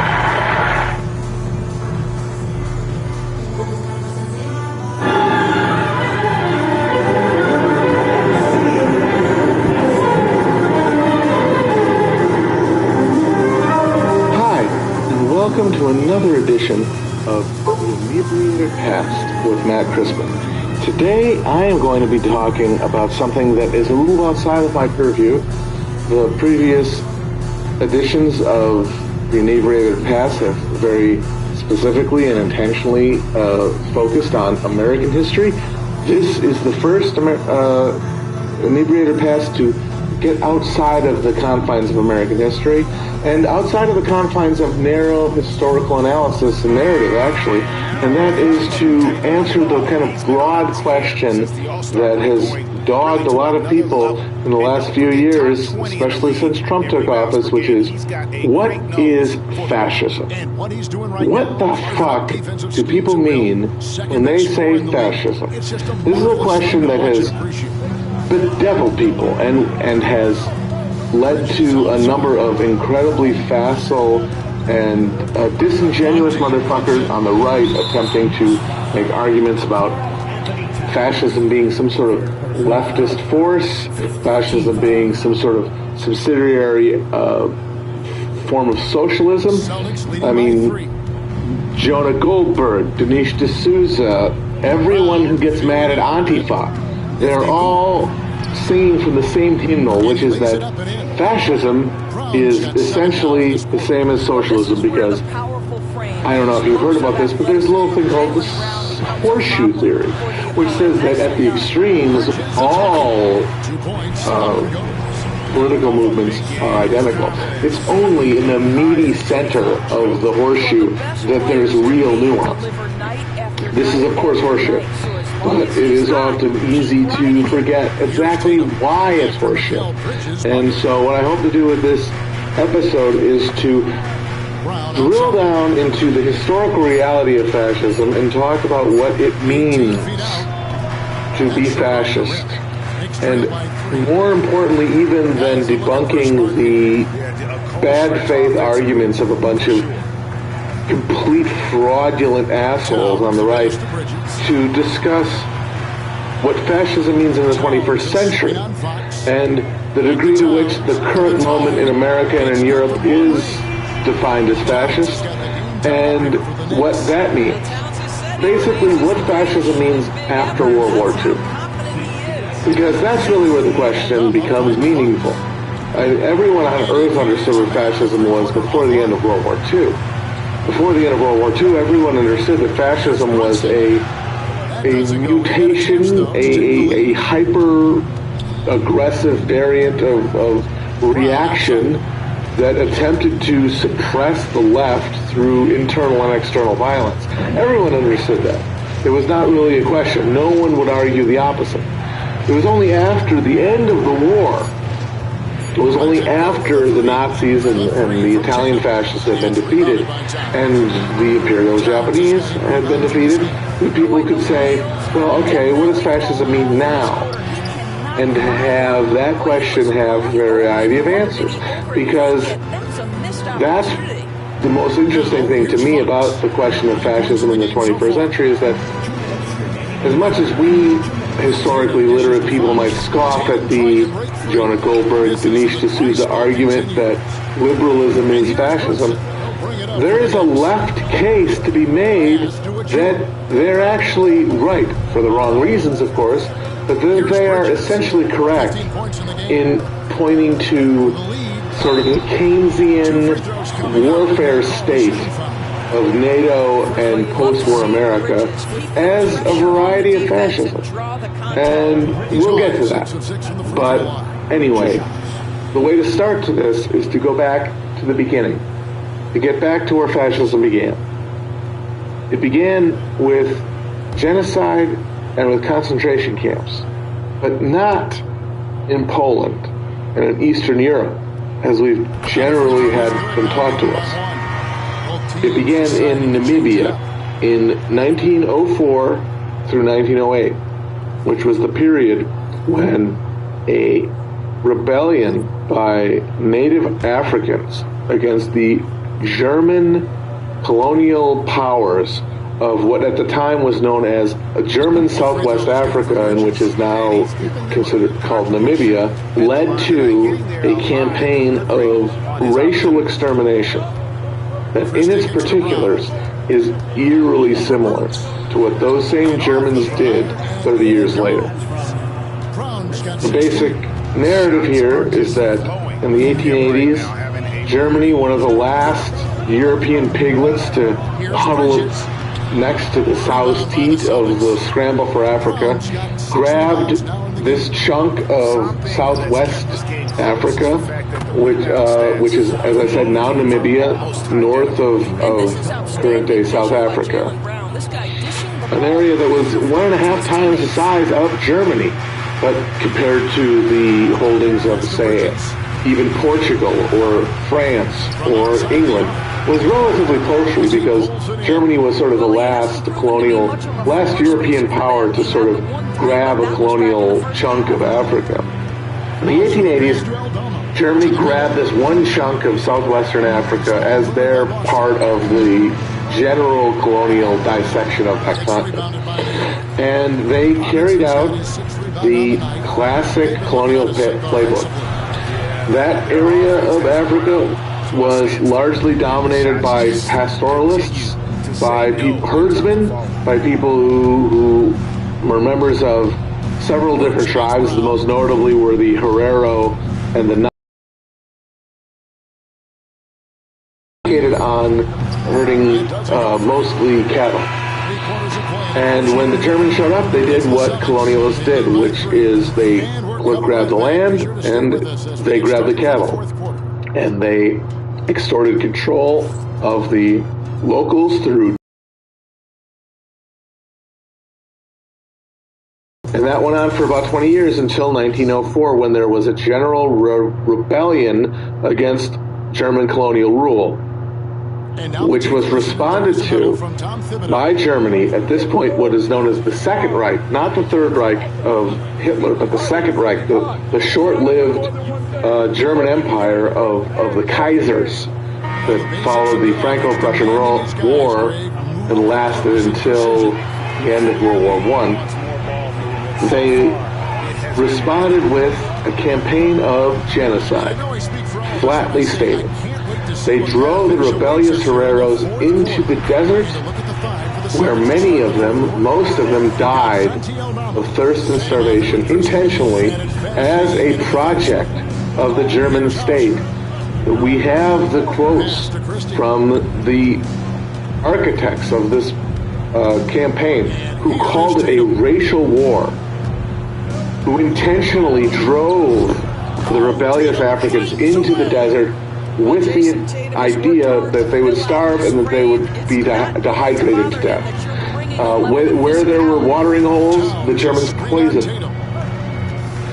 And the people who survived these deprivations were gathered into concentration camps. These were not the first concentration camps of the modern era. Those, of course, were in Cuba, administered by Spain, and in South Africa, administered by the British during the Boer War, but shortly after that. So basically, this is the third instance of concentration camps during the late colonial era in Europe, of European conquest. And not only were the people who were rounded into these concentration camps allowed to die of exposure, of disease, lack of food and water, they were experimented upon medically in a way that would be incredibly familiar to anyone who has studied the Nazi concentration camps. German doctors in German Southwest Africa conducted experiments on the captive populations of Herreros and Nama, who were captured and held in concentration camps in Namibia, modern Namibia, in 1906, 1907, 1908. This is before fascism came to Europe. The reason I say this is because I think the best way to understand fascism is as the application of colonial coercive mechanisms of control and of domination to the metropole. I think that is what fascism most, I guess I'd say, fruitfully can be described, because there's a lot of different descriptions, explanations. And I think the best way to think of it is when a colonial power responds to pressure and conflict from within, either class-based or due to economic instability, or the mingling of those two, it brings the forces that it used to subdue its colonial outposts to the center. I think that is what fascism most meaningfully is defined as. There are other elements of it. We can talk about Umberto Eco, we can talk about Stanley Payne, we can talk about Robert Paxton. I think Paxton is actually very, very helpful on this point. But I think to cut through all of the bullshit, to cut through all of the myriad obfuscations and acts of rhetorical legerdemain that go into the rhetoric around fascism, I think the way to think of it as colonial power, colonial systems of control being turned inward. So, the first sort of example of this is what colonial Germany did in Africa in the 1910s, we always skip in what is now Namibia. This is a time when no one would have referred to the German Reich as fascist. This is, in fact, a period when no less a figure than W.E.B. Du Bois saw the German Reich as a model for enlightened administration. This is basically just an expanded version of the of the Prussian bureaucratic state that Hegel saw as the end result of the historical dialect. So this is the epitome of European civilization. And it was carrying out in Africa what is absolutely recognizable in the modern mind as genocide, as the sort of depraved, lunatic violence of fascism. Fascism, first and foremost, was a response to World War I. World War I was a continent-wide bloodletting on a scale that was frankly unimaginable to anyone who had come before. The closest thing that you could compare it to is maybe the 30 Years' War of the 1620s through the 40s. And that even had the patina of sort of religiosity around it. There was nothing sacred about the First World War. There was no way that anyone involved in it could convince themselves that they were embarking in a holy crusade on anyone's behalf. It was brutal and horrible realpolitik that resulted in the deaths of tens of millions of young European men. A bloodletting that had basically never been conceived of before. A situation where you saw bright-eyed, aristocratic hussars astride chariots of glory being mowed down mercilessly by Maxim guns. A situation where all of the prestige and honor of warfare that had persisted in Europe all the way through the Napoleonic era and everything was just chopped into nothing by mustard gas and by trench warfare and artillery shells. And the trauma of that war is something that is hard to really conceive of because we all live in its aftermath. We all live in a world created honestly by the basic trauma of World War I. These people who were alive at the time were introduced into the modern world, basically, in the most violently horrible way possible. And what it led to was a continent of Europe that was basically traumatized from stem to stern. And that led to people seeking extreme answers to the questions created by this war. So let's go through the two countries that became fascist, quote unquote, after World War I. Other countries can be brought into what we consider the Axis powers during World War II. Japan, of course, but also Romania and Hungary and Spain, and Portugal. These are all, to one degree or another, can be put into the fascist orbit. But really only two countries after World War I were seized by political movements that we can point to and say, this is fascism. This isn't just reaction.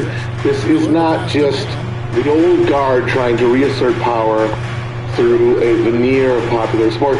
This is a new political formation that we can identify as fascist. Those countries were Italy and Germany. Italy and Germany were ostensibly on opposite sides of the Versailles Peace of 1919. Germany, of course, was the pariah state that had been defeated by the Allies in World War I and were considered by the Versailles Treaty to be the cause of the war, who were required to give massive indemnities, who were required to demilitarize, who were required to give over huge percentages of their industrial economy to the Allies. Italy had started the war on the Axis side, but it switched. They did a classic face turn in the middle of the war and ended up fighting the Allies. Poorly, I must say. They got their asses kicked. They're basically the only people. The Italians were the only army in World War II, or World War I, rather, I'm sorry, that the Germans and the Austro-Hungarians actually beat. Like, they kicked their ass. What they shared was a sense of being injured by the peace, by Versailles. Obviously, we know how Germany was insulted. The indemnities, the loss of the demobilization of the Ruhr, the lack of ability to have an army, the requirement of admitting war guilt It was a stem-to-stern humiliation. Italy's humiliation was less overt, but still deeply felt, because Italy went into the war on the side of the Allies with the idea that by joining the winning side, they would gain the spoils of victory. But the Versailles Treaty didn't really give Italy much in the way of reward for having participated on the side of the Allies. And that feeling was deeply stinging to the people who had pushed Italy into joining the war, who had said, Italy, fight the war, it'll be worth it. One of the people who made that argument during the war was a former socialist named Benito Mussolini, who split with the Italian socialists on the question of the war, who said, I believe that it is Italy's destiny to fight this war, win it, and to gain spoils from it. And by doing that, Mussolini essentially divorced himself from the mass of the Italian socialist movement. And he emerged after World War II basically as a man without a country. But the country he was in was one that felt deeply insulted by their lack of territorial gains, and like many of the countries of Europe and the rest of the world after World War I, economically dislocated by the war. Italy was a classic case of a country that had a uneven development. The south of Italy was largely agrarian and almost even quasi-feudal. North of Italy was a burgeoning industrial hub, which meant that you had a situation where Italy was in a large, southern Italy was dominated by the remnants of feudal orders, and northern Italy was rapidly industrializing, and with that industrialization came the realities of a modern society and class conflict, strikes, labor organizing, militancy. And into this ferment came Mussolini, the former socialist who made a deal, essentially, with the landed gentry of the South and the industrial magnates of the North, which was, allow me to deal with this. And the early power of the Italian fascist movement came in their ability to break strikes, both in the North among industrial laborers and in the South among agricultural laborers, because agricultural militancy was a feature of post-World War I Italy. The fascists made their efficacy shown to the powers that be by organizing street power in opposition to the left. And this is where we get to the real definition of fascism. And that is this is what Robert Paxton in his book, The Anatomy of Fascism, which I highly recommend to anyone listening to this, says. It is the suppression of the left amidst popular enthusiasm. Because this was the central problem for the ruling powers of European countries after World War I. It was that the ineffable and unstoppable force of popular mobilization, popular political organization, meant that the old days of limited suffrage, of voting being only amongst the elect, only amongst the landowning, was no longer tenable. Everyone was going to get the ballot. And if everyone got the ballot, then Marx's calculation was going to be correct, because Marx saw in the expansion of the franchise essentially the doom of capitalism. He saw if the working class got a say in government, their numbers would eventually overwhelm the numbers of bourgeois and the numbers of landowners and take over control of governments across the whole world, wherever this reality of universal franchise pertained. This was a problem for the landowners, for the capitalists, obviously. And men like Mussolini and later Hitler came along and solved that problem for them. And this is another essential reality of fascism that must be remembered by anybody who wants to understand it, is that it was a postmodern movement. It was a movement of people who wanted power above all. Before fascism, politics and political parties were understood to represent specific class interests. Even people who hated Marx, even people who despised the concept of socialism, understood politics and political parties as a battle of interests. In the emergent democracies of Europe, there were farmer parties, labor parties, bourgeois parties, and they contested on the electoral battleground. And the ruling class despaired of their lack of numbers, because to them, the only way to understand politics was to understand it in these terms, in the terms of numbers, in the terms of interests. Fascism in Italy and in Germany was the product of people like Mussolini and Hitler, who understood that they could marry the rabble-rousing popular energy of the left with the economic and social support of the ruling class to create essentially an unbeatable combination.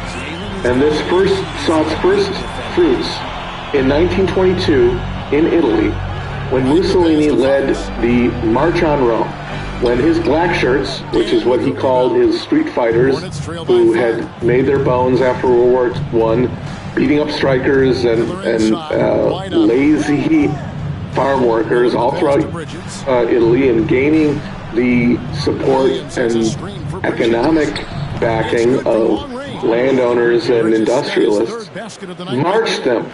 Mussolini marched his black shirts into the heart of Rome. And the king, Victor Emmanuel, responded by offering Mussolini the prime ministership. Now, there was nothing making him do this. They could have suppressed the March on Rome easily with the army. If the ruling classes of Italy thought there was any other force that could be effective in suppressing the popular ferment created by the end of World War I, the demands of the peasants, the demands of the industrial workers. But there wasn't. There were only these black-shirted thugs literally marching into Rome and saying, "We are here to do your bidding." And so, instead of firing upon them and dispersing them and arresting them, the king and his supporters and the Catholic Church and the industrialists and the landowners gave him the portfolio of governance. And this created the first fascist government in history. Something that Mussolini called corporatism. The bringing together of workers and ownership and landowners and peasants into one corporate body. Fascism essentially conceives of society as a body. It says that every class is an organ or a part of a whole body, and that the body cannot survive without all of them together, but that they cannot also be overcome. Like the Marxist concept of a classless society, a society where the exploiters are overthrown and all that's left are workers democratically managing control of the economy, that's not possible. What's possible instead is a harmonious social corporate order where everyone is part of a body that functions together. So that was the idea of fascism. And that is why it was critical of capitalism. Because capitalism, especially in this moment after World War I, when capitalism was seen by millions of people throughout Europe as not only the thing that had disrupted so much of their understanding of the social order, but led to World War I and the deaths of hundreds of millions of people, was a plague and needed to be contested and needed to be contained. And at the time, the main force arguing against that was the left, especially after the Bolshevik Revolution, the communist left. And what fascism offered to the bourgeois and ruling classes of Europe was a way to square the circle. It was a way to banish The anxieties created by capitalist dislocation and by the exploitation of capitalism through channeling violence outward in the form of colonial expansion, and also by suppressing an internal enemy, which, of course, would reach its apogee with the Nazis and their scapegoat of the Jews. So let's turn to Germany. Germany was in far more dire straits than Italy was after World War I.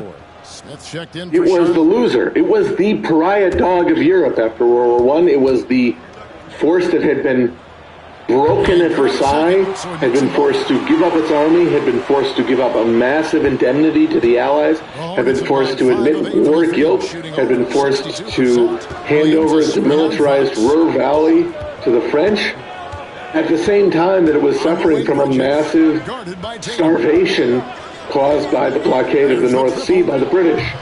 And in this moment, you saw a glimpse of a German socialist revolution. It started with the overthrow of the Kaiser in 1918. The Bolshevik Revolution in Russia had been predicated on a general European revolt. And there was a moment there where it looked like it was going to happen. It was after the Kaiser had been overthrown in 1918, and when a naval mutiny in northern Germany had spread throughout the country, and where radical socialists allied with the Spartacist movement and the independent Social Democrats, who had been opposed to the Social Democratic Party that had allied with the war effort and voted war credits, seized control of many cities and filled the streets of Berlin and demanded first the abdication of the Kaiser and then the overthrow of the bourgeois regime in Germany. There was a moment there where it really looked like the tipping point had happened, where the domino effect that was going to start in St. Petersburg and move all the way through Europe and to the United States and across the world was going to happen, because Germany really felt like it was the next domino that was going to fall. There were masses of army, mass people, strikers in the streets throughout cities all the way through Germany, who were horrified by the war that had been inflicted upon them by the capitalists and wanted to create a new democratic socialist society that would never have that happen again.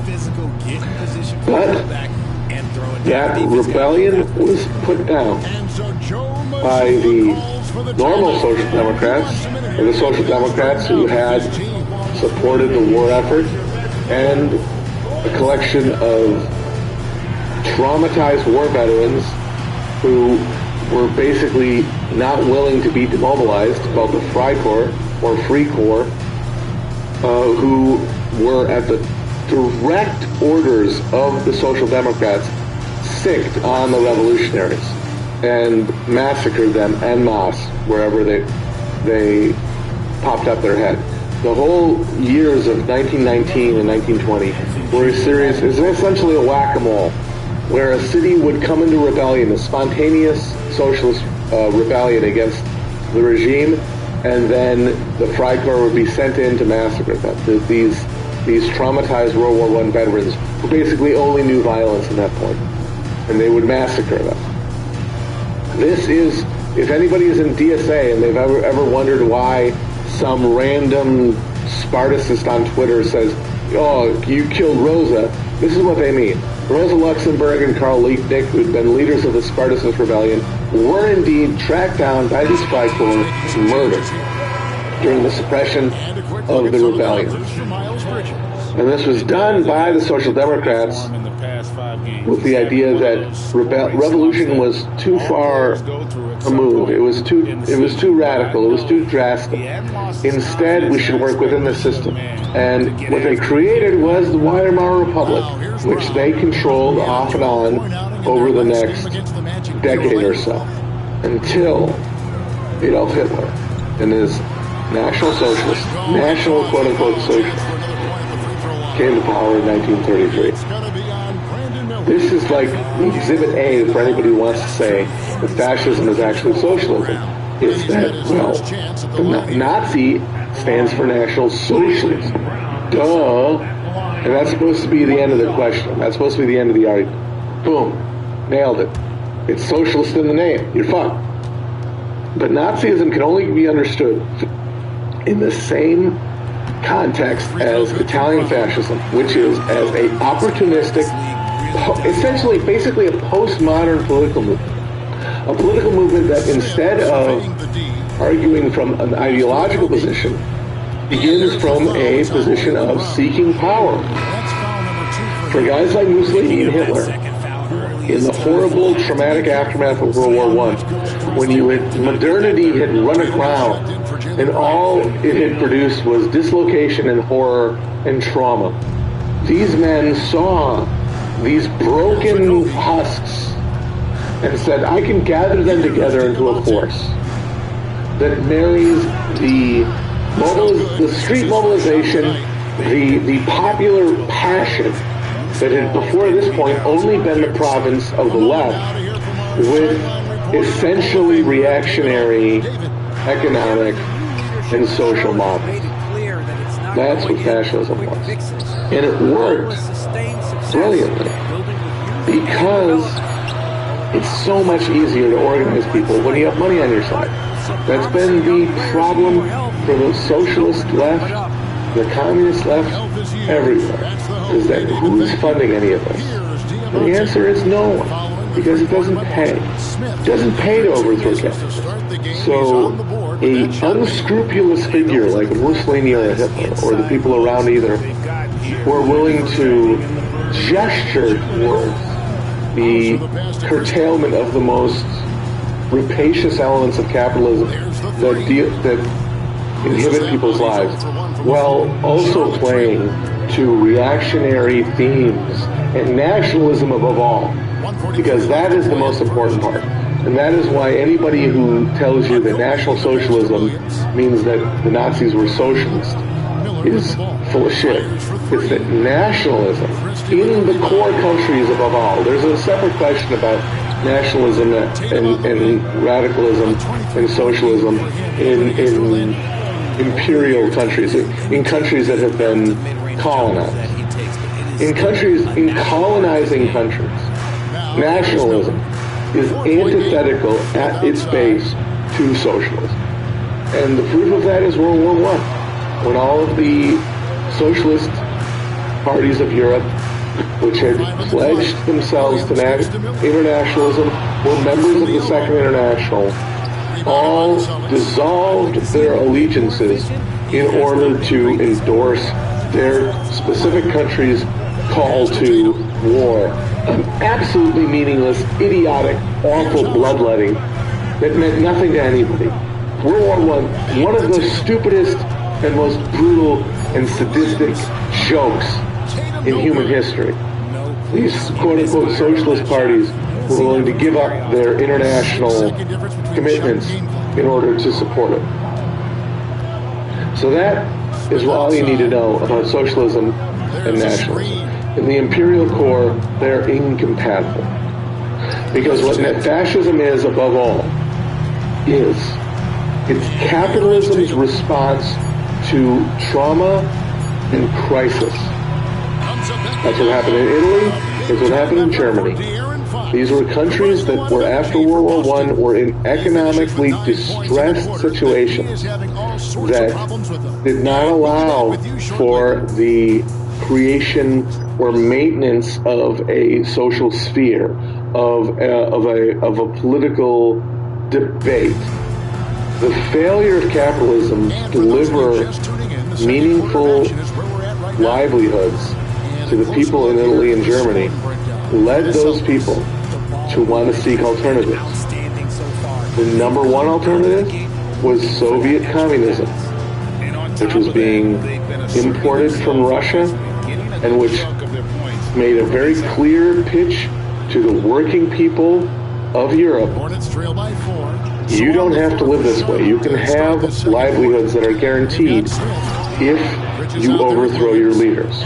Capitalism had no response in traditional political models to this appeal, while they were failing to deliver. And that's the chief point, is that they were failing to deliver. It was Italy, after World War I, was a barely developed economy that was deeply riven by internal contradictions. And the Nazis did not become a meaningful power in Germany until the Great Depression. In the absence of a capitalist response to this leftist critique, the only way of salvation for the ruling classes of these countries was to embrace these cynical street brawlers who had married reactionary social forms to left-wing street organization. And that's what fascism was. Fascism was a way to square the circle, essentially, of popular conservatism in an era when capitalism was failing. We all know what comes after that, of course. The countries that won World War I and were able to weather the Great Depression by establishing a more stable relationship between capital and labor, got together with the Soviets and crushed fascism. So that answers the question of what fascism was historically, in my opinion. And I think that what has dogged us in the current moment is the fact that what fascism means after World War II is a much more slippery concept. It's much more difficult. For example, there is a left-wing argument that says that the military Keynesianism of the United States post-World War II to the present is essentially fascist. When you look at its violent repression abroad, with its suppression of domestic rebellions and domestic minority populations, I think that's a valid argument, honestly. But I feel like if you grant that argument, you're basically saying that Dinesh D'Souza, Jonah Goldberg are right, and that the liberal state is fascist. The attempt to deal with the post-Great Depression capitalist order is, by its nature, fascist. And I think, as I said, I think there's something to that, but I also think that to say that is to basically define the term out of meaningfulness. Because if everything is fascist, if everything post-World War II, if the post-World War II order is fascist, then what does fascism mean? I feel like making fascism meaningful means identifying what we're talking about. And to me, what we're talking about is not so much a question of behavior, because, as I said, the pre-fascist Second Reich of Germany was doing concentration camps and genocides in Namibia 30 years before they were doing, the Nazis did anything. So that is not a meaningful concept. The meaningful concept to me is, when does it turn inward? When do the internal contradictions of a capitalist advanced economy become unsustainable and require this attempt to synthesize popular discontent with ruling class control? That is when fascism exists. Because the empire of the countries of pre-World War I Europe and the empire of the United States is willing to countenance astounding violence and horror outside of its metropole, in the areas that it considers to be the frontier. I mean, our Keynesian welfare state in America carried out a massacre of somewhere in the neighborhood of 3 to 5 million people in Southeast Asia in the 1960s and 70s, and has killed maybe 1 million people in the Middle East since 9/11. That is the nature of an imperial power. Fascism is the political movement that arises to combat the internal contradictions that occur when the metropole, when the imperial core is no longer sustainable. And I feel like with Trump in the United States, and also Orban in Europe, in Poland, UKIP, Front National, we are seeing the reemergence of that same phenomenon of imperial core countries in Europe and the United States finding within themselves a irresolvable conflict created by the economic collapse of 2008 and 2009 and the resulting austerity.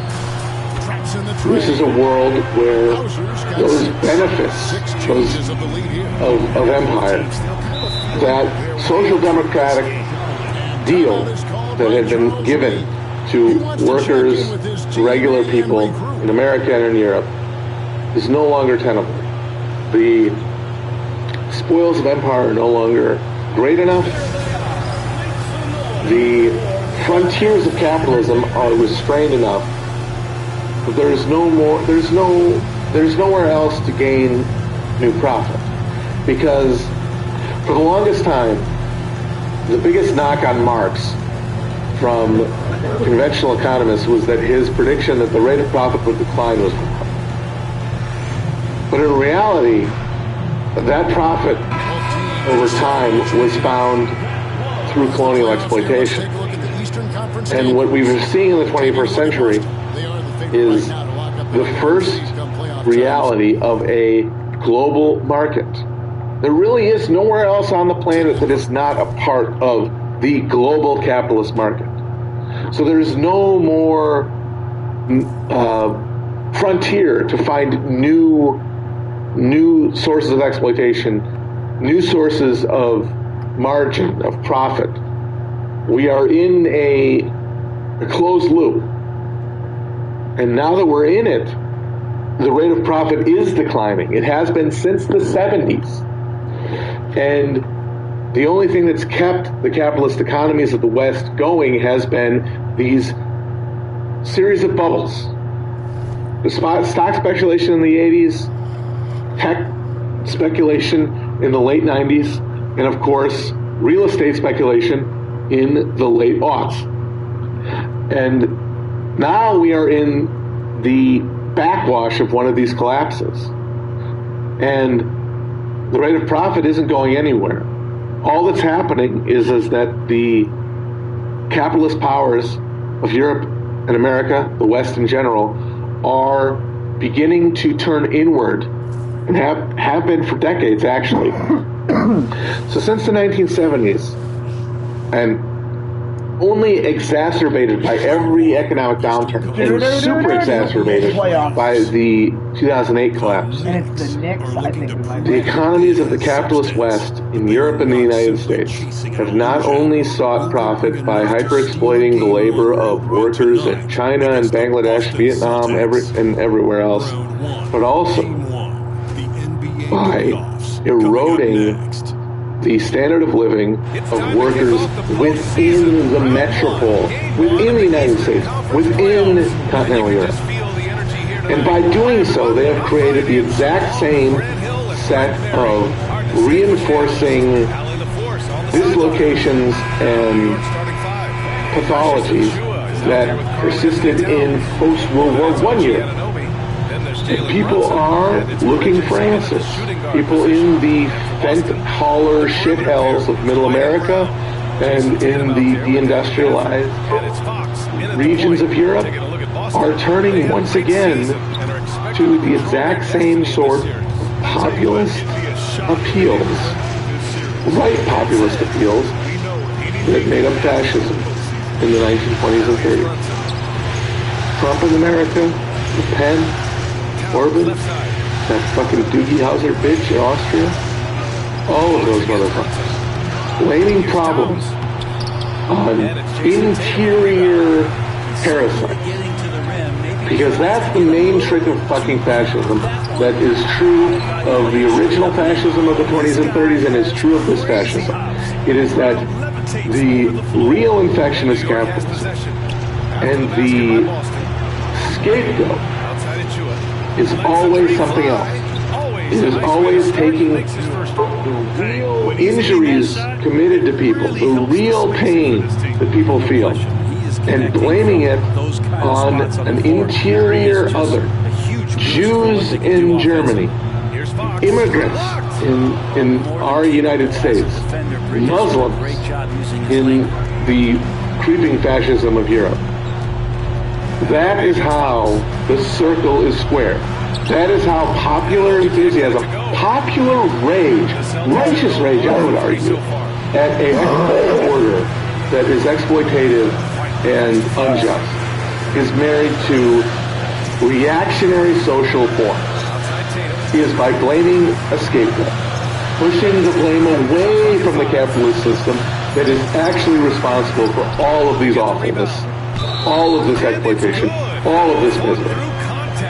And so that is what fascism is. Fascism is the attempt by cynical opportunists, and in the case of Donald Trump, genuinely idiotic reality TV show morons, abetted by cynical opportunists, to redirect popular discontent with an economic system that has exploited them towards scapegoats in the service of traditional centers of power.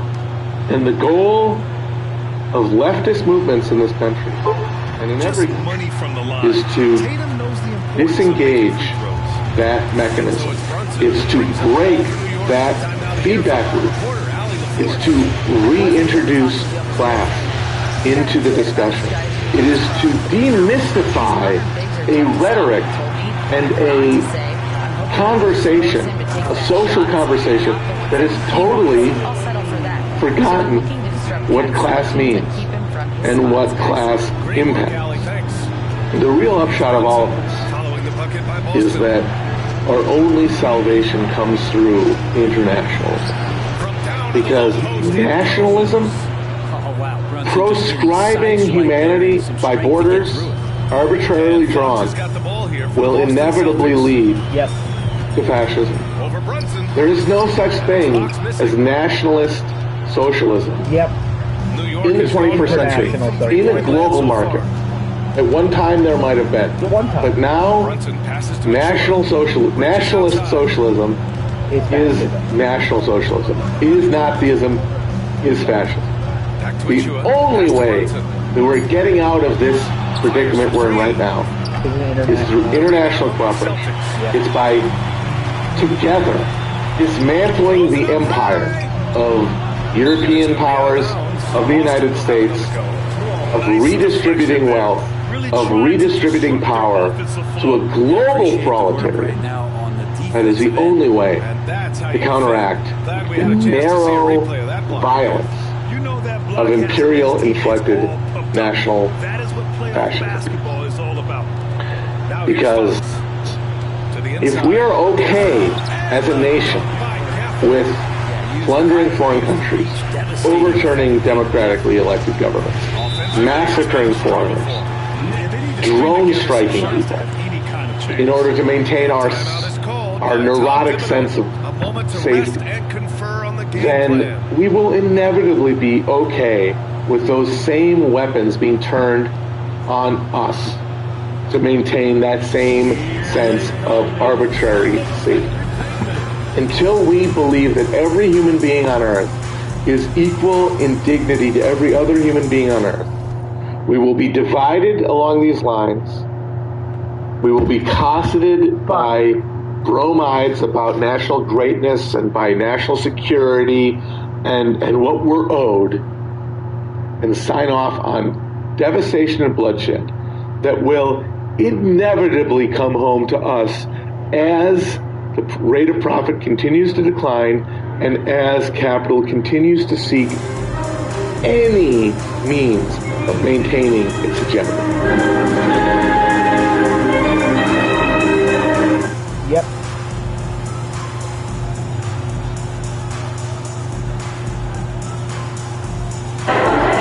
Here he comes.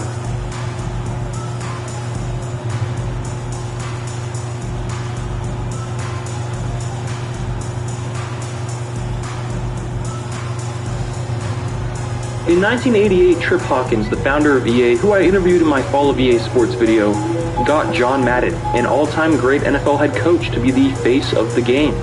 Madden's requirements were that the game would focus on simulating the NFL and would remain realistic to the sport. The first Madden game was critically acclaimed, and the series continued to have success. In the mid-90s, Hawkins left EA to found the 3DO, but Madden continued to find success. Near the end of the 90s, Madden moved to the 3D era, but faced stiff competition from numerous other NFL titles. NFL 2K released in '99, which proved to be Madden's main foe. NFL Quarterback Club, NFL Game Day, and NFL Fever all followed suit. While it's debatable if Madden was ever the true king of NFL games, it was the most popular, and in return, it had the most influence.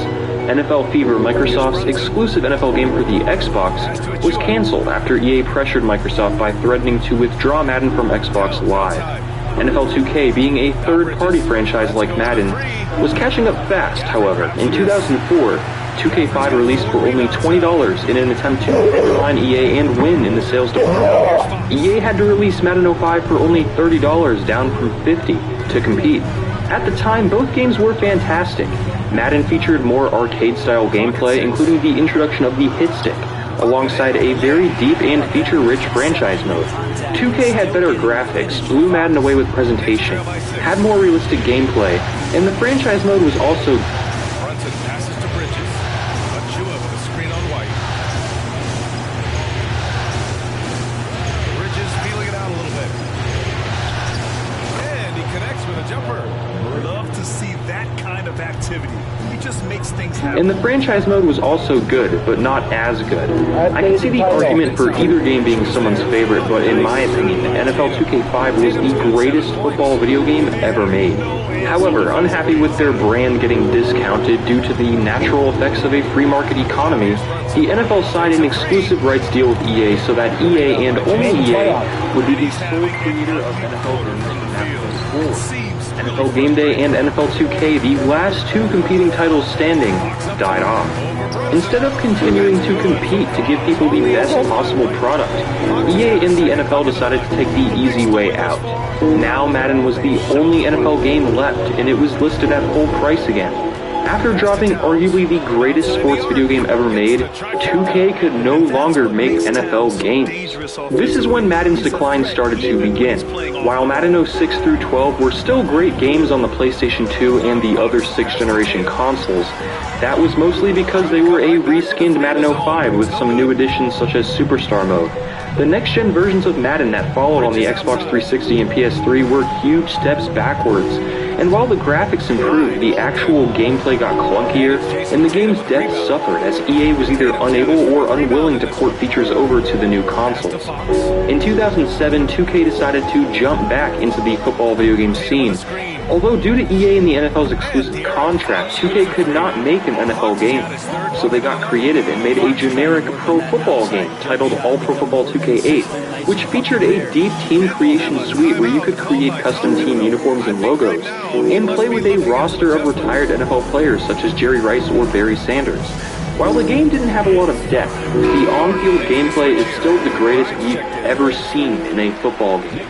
From player movement to AI to pocket formation to animations to ball trajectory, this was the game that played the most like NFL football, despite ironically not having an NFL license. If John Madden was more aware of what was actually going on, he would have been proud of this game. Madden 08, however, is my all-time favorite Madden game on the 6th generation of consoles, so it's not like Madden was close to being bad when All Pro Football 2K8 dropped. But when comparing 2K8's gameplay to Madden 08 side by side, it's very clear that 2K was miles ahead. Unfortunately for 2K and luckily for EA, the game sold poorly. The casual consumer wants an NFL licensed game, not a generic pro football game. And although 2K8 could have been marketed much better, 2K accepted defeat and stopped making football games altogether. Despite this, Madden still wasn't bad, but it was on the decline. Madden 12 was, in my opinion, the last Madden I would call good, as it still had a lot of great features from the PS2 era Maddens present on the next-gen consoles. With Madden 13, however, EA started fresh and stripped the game of everything that made it great. From Madden 13 and on, EA refused to make changes to franchise mode, despite removing nearly all the depth from it, and began catering to competitive online gameplay and pushing microtransactions in a new mode called Ultimate Team, which today makes EA the vast majority of their revenue. Madden 25 was a bit better than 13, but after 25, the games barely changed. With Madden 18, no, Clio is the cash advance app where you can get up to $250. Now I know what you're thinking, what about my credits? But after 25, the games barely changed. With Madden 18, Madden jumped to the Frostbite engine and gameplay became worse than ever before. EA slowly added old features back into the game every few years at a snail's pace, only to advertise them as new. And today, Madden is still the only AAA developed pro football game on the market.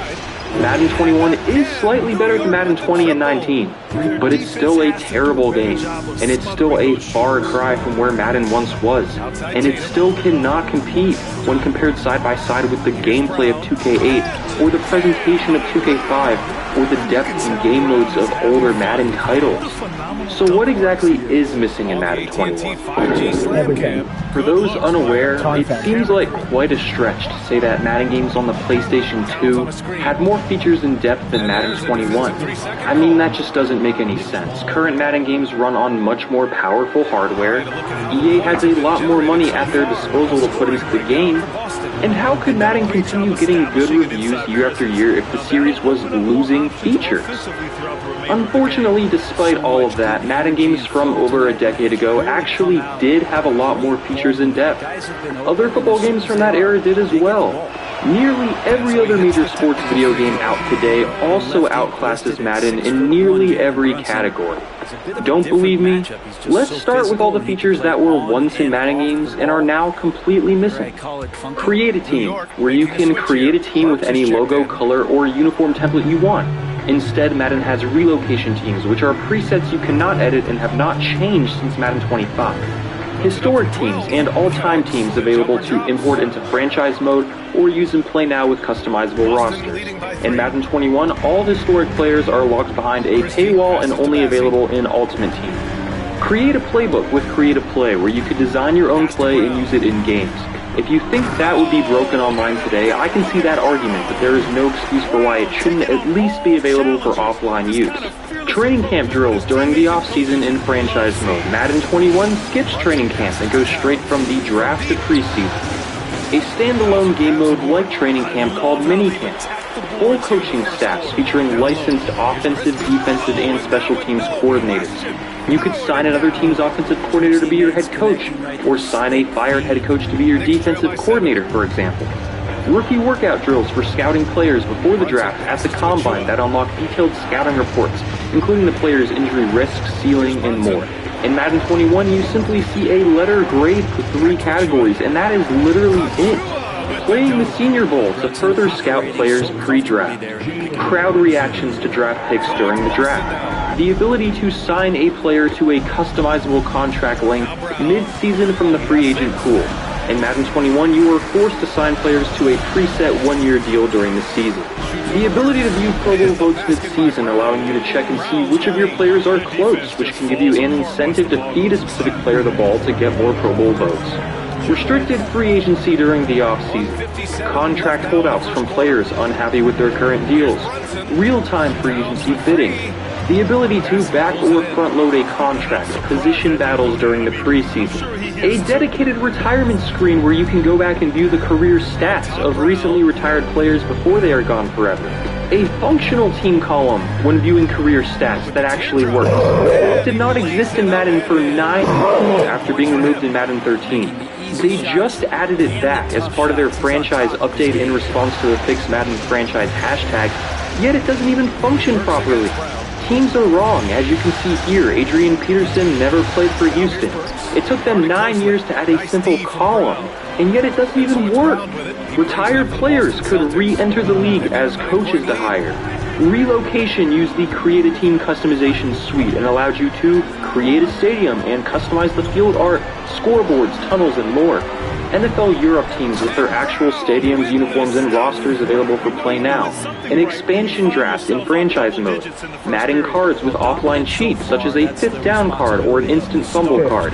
Situation mode in practice where you can create a custom starting point in a game and jump in. Perhaps you want to create a situation where a team is up 28-3 in the Super Bowl and then try to come back. Maybe you want to put the game on rookie, try to come back from a 100-point deficit. I don't know, it's a video game. Fun things like that shouldn't disappear. A true NFL superstar career mode where you could play as any position, even a kicker, and play through a career with your own apartment, along with activities outside of football like movie acting. This was much better than the super cringy long shot or face of the franchise game modes we've recently seen, where you can only play as 1 or 2 positions and your career is dictated by cutscenes. Tournament mode. You could import created teams or historic teams here. For example, you could recreate the XFL and do an 8-team tournament. Or you could do a Sweet 16 bracket with a fantasy draft when friends come over. Imagine being able to do this online today. A fantasy football mode as seen in Madden 08. You could create a team with all-time greats not hidden behind a paywall like they are in Ultimate Team today. Rival history and stat track. For example, if you started a franchise as the Giants, the game would track your history against the Cowboys, Eagles, and football team, with your record, average stats, and highs against each team. Total Control Simulation allows you to pick plays real time and see the outcome without having to be in the game. Great for simulating through franchise mode. The ability to jump into any game in franchise mode regardless of whether your team is playing or not. Did your rival win your division and you want to control another team to knock them out the playoffs out of spite?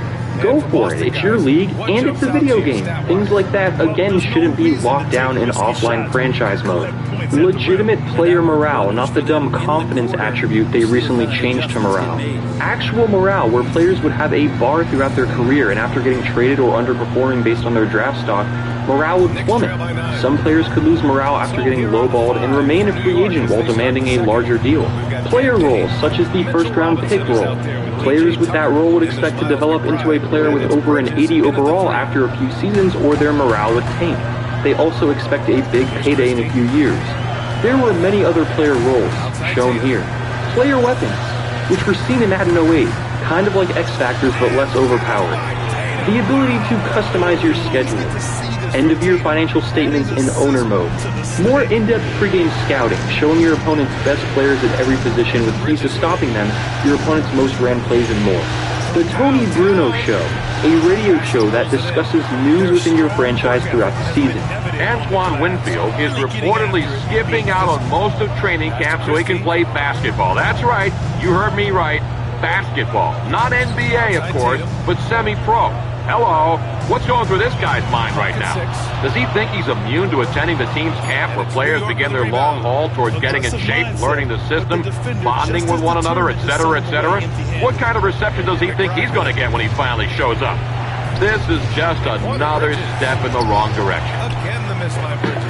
But we're chipping some orange paint off the vineyard, guys. You must be more patient on offense and trying to find ways to... This is just another step in the wrong direction. All right, it's time to see what our listeners think about this. Hey, Tony, yeah, you said it. I can't believe that a player of his stature made this decision. I mean, the guy's an icon. And doing something like this is so far beneath him. His reputation's going to be soiled forever. Mark my words. I mean, his total disregard for his teammates and other players is clear now, and I've never seen it before. You know, maybe it was bubbling underneath that smooth exterior he always had, but the truth's out now. And there's not anywhere to hide when he finally does drag his unappreciative butt back where it should be. This guy makes me insane, makes me mad. Bruno has said publicly he would be down to return to the games, and there's really no excuse for why EA dropped this feature.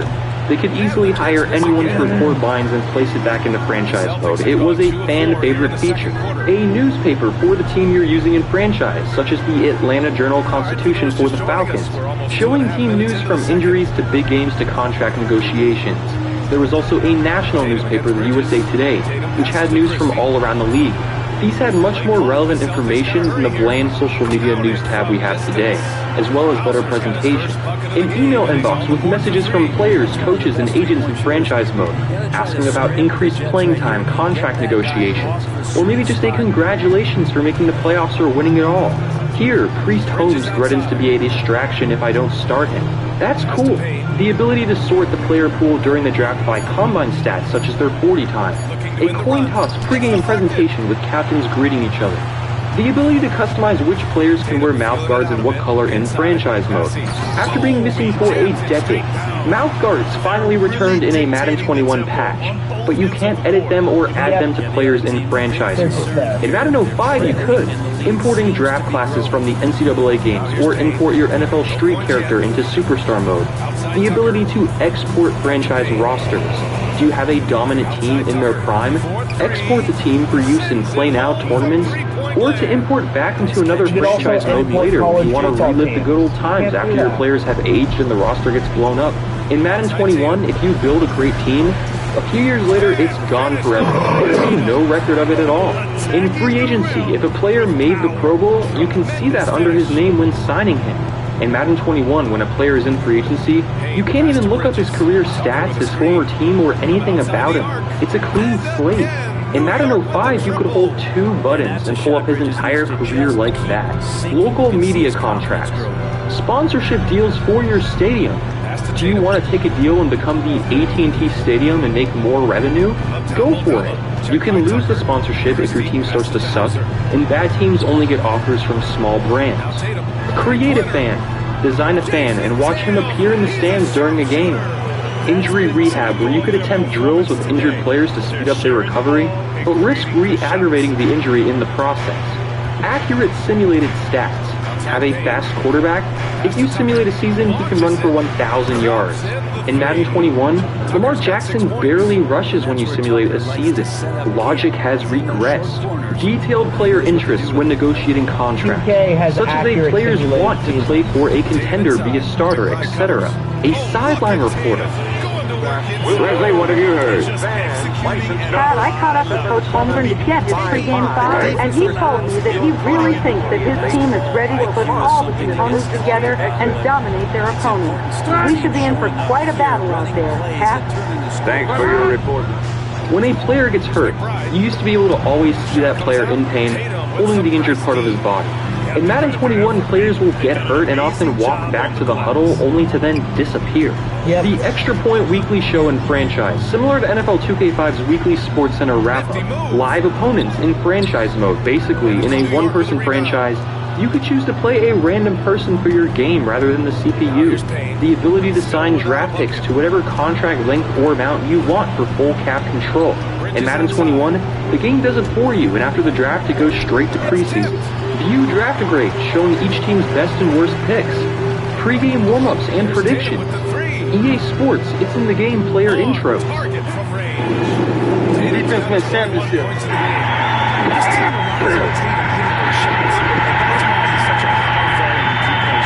It's in the game.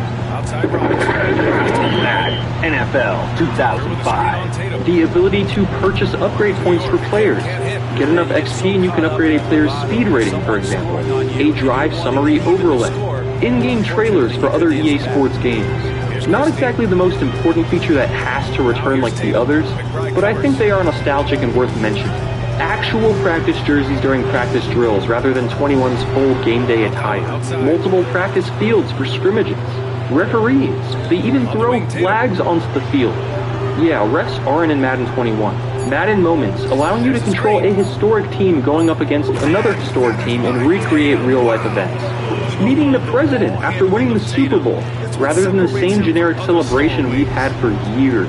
Position strength comparison during the pregame presentation. Coach history and coach stat track.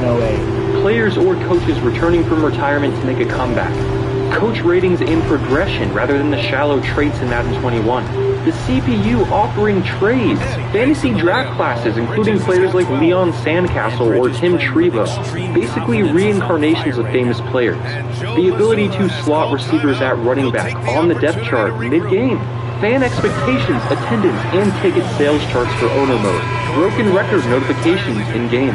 the NFL Network mode in Madden 07, skill drills with the giant dummies as seen in Madden 08, the Madden IQ test in Madden 09, unlockable fantasy teams such as the Canton Greats, the Madden developers, and teams like the Mummies or Monsters in Madden 03, all-year teams, East alumni team, the ability to add tattoos to players in roster editing, the NFL Films music. You know, those cool classical instrumentals that you'd play if you were sick of the game's soundtrack. Well, now those are gone. Helmets popping off, although this was removed due to the NFL's request, along with concussions as an injury, an ambulance driving onto the field to pick up injured players, and dynamic attendance where fans would leave during blowouts. These last 4 features were removed due to the NFL's request, however, but they are still worth pointing out. Everything else on this list was removed because EA is done and because EA is lazy. Yes, all 89 of those features were in previous Madden games and then removed.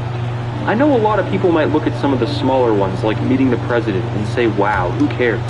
But the majority of these features were major, and the fact that you can name this many features in previous Madden games completely absent over the last decade is insane. One of the biggest removed features, Create a Team, is said by random people online to be the NFL's doing, but this is actually not true and was basically a rumor spreading from an article that was misinterpreted about Al Davis not wanting a Raiders logo on a pink helmet. Rex Dixon, the former creative director of Madden from 13 through 19, confirmed to me directly that the removal of Create a Team had nothing to do with the NFL. If EA wanted to, they could create a custom suite and get logos, uniform templates, and more approved by the NFL, and give the player the option to change colors, swap logos, and swap uniform templates, and basically do exactly what Create a Team always was. EA is simply too lazy to do that. When you're the only NFL game on the market, and people are going to buy the game regardless, why bother? Now, as if those 89 features weren't enough, here are all the features from older football games that weren't Madden, such as NFL 2K5, NFL Game Day, and more, that are also absent from Madden 21. Keep in mind, these games are from over 15 years ago and ran on the hardware of a PlayStation 2. At Cheddar Scratch Kitchen, there's more than enough to go around. Every day, we're cooking up American classics. Keep in mind, these games are from over 15 years ago and ran on the hardware of a PlayStation 2. Pre-game, halftime, post-game, and weekly shows from NFL 2K5. From Chris Berman going over highlights at halftime, to showing highlights of games you didn't even play in SportsCenter, to giving retired players a career retrospective, to Trey Wingo going over free agent signings, to Mel Kiper Jr. grading each team's NFL draft picks. Immersion that is still unrivaled. The Crib, a house you could decorate with NFL memorabilia you unlock by playing the game. Minigames such as paper football or air hockey, and the ability to play against AI versions of celebrities who trash talk you during the game, with the reward of unlocking their fantasy team if you win. The VIP system. 2K5 tracked everything you did from carries outside left to 2-point attempts to completions right deep. It then created a profile based on how you play that you can assign to the CPU and basically play an AI version of yourself. You can share your VIP profile with friends and basically play against each other without actually being there. You could download the VIP profile of a professional player, for example, and train yourself. Every coach in the game had their own custom VIP profile as well, making the AI actually play realistically. Playoff stat tracking. That's right, in Madden 21, there is absolutely no record of any stats or anything that happens in the playoffs. You could realign divisions and conferences. You could actually challenge a play, with multiple options for what exactly to challenge as well. Cheerleaders. Yeah, Madden doesn't have those. They also have physics.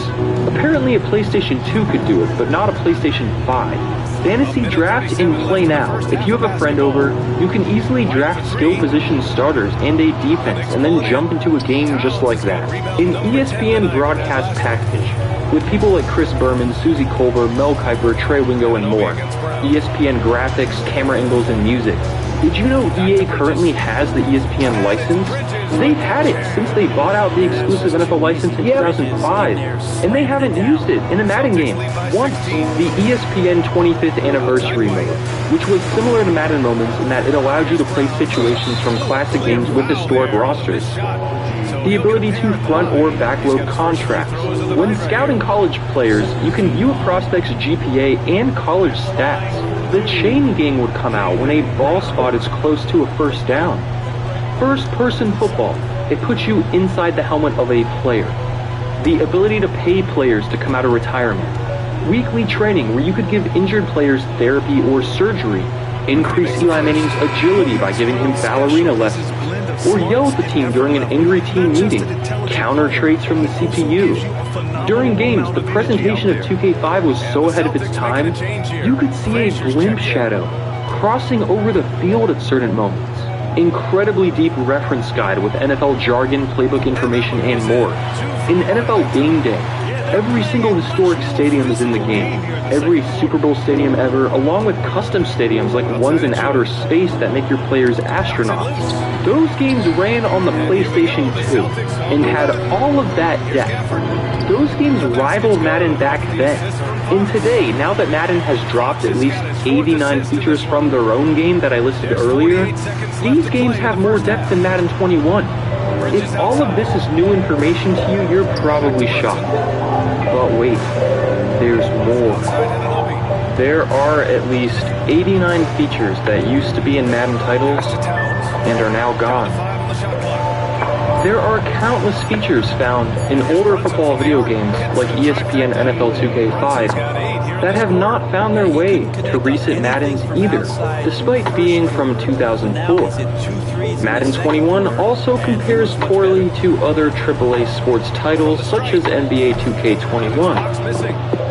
On top of all of that, here are all of the things that happen in the NFL, yet don't happen in Madden. The exclusive and only simulation NFL video game. Clearly, Madden 21 and any Madden released over the last decade is incredibly shallow and has less content than games ran on the PS2. For some people, that's shocking. But for others, this doesn't really matter. At the end of the day, it's a football game, and if Madden has great gameplay, maybe we'd forgive EA for lacking substance. Okay, sports, go f*** yourself. Even if Madden had all of the content I just listed, the game would still be bad, because the gameplay is terrible.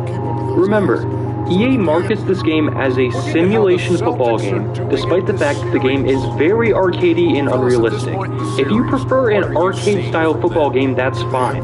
But we should all be able to agree that EA should drop their exclusive simulation license if they aren't going to make a simulation game. While it has that license, it should be held to a simulation standard. Now, I know a lot of people will say, this is just a video game. They can only make it so realistic. And my answer to that is always the same. It's been done before, better, on worse hardware.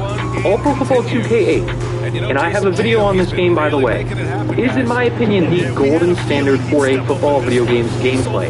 It's from 2007, released on the Xbox 360 and PS3, yet is miles ahead of Madden 21 on PS5 in terms of realism. Now play. Stay down and hold on. PS5 in terms of realism. Madden 21, as the only simulation game on the market, should at the very least match what's been done in 2007 by 2K. Instead, Madden gets bodied. In Madden, actual football concepts rarely work. Here's an easy example. Throwing a pass over a defense. This can't happen in Madden. In Madden, due to poorly programmed ball trajectory, the ball is always thrown too low, even if you high point or loft the pass. And it often gets intercepted despite the receiver beating his man, which should be impossible. 2K8 and even 2K5 did this right. Games from 2007 and 2004. Then there's in real life, a quarterback doesn't drop back 30 steps only to throw a dime. In 2K8, if you attempted that, you would throw a terribly underthrown wobbly pass. Now, I understand that some players prefer the ability to drop back the entire field rather than having a realistic playing game, but again, this game is advertised as the only simulation NFL game, and it should be held to that standard as long as that is true. Physics That's why I like 2K more than Madden. Again, on worse hardware. Here are some clips of that we play both of them. A football game That's featuring why I like a 2K over Madden, because 2K Notice how no two tackles are the same, and everything looks so natural and organic. Is a Compare that to Madden 21 and the Frostbite engine, and look how every tackle is the same animation. In Madden, if you start to get tackled, based on how the animation looks, you can recognize that it's the same old animation as always. And you know breaking a tackle will be impossible, and you have absolutely no user control. When you start to see the beginning of a fumble animation, there is nothing you can do. You are going to fumble. Often these animations will force themselves to play out, resulting in super awkward situations, like here, where a quarterback pitches the ball to a running back, but because the game has to force the unnatural sack animation, the ball goes back into the quarterback's hands. Basically, come anywhere near a defender and the play is over. Unless you use stick skills to unrealistically swerve past every defender, which is incredibly arcadey and unrealistic. And don't even get me started on air trucking. You are basically watching the same outcomes over and over with very little actual user control. Receivers will catch easy passes, only for that annoying knockout animation to trigger, where you hear that cheesy punch sound and the ball gets knocked out. It doesn't matter how good or bad or tall your receiver is, or the quarterback. When that animation is triggered, that ball is coming out and the pass is incomplete. This is the animation problem. 180-pound corners will knock 250-pound running backs down instantly with a well-timed system, which will trigger the exact same animation you'll see over and over again. Weight and momentum being nothing. Linebackers with a 70 overall rating will make Odell Beckham one-handed catches multiple times in one game. Do you have a receiver in a favorable one-on-one matchup? Throw it up and watch the pass get intercepted 75% of the time. See a wide-open receiver? Watch as the pass is thrown perfectly to a defender 15 yards away. This is scripting. See an open hole to run through? Watch as you lose control of your player and he gets sucked into a defender because a tackle animation got triggered. Swerving your stick to avoid all contact or timing hit sticks is more important than player ratings or picking a good offensive play to counter the defense. Why do you think the Madden champion last year won the tournament with a punter at quarterback? Of course, this is all because Madden is now tailored to be an online, skill-based competitive game, which creates a much less realistic representation of football. But again, EA markets the game as simulation and won't let any other company make a simulation NFL game so that can and that will be criticized. Basically what I'm getting at is it's made gameplay a slave to Ultimate Team because that's where the money and the microtransactions are at. The game mode has single-handedly ruined Madden's gameplay and also caused the depth problem. Why were all those features I mentioned in the previous section removed or not in Madden 21? It's because EA can get by neglecting the rest of the game when Ultimate Team microtransactions make them more money than ever before. The funny thing is, EA doesn't even really update Ultimate Team that much either. The game mode's model works so well, they don't really have to do anything. With no competition, there is zero incentive for EA to actually make a good game. This is why the NFL needs to drop EA's exclusive simulation license. This is why I started the hashtag NFL Drop EA. But wait, there's more. Blocking AI is awful. Linemen will not block downfield and will simply watch as a defender runs past them. Blocked kicks are scripted and determined before the snap. Unlike in 2K8, when players would beat blocks down the middle and ratings, again, actually mattered. Realistic gameplay, again, has been done before. Players will fumble the football, only to get stuck in an angry animation and not even attempt to pick up the ball. You can literally have the football sitting on top of a player's chest, and he won't even use his hands to grab it. Look at this montage of gameplay from All Pro Football 2K8. Notice the fluidity of player movement. How receivers track the ball in the air, how the pocket forms, how the linemen block. Look at this comparison between quarterback dropbacks in Madden and in 2K8. Look at this comparison between throwing mechanics in Madden and in 2K8. Madden looks nothing like the real NFL. It just looks so off. From the way players run, to how player models look, It just reeks of a low-quality product, considering the fact that 2K did it better in 2007 on a PS3. X Factors are a cheap way of making good players unrealistically overpowered, like Patrick Mahomes and the Bazooka X Factor. After completing a certain number of passes, Mahomes can now throw an extra 20 yards. What? Alright guys, they didn't have scams, so I got you from out. Yeah, because we can totally do that in real life. What? Players like Lamar Jackson have X-Factor abilities that make them unable to fumble.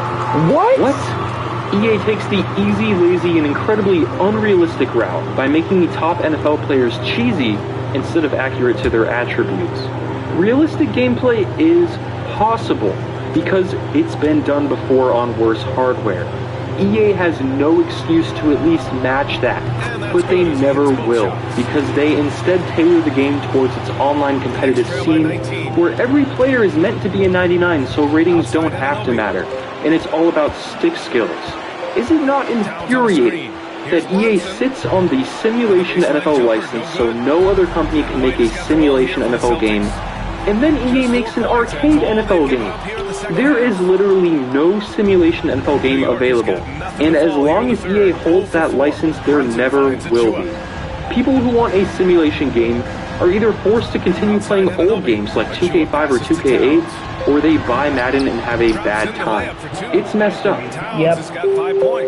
You buy Madden and you have a bad time, like me. Not only is Madden's gameplay awful in principle, but the game is so glitchy and buggy that it makes the final product look that much worse. Beyond gameplay bugs, trade logic is terrible, as real NFL trades cannot be completed. Sometimes your team might lose despite holding your opponent to 0 points. The game will tell you that you never won a championship despite winning 5. Players will have rainbow socks on the sidelines. I want to emulate Speaking of sidelines, slightly unrelated, but here are sidelines in 2K8, and here are sidelines in Madden. Re-release in EA. I paid $60 for it. It's re-released Madden. Another annoyance is that drafted players will have one face for their avatar, but the actual player model has a completely different face. Attention to detail is not EA's strong suit. But does EA even have a strong suit? Here is a montage I created of Madden bugs and glitches. The internet is filled with these, as the game is an unstable mess of code. Enjoy!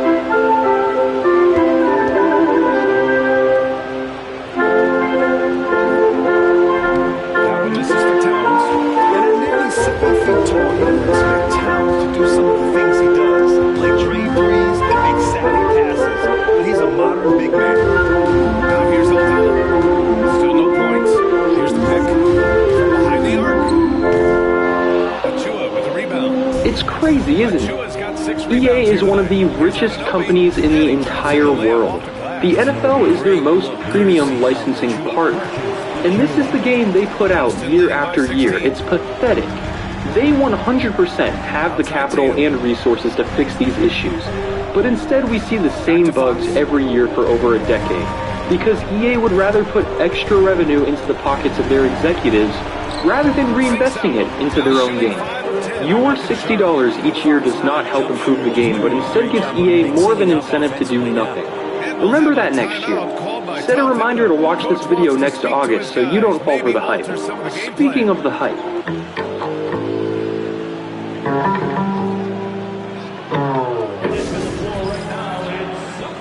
So you're probably wondering how such a terrible game is so popular.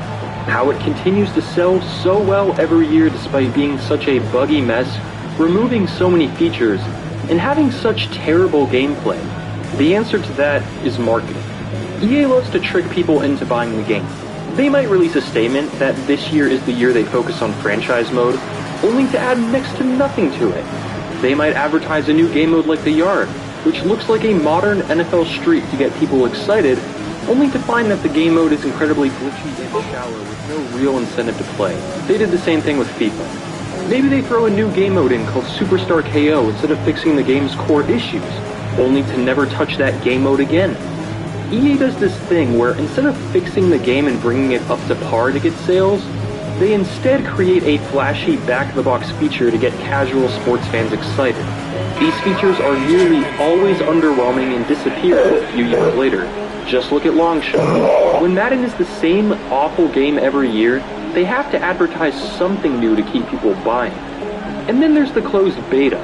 This beta is not for user feedback, it's for marketing. Why else is it closed? Every year EA says we are giving away beta codes, retweet for a code, and all the kids retweet it for a chance to play some of the new Madden game for free early.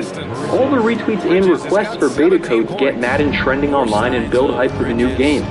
Then when the beta is inevitably trash, you'll constantly see Madden streamers and game changers brushing off criticism and bugs with, "It's just a beta," only for the exact same issues to be present in the final game.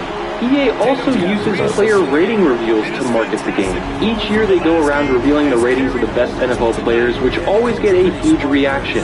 People go online and beg for their favorite players to get an increase in stats, and all the attention helps EA ramp up hype for the release of their new Madden. I never understood why people care about the ratings, because EA doesn't care or even touch any of the game modes that actually use these ratings.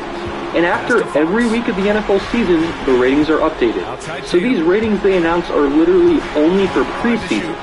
Ultimate Team has its own completely different rating system, and at the end of the year, everyone playing has rosters of 99 overall players anyway. Speaking of Ultimate Team, that's another reason EA's sales numbers are higher than ever. Your team you build in Ultimate Team does not carry over. Dr. Dempsey, and I'm a board-certified dermatologist. I'm asked which lip products I personally use, so here they are. Build an Ultimate Team does not carry over, and when you buy the new Madden, you usually need to start fresh. For competitive players, they have to pre-order the new Madden early, and they usually buy the $100 version of the game so that they get all those extra packs and bonuses to get ahead of everyone else. Ultimate Team is paid to win, and you are at a disadvantage if you aren't spending real money on packs. All this in a game that starts at $60. This is how EA continues to make more revenue than ever before. Then there are the reviews. Every year Madden games get mostly positive critic reviews despite being completely destroyed by user scores. Critics, who are either getting paid off or have no place reviewing a sports game, give the game the same copy-paste step in the right direction review every year and fail to acknowledge all the points I've made in this video so far. Then you have the Madden Game Changers, who are basically EA's pawns. They get access to the game before anyone else, allowing them to make content around the game early and get all those views and all that ad revenue. And they get flown down to EA to meet with the developers and get hundreds of excuses beaten to their heads about why the game isn't as good as it should be. In return, they are promoting Madden by giving away beta and game codes, and spend most of their time defending the game on Twitter. Now let me be clear, not all game changers are like this, so don't go and attack anyone because they probably don't deserve it. But many game changers are part of the problem. Some game changers get dropped when they are too critical of the game, just ask not the expert. I've noticed that recently most game changers have actually started to get critical of Madden. However, many of them will delete their critical tweets or videos a few hours later, and then start defending the game after a month once they've accepted for how it is and fallen for all the excuses given by the Madden team at EA. It seems like most game changers will criticize Madden and act like they agree with you only after the game has been out for a while and bashing it becomes popular.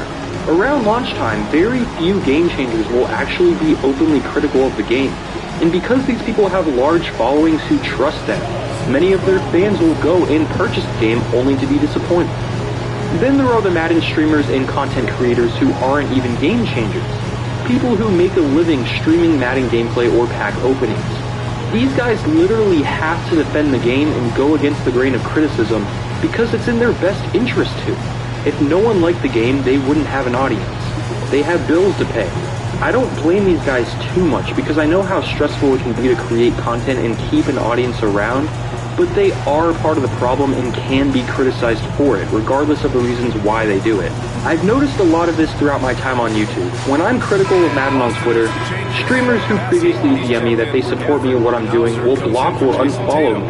Whenever someone leaves a condescending or contrarian reply to one of my criticisms, when I click on their profile, it almost always says Mutt Streamer in their bio. When I got the 2 hashtags trending, these were the ones making fun of the tags or trying to act like they had no impact and were a waste of everyone's time and an annoyance on their timeline. They have a mindset of, let's do absolutely nothing about the current state of the game and put anyone trying to put up a fight down. It's not a coincidence. It also seems like most content creators who focus on competitive or MUT videos are incredibly ignorant to the flaws surrounding the rest of the game and will defend gameplay because it caters to them, while ignoring all the issues surrounding it in the other game modes such as franchise mode or career mode. I think Madden turning into a competitive online game is one of the largest reasons for its fall in quality, and these content creators are byproducts of that. These dudes will go on Twitter and claim that franchise mode is fine, despite the fact they haven't personally touched the mode in years and don't have the faintest idea of what it was like on the PS2 era.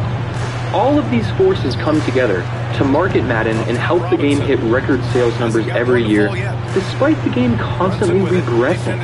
There is, however, one more factor at play. Game changers and streamers make sense. Streamers need Madden to be liked in order to get views, and game changers need to be relatively positive in order to remain game changers. But this next group has absolutely no reason to defend the game, but does.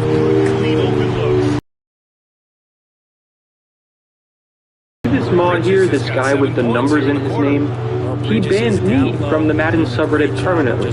Why? Because I pointed out that he was removing every post related to NFL Drop EA and End Madden Monopoly.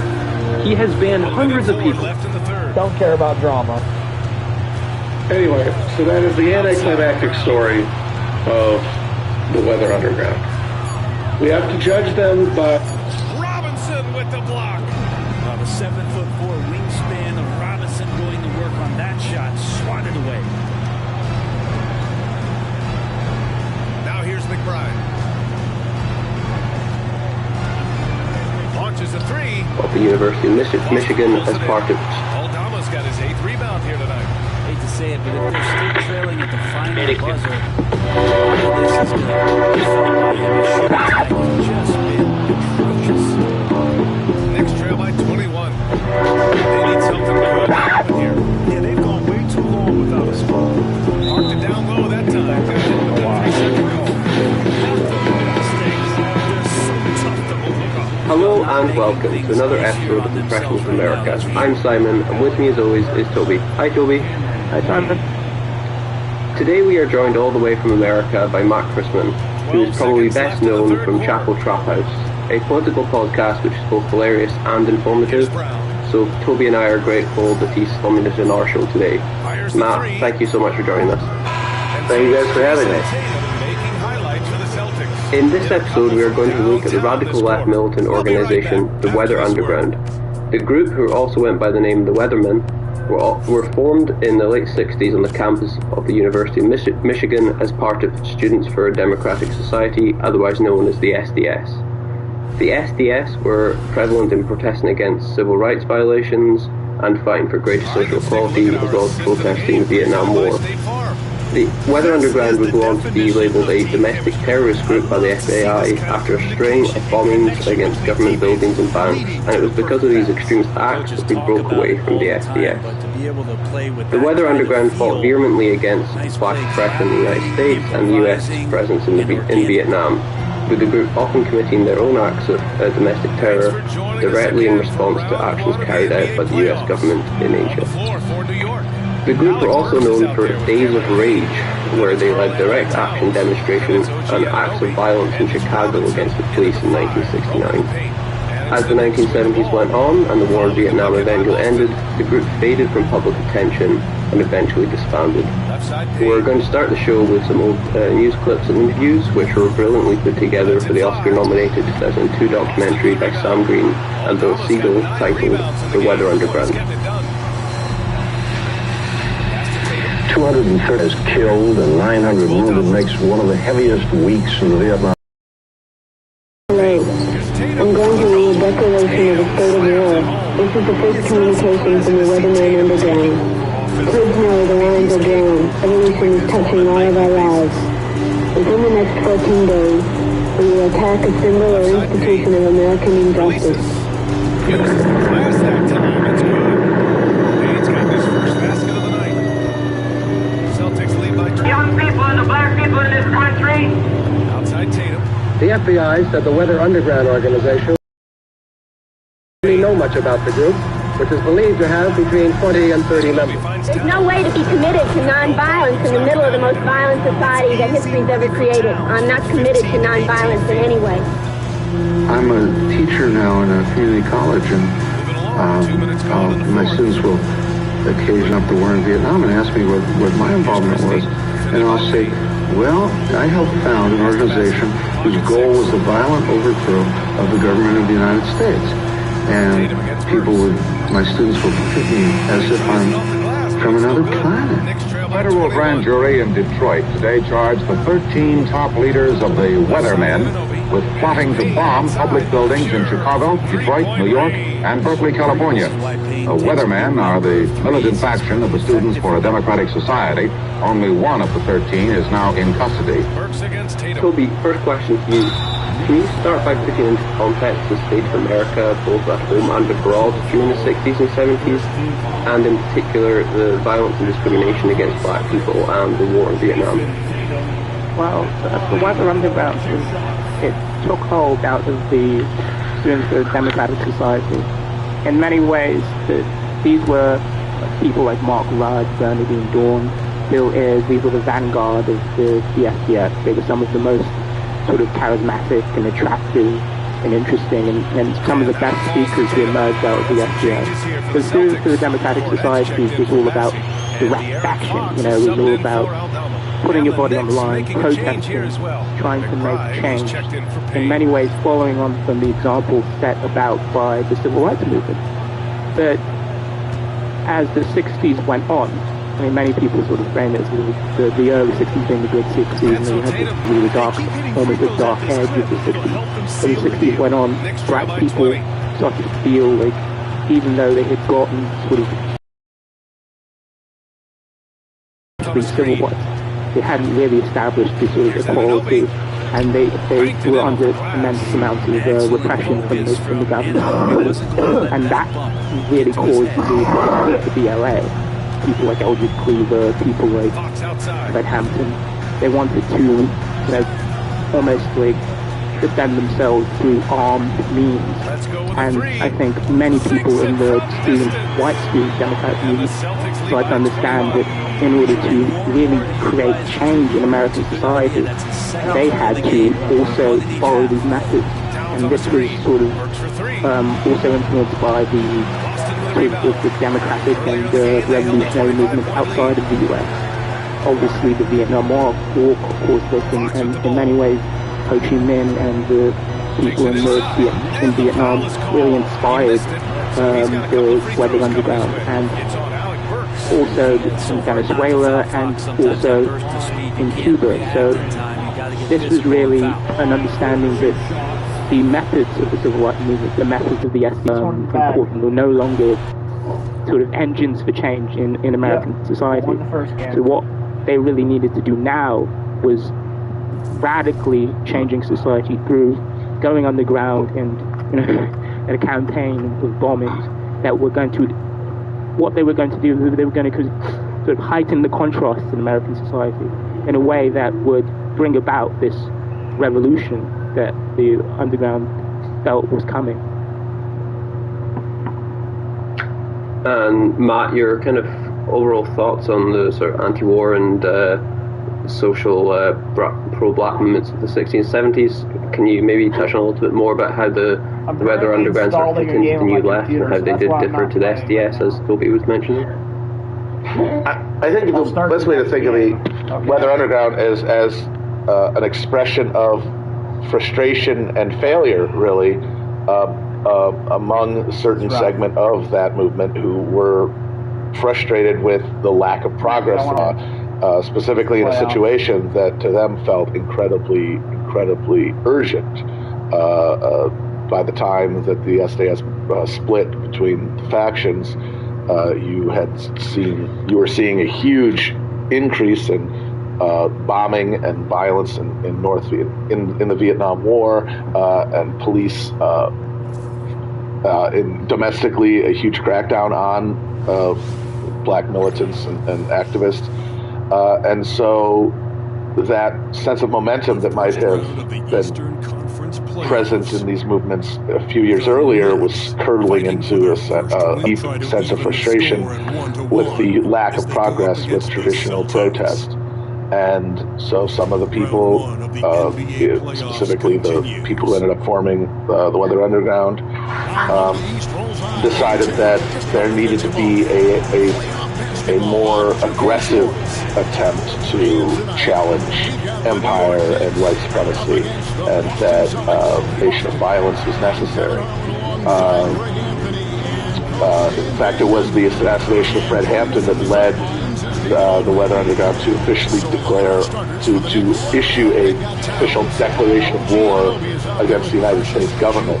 The idea being that if those were the rules that the state was going to play in preventing change, then they were going to have to be met with a similar force. Yeah, absolutely. It certainly seems that taking on this ideology of well, if that's how you're going to conduct business, then I guess that's the way we have to play the game as well. You just touched on there with regards to white supremacy. Obviously, that's a very prominent aspect of America right now with regards to whether or not that's either coming back or has fully come back within certain parts of American society. Can you just maybe just touch on a little bit as to its prevalence back then and the Ku Klux Klan, for instance? Well, the thing that kind of gets forgotten about in traditional narratives of the civil rights movement is that violence that had marked the maintenance of white supremacy in the South didn't really go away immediately after the signing of the Civil Rights Act and the Voting Rights Act. There was actually a spike as a result of that, which makes sense when you see a lot of the forces, like the Klan, they had to be more violent in their attempt to beat back something that was threatening their sense of control. So you had Klan violence in the South that was very prevalent at that time. Police violence, of course, also at the exact same time. And in the northern cities, you had the assassination of Martin Luther King, which led to a massive wave of riots, which sort of were presaged by a number of riots in urban areas, starting with Watts in 1960. The one at Harlem in, I think, 1962. Watts in 64, then Newark in 67, the King assassination, which were met with incredible levels of violence from police authorities and from military. The Newark riot in particular, if you do any research on that, is really bone-chilling. That there was one night of unrest and fires and stuff, and then within a few hours of the city being essentially cut off and quarantined by the New Jersey National Guard, the Guard and police force essentially just started shooting people at random until there were 30 people. So the context, you saw formal change in terms of statutory redress to segregation, but it was unleashing not only a lot of friction in deprived black communities in the North, but also a very, very violent response from both white supremacist forces, both within the government and without it. With regards to the Weather Underground, then, how would you say is there an easy way to describe their evolution then from the SDS, and whether or not their ideology changed, became more violent as external factors happened with regards to assassinations, or as the war went on, and then internal factors such as members going underground? Did we see that evolution for the group? Well, I mean, the thing about SDS is that by the late 60s, it was racked with contradiction because it was factional. There were a number of different currents within it, organized around different ideological notions.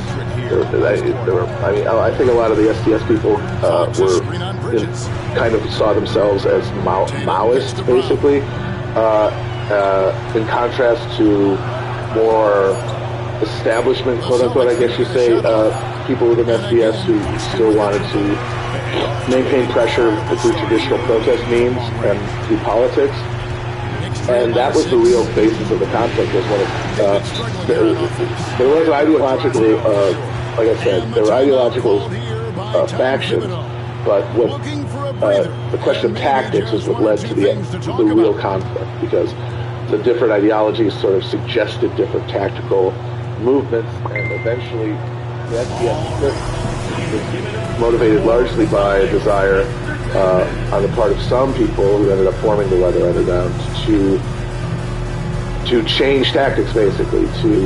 They looked at, the thing is that they were looking at how empire was being resisted in the rest of the world, from Vietnam to Cuba, South America. We're seeing it through these peasant struggles, this insurgent guerrilla movements, and they essentially said, well, if that's what they're doing, and it's more effective than what we're doing, so why don't we follow that model?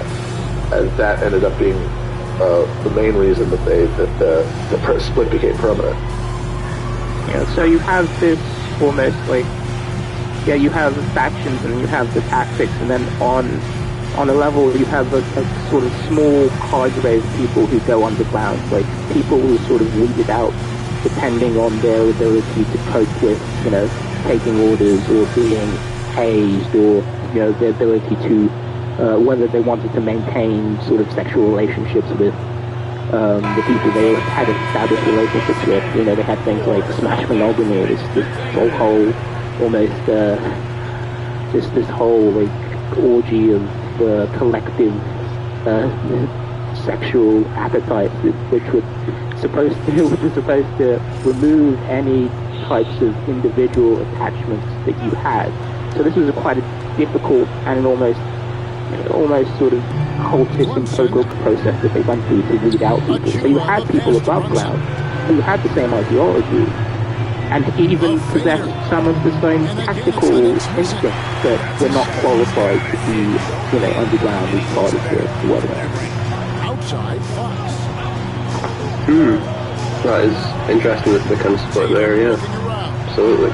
And it's notable that this was not just an American process, that the same heightening of violence by a small cadre of activists throughout most of the Western world.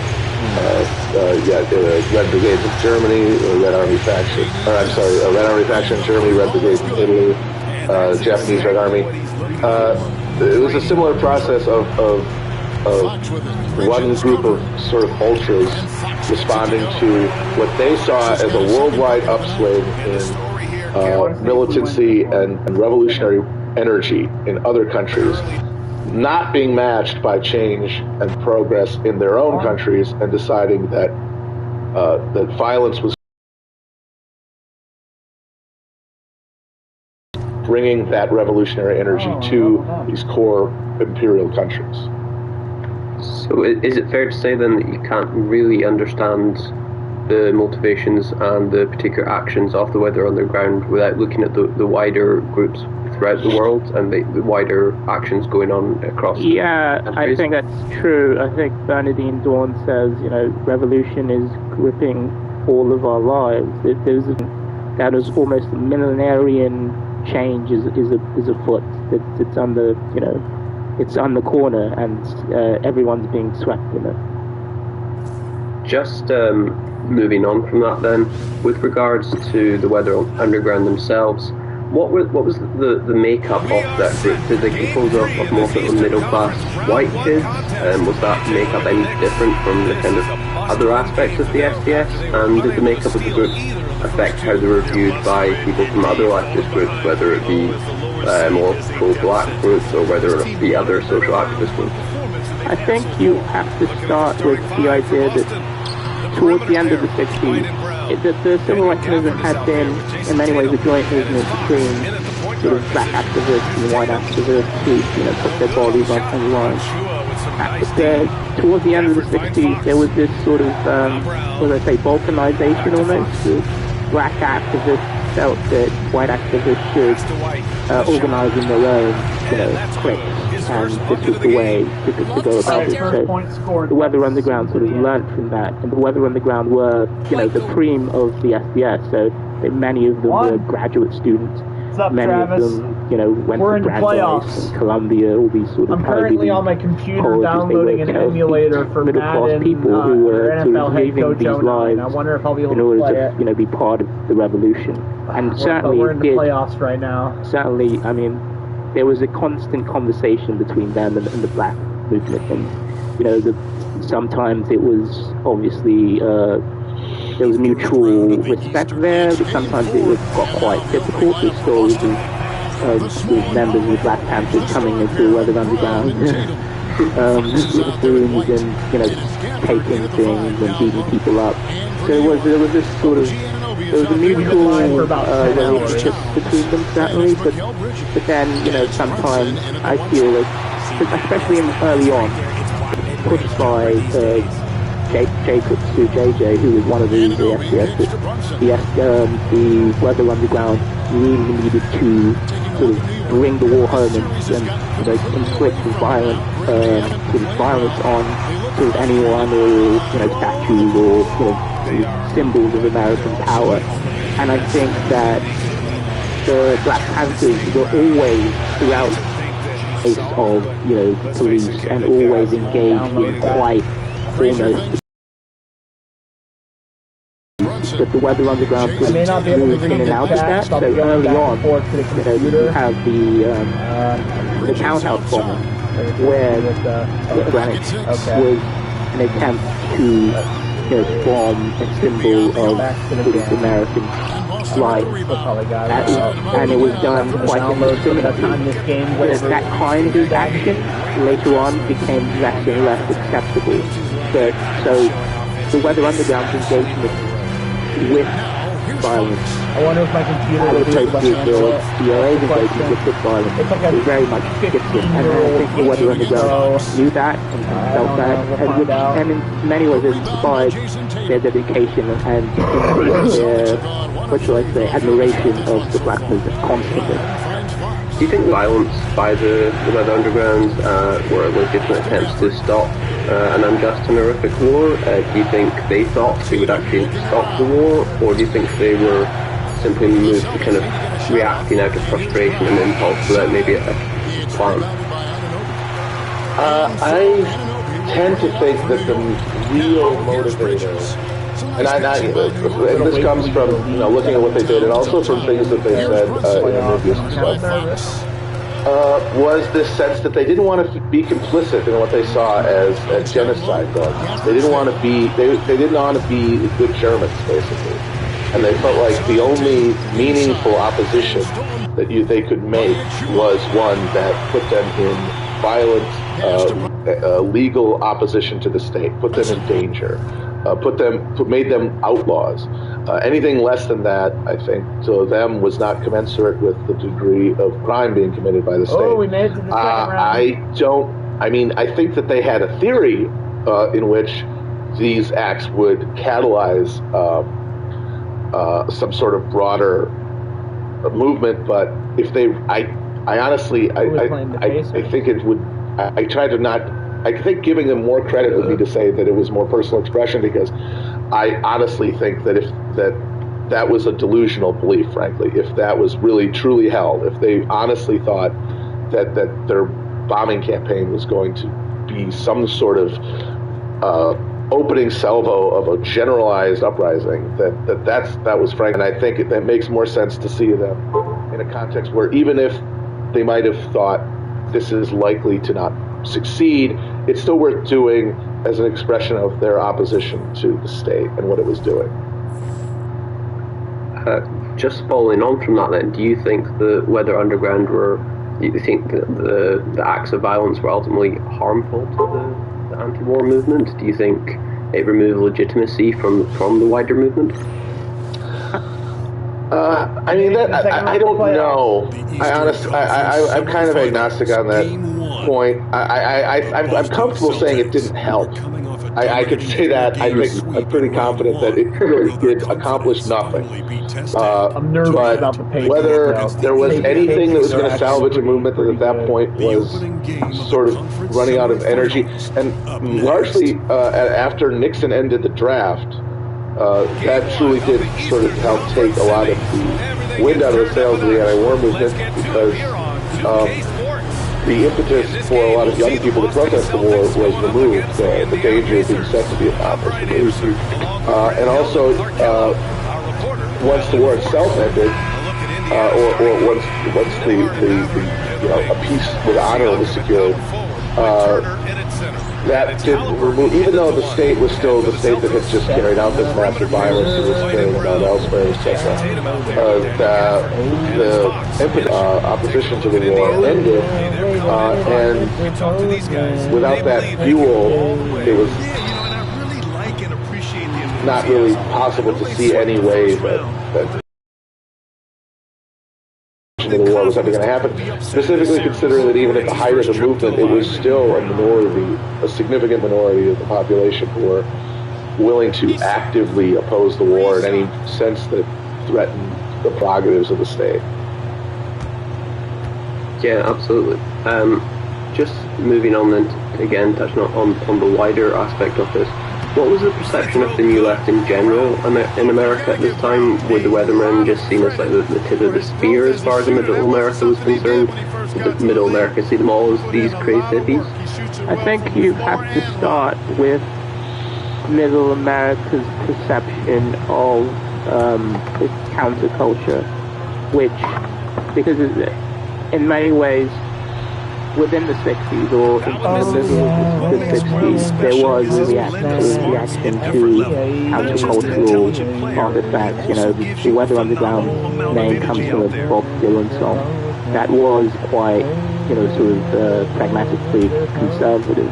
But if you go to the after Vietnam and towards the 70s, there's a sense in which much of the countercultural elements are being absorbed by the wider culture. So while in the 60s the new left, and it was in the sense in which it was attached to the counterculture, was very much opposed to political beliefs, I think part of the counterculture were absorbed by the wider culture. And I think you can see that, and the Weather Underground is trying to appeal to the countercultural elements, so that they're breaking out people like Timothy Leary from prison, the LSD, and there's a sense in which, I know this is the dynamite and dose, in a sort of police narrative. Cuba is obviously not very enthused, but there's a sense in which the Weather Underground would attach themselves to sort of new left archetypes, and especially the counterculture that was being absorbed. But I don't feel like the politics of the new left is ever absorbed, even though the counterculture is absorbed. Any thoughts yourself, Matt, or again, shall we move on to the next question? I guess I just want to highlight the degree to which the Weather Underground specifically, even more so than the larger anti-war movement and even the more militant edges of it, was disconnected from any sort of social base. They were mostly middle-class college kids, so they didn't really have any connection to the working class as such. And their attempts to build any kind of organic connection were kind of funny, honestly. The Days of Rage were really their attempt to take the street demonstrations that had marked most anti-war activism to a higher level of confrontation. But they were less than they had hoped they would be. They didn't spark the ratcheting up that they had hoped.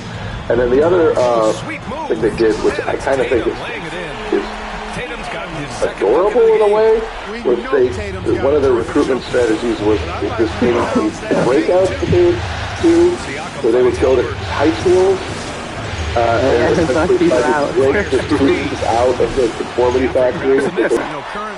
And none of those were very successful. And it seemed like they were aware of the degree they were isolated, but were completely incapable of bridging the gap. Yeah, and in many ways, the Weather Underground continuously think about the ways they were isolated. They obviously would start with the elite cadre, but then, after the townhouse, they go for a new morning, or they maybe could fail to attach themselves to an overground mass movement. And then, at the sort of end of the Weather Underground series, when they were writing things like Fairy Fire, which was their book, they also denoted their failure to attach themselves to a wider mass movement. So there was constantly self-critiquing, but in terms of their achievement, you could see that they had failed really to do that. My favourite Weather Underground attempt at when they would go into high schools, or at least they would get a topless woman from their movement to run into high schools shouting the Weather Underground, to try and get young boys and teenage boys to pay attention to the movement, but I don't think it had too much of an impact. And I also think they would always attach to themselves to the most marginal sort of sides of American life. They attach themselves in many ways to the prison movement. People like George Jackson, who was a writer and a sort of quite brutal criminal who was in prison, and they would say the prisoners are the revolutionary, this key revolutionary element. They very much supported the Attica prison riots. If you think about that, think about America in the 60s and 70s. Who was prepared to see prisoners as this revolutionary element? It was a complete, tactically, it was a complete revulsion of the key points in American life. So there was no real touchstone to normal people to attack themselves. So outside of protesting, bombing on behalf of, stopping the Vietnam War, were there any sort of specific actions or specific sort of touchstones they were moving towards as far as the pro-black movement was concerned? Was there any specific things they were aiming to achieve in that regard? Well, I think first you look at the prisons, you look at their in some ways the BLA did have some cachet with people, especially in New York and Harlem. Shada Shakur was all over the news, and she was considered to be this heroine, and some blacks did appreciate the fact that you had, and I think it came out of the Malcolm X, Martin Luther King contrast. Finally, you had blacks who were seeking self-actualization, self-defense. These things were attractive to some blacks. This is why the Martin Luther King, the Malcolm X movement had so much popularity, especially in some parts of the east of America. But I would say that in terms of attaching themselves to blacks, they always sort of fetishize the black movement. They fetishize the marginalized aspects of black American life at the time. But I don't know if you could say that they were well known or well appreciated by African Americans. I don't think see any indication that that was the case. Do you think any part of their campaign was successful then? Do you think they had successes, or were they legitimately more just a headline grabber without actual achievement? We're winning. I mean, they got Timothy Leary out of jail, so I guess they had. No, I mean, I think it's pretty much it's a failure. I mean, there's nowhere that you could point to that they moved anything forward, changed anything. I mean, their emergence is, I think, rightly seen in the historical telling of the anti-war movement as the point when frustration and infighting started to break it down, and the expressions of violence are basic, just almost, if you want to be uncharitable, just sort of the tantrums of kids who weren't getting what they wanted by that point, and that there was no their activism was just an expression of impotence, really, and isolation. And as a result, it couldn't really have any positive effect. Yeah, and I think that especially early on and into the bombing of the townhouse, there was a sense in which the violence was gratuitous as well. You know, they killed members of their cadres at Gold, Robin, people like that who just died for nothing. And they figured out that this kind of approach was wrong, and they changed their approach. They got JJ out of the Weather Underground because he had pushed this type of approach, and they felt that attacking his symbols of American life without sort of killing people was a better move. So in terms of that, if you're evaluating their strategy, looking at that change, that was an effective change. And I suspect the ability to invade the FBI is curious. I mean, the Weather Underground, especially people like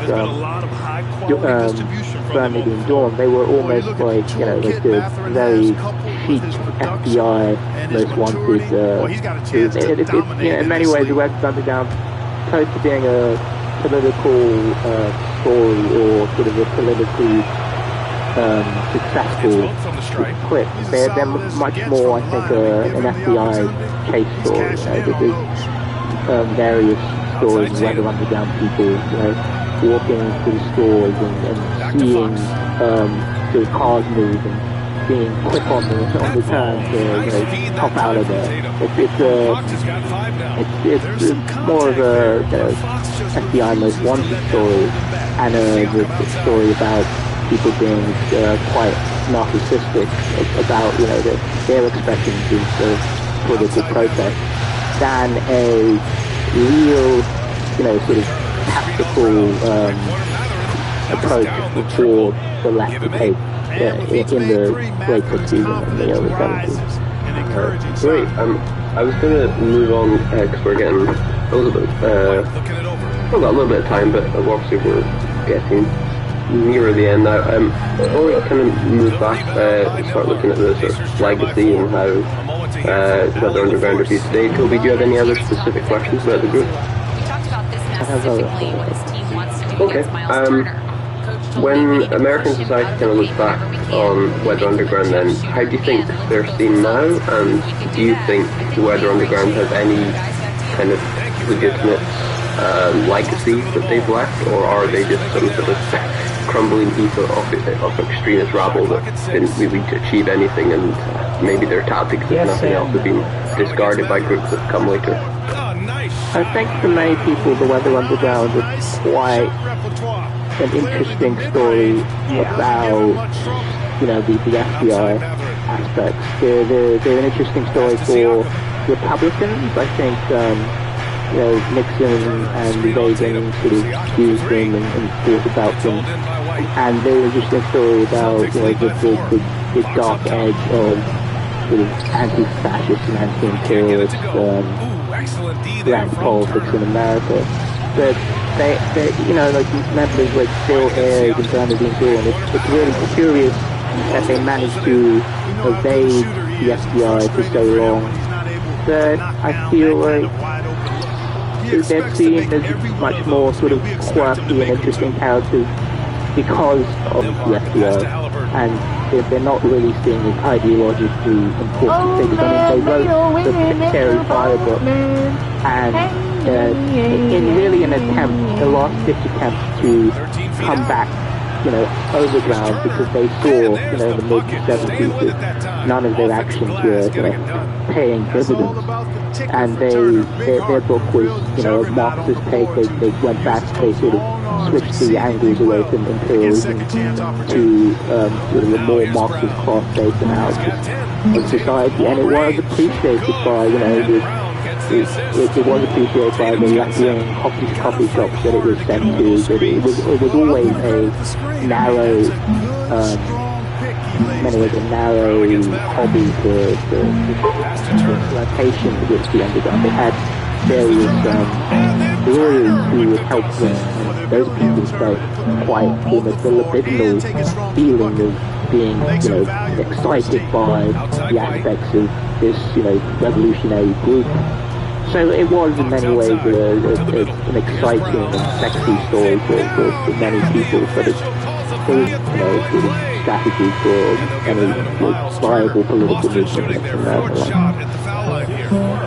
Do you think in a way then they have instead possibly painted the left to some degree, at least given the right and those in the establishment, a stick to beat the left with regards to turning to violence or being anti-American or whatever that may be? They'll do what they're going to do, you know what I mean? And obviously one of the things that prevents that from happening is just America's general historical amnesia. I don't think if you brought up the Weather Underground, much people care. And of course the evidence for that is the fact that the Republicans tried to make a big deal of the fact that Barack Obama was a neighbor of Bernadine Dohrn at Hillary's Park. Sarah Palin saying he palled around with terrorists, and nobody gave a shit because they were like, "Who the hell is that guy? He looks like a high school guidance counselor." So I don't think that there's really any millstone there. I think it's just they just sort of stand as evidence of the general failure of the left to this day to activate a meaningful base beyond intellectually radicalized college students. So with regards then to the pro-left the movements that come up after the 60s and 70s, how do you think that compares to today and to those 60s and 70s groups? Have we seen a change in philosophy? Have we seen a change in the makeup of the group? I imagine it's expanded, if there is any, from a more white middle-class group to potentially taking on people of other backgrounds and origins. Do we see a sea change with regards to something like Black Lives Matter, etc., that are different in the 60s and 70s, or are there similarities and parallels there? Well, I would say that in many ways the SDS itself was an expression of it was led mostly by it's all the SDS is coming in at the tail end of one generation and coming into the boomer generation. It was led mostly by sort of very well-educated white middle class kids, and especially people on the Berkeley campus, which turned into almost like a thief for revolutionary oratory and sort of like crazy left-wing people. But I feel that today, I don't know if I'm qualified to say, because I see the DSA and the Verso lot people, and I know that Capo is around that, so I don't know if I'm qualified to. I think there's the same, largely same dynamic is still in existence. I do think that there is a chance for change. I think there are formations that have arisen around things like Black Lives Matter, the Fight for 15. Logistics. Here's Toppin.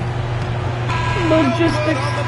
And more importantly than any of that, a spike in labor. An insane quarter. No one could stop him. I think that's really where the hope comes. Spending time the past few months decaying away with my thoughts and all these, I swear these people who got bought to agree United one will call the firing again. I don't know about you. I don't support it like they do. We are burning at the... And welcome back, folks, for more Eastern Conference semifinal action. And for Boston guys, what jumps out to you stat-wise? Give it up for their D. They're battling, communicating, and coming up with key stops. I wonder if it all the first quarter and already they made enough big plays on defense. Why are they like that to last really an entire game? So angry and so full of Pacers trail by 7. And Indiana looking at who they've got. They've got Walker. Halliburton is out there with T.J. McConnell. Then it's Obi Toppin. And it's Neesmith in at the 3. Small forward. That's exactly where Toppin wants to attack you. Inside at close range. And this is his first trip to the line tonight. They're so blinded, they don't see their stage. One day it's all going to come crashing down. And they will realize that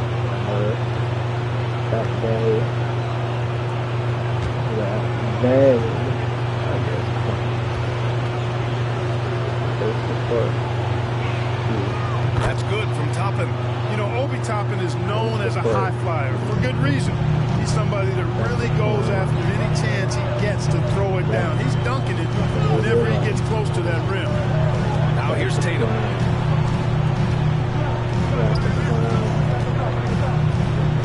The 3 is up. Offensive rebound. Massey, good. And once more this half, they find a way to get great position inside. I'm rewriting some of the lyrics. So correction. They are this time. They support. Toppin outside. To the middle. It's intercepted. They support. Pass to Hauser. But royalty gets you. Here's Christie. Nowhere here. The dictatorship is shit.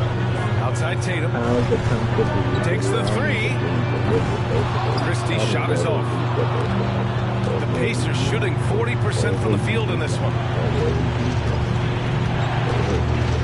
Toppin outside. Back to Neesmith.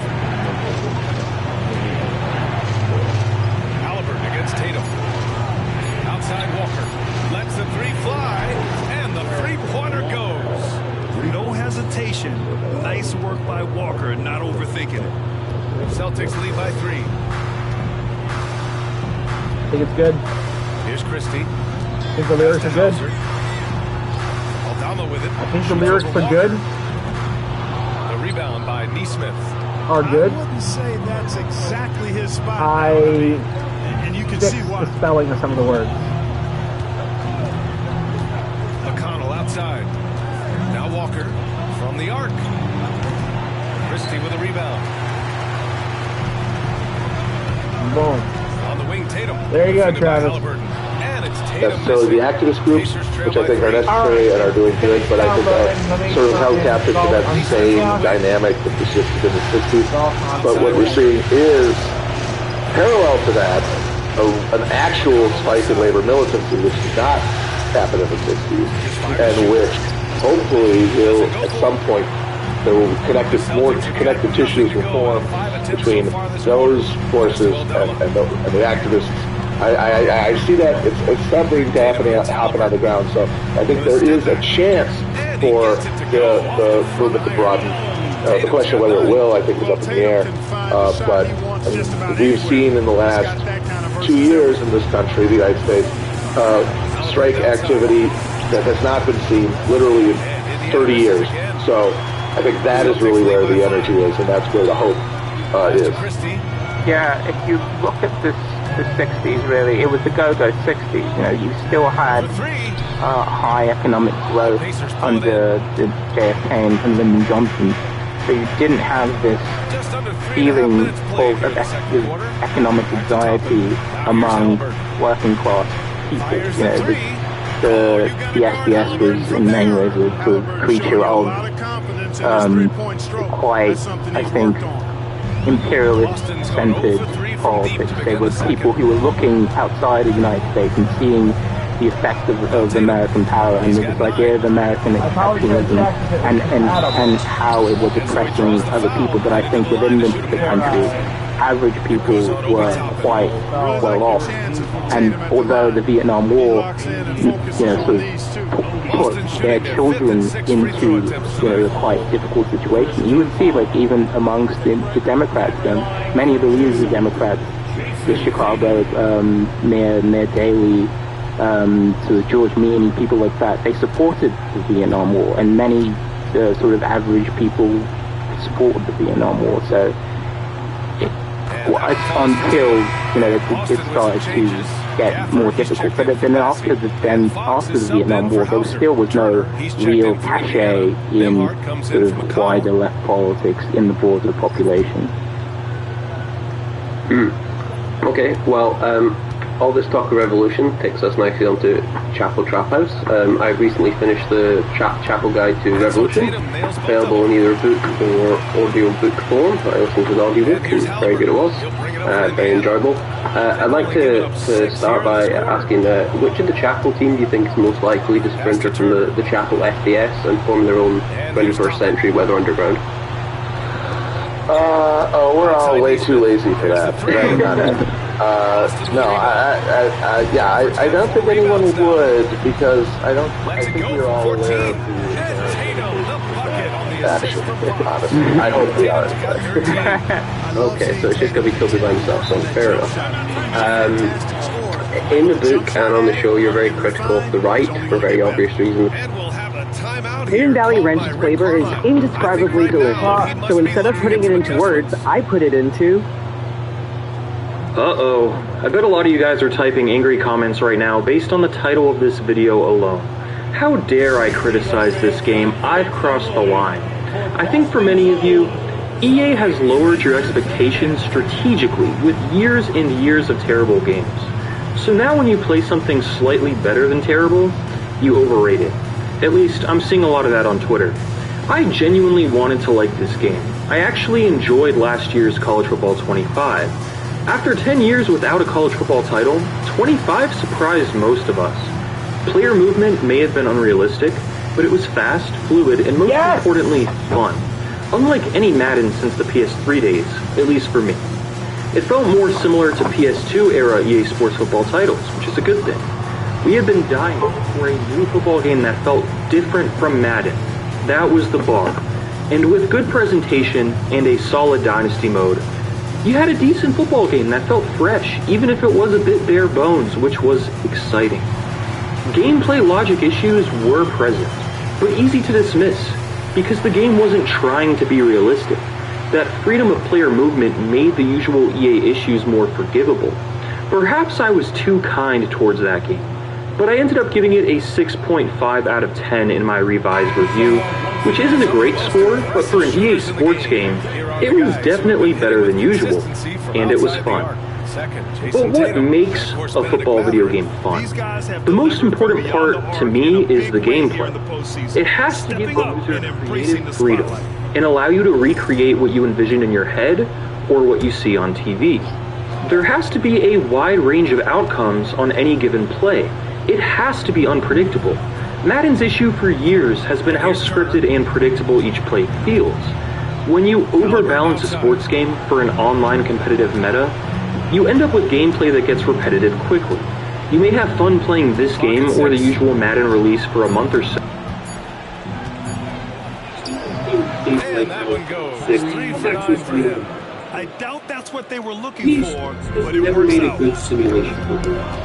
They've tried to make player movement realistic, such as with three-player motion and but that backfired so hard, they went right back to arcade-winning gameplay with Madden 20. Last year's Madden 25 was yet another attempt to make a more sim-focused game, and again the result was a less fun product. This is because EA develops their games with a scripted approach. If you run the same play against the same defense over and over, you will get the same results most of the time. Top players expect this. Your offensive line will attempt to block the exact same defenders in the exact same way. Your receivers will run the exact same route the exact same way. Defensive backs, same thing. The AI players on the field, they don't have the ability to make their own decisions based on how a play develops. Instead, they follow a predetermined script that is assigned to them before the snap. If they finish their job and the play is still going, they usually just stand there confused or just mindlessly chase the ball carrier if they're on defense. You have control over one player while the other 10 are lobotomized. Instead of making the game about player ratings, edge defenders will insta-shed blocks when the game catches you holding sprint around the edge. EA even said publicly that if you run into an insane glitch where your kicker freezes and doesn't kick a field goal, it's because the kick was predetermined to be blocked. Just like with Madden, College Football 26 is a heavily scripted game. However, this was true with last year's game and EA's best game. Madden NFL 05 was PS3 best. Was NCAA NFL 06. Weren't good because they were realistic. They were good because they were fun and arcade-leaning and had a ton of depth. On the field, they weren't trying to be something they were not. 2K, on the other hand, had a very different approach back when they made football games. Unlike with EA's games, in 2K5, every player on the field has the ability to make continuous dynamic decisions. If you run the same play against the same defense over and over, you will actually get different results. Sometimes your left guard will block one guy, sometimes he'll double team with the center, sometimes he'll double team with the left tackle, sometimes he'll try a completely different strategy to handle a blitz and block someone else. Defensive players react to the blocking and adjust on the fly dynamically, attempting new paths to the quarterback or ball carrier. Sometimes your receiver will run his route slightly differently, sometimes he'll be covered slightly differently. Field goal blocks weren't timing-based mini-games. They were caused by poor blocking. Nothing in the gameplay was predetermined or scripted. This key difference creates gameplay that not only unfolds organically, but also does a better job of simulating actual football. EA's scripting might lead to smoother gameplay on the surface, but it lacks the replay value of something like 2K5, a game many are still playing today despite its outdated playbooks and graphics. To the untrained eye, none of this is too noticeable, and at EA's best, they grant player movement that's so fast and fluid that you can actually ignore these logic issues at play, because when the ball is in your hands, anything can happen, which offsets the scripting.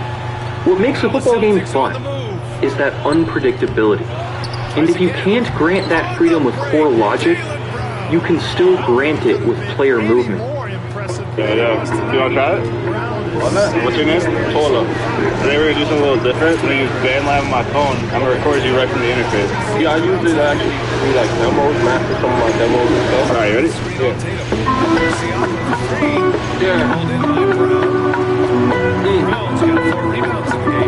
Yeah. You place with a Trinidad style.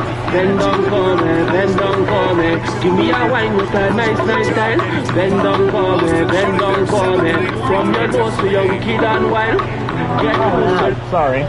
Grant it with player movement. I'm playing 2 games. This is what made College Football 25 a fun game, and it's the reason I enjoyed it so much. Defense was difficult to master in 25, yes, because player movement wasn't predictable. That's not a bad thing, but the competitive online crowd complained about it, and EA unfortunately listened to this crowd when adjusting gameplay for College Football 26. They ruined what made the game special, and now we have a game that feels just like the last decade of Madden titles with some refinement. Some might think this game is a step up because it's more realistic, but the game at its core is too broken to be realistic. So you're left with a slower, more predictable game than last year, and the tiny updates to the game modes don't fix this issue. This highlights a broader problem with EA. Instead of having a clear vision for their games, they pander to the loudest voices, typically the competitive Ultimate Team crowd, the players that shaped Madden into what it is today. And when nearly every creator covering this game is partnered with EA in some capacity, independent criticism, such as mine in this video, can feel jarring to those used to more positive coverage. EA has lowered expectations by releasing terrible games over the years to to the point where those unfamiliar with the PS2 era celebrate mediocre updates as revolutionary rather than lazy. The few non-sponsored creators are disregarded as haters or negative for views, because the community narrative is dominated by EA game changers, most of whom lack knowledge about football gaming history, and their young and impressionable audiences eat their words up. Accountability becomes dismissed as hate or living in the past. And not only does EA essentially own most content creators covering their games, they also own exclusive simulation rights for making college football games now. Yeah, that's right, not only do they have exclusive simulation rights for NFL games, but now college football. So this creates another issue. When at your best, you create arcade-leaning sports games, you shouldn't hold the exclusive simulation rights to these licenses. EA makes arcade-leading sports games, and then holds these sim licenses hostage so no competitor can make a genuine simulation game. Some of you may be a little confused, thinking I usually push for and want a more sim-focused game. And now that College Football 26 is more sim-focused, I must be a hypocrite for not liking it. But my stance has been consistent. A simulation game is not possible from EA unless they rebuild their code from scratch and abandon the Frostbite engine. So they shouldn't hold exclusive simulation rights. They should play to their strengths, which would be arcade-leaning games such as College Football 25 that aren't necessarily realistic. Another company should make a sim-focused game instead. College Football 26 is a massive step backwards on the field because of this. Dynasty Mode, Road to Glory, and Presentation did receive some positive updates, but these updates all should have and could have been in College Football 25. Why does it take community feedback for EA to realize a roster breakdown visual while recruiting would make sense? Is the addition of formation subs worthy of praise when it's been in Madden for years?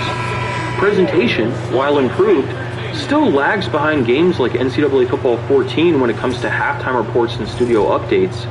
Broadcast packages aren't even close to where they were in NCAA Basketball 10, for example. Don't even get me started with a 2K5 comparison. The day-to-night transitions and school traditions are nice, but not exactly revolutionary. There's nothing special about this game, but if you've been conditioned to forget what's been done historically, and you only view sports games through the narrow lens of the last decade, then sure, this game might seem impressive. EA strategically lowers player expectations over time, and it seems to be working better than ever as the glory days become more and more distant and their audience becomes younger and younger. I'm not as easily fooled, and I was able to overlook a lot of these issues last year due to it being the first game in a while, and because gameplay was so fun and fresh. College Football 26 costs at least $70, all for small updates that could have been done in a patch to 25, and gameplay that has heavily regressed in my opinion. The game is also buggier than ever. It is simply not worth paying full price for, and this is an obvious year to skip. You can keep playing 25 without missing out on much at all. When weighing the fact that this is a fully priced video game, most of us already own 25, and the gameplay itself is such a step backwards, there's no way I can praise this game in good faith. The freeing player movement that made 25 fun, that literally made the game, and allowed me to overlook the greater flaws in it, is now absent, and the result is a game that is simply not good. Calling this game good would be an insult to every genuinely good game ever made. Sports games could be incredible with modern technology. They could be virtual museums, allowing players to experience the rich history of these sports. They could be teaching tools, allowing the user to create their own schemes and concepts and situations and test them. Instead, they haven't really improved much outside of graphics over the last 20 years, and in many areas, they've gotten worse. It's sad, and College Football 26 doesn't come close to accomplishing any of what I just mentioned. It was easier to recommend last year's game since it was the first college football game in a decade, and it felt fresh, it felt different. This year, $70 is a tough ask for a game that easily could have been an update to 25 and has creative changes that I disagree with. Let's dive in. Taxes is chasing updates and getting nowhere. Now Taxes is the TurboTax expert, doing it all for you. As I mentioned in the intro, the core logic of this game is scripted, but player movement has been nerfed, while defensive pursuit has improved. This results in gameplay that's easier to play defense with, and results in a more balanced and predictable online game. But this also removes what made College Football 25 so much better than the usual Madden title. Clearly, EA wants users to rely less on the left stick and the sprint button, so now it's more effective to use the slower right stick juke move, stiff arms, and only use sprint selectively. This is less fun to play. In some cases, the game feels close.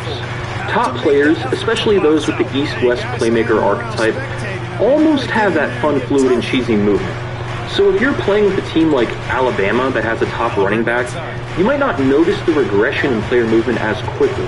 But when you play with most teams, with most players when the ball's in your hands, movement is sluggish, and fatigue penalties accrue with every skill move. You can no longer get creative and juke or swerve your way around the field. Now, you get more easily sucked into animation. If there's a small gap closing in, you can fit it in 25, but you'll get sucked into a tackle in 26. Making defenders miss is simplified. Highlight clips from this game are more about getting broken tackle animations rather than breaking ankles. This would be fine in a game that was built from the ground up to be a simulation football game. Don't get me wrong. On the surface, these aren't necessarily bad additions. But when player AI, blocking, and all of these scripted elements are at play, this results in a more predictable, boring game on the field. This reminds me of when Madden 20 nerfed quarterback speed behind the line of scrimmage. Unless you had the escape artist ability, which you could only have on an X-Factor player, you'd be extremely slow. This made players who are genuinely fast but not top guys like Tyrod Taylor unusable, and if you drafted a scrambling quarterback, he wouldn't be able to play to his strengths until he developed into an X-Factor with that ability. College Football 26 similarly nerfs movement for almost every player, and unless you have a generational guy, movement and gameplay speed will feel slow. While increasing the speed threshold and differentiating between top players and average players is realistic on the surface, the game at its core is unrealistic, so now it's just less fun. If you disliked player movement in College Football 25, I guess you'd like this better? But I'm not sure why EA catered to the minority when the majority loved the gameplay. I went back to 25 to see if I was tripping, and the difference is night and day. You shoot out of a cannon like you have a rocket strapped to your back on handoffs. You can turn on a dime, and the most subtle tweak of the left stick can get you by a defender. I felt at home again playing 25. I still really enjoy the gameplay. Even if it's not realistic, even if it's not 2K5, I enjoy 25's gameplay because it was fun and it was freeing. Going to 26 feels like a chore. It feels like I've already played this game so many times before because it feels like the last decade of Madden titles. Some might argue it's a football game. How can I expect anything different from Madden's gameplay because Madden's a football game? Well, kids, as I showed before, 2K Football was made different at its very core. A 20-year-old game should not be relevant, so it might sound weird to the uninitiated, but EA has never surpassed 2K Football entirely.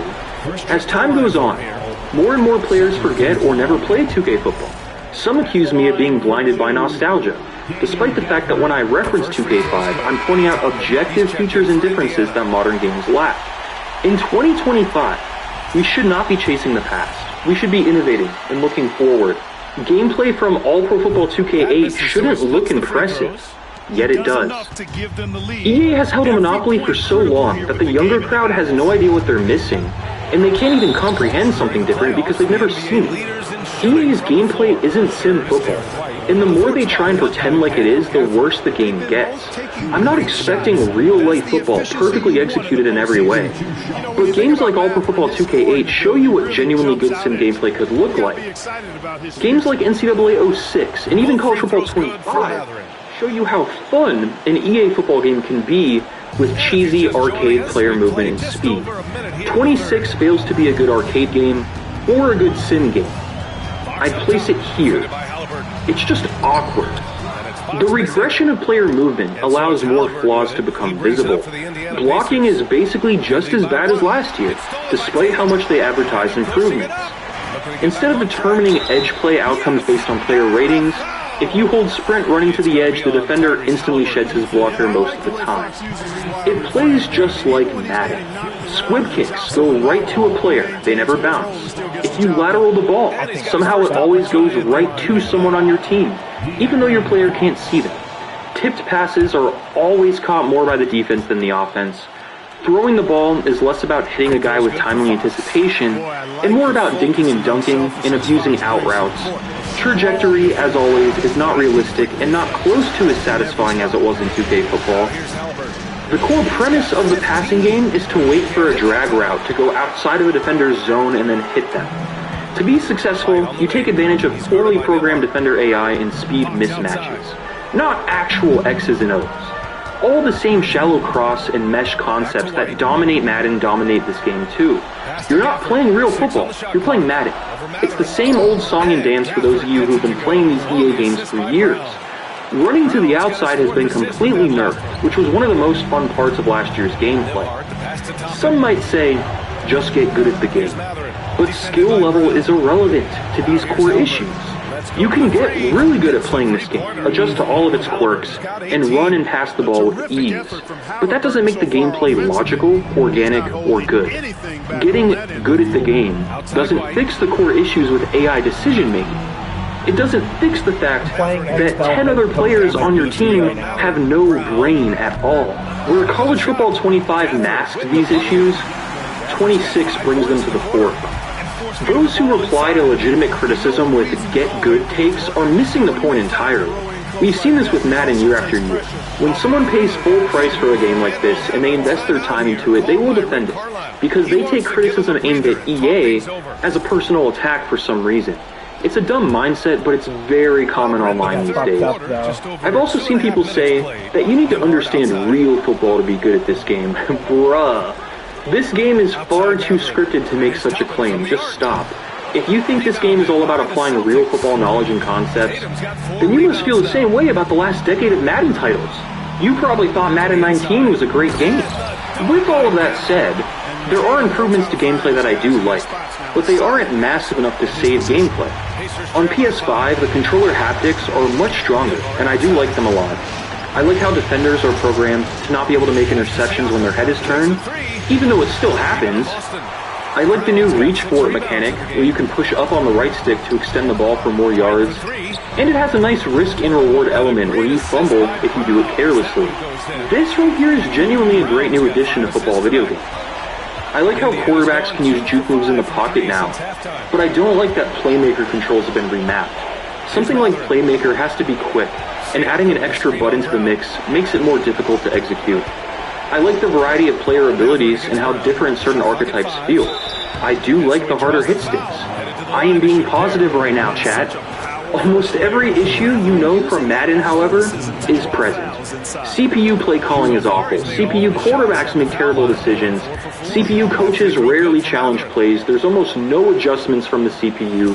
Defenders will swat passes they couldn't possibly see coming. Stunts and twists on the defensive line are added, but unlike in 2K5, you can't pick them before a play. They are a part of the play, giving you less freedom for play calling. You can change the stunts before the snap at least if you can do it in time, and it is nice to see them in the game finally. But overall, gameplay feels like a step back to me. Maybe you disagree and prefer the more realistic gameplay, but I don't think this gameplay fits when the core logic of the game is so broken. I think it just makes everything worse. I see a lot of people on Twitter claiming gameplay is way better. Let's see if you still feel that way in a month when the new factor wears off. And maybe I'm off target here. I'm just a guy giving my damn opinion online. But these are my thoughts so far, as someone who put over 500 hours into 25 and has been playing 26 since Early Access opened. I see Frostbite legacy issues everywhere, and it feels to me like EA copied a ton of code over from Madden 25, rather than building on top of College Football 25 with new code.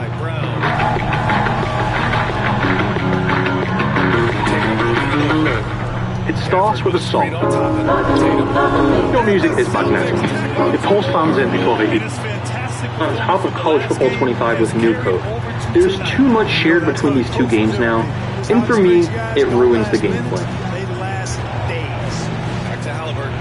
Dynasty mode is very similar to last year, with some tuning and some positive changes that I do like. A lot more of your players will enter the transfer portal, and in response, you'll need to use the transfer portal to fill out your team, which is essentially what's happening in real life. There are some subtle tweaks all around, like a roster breakdown being visible while recruiting, your coach on the right side of the screen, and the historical record is nice and helps you remember what happens over the years. Edge terminology for positions is finally here, which helps a lot. But all of these additions are small, and while they are good things, they could have easily been added in a patch 25. We're accepting updates as brand new fully priced video games. Have you guys played non-sports games recently? Fortnite can get an update that adds 4 new game modes, completely changes the entire map, and even changes movement. Live service games get insane patches. There is nothing about College Football 26 that couldn't have been done in a patch to 25. The game is literally a patch to 25 being sold as a standalone product. We only accept this as normal because sports games have been doing it for so long. But in a review where I'm trying to be objective, I'm going to call these yearly releases out for what they are. A cash grab. If you're someone who only plays Dynasty mode, and you just want to rebuild a bunch of schools with updated rosters, and you don't really care too much about the gameplay changes, you'll probably like this game more. But is it really worth $70? Imagine if Mario Kart came out every year, and they added 1 new track this year and some UI tweaks, maybe slowed down kart speed, and it was still full price, despite the rest of the game being the same as the Mario Kart you had last year. That's what sports games are.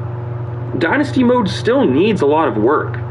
Team Builder is still a laggy website lacking options for stadium customization. It should be in-game. There should be an entire Create a School mode where you can build your uniform, branding, mascot, and even design your school's campus. And as you grow the program, you can visually upgrade your campus and stadium. There should be much better news presentation where the world feels alive and you can see highlights and stories around college football. This is a basic Dynasty mode that works and is fun, but don't act like it's something special. There is little to no evolution of these modes over time. When no one is innovating, it may be tough to picture what could be possible because nobody is showing you. But with some more creativity and passion, this mode could be special. For now it's fine, and it is the best part of the game, and it is better than last year. But it's certainly not worthy of a $70 purchase, assuming you own 25 already. It's inexcusable that 25 didn't get these minor Dynasty tweaks in a patch. The big new addition to Road to Glory is High School, even though it was in the old NCAA football games. It's somehow worse in this game, even though we've had over 10 years to evolve it. In high school, your stats are not tracked. The presentation of the mode thinks you're in college, so when you're viewing a depth chart or stats or schedules, it only shows college teams that you're not a part of. Instead of playing full games, you play moments you select, essentially a few drives, and you have a couple goals like juke a defender 2 times, and if you accomplish these goals, you get more offers from colleges. But if your goal is to run for a first down, it doesn't matter if you finish the game with 30 yards or 300 yards. Your stats are not tracked, not viewable, and essentially anything you do outside of hitting these goals or not is pointless. It's a very lazy implementation. The message system is much slower than last year somehow. Button presses take forever to register. I had Ohio State reach out to me numerous times, and every time I rebuffed them and said something rude about how I don't want to go there. Then, at the end of my high school career, Ryan Day sent me a message saying, "We know you've been very vocal about wanting to come to Ohio State." Bro, what? There's a hat selection minigame for picking your college team, and while I like the concept, it should have been there last year, and it's kind of broken, at least in my playthrough. It took a whole minute for the game to register that I pressed X to stand up and start the scene. I was spamming X, clicking it, tapping it, holding it, trying everything. Then, when I tossed aside one hat and was left with Air Force and UMass, the game just chose Air Force for me. I didn't even click anything. I was actually planning on committing to UMass. Walkouts are cool and add to the immersion, but you can't control your player, only the camera. I wish I could kind of swerve around with the left stick. I wish I could use different button combos while aiming with the left stick to dance, wave my arms gritty, whatever, but it's out of your control. Regardless, it does add to the experience. I did like how you have more control over things like ball carrier style, run style, and different 2-point stances, but the rest of the mode is basically the exact same as last year. You can only be a few positions, can't even be a tight end or a safety, let alone a punter or a fullback. Let's not get carried away. The old games let you pick any position. Your teammates are really dumb. Whenever I call a pass play as a running back, my quarterback throws a pick, or gets sacked, or gets a safety. There are some funny new situations that pop up, like getting rejected with a no-riz text and other humorous ones. But other than that, it's basically last year's mode with a half-baked high school thrown in to check off a box. The logic is bad. It's really all about getting a high GPA. It's not nearly as good as 2K's My Career, or Road to the Show and MLB The Show, and those are modes that have stagnated. EA is somehow always behind. I really wish this game had some form of MUT draft. You guys remember that? You would draft a team of Ultimate Team cards, and then play online with that team until you lost 3 games. And no money is needed to be spent. Why isn't that here? The best thing you can do in Ultimate Team is play co-op with friends. We did a 3v3 mode, which was fun, although the other team got this glitch when kicking off. And then they got possession of the ball, which was really cool. But I'm not sure why this is only an Ultimate Team thing. Why can't we have game modes where we can play with friends in the same team online with regs?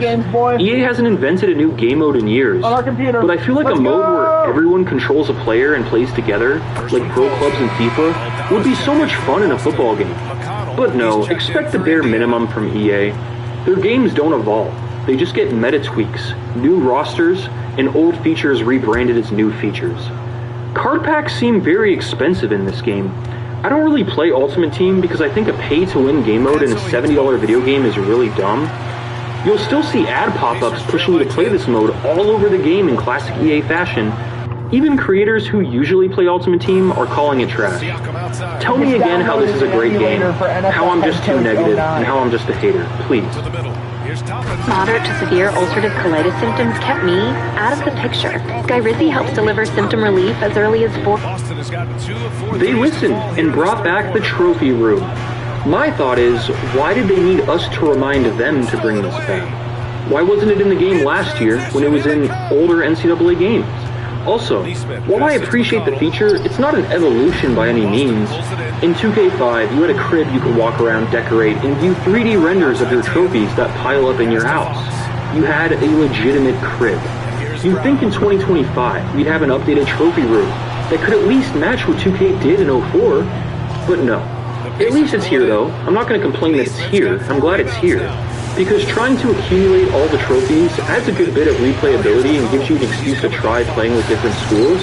I obviously like the concept, but I feel like in 2025 it should be more evolved. In NCAA Football 05, you had a moments mode where you could recreate iconic moments throughout college football history. Why, in 2025, do we not have a similar mode?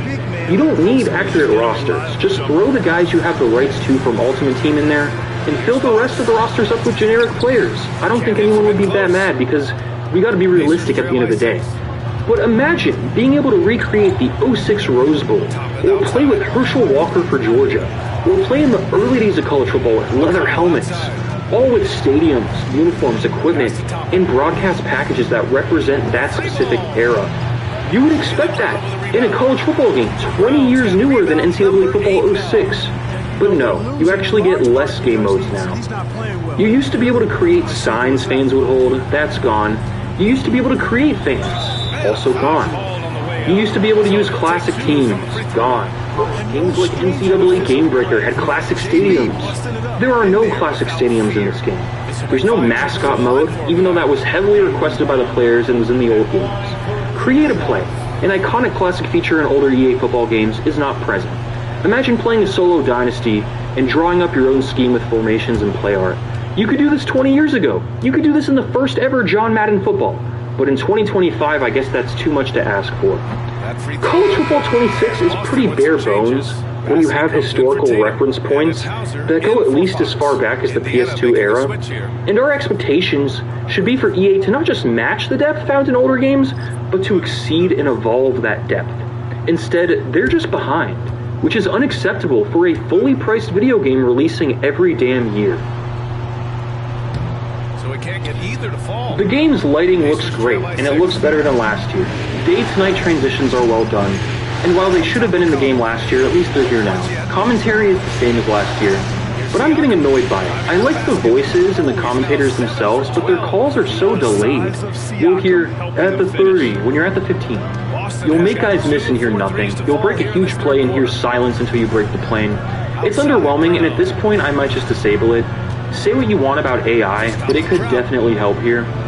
The crowd does some cool things, like throwing tortillas for a tradition, or making chants, or singing Mr. Brightside, and the sound of the crowd is actually great. But visually, the crowd looks rough. Zoom-ins of the fans look like something from a Chinese mobile game, and when the crowd audio gets wild, you'll notice from the gameplay camera perspective that they're just standing there, making it almost seem like the crowd audio is being pumped in the stadium speakers. This may sound like nitpicking, but for years NBA 2K has had their crowd jump, stomp, and cheer visually to match the audio and make it believable.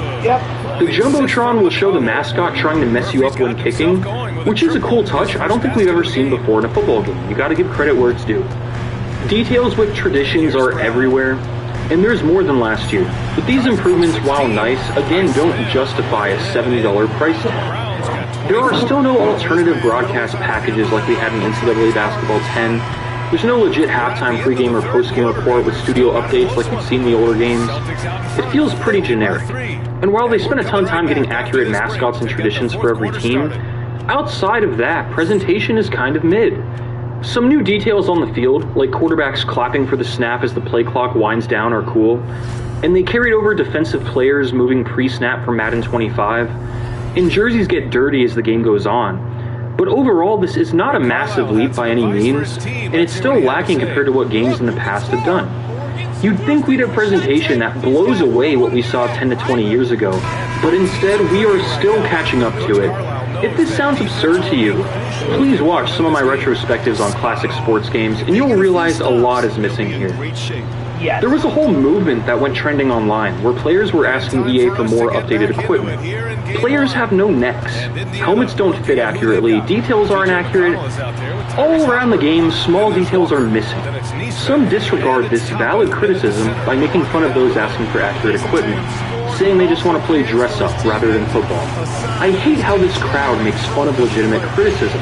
It reminds me of those online saying Madden's franchise mode is fine, and no one cares about updating hot dog prices, when the mode itself was so bare bones and awful, and the criticism that was receiving was legit, and the hot dog prices point was a straw man argument. These ignorant voices seem to be the ones EA prefers to listen to as well, which really sucks.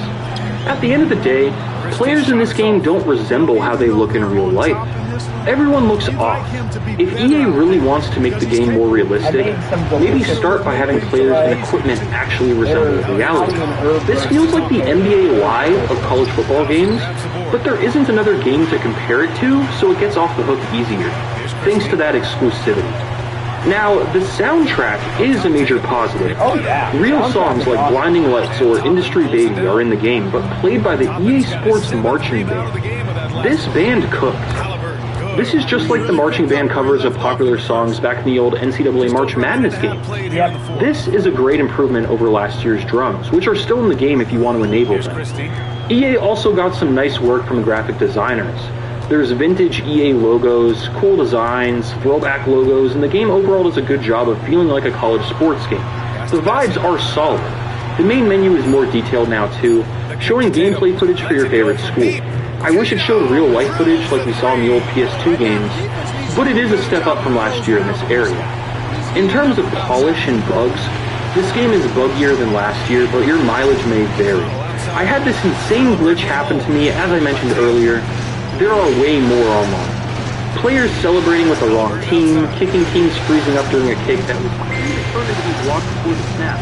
And other bugs we'll commonly see in Madden are present. Bugs you've been seeing in Madden for years are present.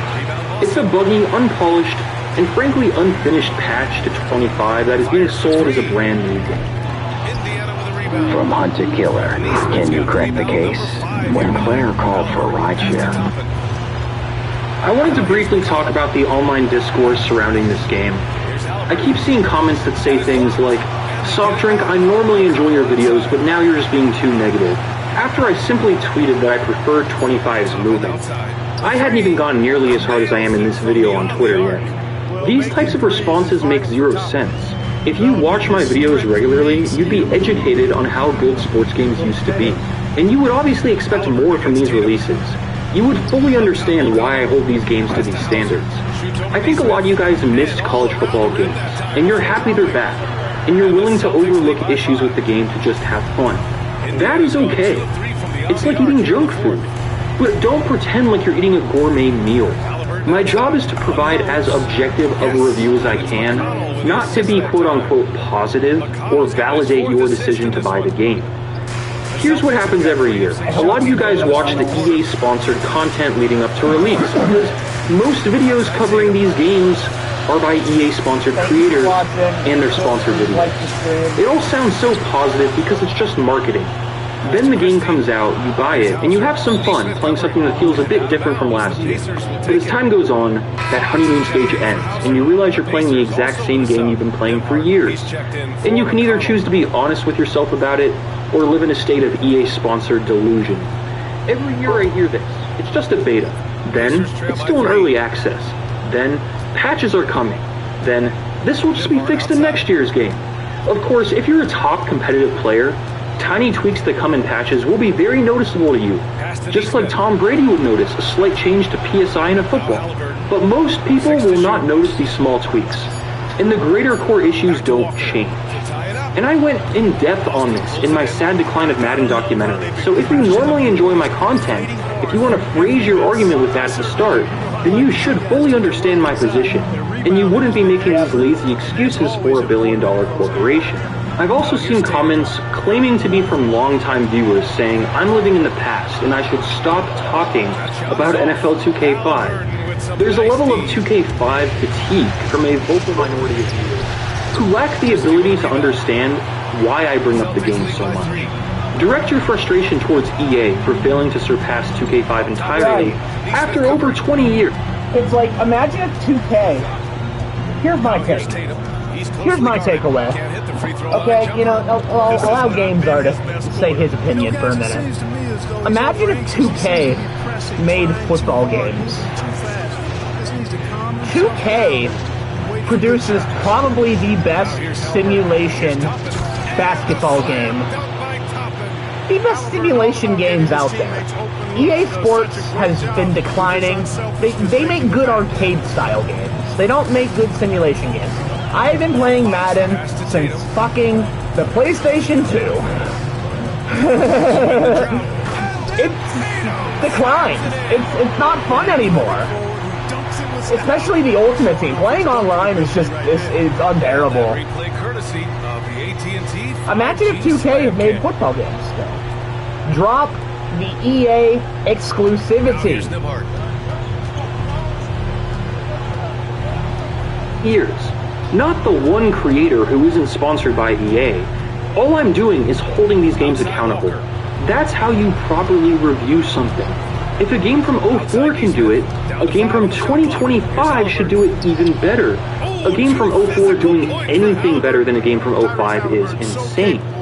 When you frame these comments with, I normally agree with you, or as a longtime fan of the channel, and then you make an argument that frankly doesn't make sense, you're providing insincere flattery in an attempt to manipulate me. It's like working customer service and hearing a Karen say, I've been shopping here for years, therefore I'm entitled to X, Y, and Z. Just save it. Remember that EA holds exclusive rights to making action simulation college football games. They don't need you to stick up for them. They're gonna be fine. Choosing to come after creators individually, whether it's me for being too critical in your eyes, or even an EA Game Changer for being too positive, is dumb. There is no need to attack anyone individually over a damn video game. If you disagree with me, just play the game and enjoy it, and attack my ideas and my arguments. Whether I give a game a positive or negative review, it should not affect your enjoyment in any way. None of this is that deep, man. I gave College Football 25 a final score of 6.5 out of 10 in my review revision last year. For College Football 26, I'm feeling a 4 out of 10. On a sim to arcade spectrum, yeah, a light 4. A light 4 at that. Nimhard outside. A light 4. Outside Matherin.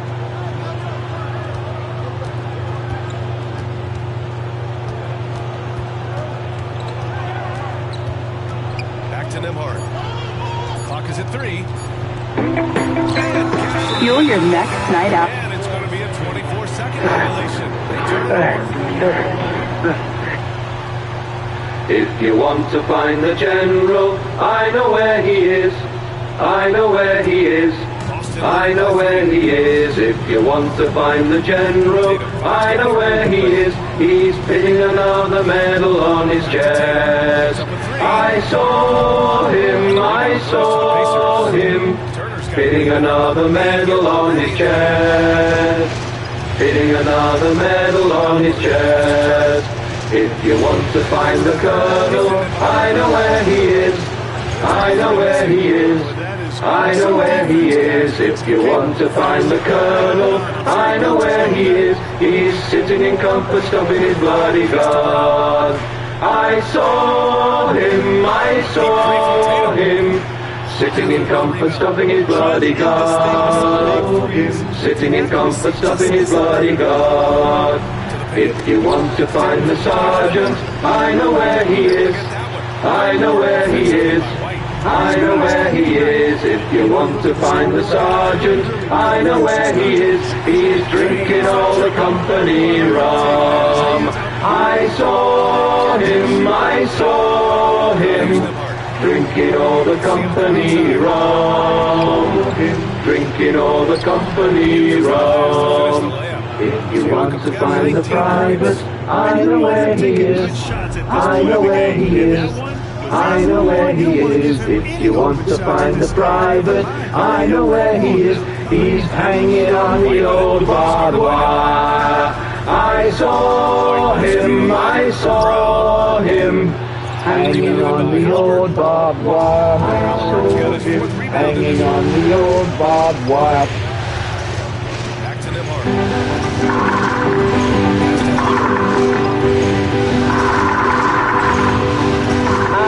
Down along the farm road, it's where I long to be.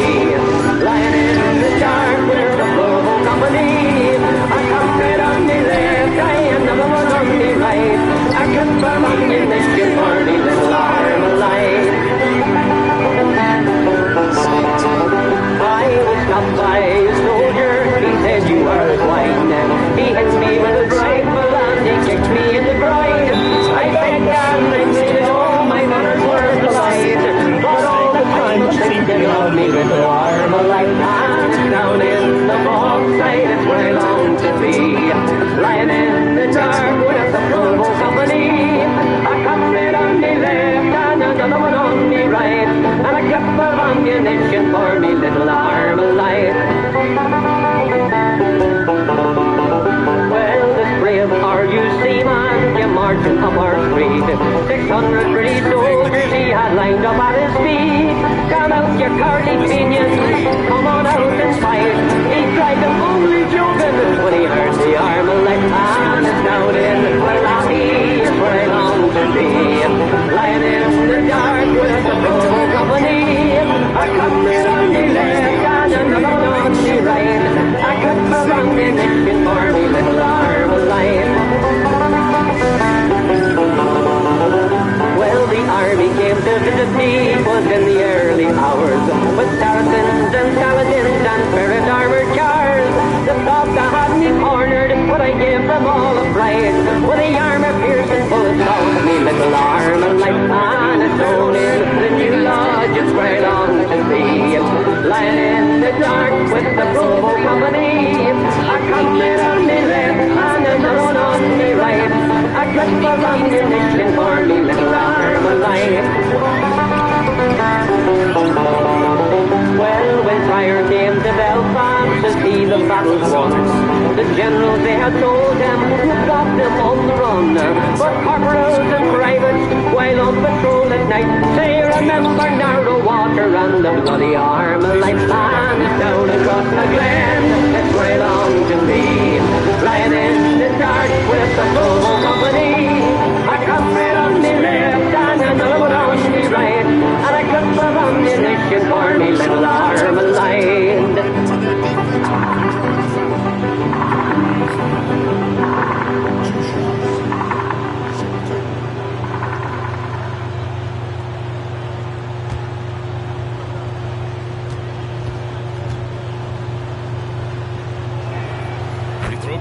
Halliburton.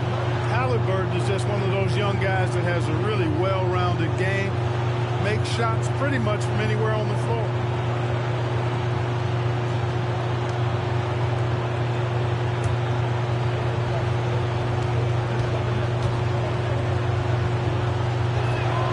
And both free throws good for Halliburton.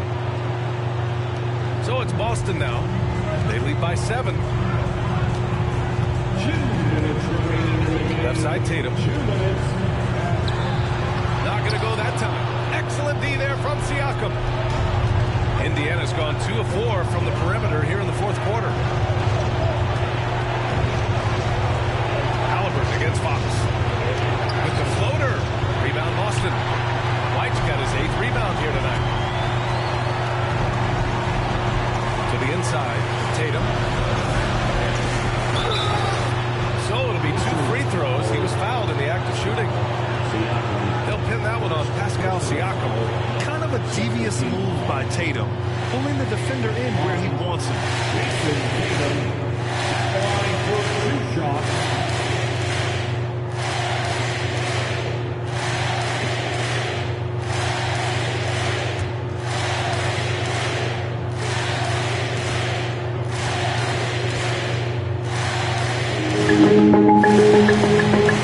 Trip, you said when you founded Electronic Arts, your initial vision for the company was for it to create simulation sports games that played as realistically as possible. Do you think modern-day EA Sports lives up to that vision? Not really. Yes, EA Sports has fallen off in quality, 100%, there's no doubting it. The Madden games are so bad now, it retroactively makes me nostalgic for the Madden games from 5 years ago, which I didn't enjoy at the time, which were still very flawed. They have regressed, taking certain things out of the game that were in the game before. It's all about money. It's all about, selling these DLCs and selling these packs, I mean, you see what happened with NBA Live. They continue to get shelved, and that whole market got taken over by 2K. You look at Madden, they had so many features back in the day that still aren't in the game, now. Just 12-year-old just grabbing his parents' credit card, just swiping away, and then just put it on the console. It's one click of a button. It's all about money, money, money. All people will look on for EA Sports through the Xbox One and PlayStation 4 era is how much of a fall they've had, not financially, but in goodwill and towards the community, and how much worse it could get if they really don't start to turn things around. In 1982, Trip Hawkins, an employee of Apple at the time, started working on creating his own company, one that produces and develops computer games. For some time, Trip had been working on creating an NFL simulation computer game. I particularly liked simulations, and by that I mean any kind of a game that was trying to recreate something plausibly from a real-world adult situation. And I'm using that term kind of generously because, of course, I found the first generation of card and board games themed around sports. They were pretty inadequate, but some of them were doing some decent jobs of simulating statistical outcomes, and I remember a little baseball game where it had these little spinners, and you'd have a Babe Ruth circle of paper, and you put it on the spinner, and he would have a big fat pie slice where if it landed there, he'd hit a home run, and then he'd have another big one for a strikeout. And so I would notice these little details about how they were designing and making these games. And I kind of realized that I could probably do it myself. And that really got kicked off later because I became a football fan and a football player. And there just simply was not a good simulation game about football. And so I decided to make one. So as a teenager, I was making my first game. And it was, a game you played with cards and charts and dice and lookup tables and stuff. And it's still a pretty good game. I don't think a better tabletop paper football. I think we're gonna end the stream because I want to play